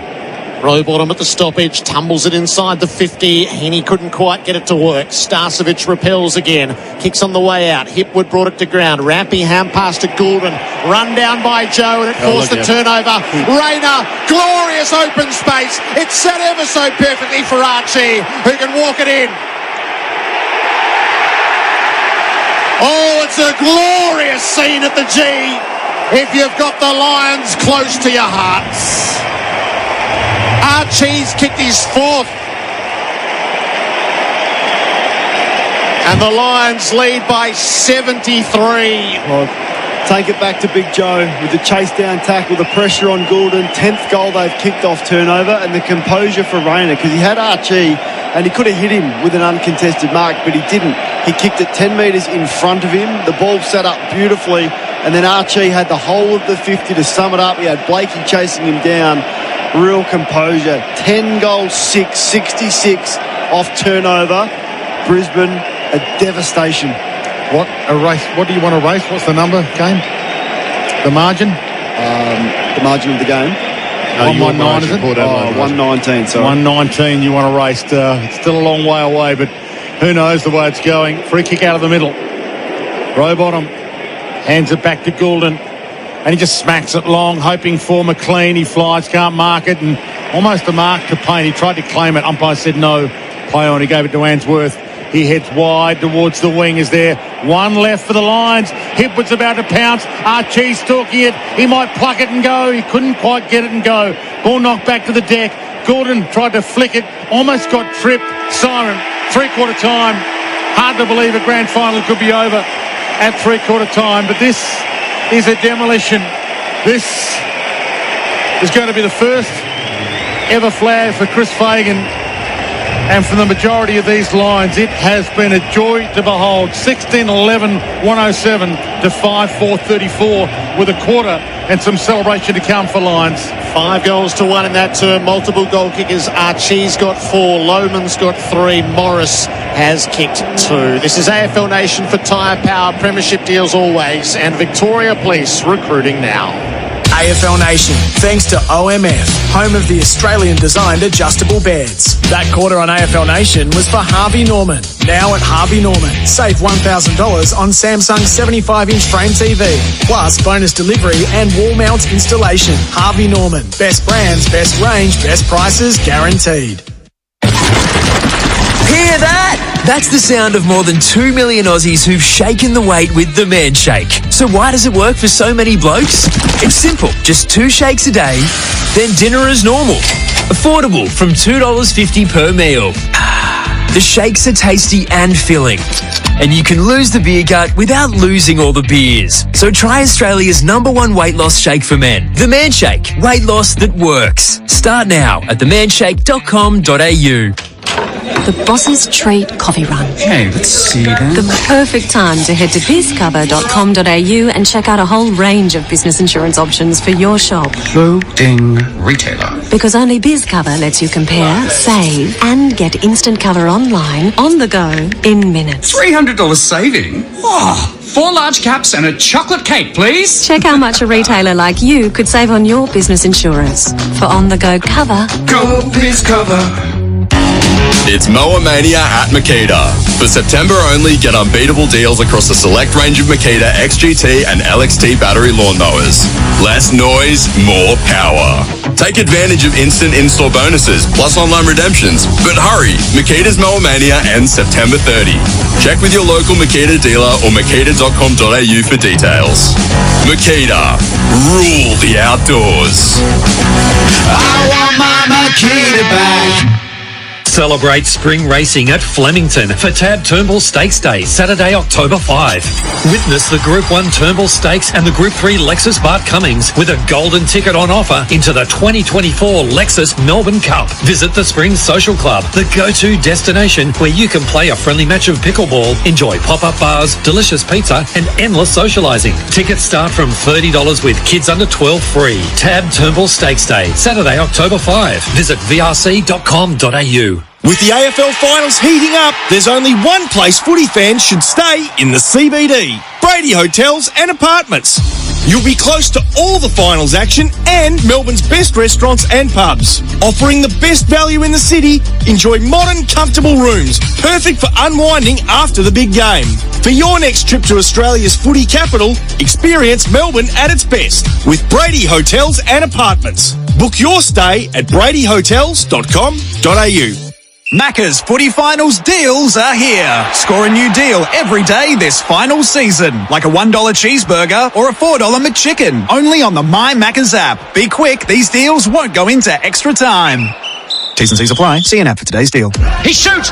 He scores! Goal! And the crowd is on their feet. Love Australian football? Paramount Plus has got you covered. And the GOAT says, every game of the Combank Matildas. The goal is in! Every game of the Subway Socceroos. And goal for Australia! Every game of the A-Leagues. Beautifully done! Every game live. A mountain of football. Only on Paramount Plus. Paramount Plus. Lintels and Landscaping Steel Direct. Your no-fuss, fast delivery of all steel lintel and steel landscaping needs. Hot dip galvanised lintels, angles and T-bars. Hot dip galvanised retaining wall uprights. UC, UB and corners. Steel garden edging, all thicknesses for that rustic appeal. All delivered direct to site and all online. Keeping our prices low. Orders in Melbourne Metro over $750. Free delivery. Get what you need at lintelsandlandscaping.com.au. Stay on the ball while you're on the road. The SEN app is now available on Apple CarPlay, so you can keep up with all the big moments, expert commentary, and the latest news. When it happens in sport, SEN has you covered. Find the SEN app on Apple CarPlay. You're listening to the Grand Final on AFL Nation for Tyre Power. Save big, kicking goals with Toyo Tyres. And Victoria Police, made for more. Search police careers. Macca's, I'm loving it moments. Macca's footy finals deals are here. He follows up. Roberts gives it to him. Blakey will find Heaney inside 50. He'd probably have to channel Darren Jarman for them to win. And he starts with a goal. 30 out from the Brisbane goal. McLean knocked it down. Ashcroft straight through the stoppage onto the boot. The kid's pure class. And now he launches it. He got it 60. High bomb. Rayner! Sky Cam Rayner around his body. Salutes Rayner. Glorious open space. It's set ever so perfectly for Archie, who can walk it in. Oh, it's a glorious scene at the G if you've got the Lions close to your heart. Brisbane by 73 points at three-quarter time. Sam Edmund is downstairs for Crowell Electrical and Solar. Jared Chris Fagan poring over the stat sheet. He might just be agonising who to take off. That looms as his hardest decision now because he's got Connor McKenna in the back row, the unused sub. I think we all go back to James Jordan, 3 years ago and think they wouldn't want to wish that on another player. So who's he going to take off for the Irishman? The players have a way of settling these things for themselves. It's what Cam Guthrie did a couple of years ago. He sensed what it all should be. Just the lack of physicality from Sydney has been exposed. Just 33 tackles in 3 quarters of footy in a grand final, despite having been dominated in possession, is not good enough. It's a hideous performance from the Swans. Last quarter action begins. Florent out to Warner. Tosses it high. Amati comes out. Punched away by Payne. Ball to be won underneath. Campbell's dragged down. Ball it up. Yeah, there'll be a lot of retrospection on this and how did they prepare the soft win last week, the 2 weeks off, etc. Whereas Brisbane, they just had to fight their guts out the whole way through. Fort just got rid of Grundy. Florent looked like he'd taken the mark, which wasn't paid. Off to Cunningham, handed it to Roberts on the wing, back inside the 50. Blakey! Looks like he might have switched forward. Yeah. He comes out and takes the mark. Back to where he started from, and that was as a forward. Who knows what's going to happen in the new iteration of the Sydney Swans next year. But Blakey going forward takes a nice mark. Good on Fort, though. He hasn't had to play a huge role, but when he's needed to influence the game, he has, like he did before at that stoppage, brushing off Grundy. Nick Blakey from 48 out. He leapt into it and dragged it out to the right. And there's a behind. The margin is 72 points on the Host Plus scoreboard. Zorko from fullback to Payne, who despite the big scrapping on his knee and the injury has stood up big time. Amati's hardly seen it. Logan McDonald subbed out. Fox with the float in. Grundy went with the fist. Ball hit the deck. Lloyd got there first. Lifted it above heads and flicked it to Grundy. Back to Roberts. Wants the inside kick. He floats it a long way back towards Cunningham. Centre half back, and then he heads wide to Florent. All this across half back and no push forward at all yet. Now Warner just continues to run looking for the kick, but that's a pretty fair spot up. But it's all ceremonial now, so much for the Sydney Swans. Florent to Fox to Lloyd, still on the wing, and now he thumps it. Berry should swallow this. He does. I'd love this bloke's game. I really felt for him last year. He's been one of the core rebuilders over the last 6 or 7 years. Copped a bad break last year, and he's really fired up today. Big midfielders, don't they? When you look at him and Dunkley, Ashcroft and Neal are not big, but they're thick and they're mature.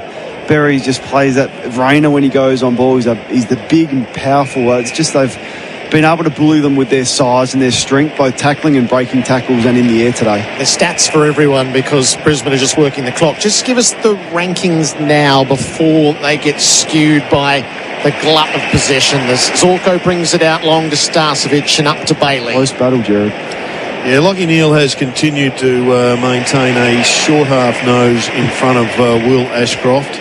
Bailey up to Charlie, who crosses halfway for Leicester. Ball punched away. Starcevic hand passes it against the boundary to McCluggage, who works it up to Bailey, who'll toss it up to full forwards. Fort got down there. The defenders were there in good numbers. Hipwood kept it alive. Roberts for the Swans at the back. Hand pass to Rowbottom. Trickled it out into the pocket for Lloyd, who's got the target on the way out, and that's Campbell this up.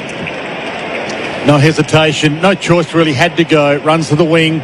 What was it in the Papley direction? He's hobbled a little bit. Andrews is right with him. You're not getting past me, The problem for Papley today, and it's not him just alone, he's wanted to take the position from behind all day. So Campbell's there. He's won the ball across half-back. He can't kick the ball 75 metres, and Papley is 10 metres behind Andrews. And if it's not Andrews, Starcevic has taken front position against Papley. So they've looked for the easy one there forwards, not the simple one for the kicker. A couple of head clashes there. Yeah, let's keep an eye on that. So Starcevic has got it. Goulden's got him. And the score, 4 minutes gone. Final term brought to us by Host Plus. 107-35. Lions 16-11. And the Swans 5-5. And AFL Nation for tyre power. Premiership deals always. Yeah, I'm not a racing man. I hope I didn't mark it up with short half nose. It's probably not quite it. But short half head. It's a nose or a short half head. Okay. But it implies a very small margin, Jared, and that's all the visual that you're looking for. They fight for it at the source. Ball still loose. Lachie Neale got barraged by Parker. Papley pinches a kick and sends it forward. Leicester came up to disrupt, and Marty ended up with it dragged down by Payne. What about the Leicester story? I mean, ultimately, they have got so many stories, none better than their coach. But Leicester, wow. He was gone 5 years ago, and he just kept battling and battling, and he's been a star. Heaney back on the ground, but he looks sore. There's a free kick here in the ruck to Fort again.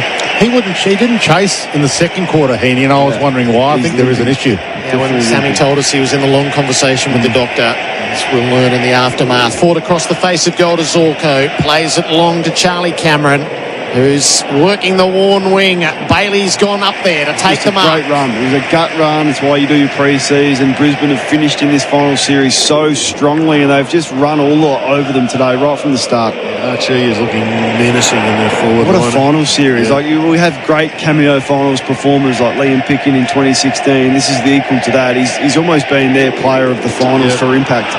Ashcroft wriggles out of a tight space and passes it away. Andrews and Ashcroft and Neale. He saw too, Lockie. He got hurt in that crunching moment in the ground ball that you called before, Jared. Yeah. He's a nose in front at this stage. If he gets a goal, he'll be an irresistible choice. He goes back to his co-captain Andrews and plays it across the centre square for Wilmot. Fort gets himself forward. He's got Berry working hard ahead of the mark. The run again, isn't it, though? Like they can't run with him. Covering the ground. They cannot run with them. They've got the spare behind, and then they just charge from the back half.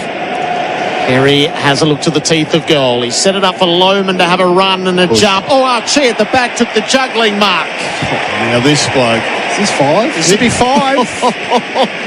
This is 5. 5 goals. If he kicks it. He's a chance.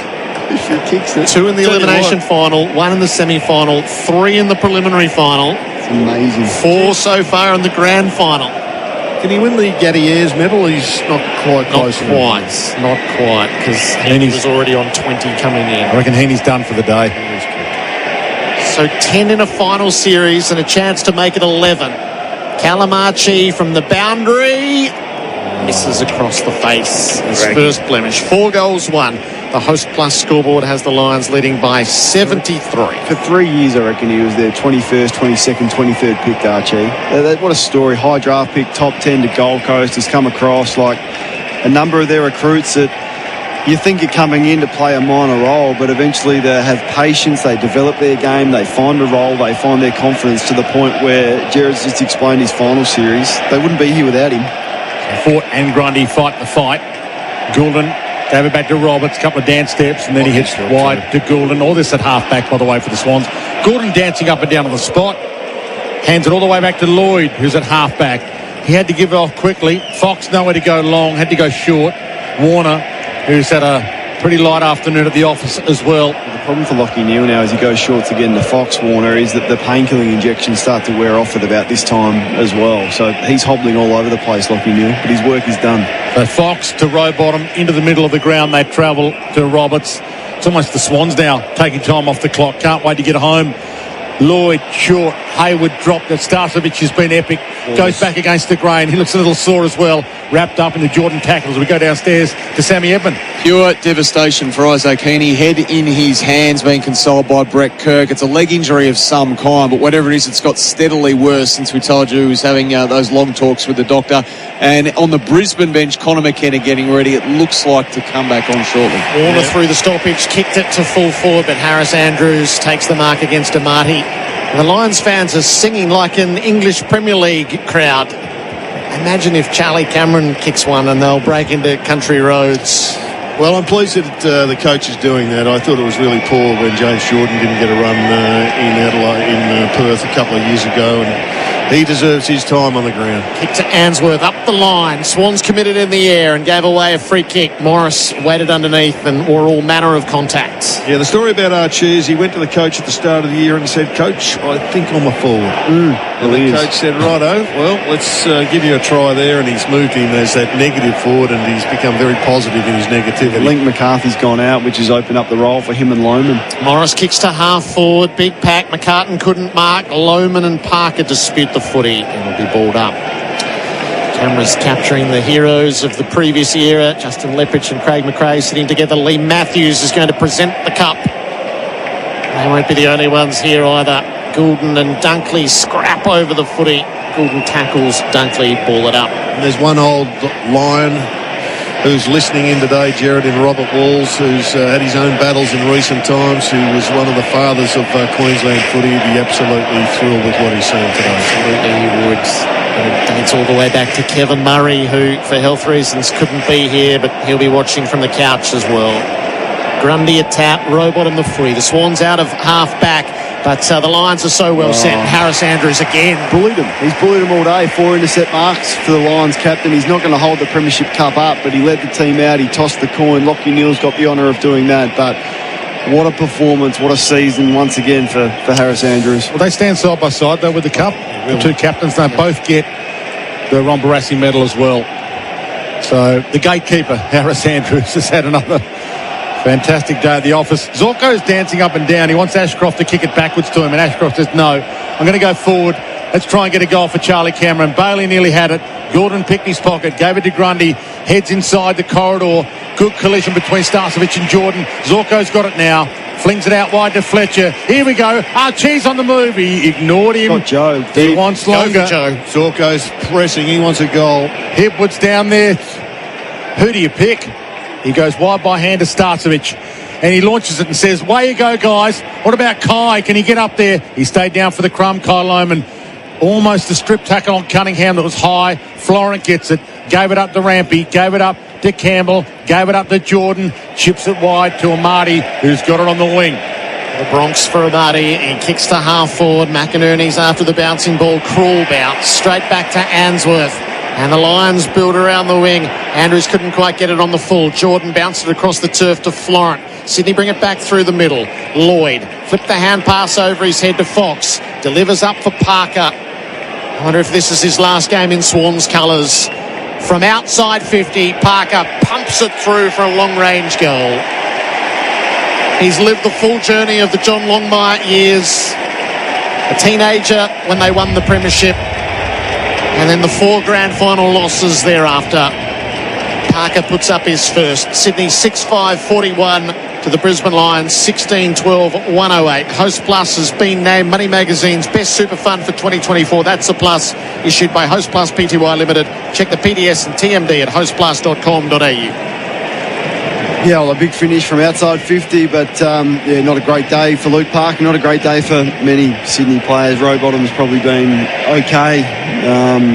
Hard to find too many other winners. Melican's been okay. Melican's been pretty solid. And you're right, Luke Parker attracting interest from North Melbourne, which he didn't deny and probably fueled that speculation. So probably a win-win for both club and player, I would have thought, and also for North Melbourne, who it's a nice pick-up for them for a couple of years. But yeah, we'll see the fallout after another really disappointing display. Joe Danaher back in the ruck. And ripped it out of the air, got tackled. Parker almost caught high. Flings the tackle to McInerney. Gave it to Warner. He gets a moment here. Runs out of the middle. Heads long from outside 50.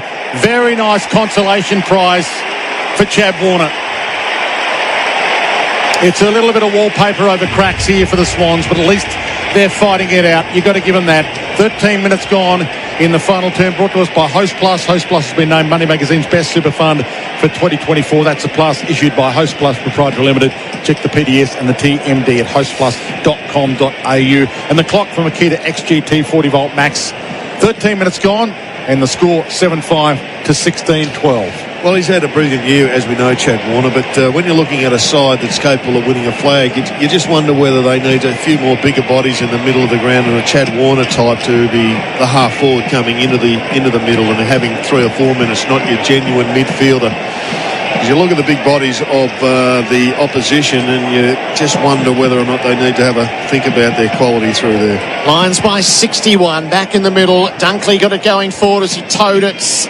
Hunted down by Warner, brushed away the first tackle, hand pass to Rampy, kicks it out the near side. It's a well-weighted ball for Goulden to mark. Goulden with footy in hand. We've gone 14 minutes of this final term on the Makita XGT 40 VMAX clock. Kick back into the middle for Blakey. 19 for Goulden today. Works it up to Papley. Papley is going to wind it to full forward and give them a look. Starcevic the first there to spoil. Amati's hand pass picked off by Lockie Neal. Hand passes out in front of Fletcher. He's got company. Jordan wears him close. Fletcher cleverly didn't take possession. So Ashcroft has taken the lead at 28. They're even now. In fact, at 28 apiece.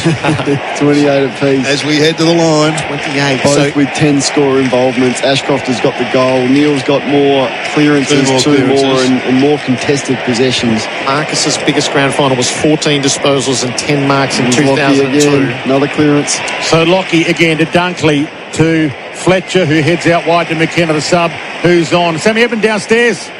So I'm almost relieved for him, Dwayne. He's on, stationed across half-back. Logan Morris has been subbed off. Thanks for that, and he's been used regularly as a sub. What a story he has been, though, Logan Morris. And as Jared and Kane said, there's stories everywhere. Even Connor McKenna is a story in his own right, the ex-bomber, and here he is. Get him a touch. About to get himself a flag. What's another flag for Ireland? It is. Ty Kennelly and Zach Tui and Mark O'Connor, and now Connor McKenna. Hipwood marks, he delivers on to Rayner. Yeah, kick on his left. Kick from 55, and you're right, he did that last week on the run to win them the game, and he knows it. He's just turned his back on everything. He's going to launch this from 56, 57, but ball does carry at the MCG, and I reckon he's got this in him. 3 in the elimination final, 2 in the preliminary final. Let's kick 1 in the third term. Cam Rayner from a long way out. Rayner thumps it at goal. He got under it a little more than he would have liked, and McLean stands in the goal square and takes the mark unopposed for the Swans. 50 metres because Lohman went over the 9-metre zone where you have to come back. Amazing, so many players still don't understand that you have to get out of that zone and come back to the 9, and so many 50-metre penalties are paid as a result. So McLean feeds it by hand. He put Warner under pressure, but he's good enough to duck his way out of it.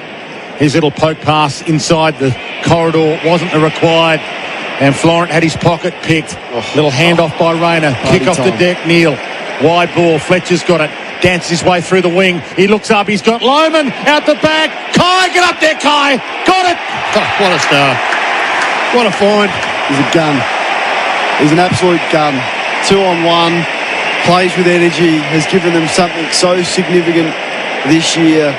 So young still and so much room for growth, but 2-on-1 there in the air. He just goes. He just backs himself in and goes. And what a performance for him also throughout the final series. Thought he was terrific last week. Got them going after half-time and has turned up in a big way on the biggest stage of all. For his 4th. You'll hear the roar. Oh, no, you won't. Yes, he's crept it in. And Cobra Kai could still be King Kai if he gets a couple more in junk time.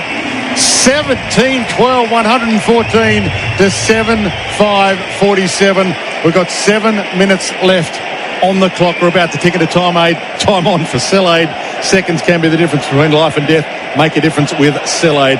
Let's hear a little bit more from Kane Corns and Jared Healy with the Lions still running hot for Ream, Australia's favourite hot water. It was another goal off turnover. I mean, Sydney had the ball through the middle of the ground in their control, but they haven't been able to cope with Brisbane's pressure, and they turned it over in the middle. They went back the other way, and they launched it long and deep. They identified Lohman. They got so much confidence when they see Rayner and they see Lohman because of how strong they are in the air, deceptively so. Great celebration, not sure what it means, but there's the Brisbane players that didn't play getting ready to come down and storm the ground when that final siren goes. Umpire down. Lions by 67. Grundy took it out of the ruck, kicked it forward. Starcevic, a rare drop. Papley out the back, got it, flings it at goal and misses to the left. He's the hardest man to get a kick on, Starcevic, in the league. Yep. Takes the big jobs, the most daunting jobs every week. Little roller. Half-back. Bailey's been good. Gave it up to Answorth, who is another story in itself. Come into this team and held his spot. Dunkley takes the mark at half-back. Might get you to rank the stories of greatness after the game, because they've got so many, the Lions. Some Cinderella stories, some heartbreak stories, and they fly on the wing with Joe. One of the big stories, Oscar McInerney, when he comes out, will be a huge story as well. If Joe retires, does that trump Fagan at the end or not? I think Fagan's won. Even if Joe retires on the final siren. No, he wouldn't do that, would he? Oh, that's the talk. Fought down. Warner forged his way through, then ran straight into a dead end. Great pressure. Wilmot with the footy. How are we going to know? Joe hasn't spoken into a microphone for 15 years. In the change rooms or out on the ground, someone might get him at a vulnerable time. I hope he doesn't, because it's been a coming of age couple of years for Joe Danaher. It sounds like BT might have known. Yeah. McCluggage from the wing, kicked forward. Lohman roves the drop mark, spreads it inboard. Off to Dunkley, up to McCluggage, kick to full forward. Charlie had front position. Cunningham made the spoil, knocked it out of play. We need a Charlie goal. We need one more. He hasn't had a great year by his standards, Charlie Cameron, and I mean, he missed two very simple set shots, so he could have had a big influence today. I feel like we need one more just to give us something with that song. Goes to show the evolution of Brisbane, though. It used to be Charlie or bust. Now Charlie's just one of 3 or 4. Grundy took it out of the ruck. Hand passes it away. Goulden cleared the defensive 50. Andrews sets himself, makes the spoil. Ground ball to be won. Hard in there is Leicester. It's held up. So the Fagan story is Jack Worrell, back in 1906, 7 and 8, and 11 and 12, coached 5 VFL premierships. He hadn't played. He played VFA footy. So to find a precedent, you have to go back more than a century for what's about to unfold. Yeah, times were a bit different back then as well. Sheridan, he is the oldest ever premiership coach. He's the only man to coach in his 60s in a grand final. Dunkley's already. just got Goulden and a holding the ball. That is his 12th tackle. 12th. To McCluggage, to Neil. He's playing with him. Add another one to his tally on hands and knees. He's still firing out handballs. Goulden nearly had it. McCluggage now has it. They have him. His kick smothered. Grundy picked it off, went inside to Papley. He's on defensive 50, floats it out wide, and Amati takes a good, strong grab. Thought about playing on, and now he does. Kicks it inside to Blakey. Got our 5-minute warning. Blakey takes off. Nowhere really to run. Hand pass to Warner. It wasn't a bad metaphor for his day. Warner just kicks it to nobody inside the 50. If it rolls out, it's a Brisbane ball. If it had sat up, it was a Brisbane ball. Oh, the umpire didn't pay it. Who's he actually kicking that to? His kicking's been off right from the start today, as has Heaney's. Heaney may have an excuse with a leg injury, but gee. There's 50% disposal efficiency today for that man, Chad Warner. And that's not under pressure, that kid. Still the Lions fans sing. They had to throw in, fought, won the tap down. They scrounged for the ball. Starcevic laid the tackle, ball it up. Still a lot of red and white merch in the crowd. They've done well to sit through this Sydney and stay. Crowd's going to be posted at 100,013. Lockie Neal, another clearance. Hand pass to McCluggage. Got it off to Fletcher. Lohman has a little leap. He can't take the mark this time, so he goes and lays a tackle on Goulden and sees the ball out of play for a throw-in. He'll get some votes, Lyman. He won't win the Norm Smith, you wouldn't think. Listen to this roar. Lockie Neal has had it 29 times. He's been dominant. And do you know the ground announcer? If Charlie does kick a goal, we wouldn't be too upset if they played John Denver. They'll do it themselves. They'll do it themselves, Dwayne. We won't need it to be played. Goulden kicks it inside 50. Blakey's there. McLean got there late. And Payne kills it. And this is all nothing but pain for the Swans right now. Fox goes back against the grain. Go over to Parker. He might get a couple with what might be his last couple of kicks for the Swans. He's got 2. I think the idea was the right one, playing Parker inside the forward 50. It just really was strangled because of lack of supply going in there. The ball didn't come in with any ferocity.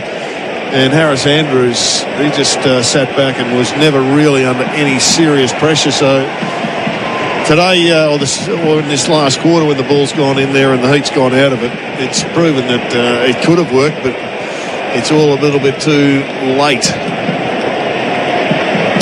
So Bendix breaks, big moment. Put your foot down with confidence. Bendix breaks. Parker's played 293 games for the Sydney Swans. He's a great to the club. Unfortunately, if this is his last one, he would not want to really remember too fondly. He's been in a couple of real bad ones now, as has a lot of these players. His 5th grand final for 1 premiership and 4 unfulfilled. Florent out of the middle. Hand passes it to Parker. He kicks it forward, but only as far as Wilmot. Started his career in finals. He's played them every year since. He spreads it out. Berry works it up to Rayner. And again, the Lions start to work the clock. There's 3.5 left on the Makita XGT 40 VMAX clock. Rayner kicks the Lions forward. He put it out in front of Archie. McCartan kept it away from him initially. Rowbottom gets through the ball sideways to Roberts. Brings it inboard to Parker. Run down by Neal. Forced the turnover. Wilmot with footy in hand. Pokes it forward. Up went McKenna, knocked it down. Ashcroft to McCluggage. Check the kick. Charlie rises, can't mark. They're all around it though, the Lions. Cunningham got himself in the way. McKenna pulled it clear, got it to his boot ever so well. McCluggage couldn't quite mark. Pushed through the first tackle, not the second. And Florent ends up with it for the Swans with a clearing kick to Grundy. It's a bouncing ball in front of Grundy. Berry is hunting him. Berry has got him. Berry releases him as Dunkley goes and gets it. And Grundy rode him in the back a little bit. The sting's gone out of it. The umpire will ball it up. And the celebrations have begun on the bench. Chris Fagan hugging, the crowd cheering. Chris Fagan's on the big screen here, and they are celebrating with him, the crowd here at the MCG. All 100,000 stand up and salute. What a fantastic coaching performance this has been. He was cheered yesterday when he was laying out the cones. Today he's a premiership coach. He's on the brink of tears. Footy's grandfather figure. McLean plays it out wide, and James Jordan has footy in hand. The King of Brisbane tomorrow, if not tonight. And bring him board to McInerney. Everything he's been through there, and Lee Matthews on the bench as he chips in Parker's 3rd, is it? Yes, it is. Parker slices through his 3rd goal of this final term. He's going to finish with his final bows as a Swan. His head's bowed. He's unbroken at the end of it. The margin is 54 points. As we reach 2 minutes to play on the host plus scoreboard. Charlie and Big Joe having a major bit of man love down in that forward line. What a time. What a great time just to be a Brisbane person. You do think of all the heartbreaking stories as well. I'm drawn to those that Kitty Coleman did their ACL so big in the grand final last year, particularly in the first half. None more so than Oscar McInerney, I hope, and I'm sure he will be remembered forever with the courage that we saw last week to come on and give his side a real shot at it. You got Logan Morris sitting there in his 10th game getting a premiership medal, and poor old big Oscar. Darcy Fort comes in. And they got next year, haven't they, the Lions? Yeah, they're not going anywhere, you wouldn't think. Next decade. 6 infringement, so the ball thrown in the air, ball knocked down towards Florent. Going against the grain to get it. He's hammered straight away. Hand over towards McCluggage. Who's going to get it? Rayner Whitten got it. He's got the handball options. He's got Ashcroft. Where's Charlie? Flick over the top. Bailey. On Joe's time. Smoking Joe Danaher. Say it ain't so, Joe. Surely you're not retiring. Say it ain't so. They come from everywhere. Look at him.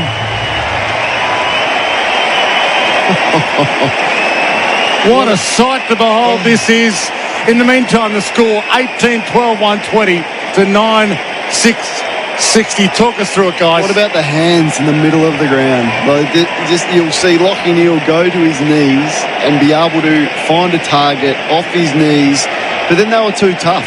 Rayner got a handball received. There was 2 Sydney players about to tackle him. He said, no, I'm just going to run straight through you. Will Ashcroft then got involved with the follow-up. It ends in the hands of Joe. He composed himself. Sights only on the goals, Jared. Yeah, and the Channel 7 had a great shot there of his dad, Anthony Danaher, played for Essendon for Sydney. And there's the famous Neil Danaher. There's his mum and dad again on the TV. Tears running down their eyes. Beautiful moments around the MCG. Warner hunts the ball in the middle. Fort wrapped him up. Darcy was asked to man the fort for one special occasion. The McInerney jumper was hung in the Brisbane locker rooms. They played with great tribute to their regular ruckman. Grundy out of the ruck, kicked it. Harris Andrews took the mark. It was tipped on the way through. Hand pass to Zorko. delivers out wide for Dunkley. The only Lion to have tasted premiership success. That lasts for another minute and 14 seconds as he brings it inboard to McCluggage. Tough recruit, built for finals, 12 tackles today. Lachie Neale racking him up. That's 32 for him, 17 contested, 9 clearances for Lachie Neale. I feel like he's definitely done enough. So Zorko goes back to Neale for another one. He'll take the ball home the way he's going, not just the Norm Smith and a premiership medallion. He goes to Harris Andrews. He goes back to Payne. He's got Leicester, another one of the great stories here amongst the Brisbane Lions. And the crowd's starting to roar. They're ticking the seconds down. They're kicking their way around the Swans again, the Lions. And Wilmot puts the fist to the air, knowing they're home. Contrast this with the breathless finish last year as they tried for every last second to win one of the great grand finals. And now they've been celebrating for an hour.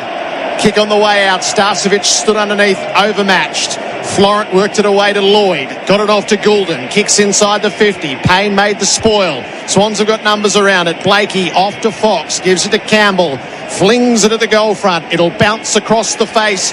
Zorko chases. Yes, the Lions have it in hand in every imaginable way. The Lions produce a domination to make the golden era proud. The premiership is going back to Brisbane, and for Chris Fagan, it's the greatest coaching story in football history. Brisbane win it by 60. For victory, like the Troy and miserable. All for one and one for all. We will answer to the call.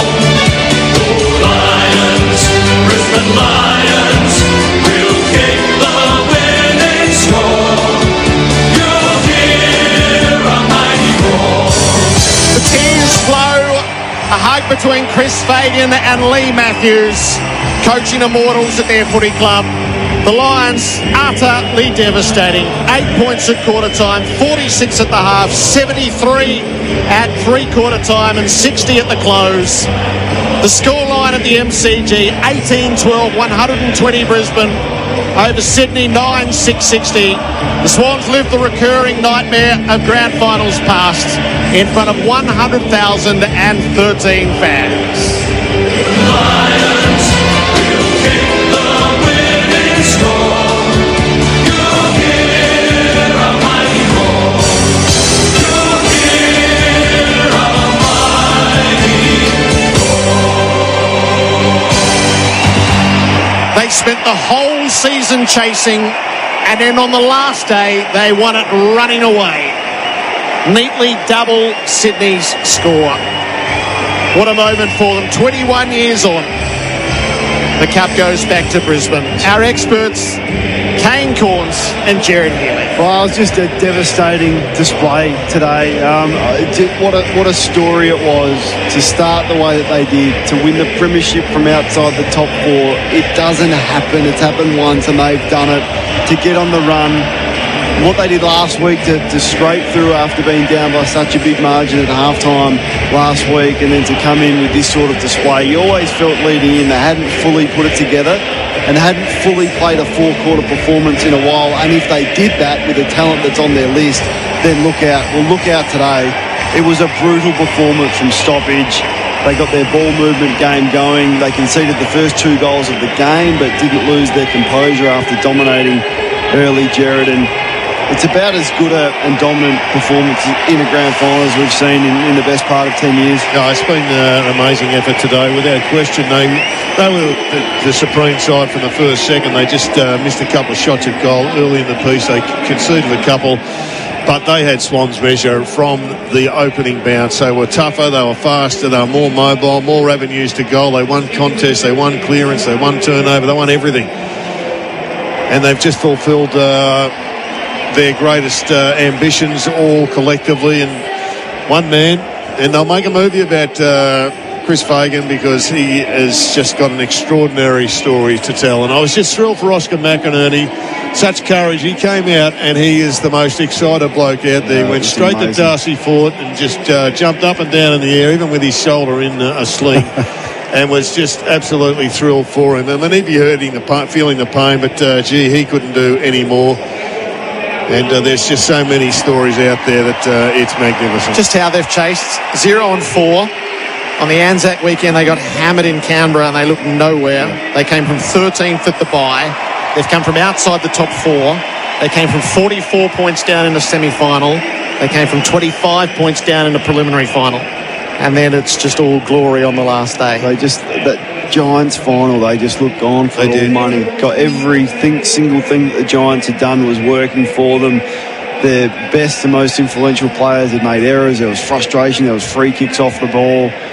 But it was Joe Daniel, wasn't it? It was the Joe show on that one. He was the match winner, and they've taken that momentum. They've gone on the road for 3 weeks in a row. We wondered whether that would have an impact on them today, but the way that they covered the ground, it feels as though the preparation that they had clearly was far superior to that of Sydney, who had a much softer lead in with the week off, and then an easy kill against Port Adelaide at home last week. And Sydney's record on the SCG was clearly always a worry. They lost to Richmond here this year. The last performance in the grand final wasn't there, and grand final on a neutral venue, and Brisbane have just gone whack. We used to talk about Jared Brisbane's record on the on the MCG, didn't we? And Fagan he kept getting so angry when he was asked about it, but they couldn't deny it.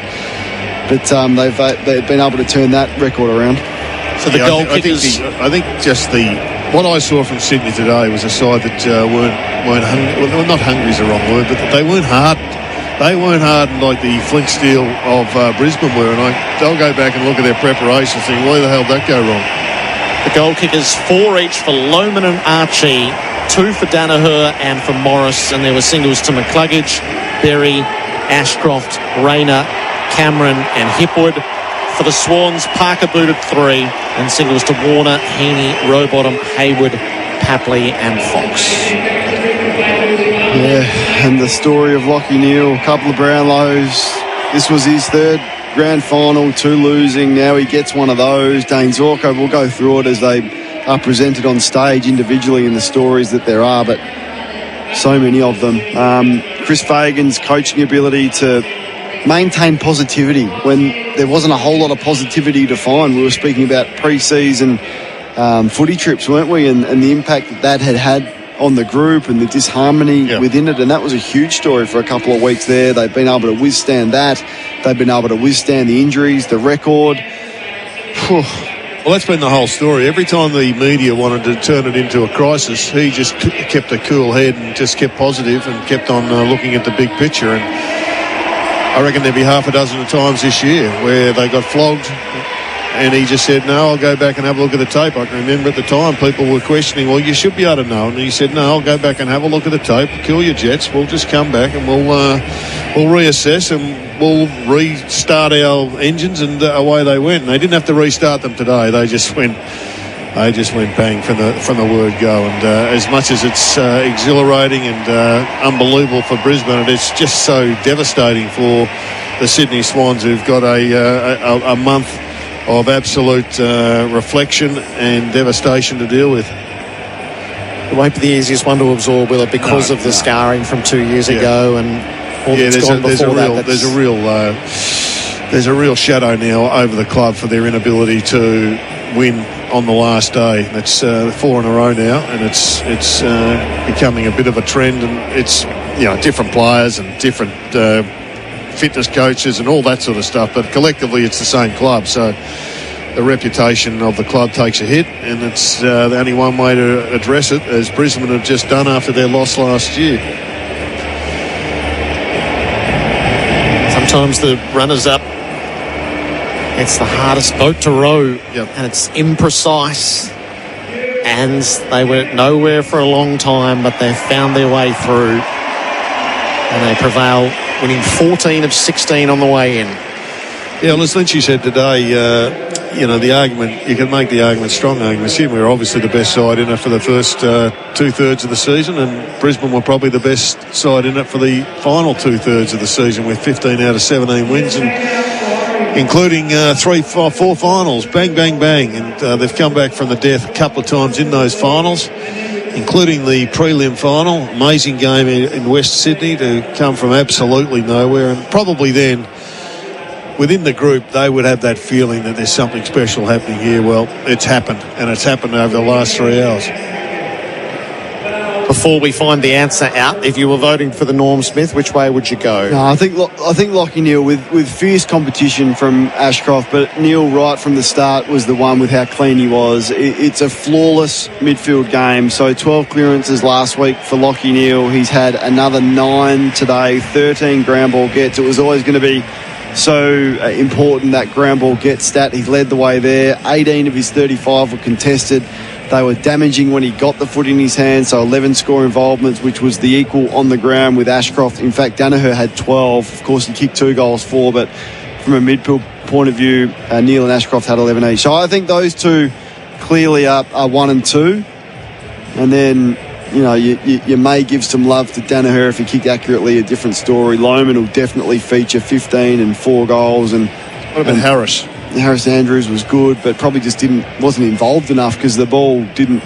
Well, every time it did come down there, he seemed to influence. Starcevic was superb. He was too, but they won't give it to a defender. And Archie deserves some love as well. 4 goals from 14 touches, 11 score involvements. He kicked the 5th. Would you change? No, it'd still go Neale, I think.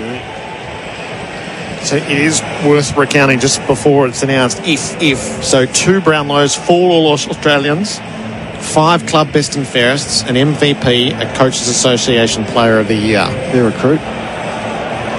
It's a big recruit when you consider they've got him from another club. It's fantastic. He was mooted. Well, he was going to go 2 years ago, and he's played in 2 grand finals since. Won 1, lost 1. So whoever talked him around, well played. I love Jared Berry's game. I really think after last year he had a point to prove. Well, he proved it today. He was hard. He was tough. He was instrumental in a number of goals. I thought Zorko was excellent as well. And he gave that 50 away, but he was tagged early. They dropped that and put Jordan onto McCluggage, but he's ended up with 23 kicks, 96% efficiency. Yeah. So they hardly made a mistake apart from that 50, Dane Zorko.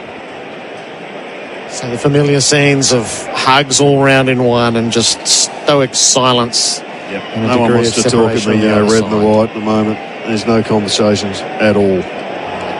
And nothing to talk about, really. About to begin our presentations. The Ron Barassi medal for the first time to a couple of captains. The Jock McHale medal for Chris Fagan. The Norm Smith medal for the best player on the ground. And Lee Matthews to hand the cup over. Thank you, JB. As we commence our formal presentations, we firstly acknowledge and thank the AFL's premier partner, Toyota, represented today by President and Chief Executive Matt Callahor, and Vice President National Sales, Marketing and Franchise Operations, Sean Hanley. Please join me now in congratulating today's field, boundary and goal umpires on their contribution to today's match. I invite former 9-time Grand Final umpire and member of the Hall of Fame, Ian Robinson, to present the AFL umpires' Grand Final medals. And to accept the medals on behalf of the umpiring team, goal umpire Matthew Durbin.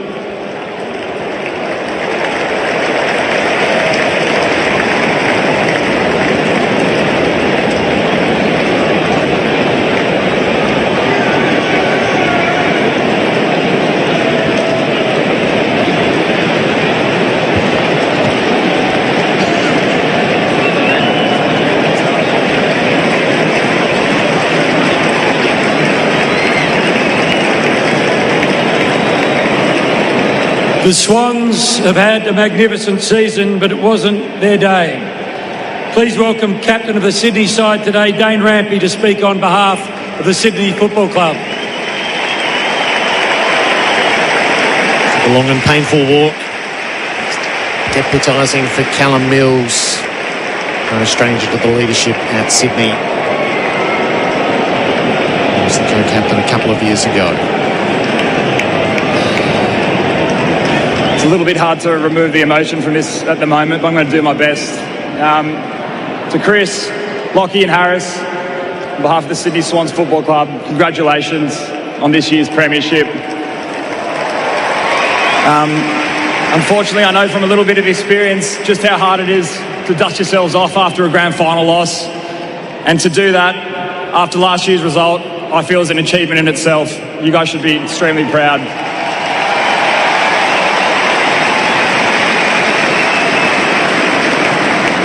To Toyota, thank you for putting on such a spectacle today. And to our sponsors, QBE, Volkswagen, realestate.com.au, thank you for your ongoing support.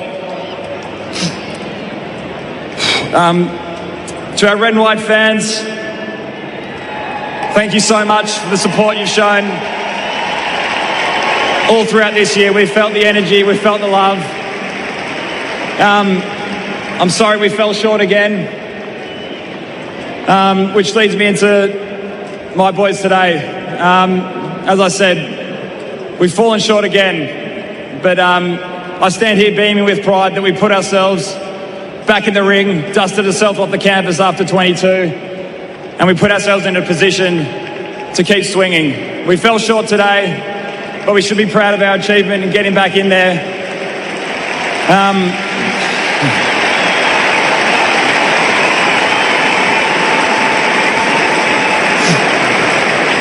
The universe didn't have it in store for us today, but let's stick fat like we always do and get back in the ring sometime in the future. Thank you, guys.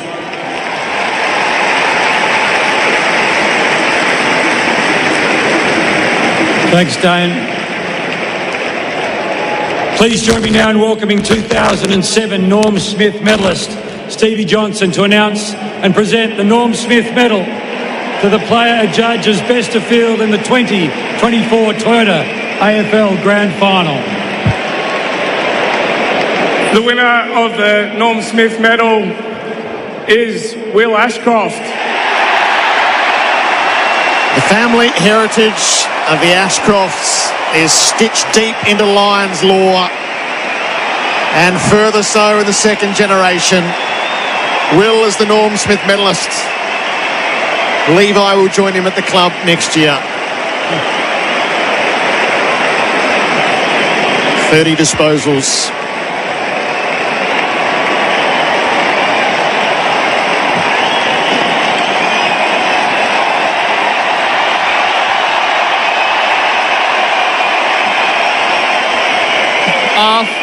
Firstly, I just want to say to the Swans, you guys were the benchmark all year, and you guys are unbelievable. And credit to your staff and your players, you're an unbelievable unit, and we hold you in the highest regard. So well done, a great year. To our boys, not just the players who played today, but our whole squad. We've had our ups and downs, and I'll talk about the staff as well and the whole wider club. We've over the last couple of years, there's been ups and downs, and especially this year, and we stuck fat and we just dug in, and can't believe we've actually achieved the ultimate prize. And to our partners as well, we appreciate your support. And lastly, just to our fans.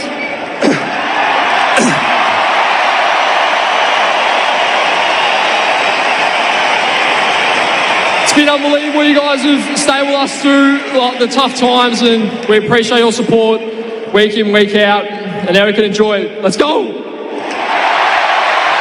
Game number 31. Well done, Will. It's every young footballer's dream to be on the grand final stage on the last Saturday in September.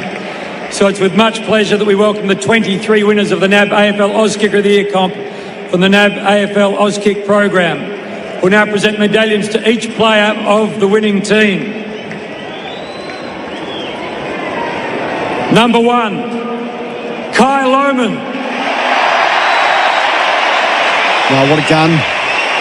What a performance. 4 goals on grand final day. I thought he was huge in the prelim final as well. His ball use, he just has a crack. He's Brisbane's version of Tom Papley, and everyone needs that energy and that infectious ability to get his team up, and he plays with that. He's a rare talent, isn't he, in the air and on the ground. Smoking Joe's time after all these years, after being so close, best on ground last year. 2 clubs to get his medal and consolidate his position in the game. And Joe, I hope you keep on going. It's just as likely to be playing for Tweedheads next year. Callum Archie. What a story. I mean, we've spoken a lot about him in the last 3 weeks, but He has so many important attributes to his game. He's defensively minded, team first. He's very good overhead. He's seriously tough, as we saw today. And he's clutch. Like, Brisbane's accuracy has been an issue. Not for this man. He's clutch, and he was clutch again today. Josh Dunkley. Well, a big game for Josh Dunkley and another fantastic game. He was one of the highest possession players on the ground. He also had the most tackles by a fair way for the Brisbane Lions. He had 10 contested possessions, had the role of contailing Isaac Heaney for the start of the game. Number 6, terrific. Hugh McCluggage. He was the best player on the ground at quarter time. 9 touches, kicked the goal. John Longmire said, all right, we need to do something about this guy and put out the fire, which to a certain extent James Jordan did, but it didn't matter. Like, still ended up with 21. His ball use today was just first class, 6 tackles, kicked a goal, and wasn't required to be the star that he was in the first quarter because the others stepped up. Number 7, Jared Berry. Already spoken about Jared a couple of times, but he will sleep particularly well when he has his next sleep. I'm not sure whether that's going to be tonight or tomorrow, but he'll look back on this with so much pride and I guess the fulfilment of the promise that they saw in him when they picked him. I reckon he was about number 7 when him and McCluggage were the original pillars to rebuild this club. Ashcroft.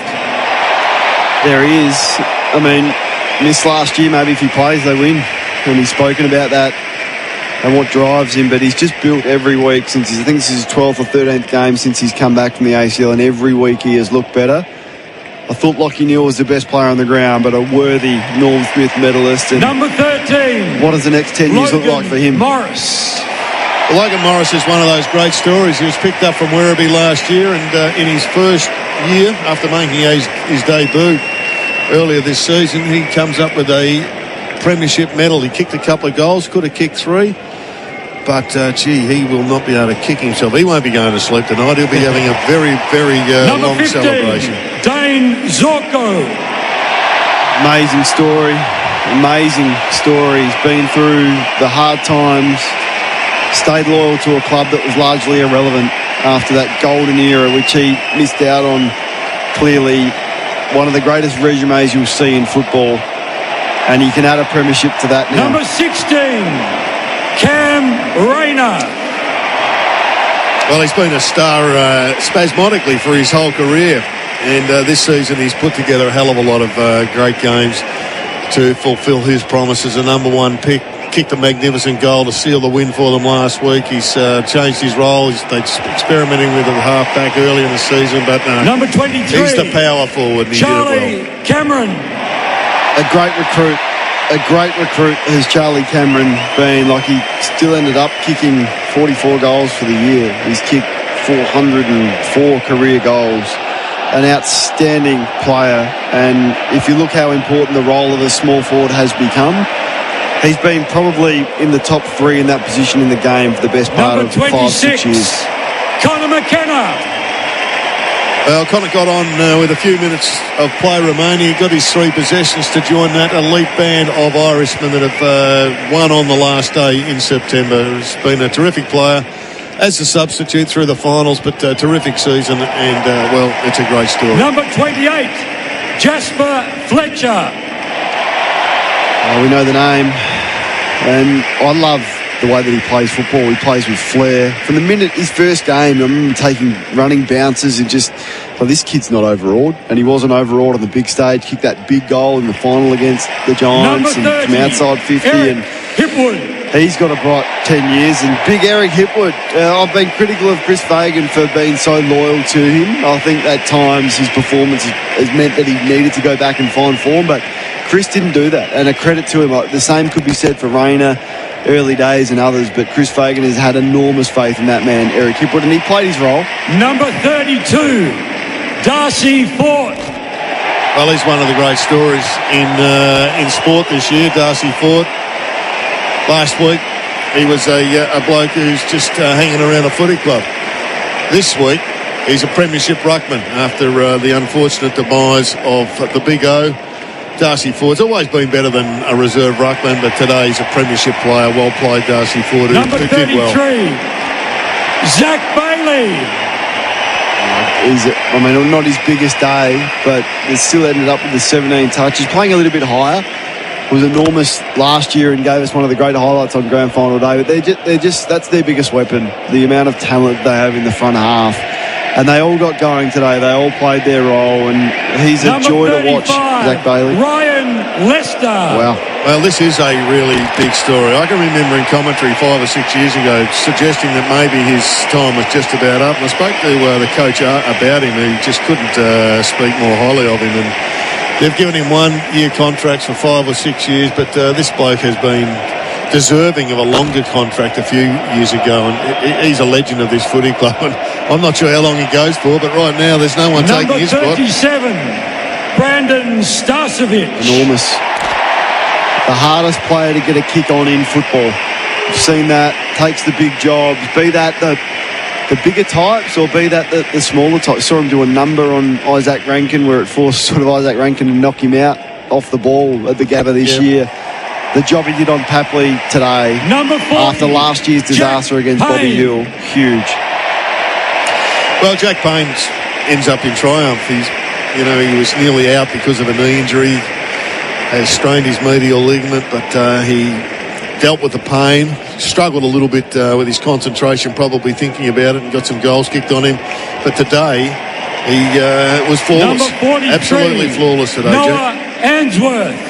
And Answorth was good last week, and he was solid today. Absolutely rock solid. Now, he's not a player that we're going to show many highlights of, but you need these tough types that are defensively minded, that play their role, put their hand up to take on the best opposition's small defender. They matched up really well against Sydney's forwards today. Number Brisbane, they had all the answers, and he was a part Darcy of that. Wilmot. Well, this kid is a rising star. He doesn't get talked about much. He's a half-back flanker, but in time he will become a dominant midfielder. But he's had a very strong year, Darcy Wilmot. Will feature, I'd say, high up in their best and fairest. And again today, he started on the bench, but he came up and Come on, let's go, you beauty! had the final say. 15 possessions. Another solid performance by Darcy, who obviously enjoys the microphone. He might be best on ground over the next 3 days, I think, Darcy. His favourite right now. Harris Andrews. Here he is. Captain. Here he is. And, I mean, at times he's looked like he's struggled with his body over the journey in the last couple of years, and it's looked like hard work for him, but he's just a pillar for them, a great leader. Seriously tough today. Tried to be tagged by Luke Parker. That didn't work. He was a rock behind the ball, and he was just calm, and his teammates would have fed off that. Great leader. Great Queensland story too. Local product. Who's skipper of the club. Neal. Amazing story. Amazing. Yeah, you go to Lions training. He's the last one off the track. Touches the footy 1,000 times a week. And didn't that just pay off for him today?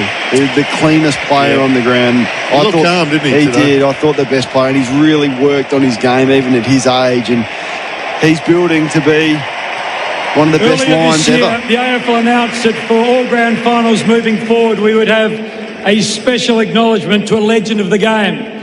The Ron Barassi Medal will be awarded to the Premiership captain or captains as a tribute to a man who has left an extraordinary legacy on the game of Australian rules football.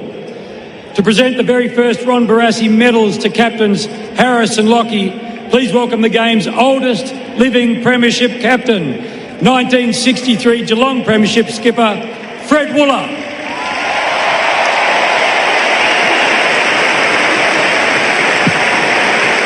A new tradition begins. So 2 medals for each of the captains. The Standard Premiership Medallion and the Ron Barassi Medal. Harris Andrews and Lockie Neal. And it's Lockie who's got the honour. Wanted to bring it down. Thank you. Firstly, to the Swans, enormous respect for your organisation and your team. You're always thereabouts and had a fantastic year, so commiserations. But, yeah, we admire what you guys do every year. You put yourselves in this position to compete for flags, so we've looked up for you for a long time. Thank you. To the AFL, thanks once again for a massive season, one of the closest ever. thanks to Toyota, the major sponsor. Love playing in this competition and don't take it for granted. To our footy club, from top to bottom, unbelievable organisation. I love this group so much, but led superbly from the president down. Thank you so much to everyone that works so hard behind the scenes to make this possible. Thank you to the boys. Love you guys so much. Unbelievable to be up here. This group's phenomenal. And thank you to our major sponsors, Caltex and Yui, for all your hard work and dedication to put into this club. And last but certainly not least, to our fans, you guys are the best in the comp.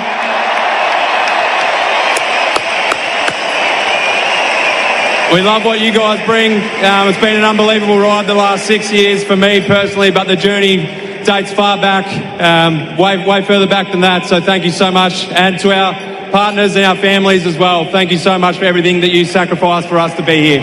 Love you all.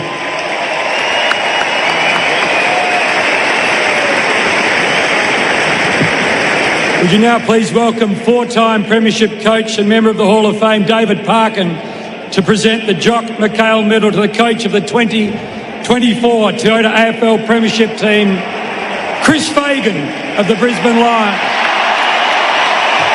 This is the most beautiful moment. The godfather of the modern game is about to put the medal around the grandfather of the current game. David Parkin and Chris Fagan together on the rostrum, and an embrace between two who have seen so much. Chris Fagan adorned with the Jock McHale medal. Legs, yours.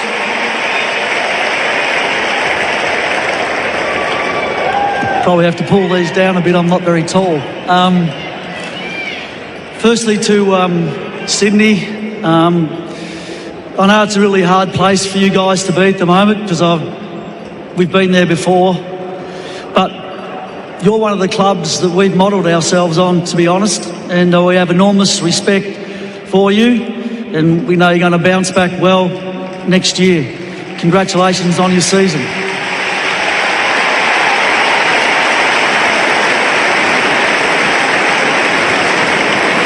To the AFL, thank you very much for the season that you've put on. It's been a season like no other, and somehow a team who finished fifth on the ladder and had to play every week has managed to win the flag.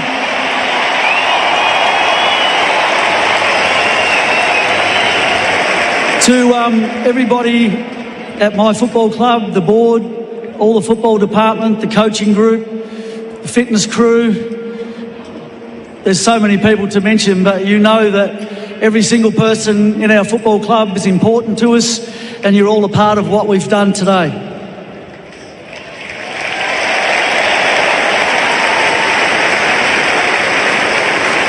To the families, partners, children of all our players, I hope you feel good about what's happened today. You sacrifice an awful lot, and this is one of the rewards you get, if you're lucky enough, a premiership. So thanks for all you've done.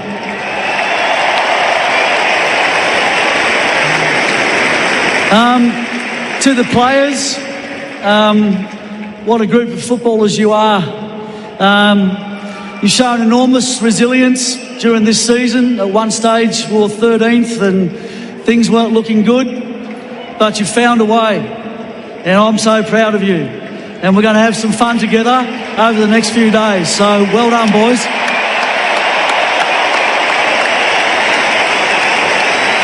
And I think I'm just about done, but what a day.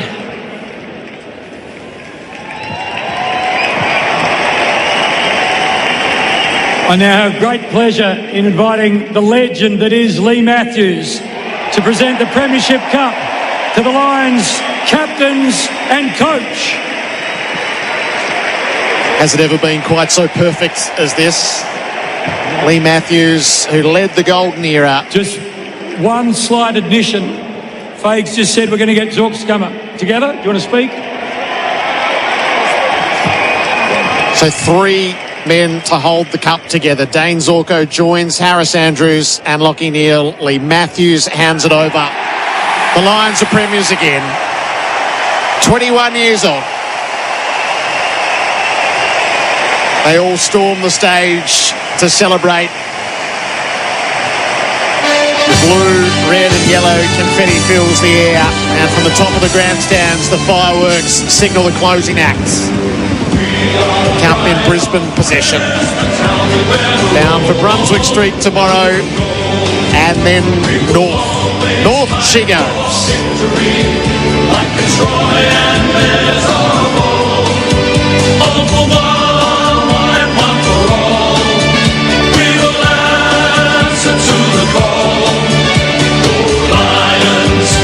Lions, we'll kick the winning score. You'll hear a mighty roar.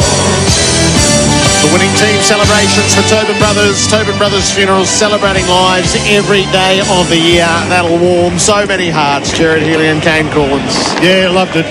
Chris Fagan, he's just been a fantastic football person for a long, long time. And to see him up there receive his medal from David Parkin, and then to bring Zorko up just to acknowledge his leadership, and just to see him there lying in front with that infectious grin on his face is the grin of a winner. They'll never be able to take that away from him. No doubt. No, you've got it for life, and it's taken a while for Brisbane to get back there. That just shows how hard they are to win. And Dane Zorko, that's the reason they would have called him up on the stage, captain of the club for so long through the hard years. So they really wanted a point to recognise him. Chad Warner and Sydney depart the ground, Warner in tears. It's such a hard feeling when you lose one like this. Again, so much work goes into getting there. They had the biggest advantage, Sydney, to finish top and not have to leave the SCG until you get here. But you run into a team that is absolutely red hot. I thought all of the people that had the microphone spoke so well. We have the Norm Smith medal voting come through, and that has been texted to us. So 14 votes to Will Ashcroft. He won. Lachie Neale with 8 in second. Archie 7 in third, and Kyle Lohman just the 1 vote. Jack Revolt went Ashcroft, Dwayne. Riley Beveridge went Lachie Neale for 3, but then it was Sean Burgoyne, Anna Harrington, Rory Sloane all went Will Ashcroft for 3. So Ashcroft got 4 3s and a 2. Neale got 1 3, 2 2s and a 1. Archie 2 2s, 3 1s, and Kyle Lohman with 1 vote. Did one of the voters not put Lachie Neale in the top 3? Not even in these votes? Just trying to check who that may. Yeah, that was Rory Sloane. By the look of it, he went Ashcroft, Archie, and Lohman, which is a big point of contention, I would have thought. It makes it hard to win if you don't get a vote from one of the voters, but it's in the eye of the beholder, neither right nor wrong. It's in the eye of the beholder. But the celebrations continue, and Will Ashcroft is he's the new king. He's the new King Lion. He's got the Norm Smith medal around his neck. He's being interviewed by Channel 7, and he's just put on a 4-quarter performance that very few 20 or 21-year-olds would even dream about. The lap begins. There's a fancy. Lohman and Wilmot are going to be a hazard to themselves and the community over the next little bit in the nicest possible way. I didn't know Wilmot had that in him. Yeah, draft night, he had the big celebration with his mates, didn't he, Dusty Wilmot? He's on the fence. That's Dunkley, I think. Nice Dunkley. Yeah. He's probably had one go at that before. Yeah. It's amazing when you win the premiership, you look at how the list has been assembled. And you look at the likes of Dunkley and then the likes of Neale. So Neale's probably in the sort of Jeremy Cameron mould of 2022, Dwayne, like that big name that comes in where you pay a big price to get them, but the rewards are so significant. I look at Joe Danaher and the recruitment of him. Archie's another. Yeah, Archie. And then the parts around that and the ability to have a backup ruckman when you need one. If Max Gawn goes down at Melbourne, they got nothing underneath. So there's so many lessons when you look through premiership teams of how to put together 44 on a list that is going to be able to get through an arduous season that we have now that gets longer and longer. Yes, of course, because they finished down the bottom for so long, you get the blessing of Rayner as pick 1. You get McCluggage as a high draft pick. Then the added bonus of the luck in getting some father sons through the door. It's not just drafting. It's recruiting the players that give you depth. It's having every position covered if you do get a significant injury. It's showing faith in senior players and not getting rid of the likes of Zorko too early. And that's what we have in front of us today. It's a list building masterclass usually, and when you look at it the way that Brisbane have done it, probably not going to go anywhere. No, they're not going anywhere. They've got so many good young players, and one of them's on screen right now, Logan Morris. Here comes the Gatorade shower for Chris Fagan, I think. We got McCluggage. I think he's gone downstairs. And Berry hunting for Fagan. What colour? They're trying to sneak up behind him. Hodgie's going to get wet here. Hodgie's just got to have a bit of awareness to step aside, doesn't he? I think Hodgie's actually part of the ploy. I think Fagan's onto it. I think he's playing dumb here. I think Channel 7 are desperate for this moment. Just handed away his jacket so at least that stays dry. Here it comes. They set it up. Luggage and Berry, who are in and after him. And the Gatorade shower for the Victorious coach, Chris Fagan. He knew it was coming. He played the game. Well, last time he had to deal with the ice water, he ripped his Achilles tendon, didn't he? That's true. The hammy off the bone. Smoother this time. I'll be pretty happy with that shower. They've fanned out in all sorts of different directions, these players. They're Brown's cows. They haven't stayed together as a unit to go around in one direction. They've headed off however they like. Yep, you're spot on, Jared. They are all over the place, and the main body of group is down at the cheer squad behind the punt road goals at this stage. But, there are maroon jumpers everywhere. So where am I heading here? Oh, with us? So Robbie Neal, Lockie's dad. Who's he with? Right. Yep. We'll have a chat to family for sure. So look at them. They're from the everywhere. Punt road goals all the way to the city goals. Well, the fans are stuck around. There's a lot of Lions fans here, as you'd expect, but they've sort of separated themselves to try and get a vantage point from as close to the boundary as they can. So it's a full circle of Lions fans. It's not like there's one bank of half the ground of Lions fans and the other half is empty. It's a full circle. I think people are finding their families, Dwayne. I think that's what they're, particularly down on the city goal end. I reckon Logan Morris found his mum and dad, and Rayner's down there, and the embrace with partners potentially is what's going on at the present time. They are all going for the family hugs. All right, Robbie Neal is with us, Lockie's dad. Robbie, it's great to have you as part of AFL Nation. Well for your son and for the family. Congratulations. Yeah, thanks, Jared. It's a fantastic feeling, and we're able to just soak it up a bit in that last quarter. So, yeah, unbelievable. What a luxury to have about an hour to get used to the idea. Yeah, didn't think that at all. I actually thought this game had come right down to the wire. I knew both sides were so dynamic. But, yeah, at three-quarter time, I sort of sat down and said to the rest of the family, just take this in. We're seeing something pretty special. We've marvelled at Lockie's dedication to his craft. Just from a father's perspective, just tell us about what you see in your son and his dedication to his footy. I guess he knows his strengths, and he probably also knows his limitations, Jared, so he's not going to out-sprint a Chad Warner, but he knows he had to just get to work and try and get as much inside ball out.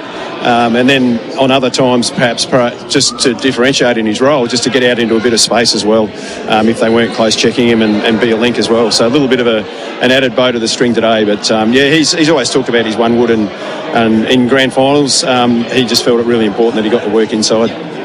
Can you tell us what his problem was? Jared Healy speaking. Congratulations to you and your son. Yeah, thanks, Jared. Look, it was similar to plantar fascia, sort of a similar injury, but it was a little bit of a strange one. Ligaments in the foot going to the bone, and he actually tore. So he's been dealing with it for about 6-8 weeks, Jared, but he actually sort of tore it in the prelim, and Sunday night it was really blowing up and a lot of fluid, and that hadn't happened previously. So this week was probably his biggest challenge to get up, and look, to his credit and to the medical team, managed to get him out there. But I think in the last quarter he was really feeling it, but I don't think the pain would have registered given they were the margin they had. Well, it was great that he was on the winning side, because he was dealing with injury from all reports in last year's grand final and through the season with a hernia that he had operated on. So maybe next year he comes in and gets one injury-free. But you must have been absolutely thrilled with the move that Brisbane has provided for him, and he's gone from a good player to a champion of the competition. I appreciate that, Jared. I think he sort of picked towards the end of 2018 that he was sort of needed a refresh, and we were probably a little bit surprised that he had his sights set on Brisbane, but he certainly saw something there and what Fags was creating. So all about culture, whether it's a sporting club, footy club, especially in terms of culture, and he just really found a great culture there, and he's been grateful to be a part of it, Jared. Well, we had him as the Norm Smith medal, so there's one more medal for him to keep chasing, but he's got that one that he absolutely, I think, probably has been driven to get, and that's the premiership. Yeah, look, he would have been absolutely stoked for Ashy. I mean, what a player for what a game from in a grand final from such a young player. So, Lockie'd be stoked for him, and I can tell you right now, Jared, as you well know, that premiership medal's that's the one he wanted, right. And he's got it. Robbie, what's it like to watch your son become a premiership player? It's very surreal, mate. I'm still pinching myself. You try and keep your emotions in check, and even this morning I went and had a coffee with him, and he was more calmer than me, so that rubbed off on me, and I thought I've just got to calm the farm here. I've got no control. I'm sure they've done their homework and get to work. Robbie, it's lovely to share it with you. Thanks a lot. Thanks, guys. Appreciate it. Robbie Neal, Lockie's dad, down in the rooms. I'll never forgive Port Adelaide for overlooking him in the draft year. Apparently they just didn't show any interest, same with Adelaide, and he always used to rack him up against Port Adelaide. He used to play so well against Port, and I asked him one time when I ran in, I said, what is it with Port? Why are you always getting 38 touches and 10 clearances? He said, well, they didn't want to borrow me in my draft year, so I make it my mission to play really well against them every time. And when he was looking for a trade, he just wouldn't even entertain a move back home because of the lack of interest that Port and Adelaide showed in him in his draft year, and just an incredible player. Well, the cup is now sprinting its way. If you've got a GPS and it's on the cup, it's now heading hard and fast to the city end. Courtesy, is that Charlie, or is it Cam Rayner, I think. Cam Rayner, is it? Okay, so it's getting another photograph at the other end of the ground. And he might be in conversation as having a good time in the next 3 or 4 days. Yeah, mate. Now, I want you to let them go, Kane. Just they're fine. You let them have a celebration for 4 weeks. Win a premiership, do what you want. And then you can come back hard in the pre-season. Do whatever you want when you've won one. All right, we're going to clear a break now before the Lions head to the rooms. 18-12, 120 Brisbane over Sydney, 9-6-60, 100,013 were in to see the Lions crowned as premiers. AFL Nation, thanks to OMF, home of the Australian-designed adjustable beds. That quarter on AFL Nation was for Host Plus. Host Plus have been named Money Magazine's best super fund for 2024. That's a plus. Issued by Host Plus Pty Limited. Check the PDS and TMD at hostplus.com.au. Let's face it, no one likes losing. Like when your team misses the finals, or when you're reeling in the big one and it gets away. But sometimes losing can make you feel like a winner. Just ask any of the 2 million Aussies who've lost weight with the Man Shake. So whether you'd like to shake off a few unwanted kilos or transform your life, if you want to feel like a winner, go with Australia's #1 shake, the Man Shake. Weight loss that works. Start now at themanshake.com.au. It's Mower Mania at Makita. For September only, get unbeatable deals across the select range of Makita XGT and LXT battery lawnmowers. Less noise, more power. Take advantage of instant in-store bonuses, plus online redemptions. But hurry, Makita's Mower Mania ends September 30. Check with your local Makita dealer or makita.com.au for details. Makita, rule the outdoors. I want my Makita back. There's nothing more Australian than standing by our veterans who've given their all for us. And at the Soldier's Cut, we're proud to supply top quality, free-range, grass-fed meat trays to RSL community and sporting clubs right across Sydney. Through our partnership with Wounded Heroes, we're giving back. And with your support, a portion of every tray sold helps veterans and their families. Join us in serving up the freshest, finest meats while making a real difference. Visit thesoldierscut.com.au where quality meets purpose. Hungry Jack's NBL is back. The NBL is what dreams are made of. Greatness is within reach. No limits, only endless possibilities. We grind, we hustle, because every moment matters, and big dreams demand it. Gets the drive-by, knocks it down! Watch live on ESPN, available via KO and Foxtel, and Sundays via 10 and 10 Play. NBL, we dream big. The Lexus RX Hybrid is here at Lexus of Brighton. Independent spirit, scintillating driving dynamics, and an intuitive driver's cabin, this luxury SUV defies convention, just as you do. With limited stock available for delivery now, there's never been a better opportunity to own yours. Be no one else in the Lexus RX. See the team at Lexus of Brighton today to book your test drive. Expect perfection, experience amazing. Lexus of Brighton, the PN Highway, LMCT 9897. 1 in 25 Australians will be diagnosed with epilepsy in their lifetime. Get your steps in this October by participating in the Walk for Epilepsy. It's a great way to improve your fitness while raising awareness and funds to help support Australians living with epilepsy. Participate on your own or in a team. It's your choice. Visit walkforepilepsy.org.au to register. Ready for your next holiday? Experience more of the world's best destinations at Luxury Escapes, with more inclusions, more value, and more expertise. Find and book everything you need for your next dream escape, from hotels and resorts to flights, tours, cruises, and experiences. Discover exclusive offers with unparalleled inclusions like daily dining, free flow drinks, and more at luxuryescapes.com. Visit luxuryescapes.com to get more from your next holiday. Yeah, we'll get engaged soon. I do love her, but I just don't love those jewellery stores. They're too in your face. But how's this? I found the Diamond Guys. You know, we talk footy, drink a beer, and then we look at diamonds. They even educated me on the 4 C's.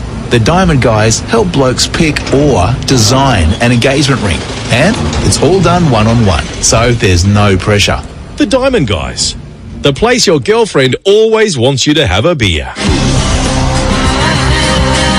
You're listening to the Grand Final on AFL Nation for Tyre Power. Save big, kicking goals with Toyo Tyres. And Victoria Police, made for more. Search police careers.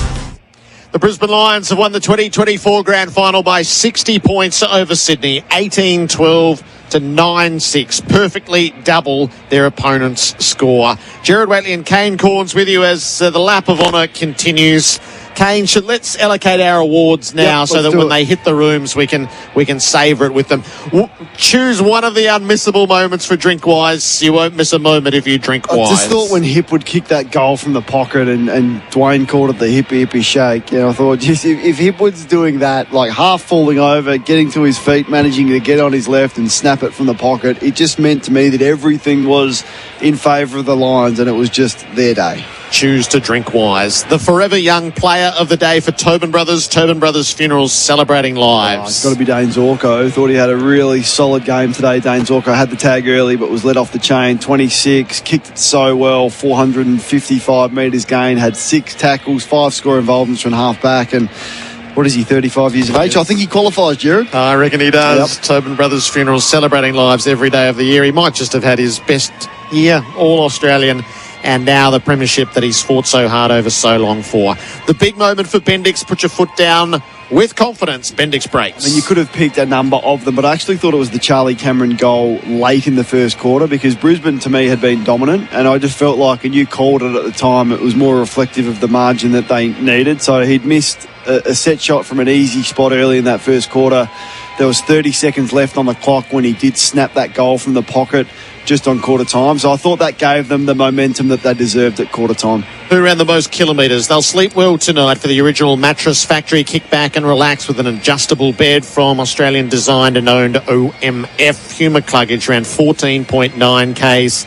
Robbie Fox 14.6, James Jordan 14.3. So the Swans did a lot of chasing up and down the field. A lot of chasing. And I guess you can take out a quarter and 2/3 where the Lions just sort of kicked it around and and started to run the clock, which is such a rare luxury in a grand final. The coaching move of the day for Henley Homes by a brand new completed Henley home across Melbourne for only $565,000. So there was a lot of talk in the lead up to the game. Who are they going to tag? Brisbane. I mean, you can't let Goulden stand on it. You can't let Warner. Who's going to go to Heaney?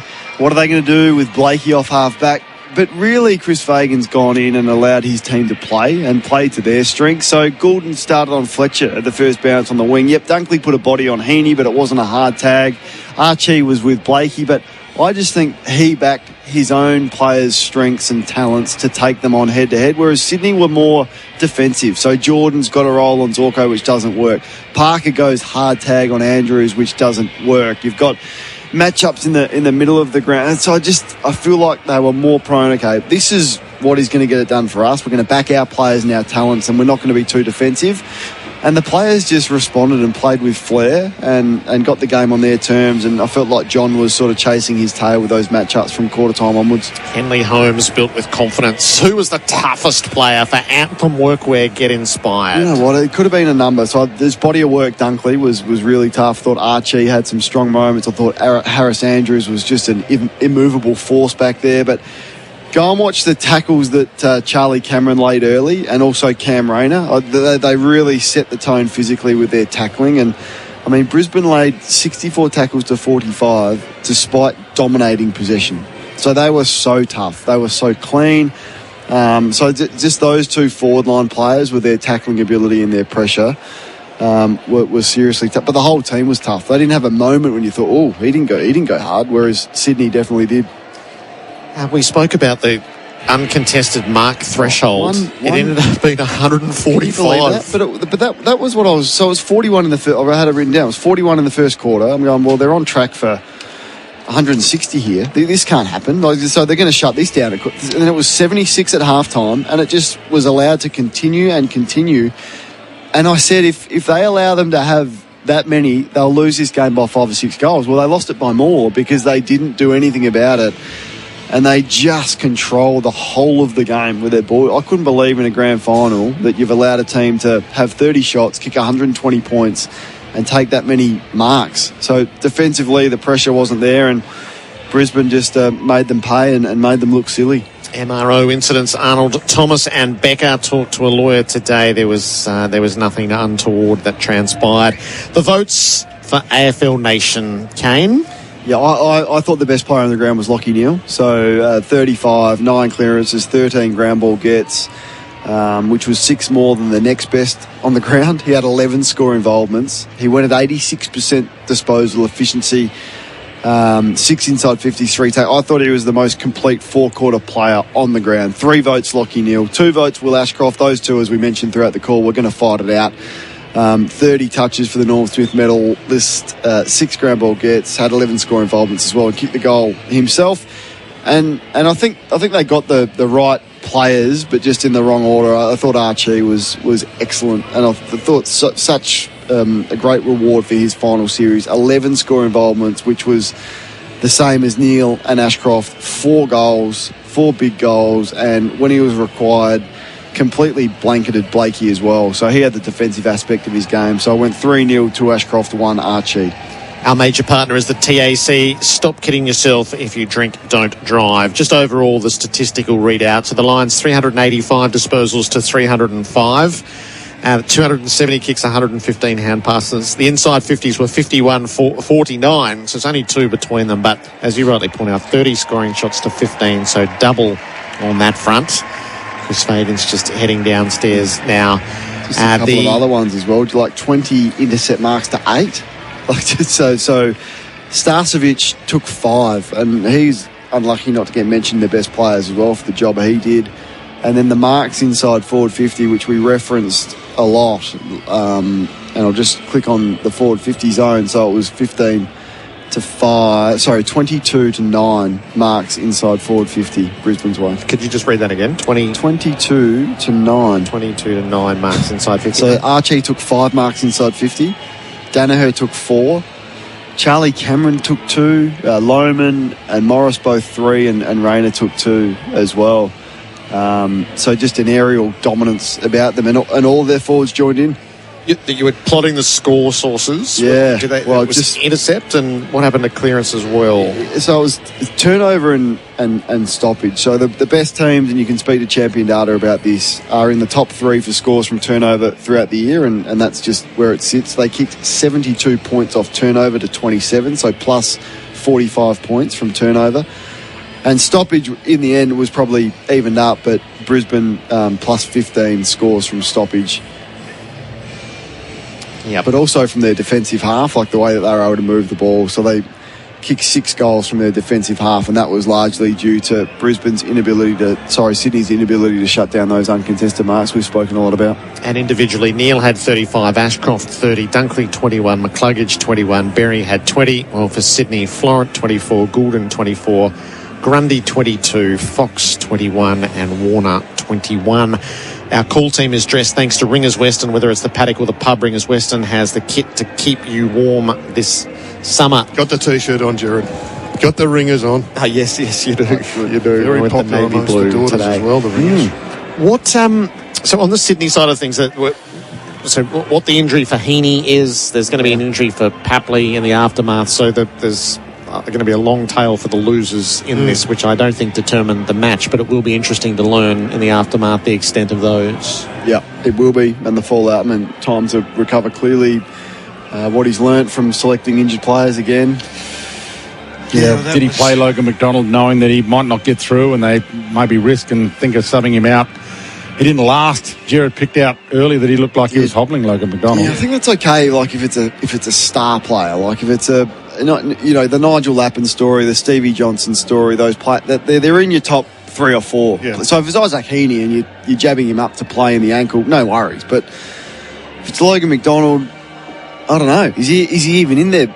Though he was pretty good against Port Adelaide before he got injured, but hasn't been an influential player ever really. So it was a risk for a lesser player that probably wasn't worth taking. All good, well and good in hindsight, of course. It wasn't 60 points the difference, but maybe they'd have played an extra mid, played a Taylor Adams, for example, as opposed to one extra tall, which they didn't need. That's been the debate all year, though, Dwayne. Kane and I have been discussing that mainly off air, but plenty of times on air about the reliance upon the 3 talls. Well, Logan's, whilst he's tall, he doesn't play tall. He's a ground ball player, and that's why they had Ainsworth on him, and they knew what his strengths and weaknesses were. But taking him in when he was, I'd say he was probably hampered rather than, totally affected, because they must have jabbed him up. But he did have a little bit of a limp up, which is not great. You should be out there running at 100%. So, they'll have a look at that, and he'll have a look at it, and they'll cross-check, but he's got some a long way to go in his development. He's got to become more of a contested player. I think that's pretty obvious to everybody, including himself. I know when he signed up, he was signing up knowing that the club had promised to do a lot of development, so he's very aware. He's a great young kid, and it's unfortunate that you focus on those sorts of things when you have such a big drubbing. But I think mainly the Swans are going to have to they will have a really good look at their list. They'll have a good look at their recruiting. And, they've just got to find some more talent to come into this side. You can't... there's a lot of guys that are... Joel Amati's the other one? Well, Joel's another one. He's a good player in prospect, but this is a side that considers themselves a premiership side, and I guess if you get to the grand final, well, you're in the hunt, obviously, but when you get thrashed like that, and to be honest, this wasn't about the tall forwards in my view. I thought this is very much about the mids. The mids got absolutely poleaxed. Their kicking inside the forward 50 was poor. Coming off the back line, they didn't have anywhere near the assurity. So I think their ball movement just broke down under the enormous pressure that Brisbane brought to bear. And the kicks inside forward 50 in the first quarter, I think that's what you look at. You don't look about, after half-time. The game was done and dusted at half-time. It was marginally better than against Geelong, but halfway through the second quarter, I can think of about 3 passages of play that stood up to scrutiny under the great pressure that Brisbane brought to bear. And I look at their ground ball players and the Swans ground ball players, and they're half a dozen players in front. Would you agree with that, Kane? Yeah, no, I 100% do. But clearly it was. And their ball use, as you just said, from their best players. Like Heaney turning the footy under no pressure, Warner going inside 50. So everything went Brisbane's way, but it all comes back to pressure for me as well. Like they were ruthless, relentless. They swarmed Sydney when they got the footy over. We've just mentioned the scores from turnover, which was just all one way. They're still out on the ground. Yeah, they are. So I'm going to take a calculated gamble and sneak this break away now. AFL Nation for Tyre Power. Premiership deals always, and Victoria Police recruiting now. You're listening to the grand final on AFL Nation for Tyre Power. Save big, kicking goals with Toyo Tyres. And Victoria Police, made for more. Search police careers. Is your barbecue lonely in the backyard? Next to the shed, gathering dust? Year after year, never to reignite the flame you once had? Why not buy a barbecue you'll actually love at Barbecues Galore? Hear that? That's the sound of more than 2 million Aussies who've shaken the weight with the Man Shake. So why does it work for so many blokes? It's simple. Just 2 shakes a day, then dinner as normal. Affordable from $2.50 per meal. The shakes are tasty and filling. And you can lose the beer gut without losing all the beers. So try Australia's #1 weight loss shake for men. The Man Shake. Weight loss that works. Start now at themanshake.com.au. Is it finally time to get that deck done? Robot's got it. Robot Building Supplies can help you get the job done. Merbu decking is only $9.35 per metre. Robot's been servicing the building, fencing, engineering, roofing and cabinet making industries for over 70 years now. And if you want 24-hour delivery, guess what? Robot's got it. Robot Building Supplies. Notting Hill, Sunshine, Preston, Dramana, Pakenham, Coldstream and Darnham. robotbuildingSupplies.com.au. ROBOT, Robot Building Supplies. Milwaukee's Quick Lock October is here. Head into any Milwaukee authorised retailer and purchase a Milwaukee M18 Fuel Outdoor Powerhead with any 2 M18 Fuel Quick Lock attachments between September 22nd and October 31st and enter the draw to win one of 25 Titleist TSR2 drivers, along with a custom Milwaukee head cover. TNCs apply. Learn more at milwaukeetool.com.au. Milwaukee, nothing but heavy duty. Permit numbers TP24/01765, TP/03710 and T24/1325. Hi, it's Shelley Craft. For locally made gift ideas that shine like green and gold, check out Australian Made's top Aussie products, the go-to resource to find the very best Aussie-made goodies. From handcrafted homewares and accessories to innovative Aussie inventions, you'll find a top Aussie product for every occasion. Each one carries the trusted green and gold kangaroo logo, so you can be sure it's genuinely Aussie. Hop to australianmade.com.au/top Aussie and support local while you shop. That roast chicken? Maybe halal? That snack pack? Yep, halal. Dad's investment portfolio? How on earth would you tell? Talk to Hijaz Financial Services, helping Muslim Australians secure halal super, home loans and investments. Hijaz Financial Services. Definitely halal. HijazFS.com.au. This information is provided by Hijaz Financial Advisors, Pty Ltd, AFSL 517686 and Hijaz Islamic Credit Solutions, Pty Ltd, ACL 480542 and does not take into account your objectives, financial situation or needs. Cobram Estate is the most awarded Australian extra virgin olive oil made from olives grown in northern Victoria. They're harvested and first cold pressed within 4 to 6 hours to create a premium quality oil. This is what guarantees every bottle of Cobram Estate extra virgin olive oil is fresh and full of flavour, elevating your entertaining and making your food taste even better. Cobram Estate, premium quality, great tasting, the most awarded Australian extra virgin olive oil. Buy in-store at all major retailers. Hungry Jack's NBL is back. The NBL is what dreams are made of. Greatness is within reach. No limits, only endless possibilities. We grind, we hustle, because every moment matters, and big dreams demand it. Gets the drive-by, knocks it down! Watch live on ESPN, available via KO and Foxtel, and Sundays via 10 and 10 Play. NBL, we dream big. Macca's Footy Finals deals are here. Score a new deal every day this final season, like a $1 cheeseburger or a $4 McChicken. Only on the My Macca's app. Be quick, these deals won't go into extra time. T's and C's apply. See an app for today's deal.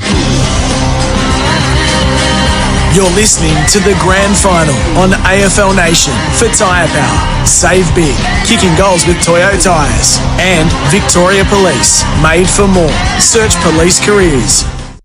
The Lions have just made it to the rooms. They've rated the 4Xs out of the Esky. It couldn't be more Queenslandish than this. Just waiting for the last of the players to join the circle. And they will build this song out with great passion and meaning. Ever so close last year and utterly dominant this year.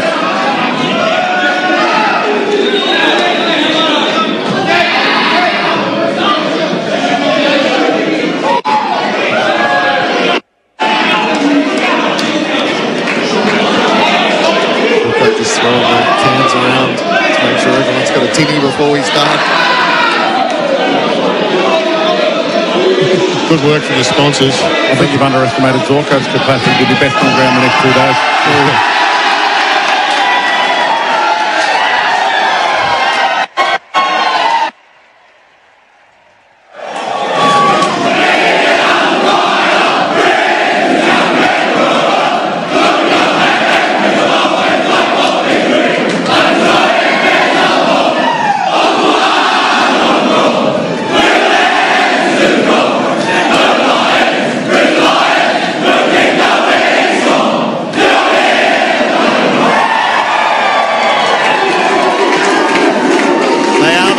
Brisbane Town, AFL Nation, the post-game show for Tyre Power. Save big kicking goals with Toyo Tyres and Victoria Police recruiting now. The Lions 18 goals, 12, 120 defeated the Swans 9-6-60 in front of 100,013 fans. Our grand final partner is OMF, home of the Australian designed adjustable beds, and Matolo Family Farms. Start cooking with Charisma potatoes with 25% less carbs. Our interviews in a moment's time. Kane, do you remember what these moments are like? Yeah, amazing. So overwhelming. Like, you just see so many familiar faces of family and friends that have managed to sneak their way into the change rooms. People everywhere, like packed. And you're so fatigued because you've given it your all. It's been such an emotional build-up, and then you've given it your all on the game, and then you just want to sit down and put the feet up, but you've got to mingle and mix and make the most of every moment. You check your phone, and there's millions of messages, as you can imagine, and mine was pre-social media, so I can only imagine what it's like for these players. But can I pay tribute to the Big O? I have never seen a bloke who has just put all of his emotions and sadness beyond him. He is celebrating. In fact, I think he might dislocate his shoulder again the way he's celebrating. He is just embracing this moment, and he's made a conscious decision to say, okay, what's done is done. I'm celebrating with the boys, and he's adding to the moment. All right, Kai Lohmann kicked 4 goals. I think, Dwayne, you should take the honours here. Oh, you're my favourite player, Kai. You know that, don't you? You know how much you want. I love you, mate. Just wriggle around. That's for sure. What'd you feel like? Oh, I felt like everything. That's and is it work? It's just cutting in and out. Just take 3 steps and see how you go. It's something I've never dreamed of. I dreamed of these things as a kid, and you there? Yeah, 4 goals in the grand final. Just take us through the impact you had. Basically, the minute that you went onto the ground, you started on the bench, but I guess your focus was to immediately impact Kai.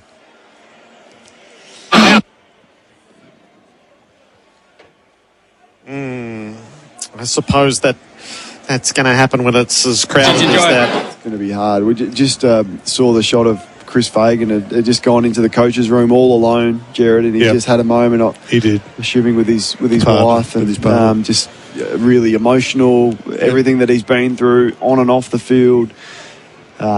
The relief that he'd be feeling right now, and the pride, I guess, and now his legacy in the club's history, in the game's history. Yeah, it's frightening exactly what he's achieved in the last 24 hours, but he's been a wonderful success overnight with about 5 or 6 or 7 years of development. That's before even his early days as a coach. But Dwayne, I'm disappointed for you. That was one of the great build-ups. Yeah, I know. And you got stuffed by Telstra or whoever it was. I'll get him on Monday. The beautiful part. Hang on, we're going to have another go here, with this time with Harris Andrews. Harris, congratulations. Welcome to AFL Nation. Thanks, boys. How does it all feel? It's a little surreal at the moment, to be honest with you. It's just elation down here. Plenty of bodies, plenty of body heat, and the boys are friggin' loving it. Harris, just how relaxed you were all week. I saw you at the footy show on Thursday night.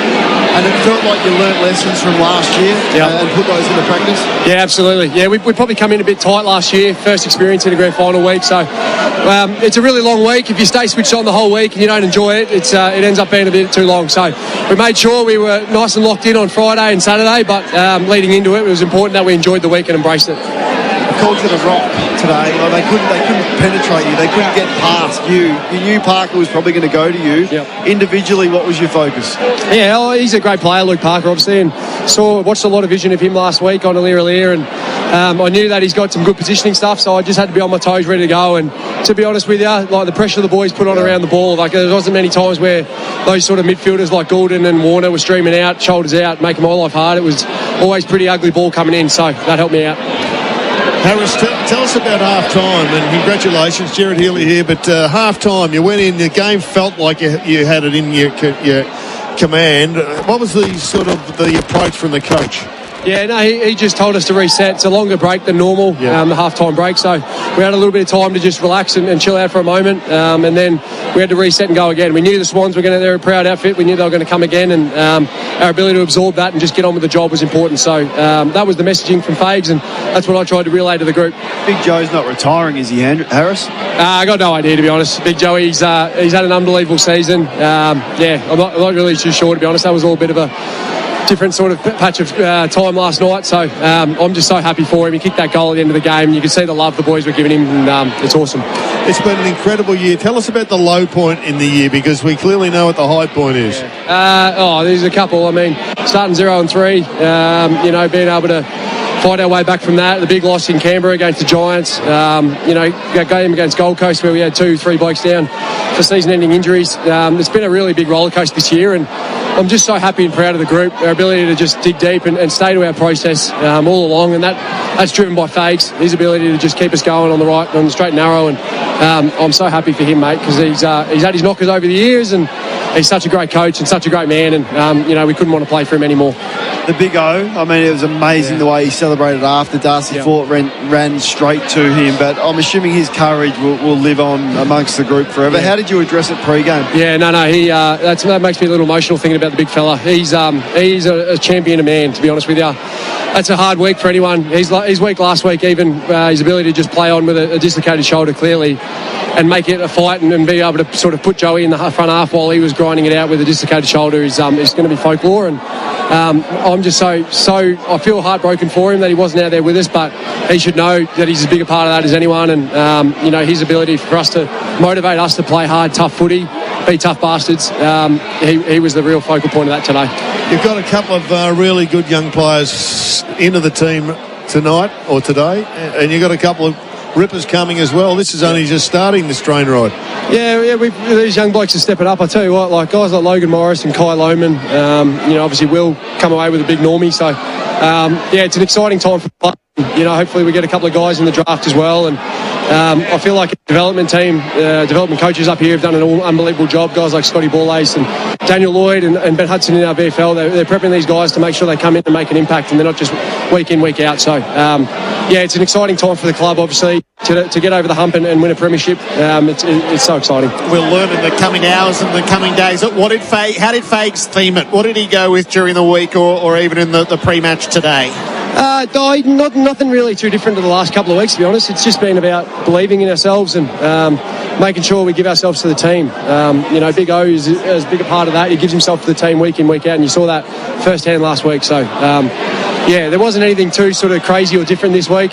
We knew what we had to do. If we could pressure up the Swans and make sure we snap quickly defensively, we could try and restrict their ball movement. And I thought the boys did that exceptionally well, and I'm so over the moon and so happy for this club. And who's likely to be your 3-2-1 celebration-wise for the next 2 days, Harris? Who you reckon will be favourite? Oh, boy. Great question. Kai Lohman and Darcy Wilmot will get pissed a little bit too quick, I reckon, and they'll be jumping around like pork chops. So, I don't know. Everyone's going to have a good time, and it's just such a great period of time for us. That was the Quinella we went with, incidentally. Good on you, Harrison. Premiership captain, well done. Thank you very much, guys. Have a great one. Our grand final partner is OMF, home of the Australian-designed adjustable beds, and Matolo Family Farms. Start cooking with Charisma potatoes with 25% less carbs.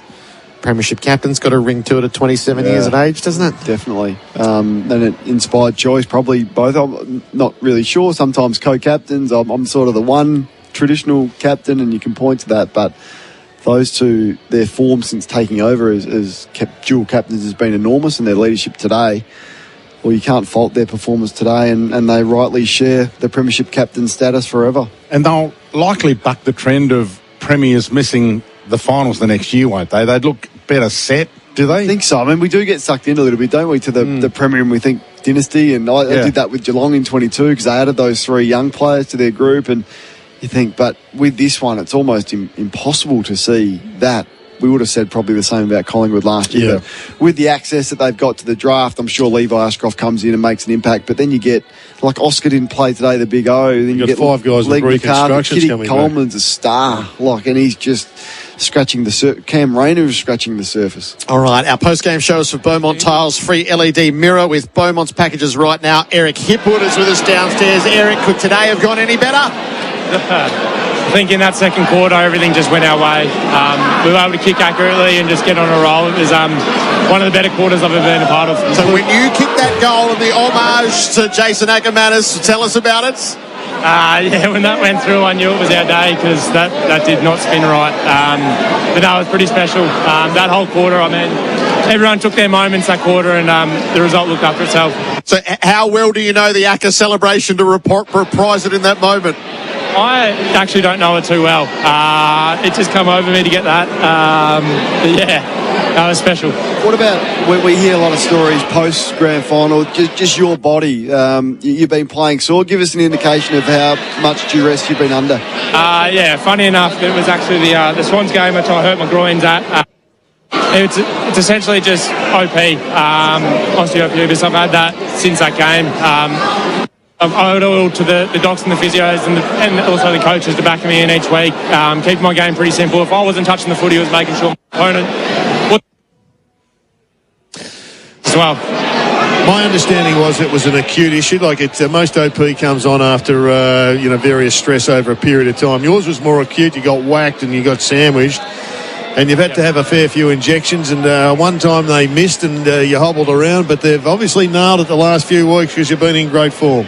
Thank you. It was. No, you're spot on with that mail. I think it was the GWS game. I was warming up and I was like, I don't know if he's hit the spot. So we went back in at half time and he hit the spot. So it's obviously a acute injury. And there was an incident that happened in the Swans game. I think it was round 9, whatever it was. It was an acute injury. Well, in terms of the stories that we have today, I think some of your unheralded players, Archie's final series, can you speak to that and the patience the club has probably shown in him and the confidence he's had in his own ability? Yeah, I've got a lot of trust in Cal. I've known him since he was about 17 years old, and he's one of the more skillful players I've seen. What we preach at this club is just playing your role, keeping it simple, not being reliable, not remarkable. Simple brilliance gets done in big games, and we were able to take our moments. And Cal, he was certainly a big-time player today. Any mail on Big Joe? There's some suggestions that this might have been Big Joe's last show, but surely it's no. He's contracted for next year, so we'll see what happens. Good answer, Eric. Eric, well done. Congratulations. Thanks, guys. Appreciate your support. Eric Hipwood on AFL Nation for Tyre Power. Save big kicking goals with Toyo Tyres, and Victoria Police recruiting now. Definitely no, are they, for Joe? No, but they don't want to announce it on his behalf. If he has given an inclination that might be. Yeah, well, it's his story. It is to release, but it's out if he wants now, to release it. Well, well, is it? Because he might change his mind. Who knows? It must be fun. He's a premiership player now. He plays like he doesn't have any weight on his shoulders anyway, but he's going to have less weight on his shoulders next year now. Yeah. And he's actually done. They bucked the trend a bit. The way Joe plays and the way they're casual about it, and he travels 2 hours to and from training, and the theory is he doesn't have a TV, or at least he doesn't watch one. And a smaller forward line in some respects. They've got guys who can float through there, take big grabs. Rainey can get up and would leave a big hole though for the role that he plays. Like everyone loves the ability to second ruck. A grade forward and an A grade fill in ruck. Exactly. So then we saw that last week, because a lot of teams have 2 rucks, but one of them's no good when they go forward. And the other thing is, and people forget this, it's pretty hard in real life to earn $800,000 a year. So he's contracted for next year. I don't know what he's on. Be a brave call, wouldn't it? Yeah, but if you're on that for next year, not a lot of jobs you can go to an ex-player that'll feed you that kind of dough if you're living that lifestyle. No, there's a lot of... there's a lifestyle, though, is he? Hey? He's not living that lifestyle, is he? No, he's actually got best of both worlds, hasn't he? Yeah. There's another suggestion that he may want to come back to Victoria, so who knows? I mean, we'll wait and see. But right now, Big Joe smoking. He's on fire. We'll have a cigar down there at some stage, wouldn't they? Wow. It's hard to believe. They doubled their score. Yeah. They doubled their score. 30 scoring shots. It's the result you just couldn't believe for Sydney. It's a result they couldn't have, and it's the result it's impossible to believe they could be so non-competitive at half time again. And Parker kicked, 2 or 3 junk timers to make it look a little better than it should look. 3 in the last quarter. 3 in the last quarter. You're smashed in the middle of the ground, two grand finals in a row, and everyone else is under pressure when that happens. There's 48 stories, really. There's the 24 stories, the players and Chris Fagan on the Brisbane side of things, but there's also the 23 players, Sydney Swans, that'll get discussed this week. And the coach has got a bit of... Well, the press conference is going to be interesting. All right, Jack Payne is with us downstairs. The post-game shows for Beaumont Tiles, free LED mirror with Beaumont packages right now. Jack, congratulations. Welcome to AFL Nation. Thanks so much, guys. Thanks for having me on. So you had to watch on last year when they got ever so close. Now you're a premiership player. It must be extraordinary. Yeah, it's such a good feeling. Definitely hasn't sunken in yet. It was a great performance by the boys. Start of the second quarter onwards, we just didn't look back when we played a great game of footy. Jack, we just spoke to Eric Hipwood and he told us about the troubles he's had with his body throughout the year, and yours more recent than that. But tell us how you were feeling when you hurt the knee, and whether you thought this was past you being fit to play today. Yeah, I'm not having much luck on the injury front. I mean, I've had a plantar fascia issue, stress fracture, and a grade 2 MCL this year, so I've been fighting a few battles. But yeah, to get up and be a part of this last 4 weeks in the final series has been unbelievable. So I'm just so proud of the group, and to be able to do it for Fags after the last 7 or 8 years he's been part of the group is unbelievable. And to see the emotion on his face at the end was great to see. It is amazing, because it's the most unlikely premiership for so many reasons, as he mentioned on the dais, outside the top 4, went from 5th, the struggles that you had. And I just wonder for you personally how special it is, because at three-quarter time your opponent, Jesse Hogan, had 5 goals. You're getting smashed as a freak. You managed to come back and win the unthinkable. Like, can you take us inside your mind when you're trailing by 44 points in that final? Yeah, it was a definitely unique experience to be down by that amount of points in a game.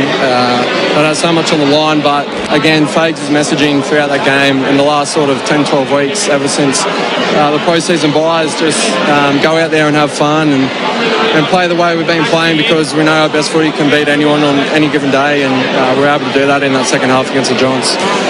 Jack, it's going to be awesome when you get injury-free, because you're going to be an All-Australian player or candidate. You have, as you said, you've battled remarkably well. I know that you must be thrilled that the coach just keeps on keeping on his faith in you. Yeah, definitely. I mean, I'm praying to the gods that I have a better luck of injury next year. Yeah. But yeah, obviously Fags has had great belief in me over the last 7 years I've been in the club for, so I'm just so proud we're able to do it for him, and he deserves this moment so much. Will Ashcroft, what's the future hold for that young man? His performance has just built throughout the year to the point where he's enormous in all 3 finals, but it culminated in a Norm Smith medal. Oh, he's an unbelievable player. And then add in his brother next year, Levi, who's going to be terrific as well. So there's no really ceiling with Ashy. He's just going to keep building, and I don't even think he's 20 yet, and to win a Norm Smith is unbelievable. So he had a great game today. Lethal was filthy. He didn't get the 4-peat. Maybe you're on the way, given the Ashcroft clan are on the way. Yeah, you never know. Hopefully we can keep doing it. We'll have to give Zorko 3 more years then, so he can be part of it. He keeps getting younger. Yeah, well, the way Zork's been playing this year, he could play to about till he's 40, so you never know with Zorks. He's had an unbelievable year, and to top it off with an All-Australian as well. Jimmy Puckage was on fire early in the piece before that to drag somebody and put an anchor on him. Yeah, he was cramping pretty bad that last sort of 10-15 minutes, Rui, so I think he got a couple of rotations. But, all of our midfield tonight was just unbelievable. We won centre clearance. I don't know what the stats were around it, but we were just so dominant from watching behind the ball, and just so proud of this group. Jack, congratulations. Enjoy it. Thanks so much, guys. Really appreciate having me on. Ripper. Jack Payne, Queensland boy, now a premiership player with Brisbane. This is our final break for Bendix Brakes. Put your foot down with confidence. Bendix Brakes. You're listening to the Grand Final on AFL Nation for Tyre Power. Save big, kicking goals with Toyo Tyres. And Victoria Police, made for more. Search police careers. Flat footy moments to avoid this season. The second half. At a barbie, here's Jackson and his mates checking the stats for a multi. No! His battery goes flat. He can't get live updates. Stay charged with a Signet Power Bank. Compact and lightweight, it fits in your pocket, and you'll never go flat or miss any part of the game. Signet Power Banks, available at signet.com, as well as in-store at JB Hi-Fi and other leading retailers. Hi, Josh Kennedy here. Have you received an electricity or gas price increase? Or you're worried about rising energy costs? Give Red Energy a call. Their Aussie-based team will give you a no-obligation energy bill comparison, and you might be surprised by what they have to offer. Plus, Red Energy is owned by Snowy Hydro, a leader in renewable energy. Give 100% Australian-owned Red Energy a call today on 131 806 or visit redenergy.com.au. Eligibility criteria and conditions apply. As a roofer, plumber or builder, time is money. So getting your roofing, cladding and flashing supplies reliably delivered to your site on time is paramount. At Design Sheet Metal, simply order your roofing materials by 4:30 p.m. for delivery on site next business day. Visit designsm.com.au to place your order today or visit their Laverton or Bayswater showroom. Operating 24 hours, 5 days a week. Design Sheet Metal. In spec, on time, every time. That's designsm.com.au. Let's face it, no one likes losing. Like when your team misses the finals. Or when you're reeling in the big one and it gets away. But sometimes losing can make you feel like a winner. Just ask any of the 2 million Aussies who've lost weight with the Manshake. So whether you'd like to shake off a few unwanted kilos or transform your life, if you want to feel like a winner, go with Australia's #1 shake, the Manshake. Weight loss that works. Start now at themanshake.com.au. Hi, it's Shelley Craft. For locally made gift ideas that shine like green and gold, check out Australian Made's top Aussie products, the go-to resource to find the very best Aussie-made goodies. From handcrafted homewares and accessories to innovative Aussie inventions, you'll find a top Aussie product for every occasion. Each one carries the trusted green and gold kangaroo logo, so you can be sure it's genuinely Aussie. Hop to australianmade.com.au/top Aussie and support local while you shop. There's nothing more Australian than standing by our veterans who've given their all for us. And at the Soldier's Cut, we're proud to supply top quality, free-range, grass-fed meat trays to RSL community and sporting clubs right across Sydney. Through our partnership with Wounded Heroes, we're giving back. And with your support, a portion of every tray sold helps veterans and their families. Join us in serving up the freshest, finest meats while making a real difference. Visit thesoldierscut.com.au where quality meets purpose. In construction, civil works, mining, agriculture or heavy haulage and looking at the next big project? Don't let paperwork or big upfront costs slow you down. With Yellowgate, you don't have to choose between hiring and buying machinery. Our Rent Now, Buy Later solution lets you rent the gear you need today before deciding what's best for tomorrow. Enjoy manageable monthly rental payments, operational efficiency and better cash flow management. Join the other Australian businesses already using Yellowgate. Visit ygg.com.au. Nothing says modern farming quite like the Deutz-Fahr Warrior Series of tractors. Ranging from 170 to 350 horsepower, the Warrior Series lets you experience farming at full power. Available in a range of specifications with no AdBlue or DPF, the Warrior is your ultimate farming partner. To find your nearest stockist or to view the range, visit deutzfahr.com.au. The Deutz-Fahr Warrior Series. Unearth a legend. You're listening to the Grand Final on AFL Nation for Tyre Power. Save big, kicking goals with Toyo Tyres. And Victoria Police, made for more. Search police careers. The Brisbane Lions are the premiers of 2024. Welcome back to AFL Nation for Tyre Power. Save big, kicking goals with Toyo Tyres and Victoria Police recruiting now. Kane Corns, just give us your closing verdict on the grand final of 2024. It's the most remarkable premiership you've seen for a long time, and just a reminder of how even the competition is and what momentum can do for you at the right time, and a never give up attitude. But yeah, talent is what's going to get it done in the end, and they just had as much talent on their list as any other side, and when it comes together like it did today, it's a devastating force. But I'm thrilled for them. It was remarkable to witness it. Terrific, Kane. Thank you. Our grand final partner is OMF, home of the Australian designed adjustable beds, and Matolo Family Farms. Start cooking with Charisma potatoes with 25% less carbs. Josh Dunkley is a two-time premiership player. Josh, congratulations. Great to have you with us. Thank you. Thanks for having me. Could today have gone any better? No, I don't think so. Played out the way that we would have obviously liked to. Probably didn't think it was going to play out that way, but I mean, a credit to our boys and our full football club. I thought we executed everything perfectly, and yeah, it was an incredible effort. So how, if you were to distill it down, what did you do right? Oh, it all comes down to planning and preparation. You know, I felt like we, all through the final series, we did the little things and, you know, put a lot of work into, you know, look at the opposition and then obviously execute on game day. And I've said it a few times, but we had a little phrase of give yourself to the team, and I think that is that epitomises, you know, Big O actually came up with that at the start of the final series, and it epitomises the way we're going about it on game day throughout the whole final series. And I just thought, yeah, team first footy was exactly what we wanted. You started off a little bit nervously in front of goals, and you were probably considering or hoping it wasn't going to be that. But in the end, you finished up 18-12, so everybody got on target. Yeah, it's always a little thing that you think in the back of your mind. But, you know, another one that Fake sort of brought out was just being goldfish and forgetting about it. You know, there's little moments that happen in games that aren't going to be perfect, and you know, we moved on pretty quickly from those and just kept, you know, pushing forward. And our forward pressure today, I thought, was really good. So that obviously got us better looks in front of goal, and we were really selfless all day. So that was perfect.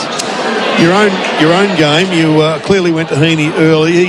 He pushed forward, but you had his measure at the early stage. Yeah, I mean, that was my job when he was in the midfield, and after half-time he went forward a little bit more, started inside, and then would float forward. So they obviously threw a few different things at us, but yeah, it's always something that you prepare for. And another one where I thought, you know, it was obviously going to be a good fight. So Isaac's had an incredible year, and full credit to him for the way that he plays, and yeah, the Sydney Swans as well. They're a great team. I'm interested in the build-up to this game. You obviously took the long and the hard road, and the Swans had the easy road with a couple of byes in the middle. They looked lethargic. They looked as if they were coming out of a cold climate, playing in a warm climate, and yet you guys looked as fresh as a daisy. Did you feel any difference in your preparation this time around compared to last? Definitely. I mean, we came down Wednesday this year instead of Thursday night last year, and even throughout the week, you know, we managed a few guys. You know, everyone was talking about Lockie early in the week not doing much work, and a lot of guys were in that boat. So, I mean, that's a credit to our staff, our high-performance staff, and Fags as well. Yep. He just knows when to, you know, give us a day off after the GWS game. We got a Monday off, which is rare, but he just knows when to do it. And, you know, our group really gets energy from that, I feel, and yeah, couldn't speak any higher of everyone involved in this footy club right now. Josh, congratulations. Thanks for your time. No worries, guys. Thank you. Josh Dunkley, part of the Brisbane Lions' success tonight. Jared, give us your closing thoughts. Disappointing final in its lack of competitiveness, given the season was so close. Brisbane, I'm thrilled for Chris Fagan and that footy club. They've done an enormous job over about an 8-year period, coming from the depths, and now they're on top of the world. And for the Swans, well, they've got a very difficult month coming up after such a horrible performance again in a grand final after a fantastic year. Which way will Midday Madness break, Dwayne?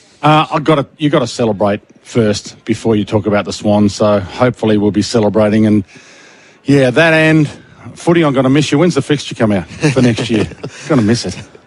been a good year. You've got to try, Dwayne, to keep it going. Yeah, that's true. Into the It's not long quite break. the same. Dwayne, Jared, fantastic. So we've got a huge team right around the country who gets us to air throughout a long footy season, to our callers, to our experts, to our techs in boxes and back in studios, and to our producers all the way through. It's a huge salute to you. That's the only way AFL Nation gets to produce the product, and with the tech advancements that have been made, to share not only in stadium but at home, synced up to the pitches. But the two men above all others who we salute tonight, Ben Lyon and Joel Brooks, who are the driving force behind it every week. And if you've enjoyed it, you owe a debt of gratitude to Ben and to Joel. So our salute to both of them, who'll be down in the rooms now, beavering away, getting all of these interviews.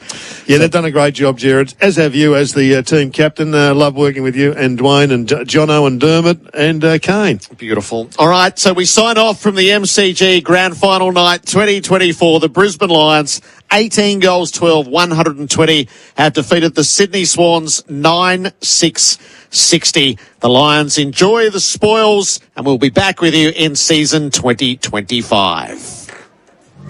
Checks his kick, a Marty front position, tunnelled. Will the advantage be paid this time? Hayward's kicked the goal, and the advantage is paid. So what the Lions were denied at one end, the Swans are given at the other. And Warner is out the front. He spears it, hoping for not finding McLean. He got him after the bounce, gave it to Papley. The fire starter, Papley in the pocket. Monster goal from Stappen Tom. Danaher's on in the square. Archie just calmly, he'll play it to Lohman instead. A young star who's made a big impression. Kai Lohman, dude, that's right through the middle. Knocked it to Archie, caught, got it to Eric. Here's his moment. He fed it backwards in Kai Lohman's direction. 2 in a minute for Cobra Kai. Here comes the flex. Prods for Archie, it's just too strong. He runs into Blakey, jarred it free, and through comes McCluggage, kicks the goal. Fox, who waited, and McInerney got clear of the 50 to mark and plays it inside for Rowbottom. James Rowbottom from 50 gives it everything he's got. It's on a great line, and it sails through perfectly. The Swans are just chipping away. Rayner's set, he flies, Rampy coming the other way, took the mark, released the hand pass. Berry's got Morris in the pocket, and longer still to Charlie. It's critical for Charlie Cameron. He missed his first set shot, the snap's a beauty! And he bows to the crowd. Sees the kick forward, put it to the back of Bailey, onto the loose ball. He's got Lohman inboard, uses him now. Lohman has a look, he's going to kick his third! Wow. He might not be the official rising star, but he is the game's soaring talent. So Henny short to centre half forward, picking their way through them to Fox. Too far out to score. Only 50, and that'll bring him 8 metres from goal. Dane Zorko totally misjudged it. So Fox from the goal line sends it home. McCluggage good inside Answorth. Cameron kicks to the hot spot. Joe Danaher has to get it on the board. From 40 out, he's shaped it perfectly. And he's rucking more than he's ever rucked. Danaher plucks it out of the air. Here's to Archie. Archie directly out from 50. You'll hear the Lions roar. Got it by a whisker. Lions had a one-on-one. Ball came to the front. Archie hunting it. Cunningham did well. Blakey shocking. Straight to Berry. Nobody felt the disappointment with the sting like Jared Berry out of last year's grand final. From 49 metres out, he's pumped it right through. He has waited 12 months for that moment, and it was not to pass him by. Gave it to Fletcher. He could give it to Lohman. The kid in the pocket. The shake and bake. Gave it to Hippie with a hippie shake. Up against the boundary. It would be a miracle. No. It would be a miracle. The happy hippie. How's the wow factor of that?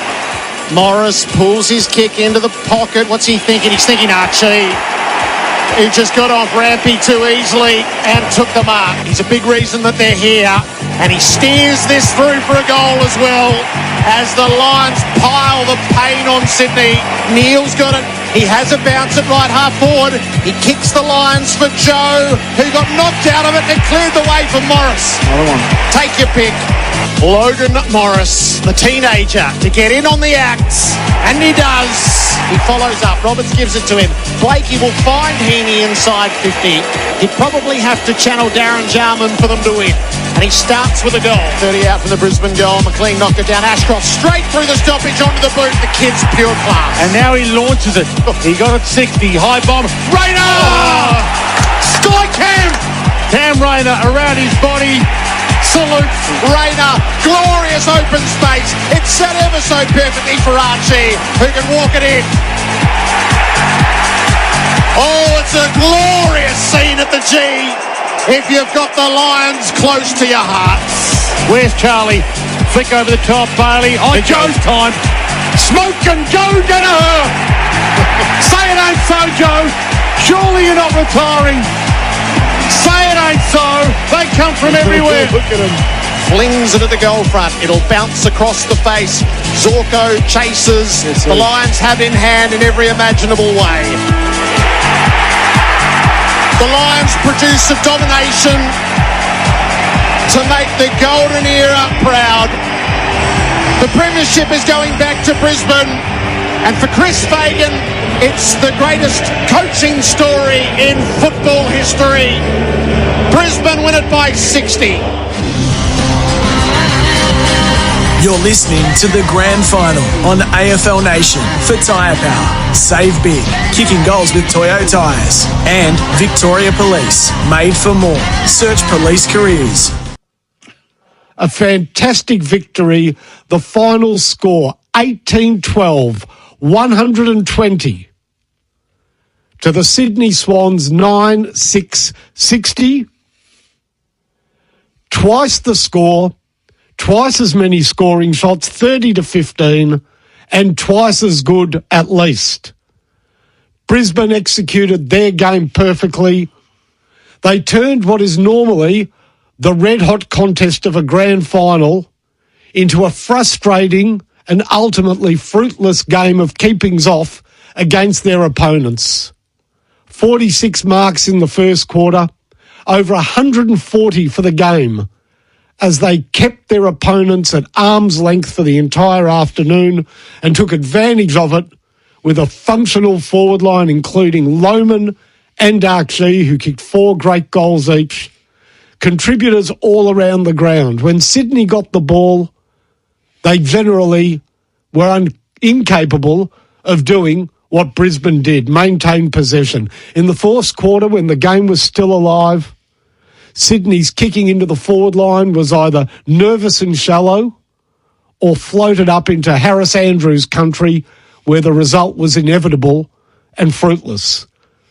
Brisbane got on top, never looked back, and cap off a magnificent season of perseverance, self-belief, and ultimately the ultimate prize. So we're here for the final siren of 2024, to celebrate with Lions supporters, commiserate with Swan supporters, observe with the neutrals, and look forward to what football has ahead of us in season 2025. Give us a call, 1300 736 736, or text in on 0433 98 11 16. Number of texts already received.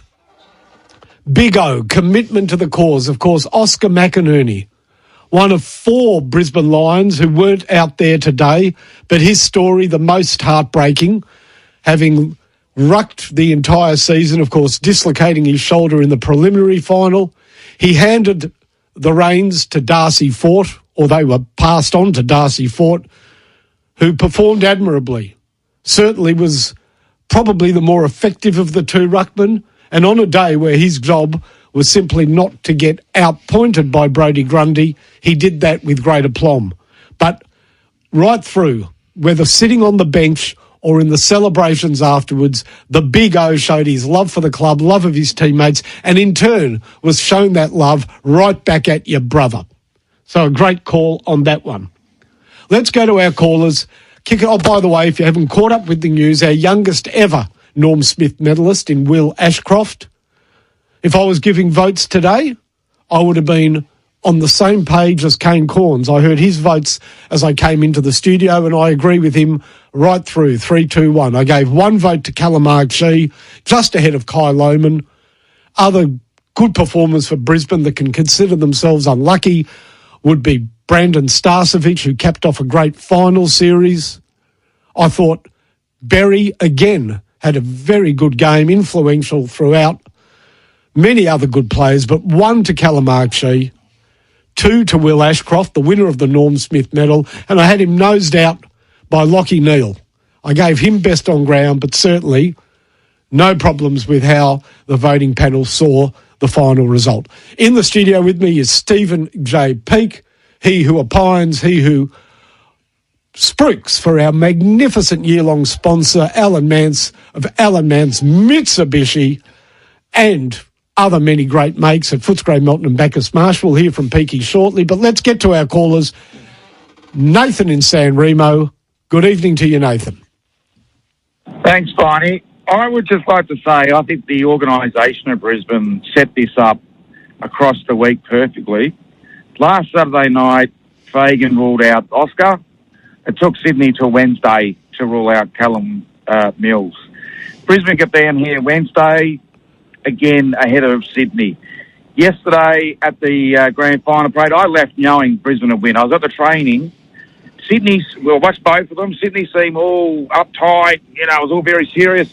Brisbane were out there playing with the crowd, cheering. Fagan was interacting with the crowd. They all were.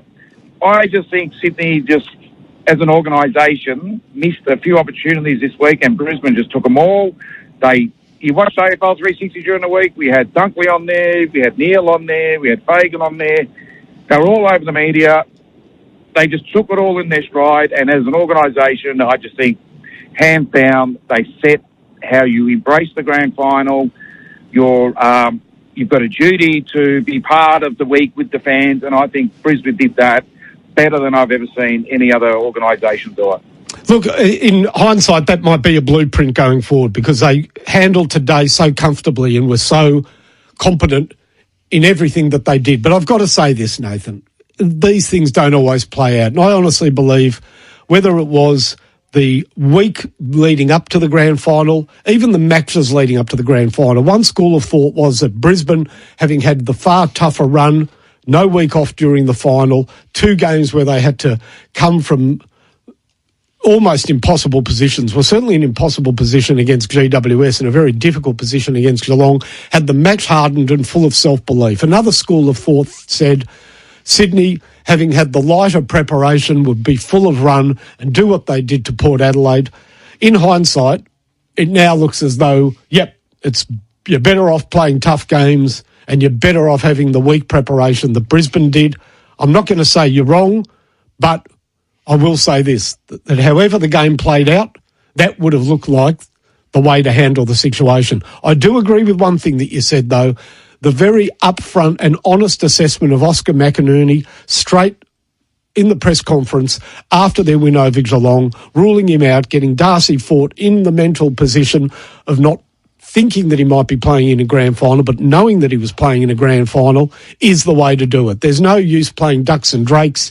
It was obvious to the coach, even from the coach's box, that he wasn't going to be playing. That's Big O on grand final day. And I agree with you. And, of course, Sydney had a couple of situations they had to handle, Callum Mills and also Logan McDonald. Now, Logan McDonald was unable to complete his time on the ground, and it now seems as though, as they did with Sam Reid 2 years ago, they made the wrong decision. I will say this, though. I know that there was a great temptation to play Braden Campbell as a sub because of how brilliant he was as a sub in their first final win over the Giants. But I believe you have to play your best 22, and Braden Campbell, especially without Callum Mills in the team, must be in that best 22. Now, whether it would have been Robbie Fox or Logan McDonald on the bench, I don't think Logan McDonald would be a good impact player. They might have had to have looked beyond him. But I was surprised to see Campbell named as sub. It's a great ace to have up your sleeve, but not when you're not at full strength in the back line, which they weren't without Callum Mills. Again, a little bit of hindsight there, but I'll stand by that one. Off the text, Finey, Swans man here. Joey from Ocean Grove. I've been forgiving of my club over the past grand final losses. However, I cannot give them an out today.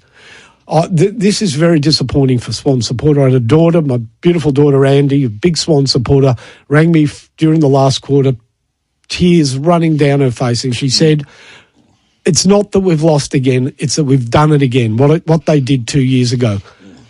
Almost disbelief that she was Swan supporters were again put through a no contest on grand final day from a team that, bar that one blemish against Port Adelaide, had not. You were sure that this was going to be a good contest. You couldn't imagine them getting blown away after what happened 2 years ago. And to have another, for them, non-event of a grand final is heartbreaking. So I'm with all Swan supporters on that. Let's go to Luke in Perth. Good evening to you, Luke. Brother. How are you, mate? One of the great things I love about you, mate, is you call a spade a spade. It's great to have you back on the radio again across the country. And I'm going to need your help a little bit here, right? Because so many of these other media plaudits hide behind who they're friends with or hide behind who they played with and don't actually analyse and call a spade a spade. John Moore has cost us ongoing numerous opportunities to be a good football club. Too many people hide behind the idea of, oh, great, the Swans made the finals again. We get to the same spot every year and poo the bed because he has no game B, he has no fluidity in regards to the change of what he does, and every single time we get to a position where it is a one-on-one coach v coach, he gets embarrassed and made to look like a goose. There's no one in the media that will call it out. This is a winning industry. It is an industry not just accepting mediocrity. Oh, great, the Swans made the finals again. It's like going home with the hottest girl at the disco and playing chess with her. It doesn't work. It doesn't happen. Let's be honest about this, right? This guy is the stoppage between us being an amazing football club and being a mediocre club that makes finals and then trips over when we get there. It happens every single year. And it is, the one he got was the one that Paul Roos handed him. I'll say this, Luke, that the monkey on John Longmire's back has got bigger and bigger, and it's now a gorilla. Now, I'm not saying he's not the man to coach Sydney. Far from it, because sustained success cannot just be measured by grand finals. It has to be measured by finals appearances and grand final appearances, and he ticks those boxes. But he's now put the club in a position that if they play in a grand final next year or the year after, they go in there with baggage. And that is a fact. So no matter what happens in terms of the coaching panel at the Sydney Swans, and I have no doubt that he'll be coached there next year, of course he will be, and ongoing coach. But that is something that the club have to bear now, that they are, and this is now this playing group. They were given almost a free pass 2 years ago against Geelong because we said that this was a young developing team that got in a grand final ahead of many people's expectations. Yep. This year they were there right on time, right when the buzzer should have gone off for them to win a premiership, and they haven't. And it's the same playing group that they hope will be in grand finals in the next couple of years that now have that gorilla on their back. So, Luke, there is an issue, and that issue is 4 consecutive grand final losses by an average of about 55 points. They're considerable losses, and they now mount. Let's go to Chris in Botanic Ridge. Good evening to you, Chris. How are you, Tiny? Very well, thanks. Oh, what a game, mate. What a game. I've followed the Bad News Bears and the Carrara Koalas and jumped on the Lions when they came into the comp, and I'd really written them off this season. After we had the draw against Adelaide, I thought, I can't see a way of getting through. But Fagan's just done an amazing job. The players have dug in, and we've unearthed some talent like Lohman and Archie, just bit players who have done a massive job, and it's just so happy. It's been a long season, and it's been a while since we've had success, and Chris Fagan deserves everything he gets. An amazing season from basically playing catch-up the entire season is very hard to do. From that first game against Carlton, when you squandered a big lead, surrendered the game, and then it seemed to affect you for a month of football, to only 2 wins in the first 9 weeks of the season, it was catch-up the whole time. And this is where Chris Fagan deserves the ultimate credit, because we could talk about today, did he outcoach John Longmire? I believe the players outperformed the Sydney Swans. I think the Sydney Swans players pooped the bed a little bit in the first quarter when they had opportunities going forward. I was surprised that they're good players, how many of their kicks were shallow, how many of their kicks weren't even 15-metre kicks. I'm not quite sure what they were doing.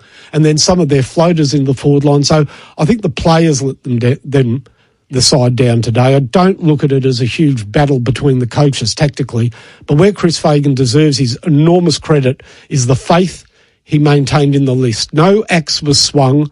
There were injuries throughout the season. He had to counter losing his key running backman, Kadee and Coleman, at the start of the year.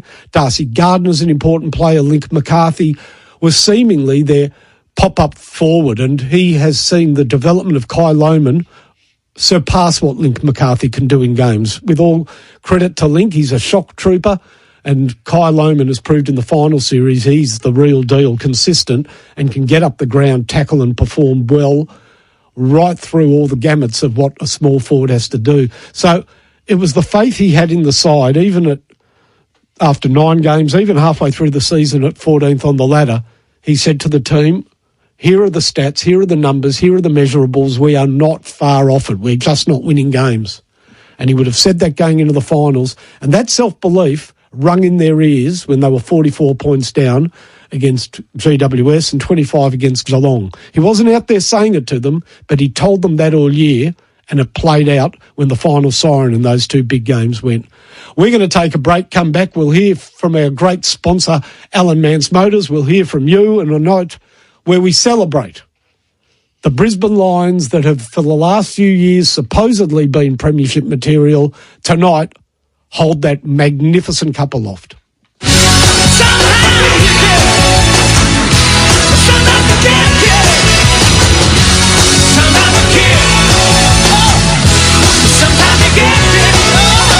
This is Finals Final Siren. Winning season news update. This is huge. The Monopoly game at Macca's has announced a 1 in 4 chance to win with prizes like Allied Gaming PC packages and Prezi gift cards worth $2.5k. Download the My Macca's app and play today. Ends October 22. For full terms, visit mcdonalds.com.au. Kevin Sheedy here. As Ambassador of Essendon BMW, I can happily share with you that finding your ultimate driving machine is like kicking a goal from the goal square. Easy. Your ultimate driving machine is waiting for you at Essendon BMW. Find the best range of new, demonstrator and pre-owned vehicles. See the Essendon BMW team today, conveniently located just 10 minutes from the airport at 1 Centro Circuit, Essendon Fields. LMCT 11803. Hey, you're Houston from Steel Solutions. Yeah, when I'm not on the green, I am. Great. We need some help with some galvanised retaining wall posts. No worries. I can help you sort it out. Just let me know what lengths, and if it's more than $500 worth, we can deliver it for free within 40 k's of the city. All right, I'll give you guys a bell after the 19th hole. Houston, we don't have a problem. Steel Solutions. The steel you need when you need it. Sunshine, Bayswater and Springvale. SteelSolutions.com.au. That roast chicken? Maybe halal. That snack pack? Yep, halal. Dad's investment portfolio. How on earth would you tell? Talk to Hijaz Financial Services, helping Muslim Australians secure halal super, home loans and investments. Hijaz Financial Services. Definitely halal. HijazFS.com.au. This information is provided by Hijaz Financial Advisors, Proprietary Limited, AFSL 517686, and Hijaz Islamic Credit Solutions, Proprietary Limited, ACL 480542, and does not take into account your objectives, financial situation, or needs. Cobram Estate is the most awarded Australian extra virgin olive oil made from olives grown in northern Victoria. They're harvested and first cold pressed within 4 to 6 hours to create a premium quality oil. This is what guarantees every bottle of Cobram Estate extra virgin olive oil is fresh and full of flavour, elevating your entertaining and making your food taste even better. Cobram Estate, premium quality, great tasting, the most awarded Australian extra virgin olive oil. Buy in-store at all major retailers. If you're digging for a living, here's what to do. Go to supergroups.com.au. It's Bucks here. When coaching, we love players who would dig in. First picked every week, Supergroups. Tough and reliable, they've been digging with Kubota for over 25 years. From 1 tonne to 8 tonne. Conventional swing and zero-turn models. Supergroups are the masters of Kubota excavators. Dig in with Supergroups. Supergroups.com.au. Hungry Jack's NBL is back. The NBL is what dreams are made of. Greatness is within reach. No limits, only endless possibilities. We grind, we hustle, because every moment matters, and big dreams demand it. Gets the drive-by, knocks it down! Watch live on ESPN, available via KO and Foxtel, and Sundays via 10 and 10 Play. NBL, we dream big. Every detail about Porsche has to be just right down to the way you pronounce their name. It's this unrelenting attention to detail over 35 years that Porsche demanded when selecting Charlie Battisti & Co. as their certified collision center for Porsche.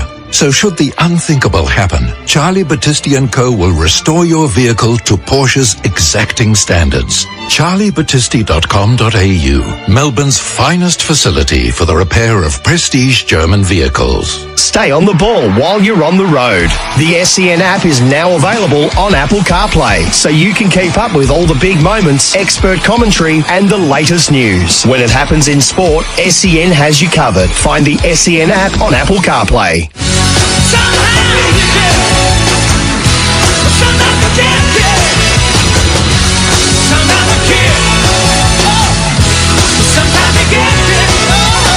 This is Finals Final Zone. Ladies and gentlemen, we're back here. Are you looking for some brute force in your driving capacities?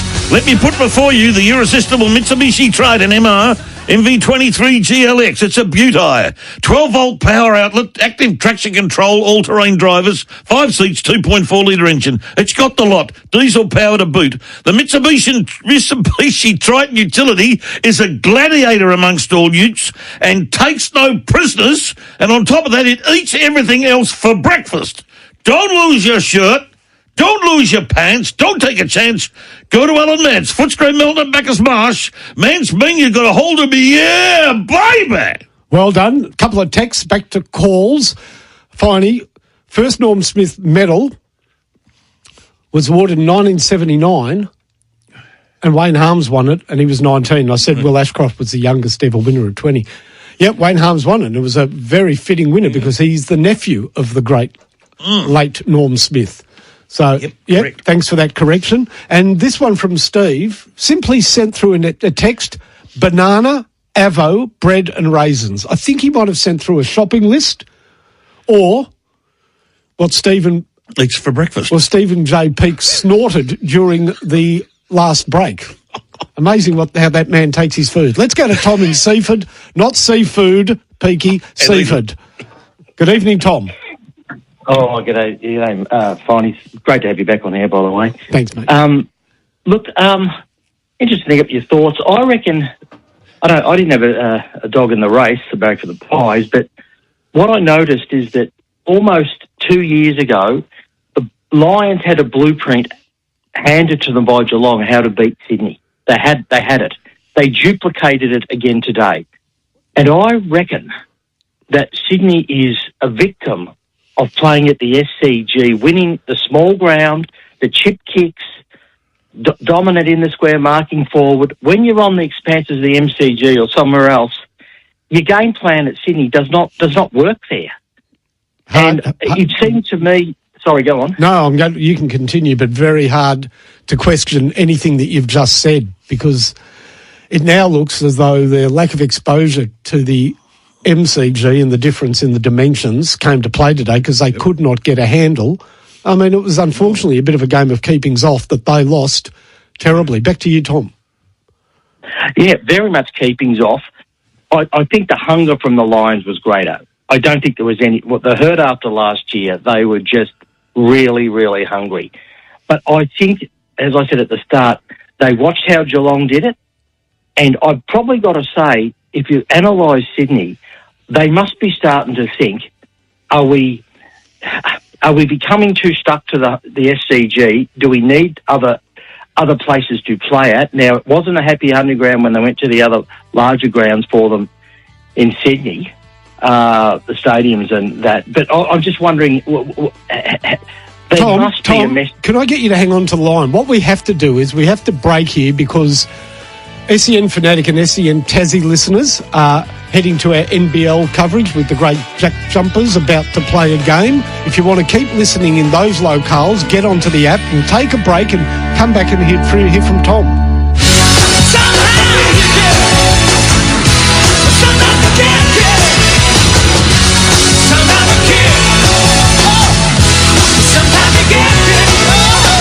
This is Viney's Final Zone. There's nothing more Australian than standing by our veterans who've given their all for us. And at the Soldier's Cut, we're proud to supply top quality, free-range, grass-fed meat trays to RSL, community and sporting clubs right across Sydney. Through our partnership with Wounded Heroes, we're giving back. And with your support, a portion of every tray sold helps veterans and their families. Join us in serving up the freshest, finest meats while making a real difference. Visit thesoldierscut.com.au where quality meets purpose. It's Mower Mania at Makita. For September only, get unbeatable deals across a select range of Makita XGT and LXT battery lawnmowers. Less noise, more power. Take advantage of instant in-store bonuses, plus online redemptions. But hurry, Makita's Mower Mania ends September 30. Check with your local Makita dealer or makita.com.au for details. Makita, rule the outdoors. I want my Makita back. Sustained performance in footy is more than just one great game. It's about playing consistently, game after game, season after season. Host Plus has delivered strong performance over the long term with top returns over 20 years. A top performing super fund over the long term? That's a plus. Issued by Host Plus Pty Limited. Super Ratings SR50 Balance Index January 2024. General advice only. Consider your circumstances and the relevant Host Plus PTS and TMD at hostplus.com.au before deciding. Past performance is not a reliable indicator of future performance. Search Compare Host Plus today. As a roofer, plumber or builder, time is money. So getting your roofing, cladding and flashing supplies reliably delivered to your site on time is paramount. At Design Sheet Metal, simply order your roofing materials by 4:30 p.m. for delivery on site next business day. Visit designsm.com.au to place your order today or visit their Laverton or Bayswater showroom. Operating 24 hours, 5 days a week. Design Sheet Metal. In spec, on time, every time. That's designsm.com.au. The Lexus RX Hybrid is here at Lexus of Brighton. Independent spirit, scintillating driving dynamics, and an intuitive driver's cabin, this luxury SUV defies convention, just as you do. With limited stock available for delivery now, there's never been a better opportunity to own yours. Be no one else in the Lexus RX. See the team at Lexus of Brighton today to book your test drive. Expect perfection, experience amazing. Lexus of Brighton, the PN Highway, LMCT 9897. Flat footy moments to avoid this season. The second half. At a barbie, here's Jackson and his mates checking the stats for a multi. No! His battery goes flat. He can't get live updates. Stay charged with a Signet power bank. Compact and lightweight, it fits in your pocket, and you'll never go flat or miss any part of the game. Signet power banks, available at signet.com as well as in-store at JB Hi-Fi and other leading retailers. OMF are having a 20-40-60 sale. Get up to 20% off bedroom furniture, up to 40% off selected Manchester, and buy any mattress protector to get up to 60% off mattresses, like the BC7, now under $900, or the Refresh, now under $1,300, or the Urban, now under $1,500. Get comfy for less at OMF's 20-40-60 sale. Ends soon at the home of mattress, bedroom and bedding. If you're digging for a living, here's what to do. Go to supergroups.com.au. It's Bucks here. When coaching, we love players who would dig in. First picked every week, Supergroups. Tough and reliable, they've been digging with Kubota for over 25 years. From 1 tonne to 8 tonne, conventional swing and zero-turn models. Supergroups are the masters of Kubota excavators. Dig in with Supergroups. Supergroups.com.au.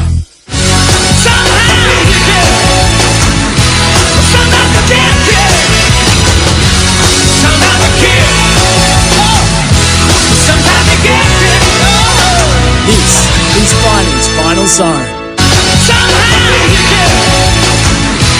ladies and gentlemen, let's just recap a little bit here. Alan Mance Motors in Footscray, Milton, Bacchus must have 12 new licences. Kia, Hyundai. Incorrect. Hyundai. Correct. Thank you. Renault, Nissan, Mitsubishi, Suzuki, Isuzu, LDV, SV, Ram and SsangYong, and now including the Cherry Motor 5 from Wuhan, China. Shop body styles that fit your lifestyle. And don't forget the new Ram range. The Ram Bighorn eats up everything else for breakfast. Alan Mance's driving satisfaction. Thank you, Stephen. Now, a few people have mentioned on the similarity of the dimensions of Sydney, the SCG and the MCG. Officially, the MCG is 160 metres by 141, SCG 155 by 136. To the naked eye, that 25 square metres seems to be quite a bit of territory. It just feels, and it's always felt, that the SCG is a smaller ground. And the expanses of the MCG, certainly the width of the MCG, even though Sydney's quite a wide ground. Anyhow, regardless of the dimensions, you can still play a ground with preference, you know. Now, I counter that by saying, look, Geelong has a far thinner ground than the MCG, but they've gone to the MCG and had some great games. Yeah. So, I look, Sydney's had some decent wins in the last couple of years at the MCG. I remember, I think it was a couple of years back, they had a very good win over Melbourne when they weren't expected to defeat them. Melbourne were high-flying at the time. It was a night game at the MCG. So, the fact is that they were outplayed today, and you know whether you fry it, whether you curry it, whether you boil it or whether you stew it, they were sausages today, and they were playing against roast beef, filet mignon. They were just sausages. Let's go back to Tom in Seaford. Tom, so those dimensions aren't radically different, but we know that it's a different game at the SCG, don't we? Well, very much so. But what I noticed was also, interesting to get your thoughts on this, I thought Sydney doesn't seem to have an answer if their big forwards are brought up the ground. And the half-back line of the Lions, even though they were sort of well and truly in the centre clearance, the half-back line became a brick wall. So when the chip kicks were coming in and the fumbling, the contested play, the speed and the agility of the Lions at ground level just kept taking it away. And that means that they're fast runners from all over the ground. Sydney's fast runners, they weren't in the mix because they are forward-type players normally. Yeah, I mean, for them to win, Tom, we know that their modus operandi this year has not been the tall forwards. Yes, they were very good in the preliminary final, but they were icing on a cake that was already baked because Sydney played a team that was cooked in Port Adelaide.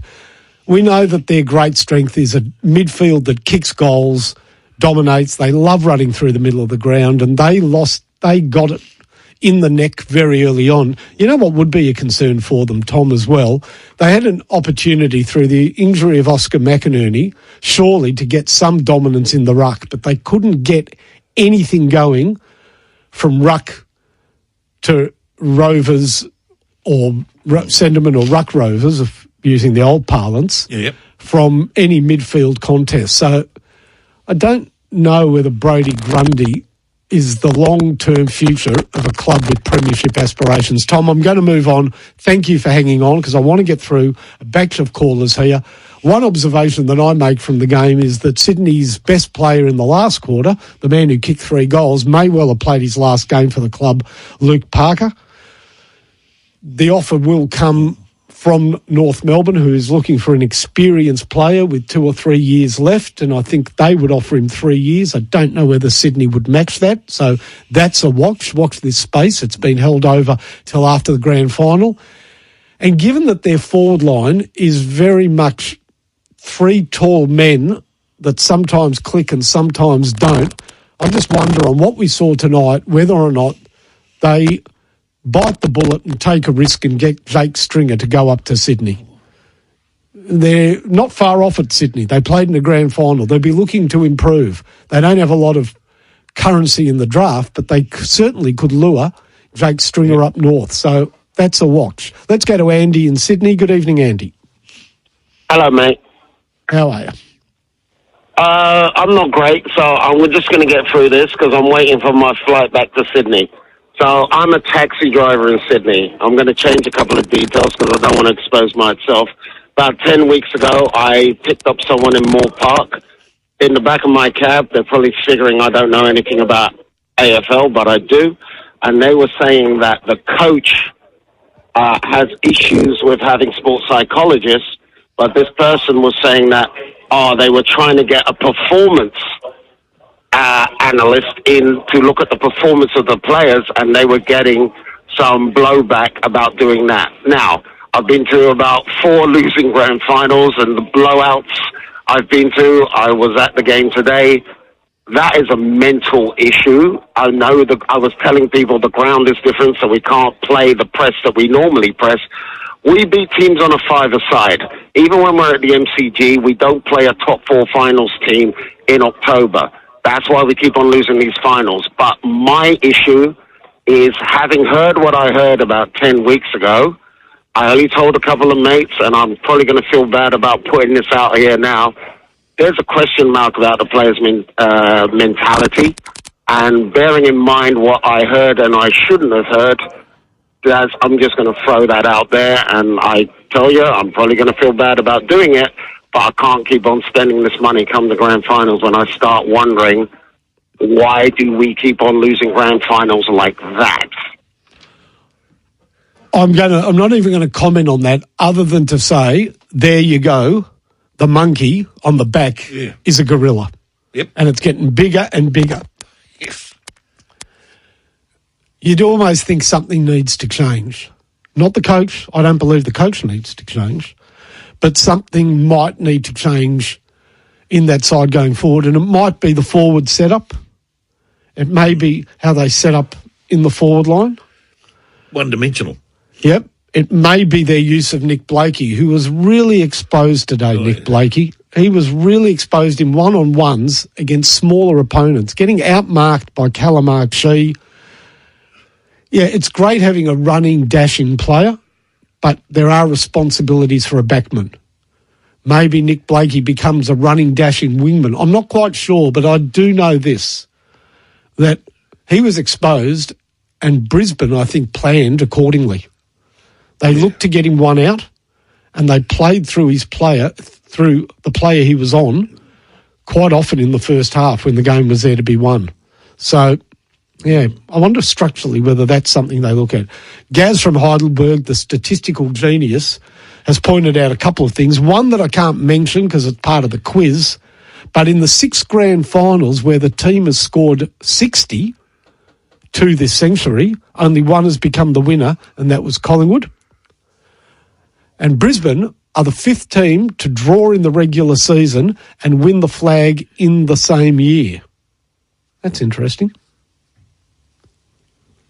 Quite interesting. It's happened in 2021 and 2020. I think, or maybe 19, I'm not quite sure. But, yeah, so maybe a draw wasn't a great omen. It's only happened 4 times previously. Yeah. But there you go. Yeah. Let's go to Terry in Mandurah in WA. Good evening, Terry. How are you, Barney? Oh, this is Brian Taylor country. Yeah, it is Brian Taylor country, Mandurah. Very much so, but I've only been living here for about 18 months, but I remember him being picked out of Subiaco many years ago. I wonder how many people in Mandurah would not know the difference between Tom Papley and Haywood, as was the case today with Brian. Okay, back to you, Terry.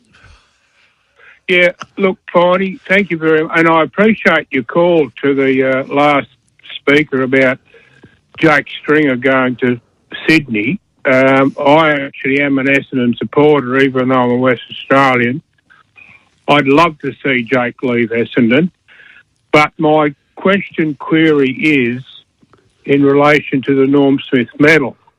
I listened to the SEN radio call today, and they're brilliant, as they always are. When the boys got to the end of the situation and they worked out who the judges were for the Norm Smith medal and the votes and who voted for who, I was very amazed that Rory Sloane didn't give Lachie Neale a vote. Wow.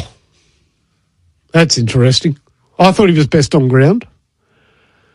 I thought as some of the. I listened to the call, and Jared and Dwayne and Kane. I think most of them gave it to Lachie, but it was a bit of a torn cost between him and Will Ashcroft, and that would have been my theory as well. But That's how I had it. 3-2, those two, and then 1 to Calamarchi.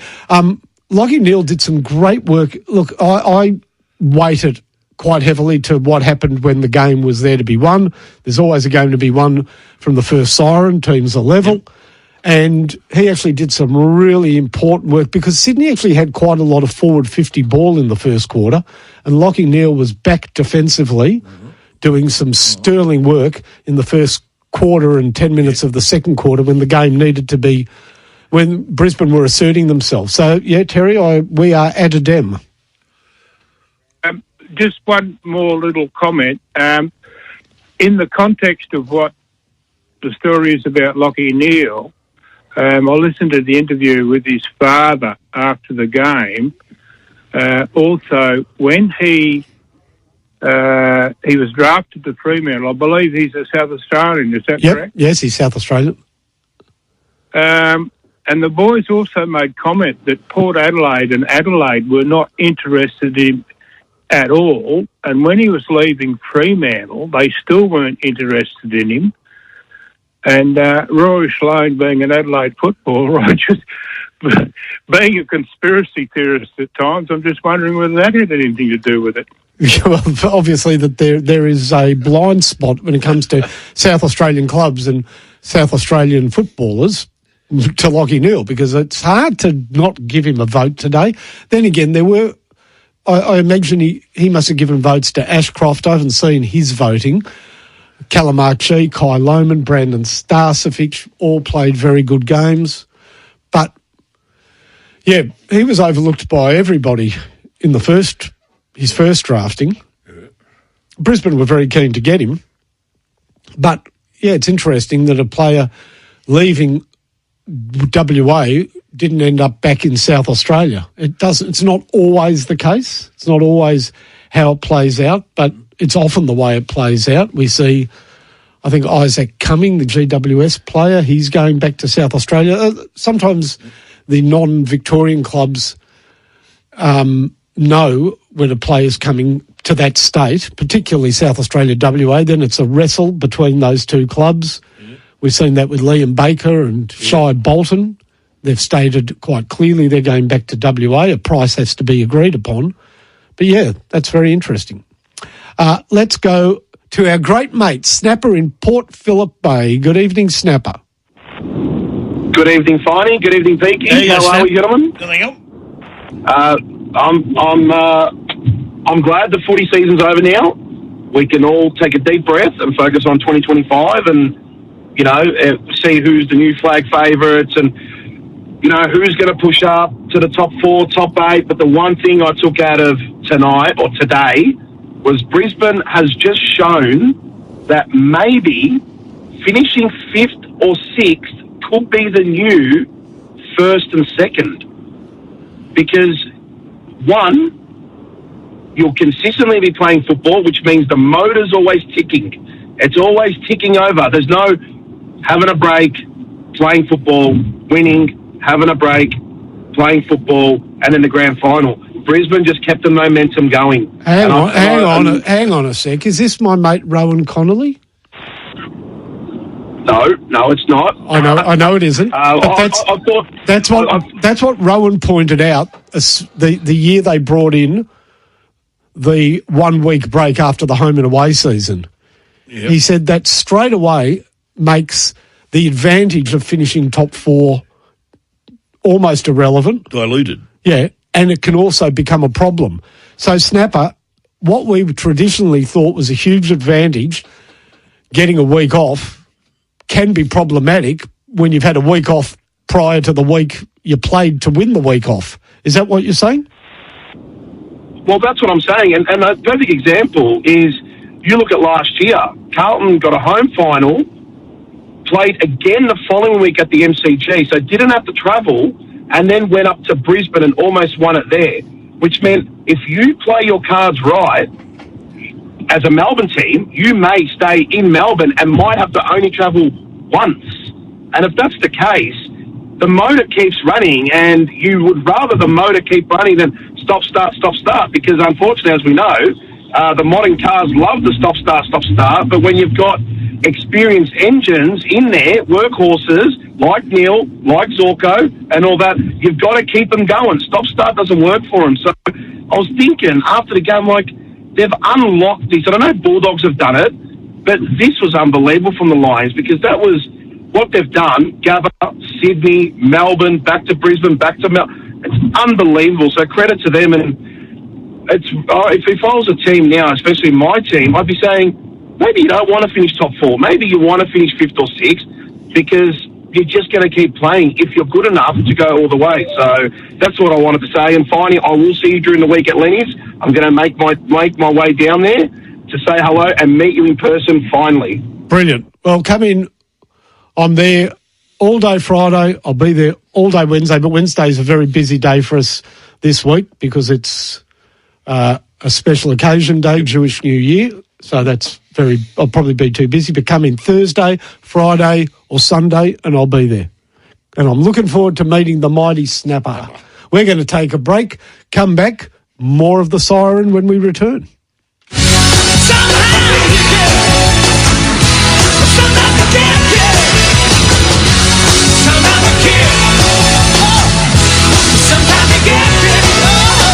This is Finey's Final Siren.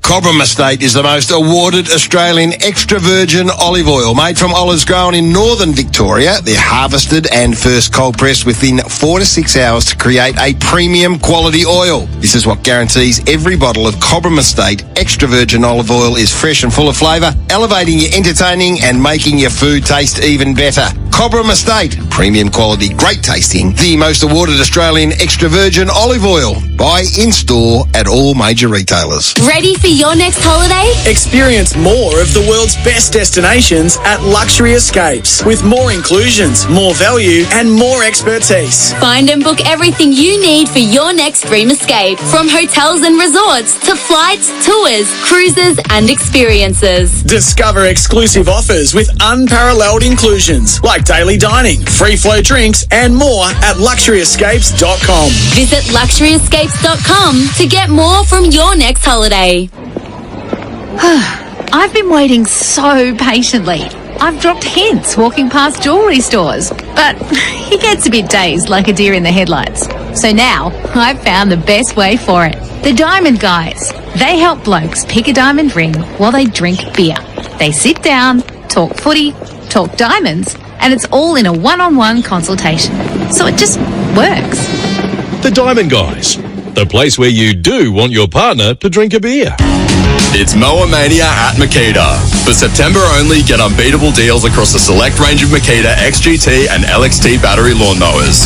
Less noise, more power. Take advantage of instant in-store bonuses plus online redemptions. But hurry, Makita's Mower Mania ends September 30. Check with your local Makita dealer or makita.com.au for details. Makita, rule the outdoors. I want my Makita back. When you're freezing cold or when you're boiling hot, who you gonna call?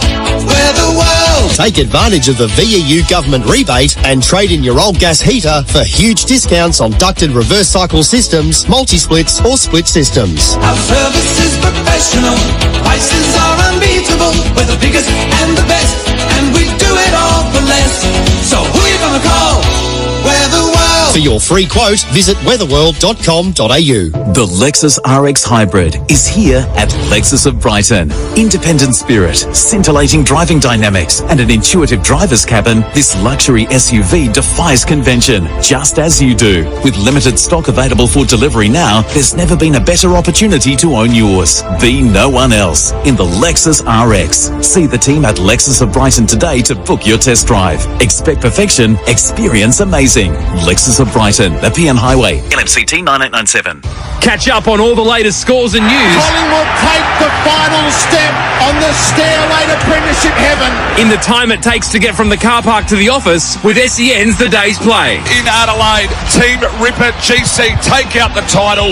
Loose ball goes to Rankin. Oh, he's a magician. Our team go over the big matches and big moments. Ty Webster, he shoots the bench to Tasmania. SEN's The Day's Play. Thanks to Drinkwise. If you're choosing to have a drink, choose to Drinkwise. Lintels and Landscaping Steel Direct. Your no-fuss, fast delivery of all steel lintel and steel landscaping needs. Hot dip galvanised lintels, angles and T-bars. Hot dip galvanised retaining wall uprights. UC, UB and corners. Steel garden edging, all thicknesses for that rustic appeal. All delivered direct to site and all online. Keeping our prices low. Orders in Melbourne Metro over $750, free delivery. Get what you need at lintelsandlandscaping.com.au.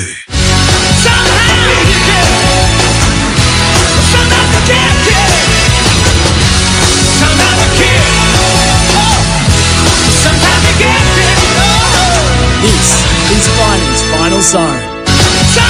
Welcome back to the Final Siren. Congratulations to the Brisbane Lions, premiers in 2024. A season of great perseverance, self-belief and doggedness. Today's grand final win was emphatic, but throughout the season they played catch-up, came from behind, whether it was on the ladder or in finals against GWS and Geelong.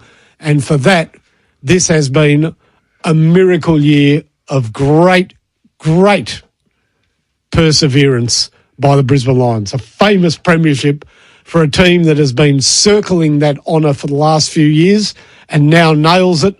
They do so with a coach much loved in the football community.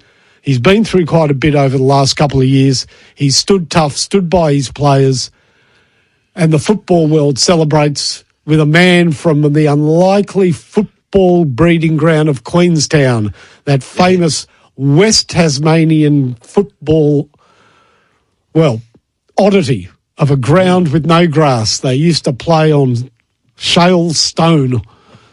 Such was the inclement conditions there, and the mining town of Queenstown. You couldn't go grow grass for love nor money, and they played on one of the hardest surfaces to play on known in football world. Incredible. Let's go to Mark in North Coburg. Good evening, Mark. G'day, Barney. How are you?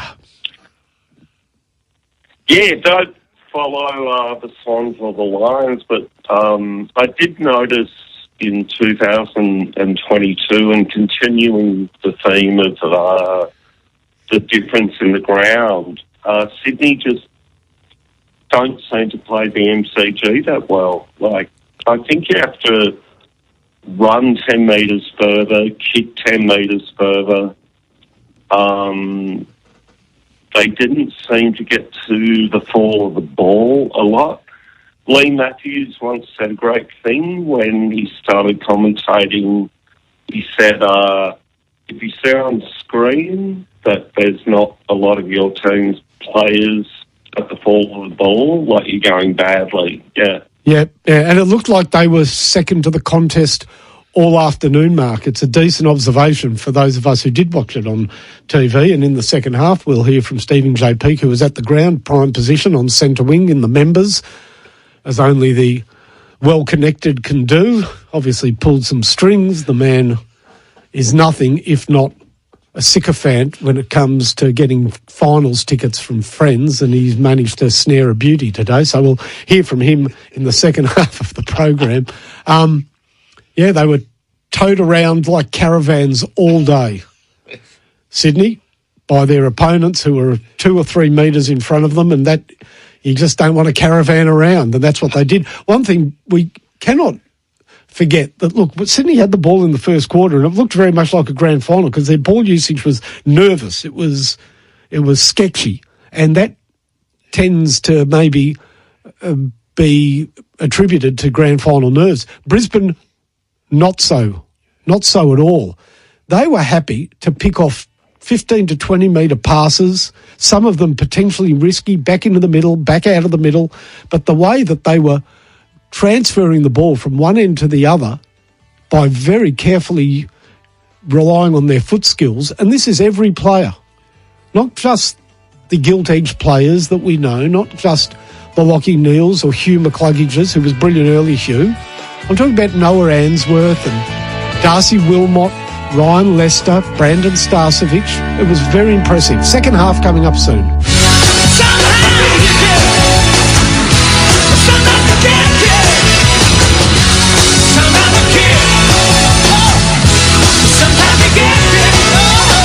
This is Finey's Final Zone. Planning on visiting Melbourne Airport anytime soon? Make sure you plan ahead. Due to construction works, Melbourne Airport travellers are advised to allow for additional time when passing through the precinct.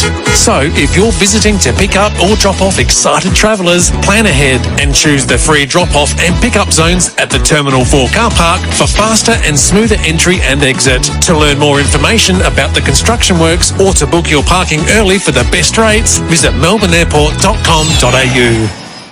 Kevin Sheedy here. Are you ready to find your ultimate driving machine? Well, it's waiting for you at Essendon BMW. Head into their state-of-the-art showroom and enjoy their extensive range of new demonstrator and pre-owned vehicles. Essendon BMW takes prestige motoring and premium service to a whole new level. Visit the Essendon BMW team today. They're at 1 Centro Circuit, Essendon Fields, or go to essendonbmw.com.au. LMCT 11803.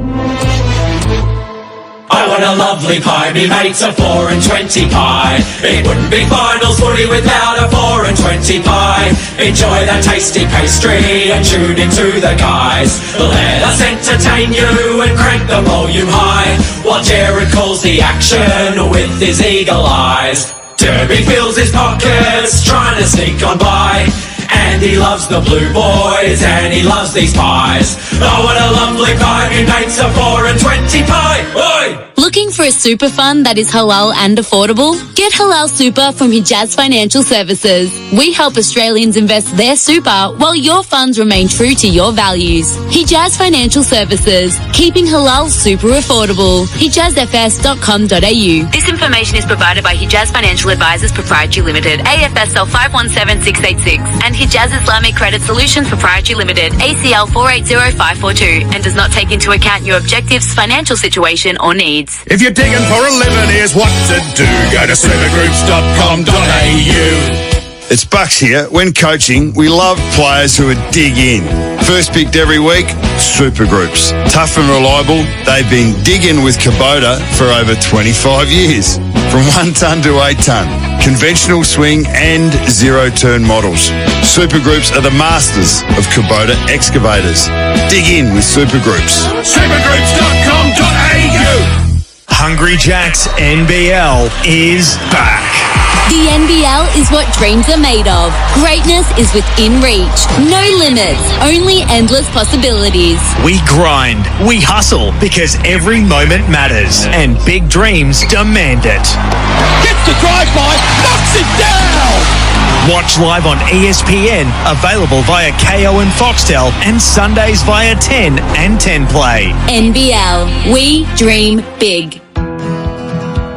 1 in 25 Australians will be diagnosed with epilepsy in their lifetime. Get your steps in this October by participating in the Walk for Epilepsy. It's a great way to improve your fitness while raising awareness and funds to help support Australians living with epilepsy. Participate on your own or in a team. It's your choice. Visit walkforepilepsy.org.au to register.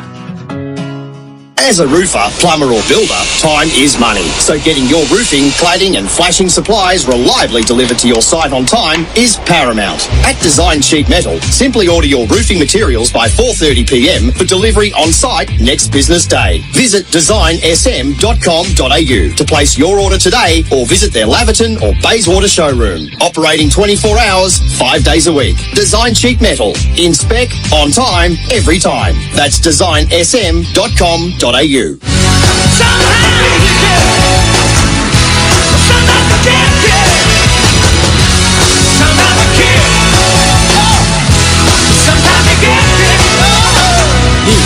is Finals Final Siren.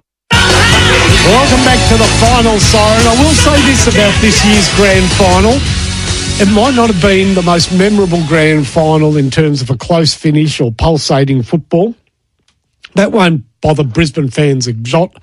In fact, it's great as Brisbane fans to be able to sit back and enjoy just about the whole afternoon, carefree, and lap up a famous premiership. So don't worry about that.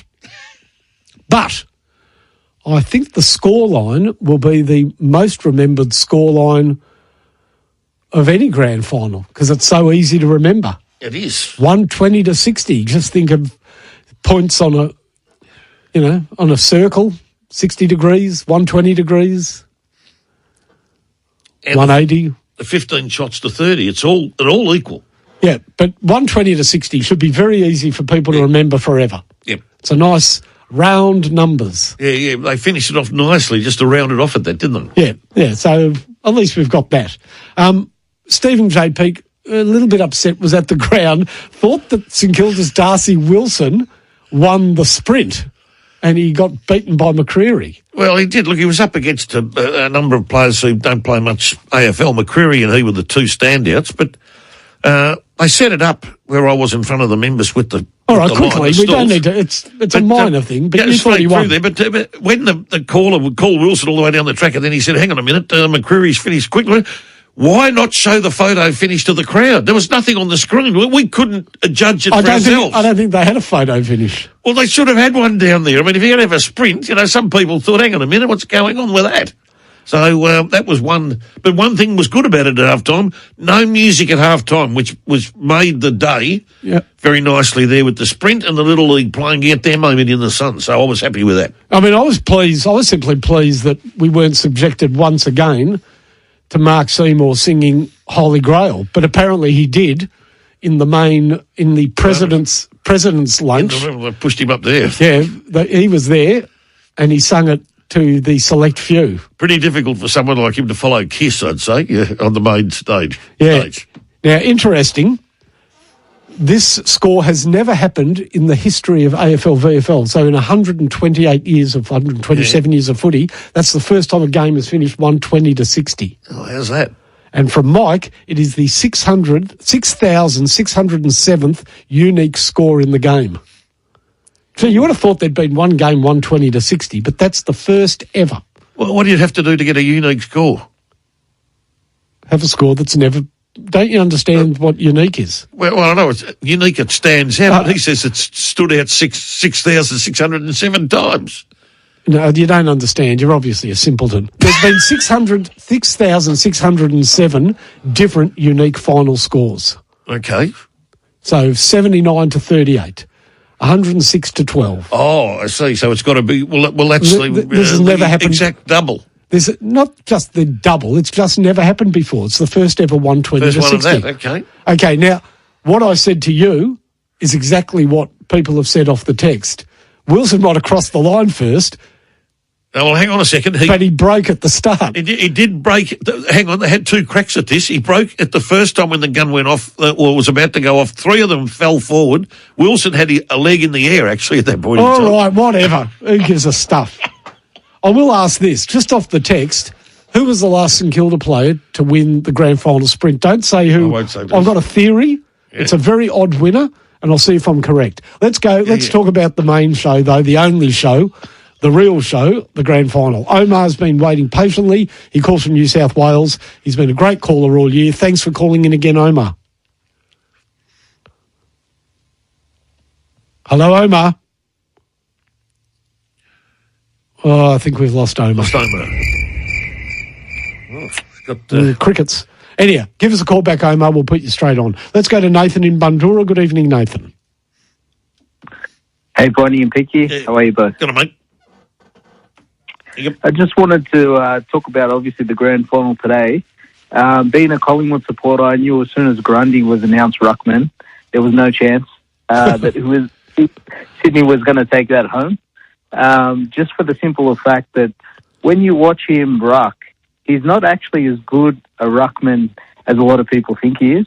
Like in the 2018 grand final, all day he was hitting it straight down the throat of the West Coast midfielders. And I feel like at a certain point that actually cost us the grand final. Obviously there was, bits and pieces throughout the game, but even someone like a Ford from Brisbane who hasn't really played as a ruckman or the first ruckman, I feel like he had a way better game than Grundy. So there was obviously that, and I feel like a lot of the young players stepped up for Brisbane, like a Ashcroft, Kai Loman. I feel like they probably would have been the difference last year if they had played against us, Collingwood, in the grand final. I think they would have got it across the line, but it seems like they've got a good mix, Brisbane, of young players and older players as well. They certainly do, Nathan, which brings into sharp focus why the system that we currently have might be romantically appealing, but it's actually not good for football. So it's hard to believe that a side that wins today by 10 goals in the grand final, had a few players out, and we know how important the draft is, gets the number one young player in the country next year. So, Nathan, they pick up Levi Ashcroft. I know people have said this before, considered to be better than Will, but he's a star. He has starred all year in the Coates League. He was best on ground in the recent grand final, played for Sandringham, clearly best on ground. He's a ready-made star, and he clearly would have been the number one pick in the draft. Well, he is the number one pick in the draft, and he's going to Brisbane under the father-son rule. Further to that, Sam Marshall, who was second best on ground in the Coates League grand final, is a Brisbane Academy player from the Sunshine Coast, and he also heads to Brisbane next season. Now, I just can't reconcile a system that is constantly being worked on by the AFL with academies and points and this and that and that and this that affords the best player in the draft and another potential top 10 player in the draft to go to the team that's just comprehensively won a premiership. I mean, it does, if you want to maintain, if you believe the way to go is a salary cap and a draft, then you have to have some way of equalising this situation. It just doesn't, it can't be allowed to continue. It's not right. Brisbane were already a top 4 team when they got Will Ashcroft. Yeah. Now, for teams down the bottom of the ladder, North Melbourne and West Coast, and other teams that have been waiting a long time, like Essendon and St Kilda, this just makes it so far away from being attainable, a premiership, it becomes a source of frustration. So if the AFL is genuine about running a competition that theoretically gives every team a premiership once every 18 years or once every 19 years by fairly sharing the riches of of the best young talent in the country, then it ain't working. It simply isn't working. Nathan, thanks a lot for the call. Yeah, I had a theory on the last Saint to win the grand final sprint. Now, Brookers from Sunny Coast said it was Jeff Ablett back in 85. He definitely won it. He won it, Jeff Ablett. Yeah. But I reckon since then, and we've had a couple of people text this through, I reckon Reece Stanley won it when he played at St Kilda. Yep. And I remember him winning it. Pardon? I remember him winning it. Yeah, so I reckon he's the last.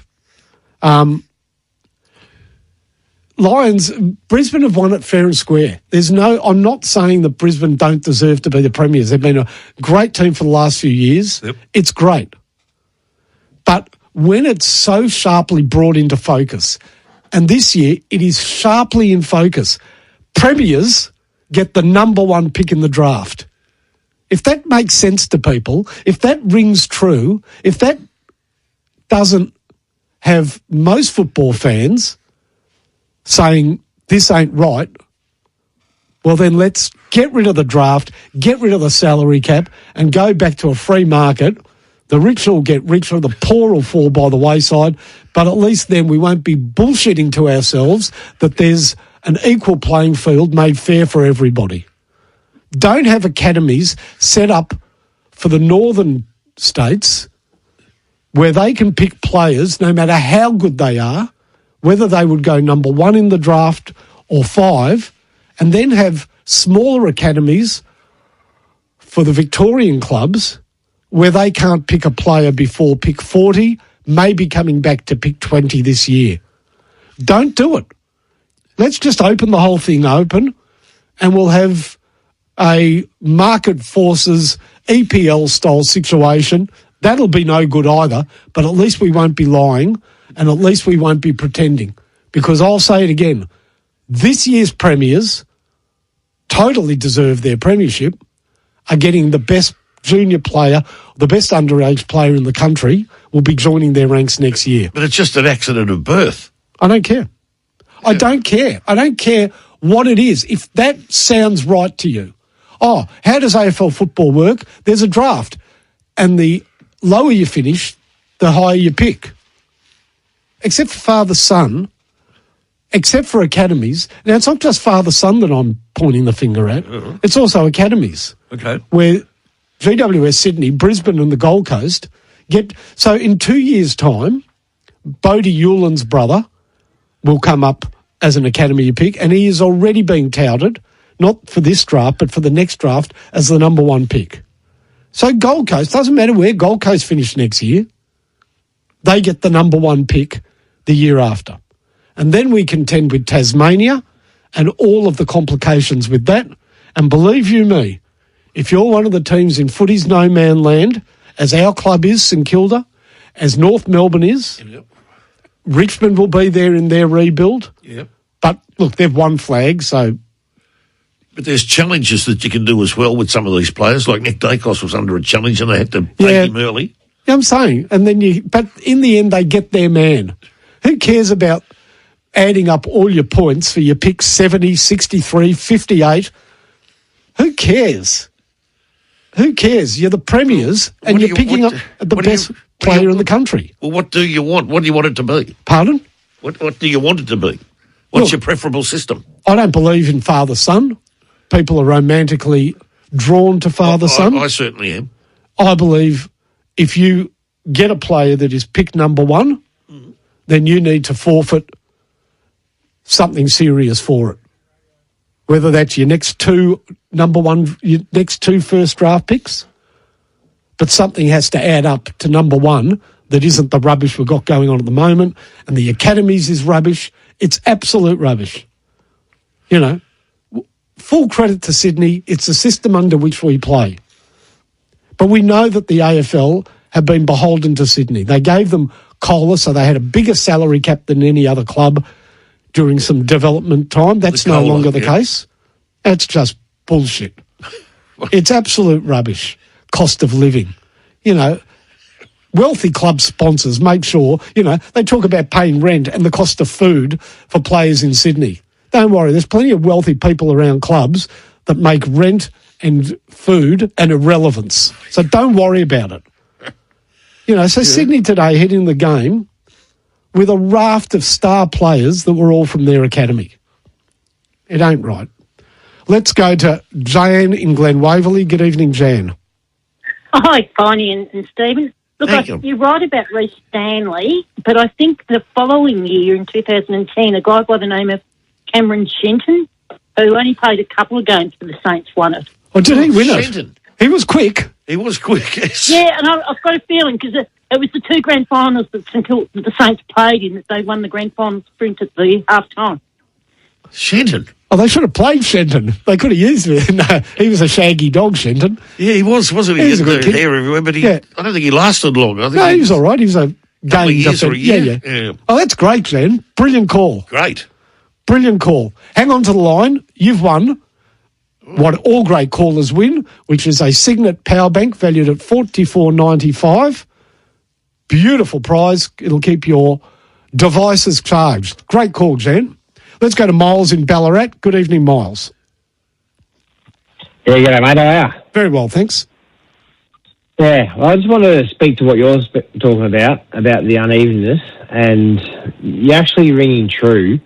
Like, the out-of-state teams will bang on about, playing at the MCG and all that sort of stuff, but if we want a fair competition, we can't have, like you said, the number one draft pick going to the Brisbane Lions who just won the premiership. Yeah. So, when we're talking about fairness, like, you're on the money, mate. When we're talking about fairness, yes, we play the grand final of the MCG, but there's other inequalities going on out of state. Yeah, I think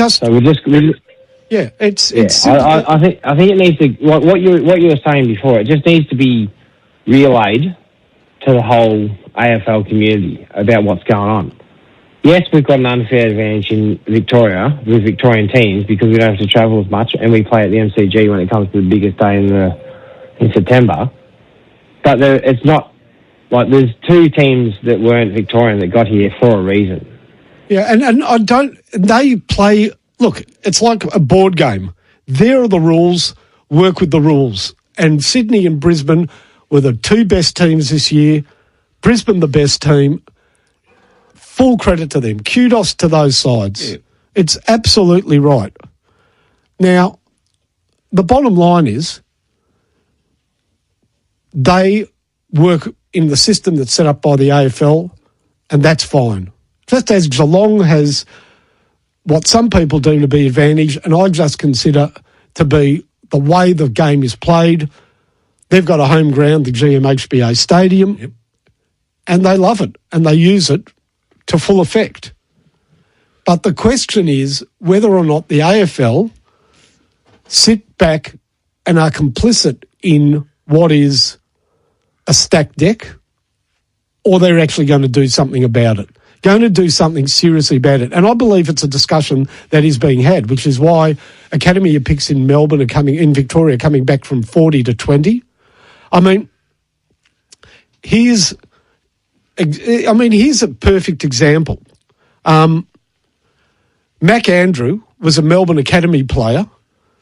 They couldn't pick him because he went top 10 in the draft, I think number 9 or something thereabouts in the draft, and Gold Coast picked him. And he was part of Melbourne's NGA Academy. Now, these academies in Melbourne are very limited in Victoria. They're very limited. They're limited to certain players of different ethnic. There is a major limitation to who these clubs get, and it's spread around all the clubs. Yep. Right? And yet, the Melbourne clubs are not allowed to pick the best players out of their academy, even though it's diluted and limited. Melbourne had a great player at their behest, Mac Andrew. They couldn't get him. Did they whine about that? Well, they knew that was the situation. They couldn't do anything about it. Dogs were lucky. They were able to get Ugle-Hagan when that rule didn't exist. St Kilda missed a top 10 player. Cam McKenzie was part of St Kilda's academy, went to Hawthorn. Yep. Look, it's not a matter of whinging. It is simply a matter of stating a fact, and I'll state it again. The Premiers get the number 1 pick in next year's draft. You tell me whether or not that makes sense.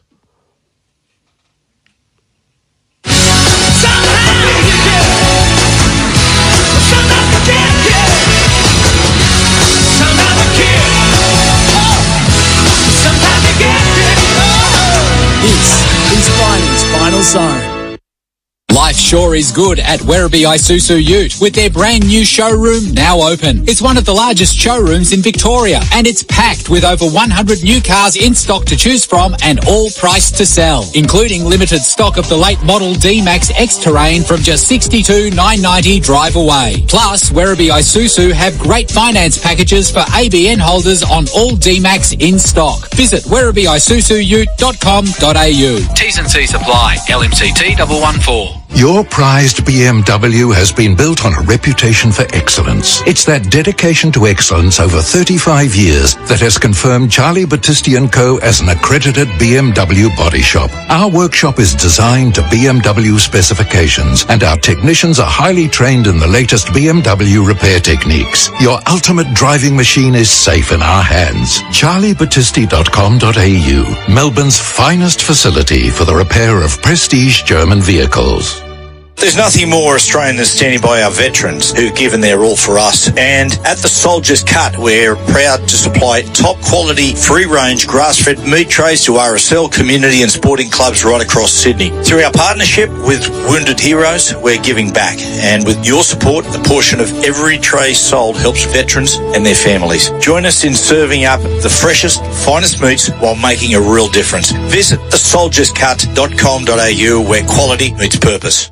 When it comes to delivering on experience and reliability, Robots got it. Robot Building Supplies can help you get the job done. They sure will. Right now, pick up 200 by 50 sleepers at only $7.85 per metre. Building trades, engineering projects and at-home DIY. Robots been in the building game for over 70 years. They've seen it all and know it all. Robot Building Supplies, Notting Hill, Sunshine, Preston, Dramana, Pakenham, Coldstream and Darnham. robotbuildingSupplies.com.au.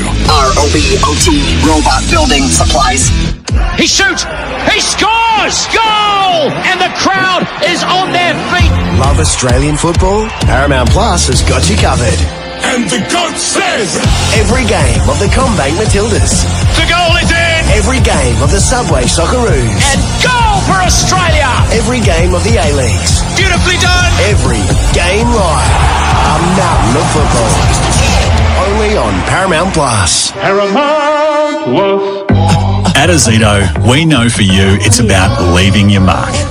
It's a statement, making every task uniquely yours. Azito doesn't just have your back, we're right there with you, powering your DIY journey.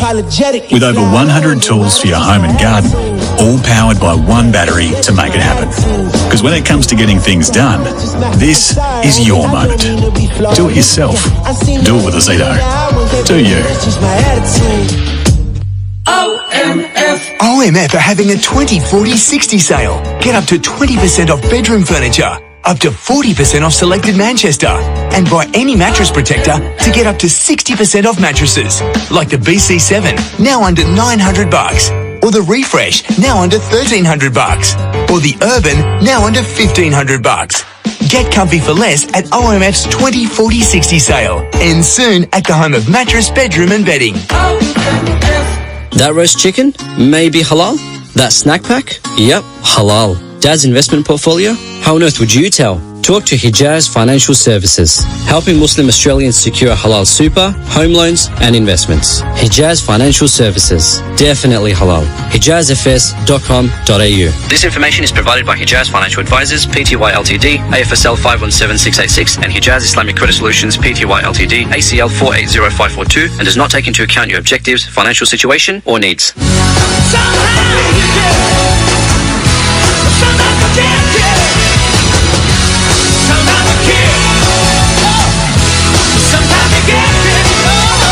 This is Fining's Final Siren. Welcome back to the Final Siren. Now, I don't normally love critical texts, but I read this one out because it's correct.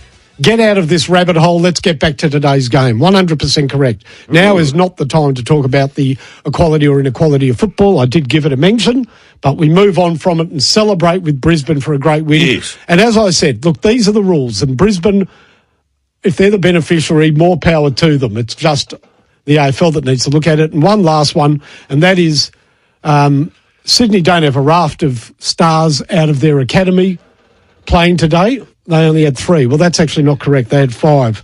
They had Isaac Heaney, Callum Mills, Nick Blakey, Errol Goulden and Braden Campbell. That is a magnificent haul. Mills didn't play. Pardon? Oh, sorry, Mills didn't play. You're right. So they had 4. You're right. Mills is injured. But, you know. Yep. 4. And they've got Mills and Sam Wicks to an extent. Yep. Also from their academy. But 4 and the club captain. Anyhow, we're done with that. No more. Only going to talk about the grand final. all grand final related matters, and also talk about the best adjustable bed in Australia, Stephen. Well, yes, Mark, and I wish to tell our great listeners out there that if they want to get the best beds for their bodies, they need to get OMF, home of the Australian-designed adjustable beds, to sort themselves out. The best beds in the Southern Hemisphere. What does OMF stand for? Only Mark Fine?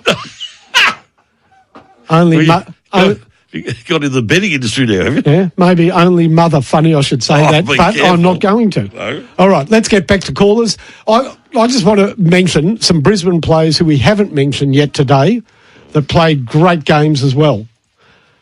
I thought young Logan Morris, who chipped in with a couple of goals, what a great effort for the youngest player on the ground. And he's been really good all season. Very good last week in the final. Had a quiet one in the second week of the finals, but he's been very good. But you've left someone out in your discussions tonight. Do you know who that is? Whom? Joe Danaher. Look, he was great. I thought he was fantastic. He was great. He didn't quite finish off his work in front of goal. 1-4. Yeah. No, he was great. And, of course, there is some question about whether he goes on next year, which seems ridiculous. He's 30 years of age. He's at the height of his powers. Look, it all depends where he's at, but he could play another 3 years. I reckon after beer umpteen tonight, they'll convince him to keep going. Personally, I think that's what's going to happen. You'd hope so. Let's have a look at some other...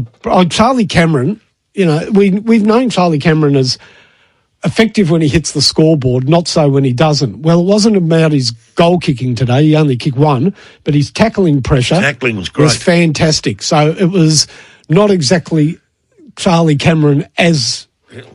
Charlie Cameron's not a game, but plan A. Yeah. But he had a great plan B today. Help down back too when he needed help. Fantastic. Young Noah Answorth, who was a bit fumbly in a couple of weeks of the finals, was much more assured today and played a very good game. Ryan Lester, on the back of his great game last week, was rock solid again. Yep. And a great story. He's been a stalwart of the club and he now gets to celebrate a premiership. You do feel for Darcy Gardner, who misses out. Well, another long-serving Lion. So a bit of bad luck there. Let's go to Lindsay in Somerville. G'day, Lindsay. Hey, fine, Peaky. Hey. Look, just allow me to sort of revisit the academies all that. I'm a very happy Brisbane supporter, and I agree with most of what you're saying, Finey, that if you're going to have father-sons or academy, you've got to pay a price. Yep, you've got to pay a fair price. What the Lions paid for Ashcroft was old rope, and what the Pies paid for Dacos was outrageous, because Collingwood got rid of all the draft picks the year before, if you look into it. Yep. However, Levi's not number one draft pick, mate. He's just not. He's a good player, but I defy you to find anywhere where he's rated number one. He's just not. Really? But no, he's not. No. Have a look, and I think you'll find he's about 5 or 6. Wow. But, I've seen him put up as number one. He certainly was best on ground in the Coates League Grand Final, but that's not to say... Look, I know it's a very even top 5 or 6, and there's... Who are some of the players? Sam Layla is a star player. Look, there's some very good players out there. So, but regardless of that, in a strong midfield draft, he's a good pick. But they pick him up, and they're the rules. And as long as they're the rules, then on you go. No question. Yeah, look, I agree with. I think it's wrong, mate. Even though it's the Brisbane's advantage, I've always agreed that the point system is just an arbitrary thing that someone dreamed up, means nothing. And, picks 56 and 78 and all that stuff you're talking about, it's just outrageous. Yeah, but Lindsay, I don't want to cut you off on that, but I don't want to talk about that because it takes away, talking about something that might be a bit unfair, takes away from what today is all about, which is Brisbane's premiership win. And by the way, 2 goals for. 2-4, yeah. I just looked at my record. Yeah, I'm Lindsay, down. You would have watched today's game? Yeah, look, I was there, mate. I had fantastic seats. But look, the most joyous part for me was Chris Fagan winning the flag. Yep. I've got a few connections up in Brisbane, and he's loved up there, mate. And Kingy, if you're listening, mate, you got it wrong, mate. He got him in the grand final last year, missed by probably a decision. And to try to can him during the year, it didn't sit well with us Brisbane supporters. We love Fags, win, lose or draw today. Yep. So, I mean, the other guys might get another chance, but I don't know whether Fags would have, because, you know, he's not a young man. But I'm just the bloke. He's just such a ripper bloke. So I'll ask you this, Lindsay. When things were, after 9 games, only 3 wins on the board, 3.5, but only 3 games won, halfway through the season, out of the 8, had Brisbane not made the 8, would this have been Chris Fagan's last year at Brisbane? I don't think so, mate. Not with all the injuries. And normally coaches get sacked when they lose the players. Wouldn't you agree? And I don't believe that Fags ever lost the players. Well, there you go. That's a great answer. Yeah. And sorted out the off-field stuff at the start of the year. They had big trouble in the summer. That got sorted. So he's got to take credit for that, Chris Fagan. Yeah. So you've answered it. You've answered it as genuinely and believably as possible. Yeah. That when you do, and they talk about it, the term they use in English football is when you lose the shed, which the shed they're talking about the changing room. Yeah. You know, when you don't have the shed anymore, then you're in trouble.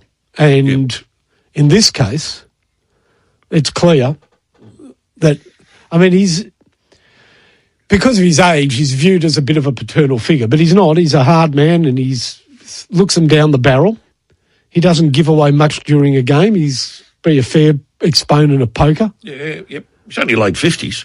63, isn't he? I don't think so. I think he might be. Is he? We'll need to check it.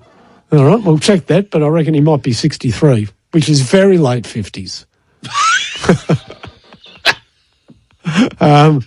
63, confirmed. Go. Yeah, confirmed. But he's a very young 63, I reckon. How old are you? A bit older than that. At least. Let's go to Aaron in Druin. And after we go to Aaron, we're taking a break. Load up now for the last Finey's Final Siren quiz of the year. So a chance to win the last quiz, the grand final quiz. You'll be the premiership winning quiz contestant. This is the big one. Well, let's head to Druin first. Ablett Country. Good evening, Aaron. Hey guys, how you going? Yep. Thank you. And what a great day for Brisbane. And I would love to know the voting of the Norm Smiths, because well done to Ashcroft. But how close was Lockie Neal? I had him best on ground by. I'm happy that Ashcroft won it. If you ask me, I had 3 to Ashcroft, 3 to Neil, 2 to Ashcroft, 1 to Archie, which was how Kane Corns had it. I think maybe that's the popular top 3. Yeah. We note that Rory Sloane couldn't find a vote for him at all. That's Lockie Neal. I find that odd. Who did you think was best on, Aaron? Yeah, I've got Ashcroft as well, but my favourite moment of the day was the Big O celebrating when Darcy Fort got up and got his medal. Like, how good was that? You missed out. Yeah, brilliant. Oh, mate, that just made me so happy. Yeah, brilliant. I mean, straight after the game, and it was very good what the AFL did. Credit where credit's due. They made a decision on the run and allowed both McInerney and Callum Mills to play a role on the respective benches, which required clearance by the AFL. So I think that was a great call by them. Darcy Fort would have been liaising with McInerney during the game when he came off for breaks. Yeah, he would have been. So he would have played a role there. And as soon as the siren went, Darcy Fort straight to Big O. The Big O, yeah. You know, and it's easy. Look, we've seen players who've missed out on grand finals, and I totally understand this. You can see the disappointment on their face, even when their team's winning. Yeah. It must be so hard. Oh, it is. It's what you're aiming for. It's your big aim in footy. But for McInerney, who got it so cruelly taken from him at the last minute, he's teammanship, and he's, he'll win the Best Clubman Award this year. Oh, no Don't worry about that. But you don't see that very often, do you, with someone like that who's helping? Yeah. He's been out the week before. Yeah, no, it was great. It's great. Let's take a break, come back for the quiz.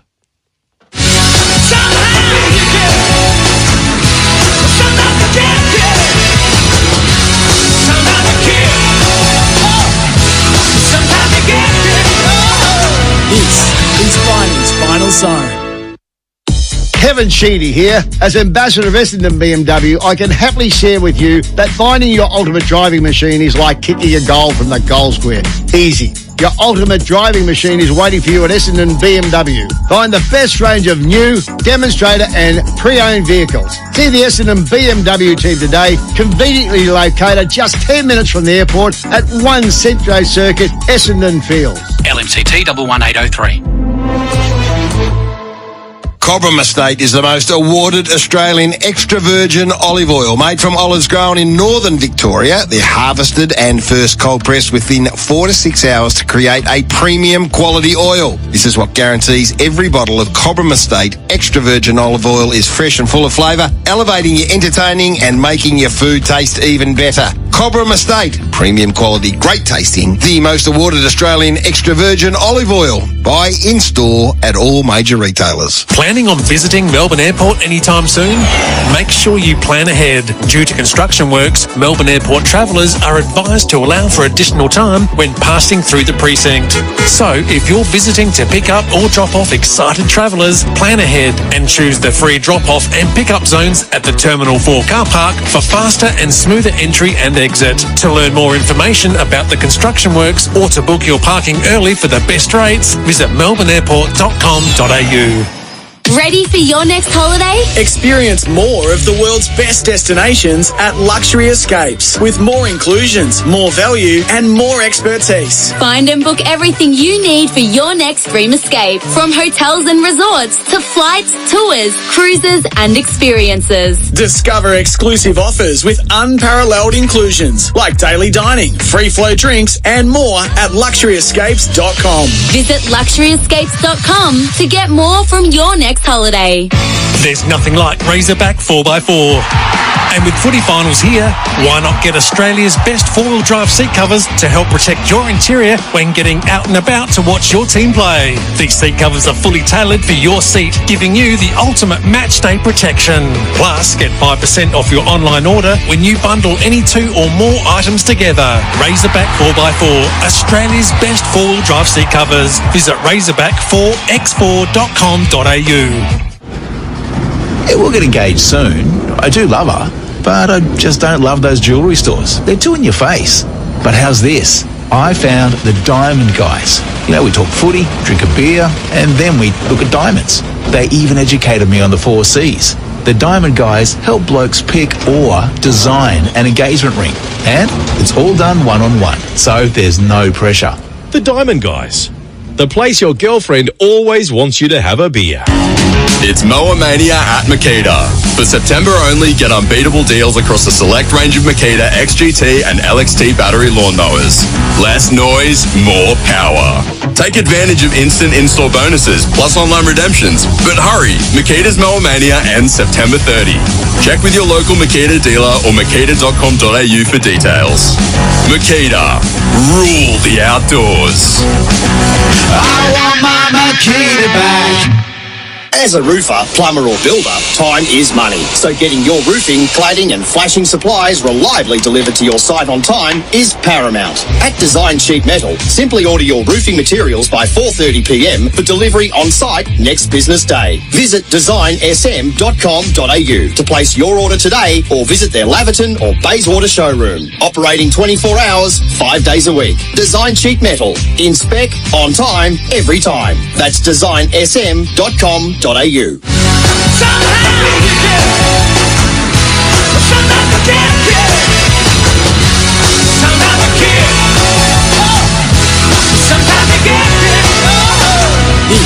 is Viney's Final Siren. Welcome back. Just want to take a moment. A huge thanks to Phil Manson, the team at Alan Mance Motors, Footscray Melton and Bacchus Marsh there. Great supporters have made this show possible. It's been wonderful to be back on 11:16 SEN with Viney's Final Siren, and Stephen J. Peake, my more than capable off-sider, has been here right throughout the year thanks to Alan Mance Motors. If you're looking for a new car, my family gets all their cars from Alan Mance Motors, and we've always been very well looked after, extremely well looked after, Steve. Yep, they're a great operation down there. Okay. Time now for the final 11-16 FEN quiz. Now, the prize here, excellent. A Signet Bank Boost Power Bank valued at $44.95 and the Butchers Club Carlton Draft Sausage, masterfully crafted with Victoria's favourite beer, exclusive at the Butcher Club stores. Oh, that's good. You'd like a big sausage, wouldn't you, Peaky? I'm not a big sausage man, actually. That's what they say. I've been told that. I'm an eye fillet man. A medium eye fillet was very nice. You're more a cevapcici than a big sausage, aren't you? What's that? A tiny little sausage. Okay, let's go to... Well, it's time now for the quiz. A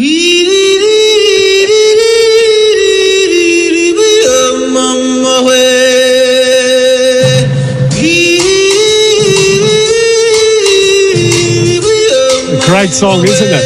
It is a good song, and I can't remember who does it.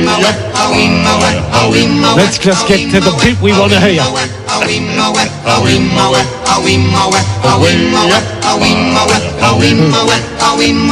it takes a while to get there. You know the bit I want, don't you? In the jungle, the mighty jungle, the lion sleeps tonight. He sleeps well tonight. I don't reckon too many Lion supporters will be sleeping tonight. Not tonight.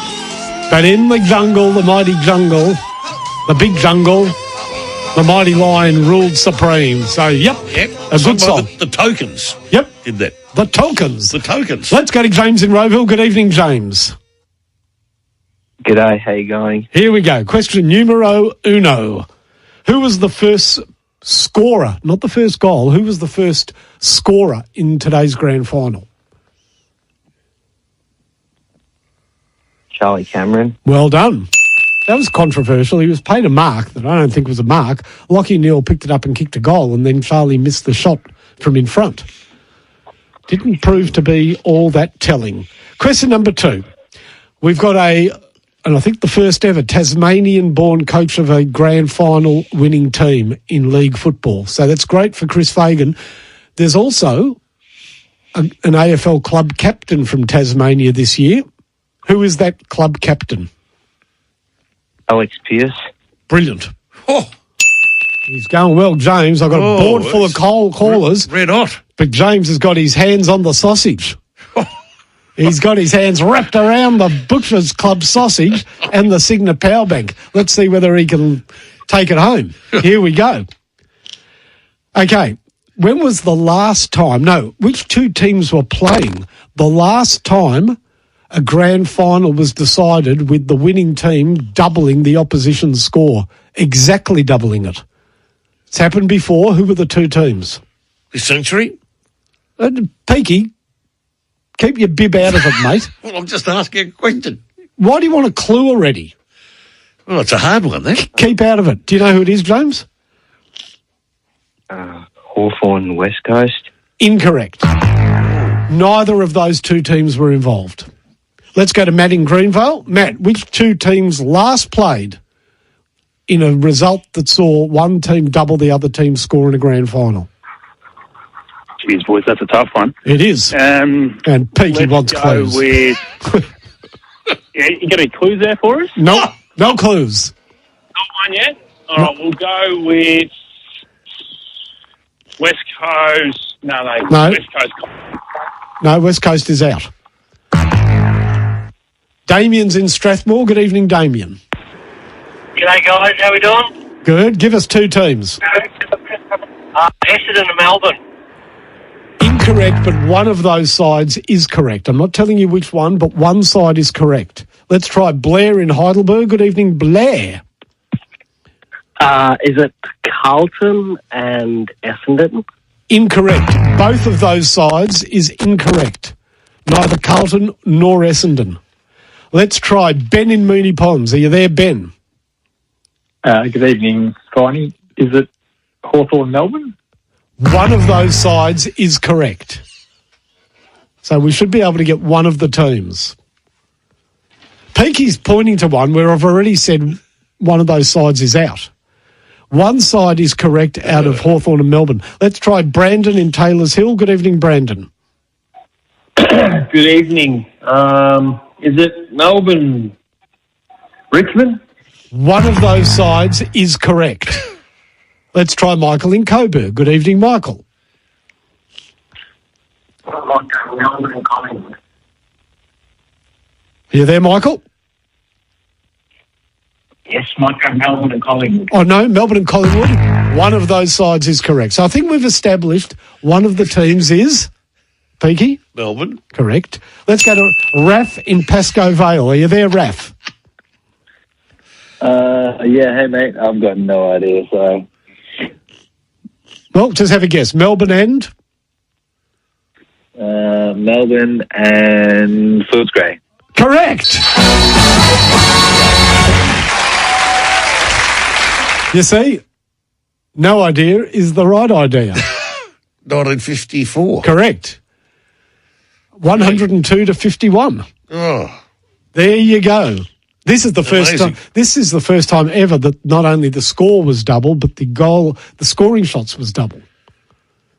So that's interesting. That's could be the first ever with the double-double. Yeah, the first ever. First ever double-double. First ever double-double. All right, we're going to take a final break, come back, say our thank yous, wrap it up, and get a musical review from Stephen J. Peake, who was at the ground and saw Katy Perry. So we'll get, of course, I don't think Stephen J. Peake is Katy Perry's target audience, but we'll find out what he thought of her when we return.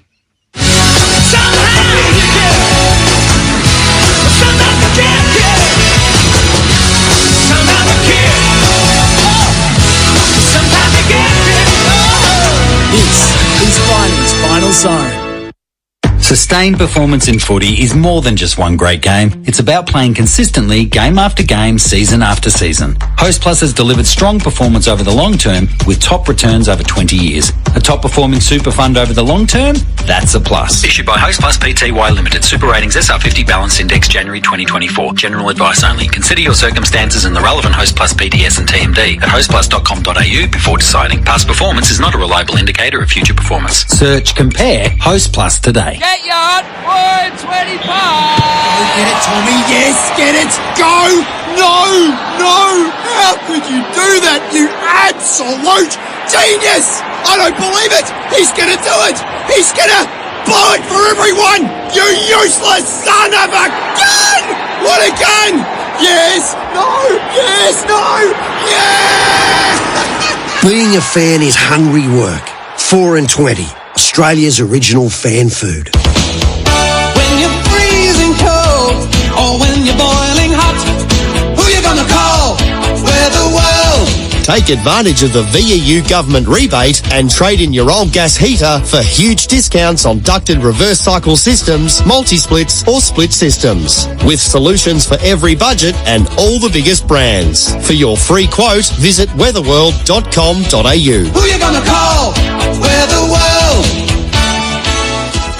The Lexus RX Hybrid is here at Lexus of Brighton. Independent spirit, scintillating driving dynamics, and an intuitive driver's cabin, this luxury SUV defies convention, just as you do. With limited stock available for delivery now, there's never been a better opportunity to own yours. Be no one else in the Lexus RX. See the team at Lexus of Brighton today to book your test drive. Expect perfection, experience amazing. Lexus of Brighton, the PM Highway, LMCT 9897.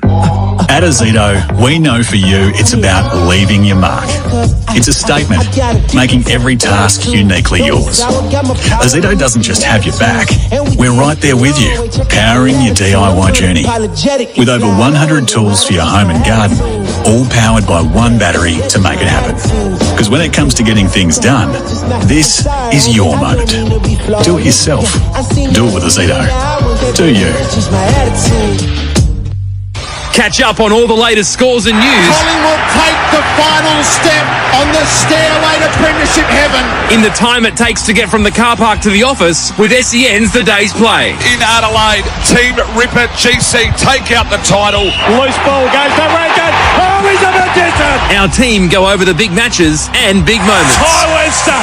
He suits the bench at Tasmania. SEN's the day's play, thanks to Drinkwise. If you're choosing to have a drink, choose to Drinkwise. OMF are having a 20-40-60 sale. Get up to 20% off bedroom furniture, up to 40% off selected Manchester, and buy any mattress protector to get up to 60% off mattresses, like the BC7, now under $900, or the Refresh, now under $1,300, or the Urban, now under $1,500. Get comfy for less at OMF's 20-40-60 sale. Ends soon at the home of mattress, bedroom and bedding.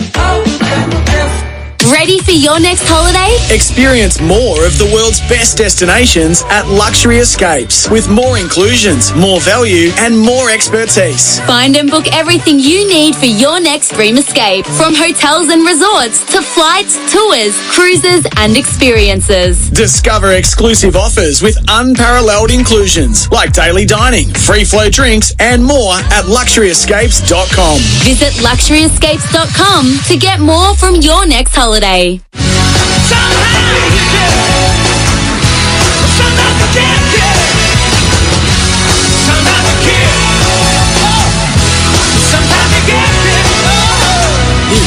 is Vining's Final Zone. Well, we're almost out of time. We've come towards the end of the program, just a few short minutes to go, and it's been an absolute honour to be back. I want to thank all the people that made it possible, with the listeners. Great support. We had great numbers listening throughout the year. And whilst nothing is set in concrete, I'd love to come back and do it next year, and I'm sure that I'll be able to sit down with the powers that be. Yeah.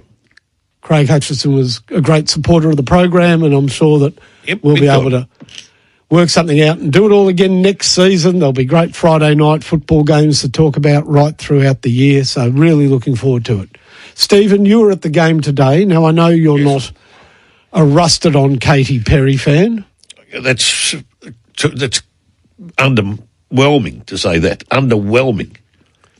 Not your idea of the ideal choice? Well, I say this about female pop stars who turn up virtually on their own. I know they've got all the electronic backing, they've got the dancers and all this, but they don't bring with them bands, they don't bring orchestras or anything of the physical movement. Now, the music itself it obviously appeals to probably a range of females and some males between about 12 and maybe 25. You know, that would probably be her. Oh, she's a bit older than that. Older than that now. I know she's a bit older as well, but look, seriously, you can never get 5 generations covered as what you get at the MCG on Grand Final Day, because a lot of people didn't like Kiss last year amongst some of the people there. But look, it's a bit mundane to me. It's mundane music. They coloured it out a bit. They had dancers.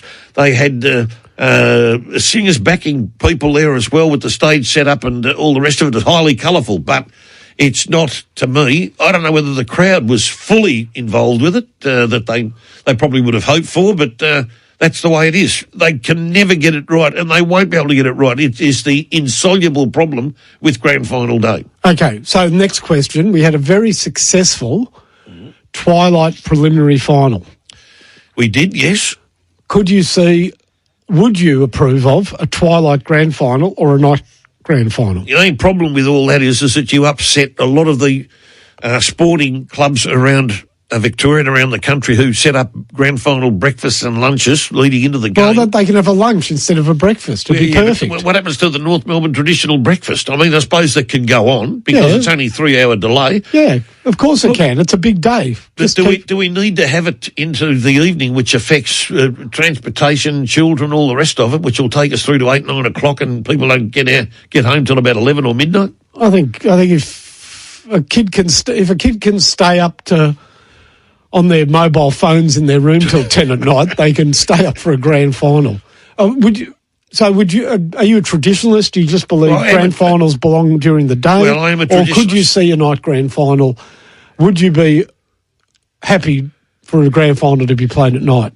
They'd have to come up with some pretty good reasons to change the time. So it would be to do with if overseas television was coming into play. No, well, that's got nothing to do with it. Well, if that's got nothing to do with it, why are we changing it if it's not about them trying to increase their market power around the world? Because it might be a better visual spectacle. We'd have a light show, and just there's been great night games of football. You know, it might be a better spectacle. Well, it may be, but the game is, to me, it's all about the game. I always come back to that.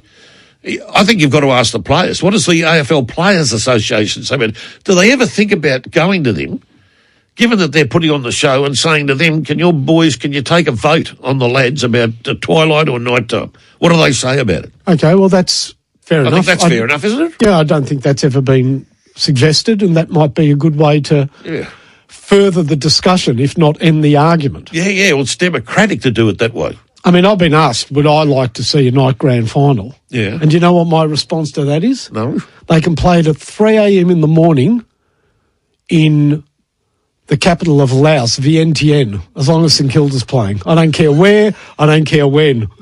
Well, doesn't bother me. We just want to be in it no matter where it is. Yeah, correct. That's fair enough. Yeah. So, in summary, you were at today's game. Yep. What did you make of it? Very quickly. Well, look, the whole setup, I must give the MCC credit. The ground was in absolutely impeccable condition, no doubt about that, set up for it. It was a bit unfortunate that Sydney turned up like they did a couple of years ago and ended the way they did, as we mentioned. But that's the way it is. He's got a big job in front of him, John Longmire, right now. He does have the psychological issue, very important. They've got to sort those players' minds out. Well, the big story of today is the winners. Yes. The season seemed beyond them, but they are great premiers. Caps off a great few years for Chris Fagan. Thank you from Peaky and myself. We'll be back next year.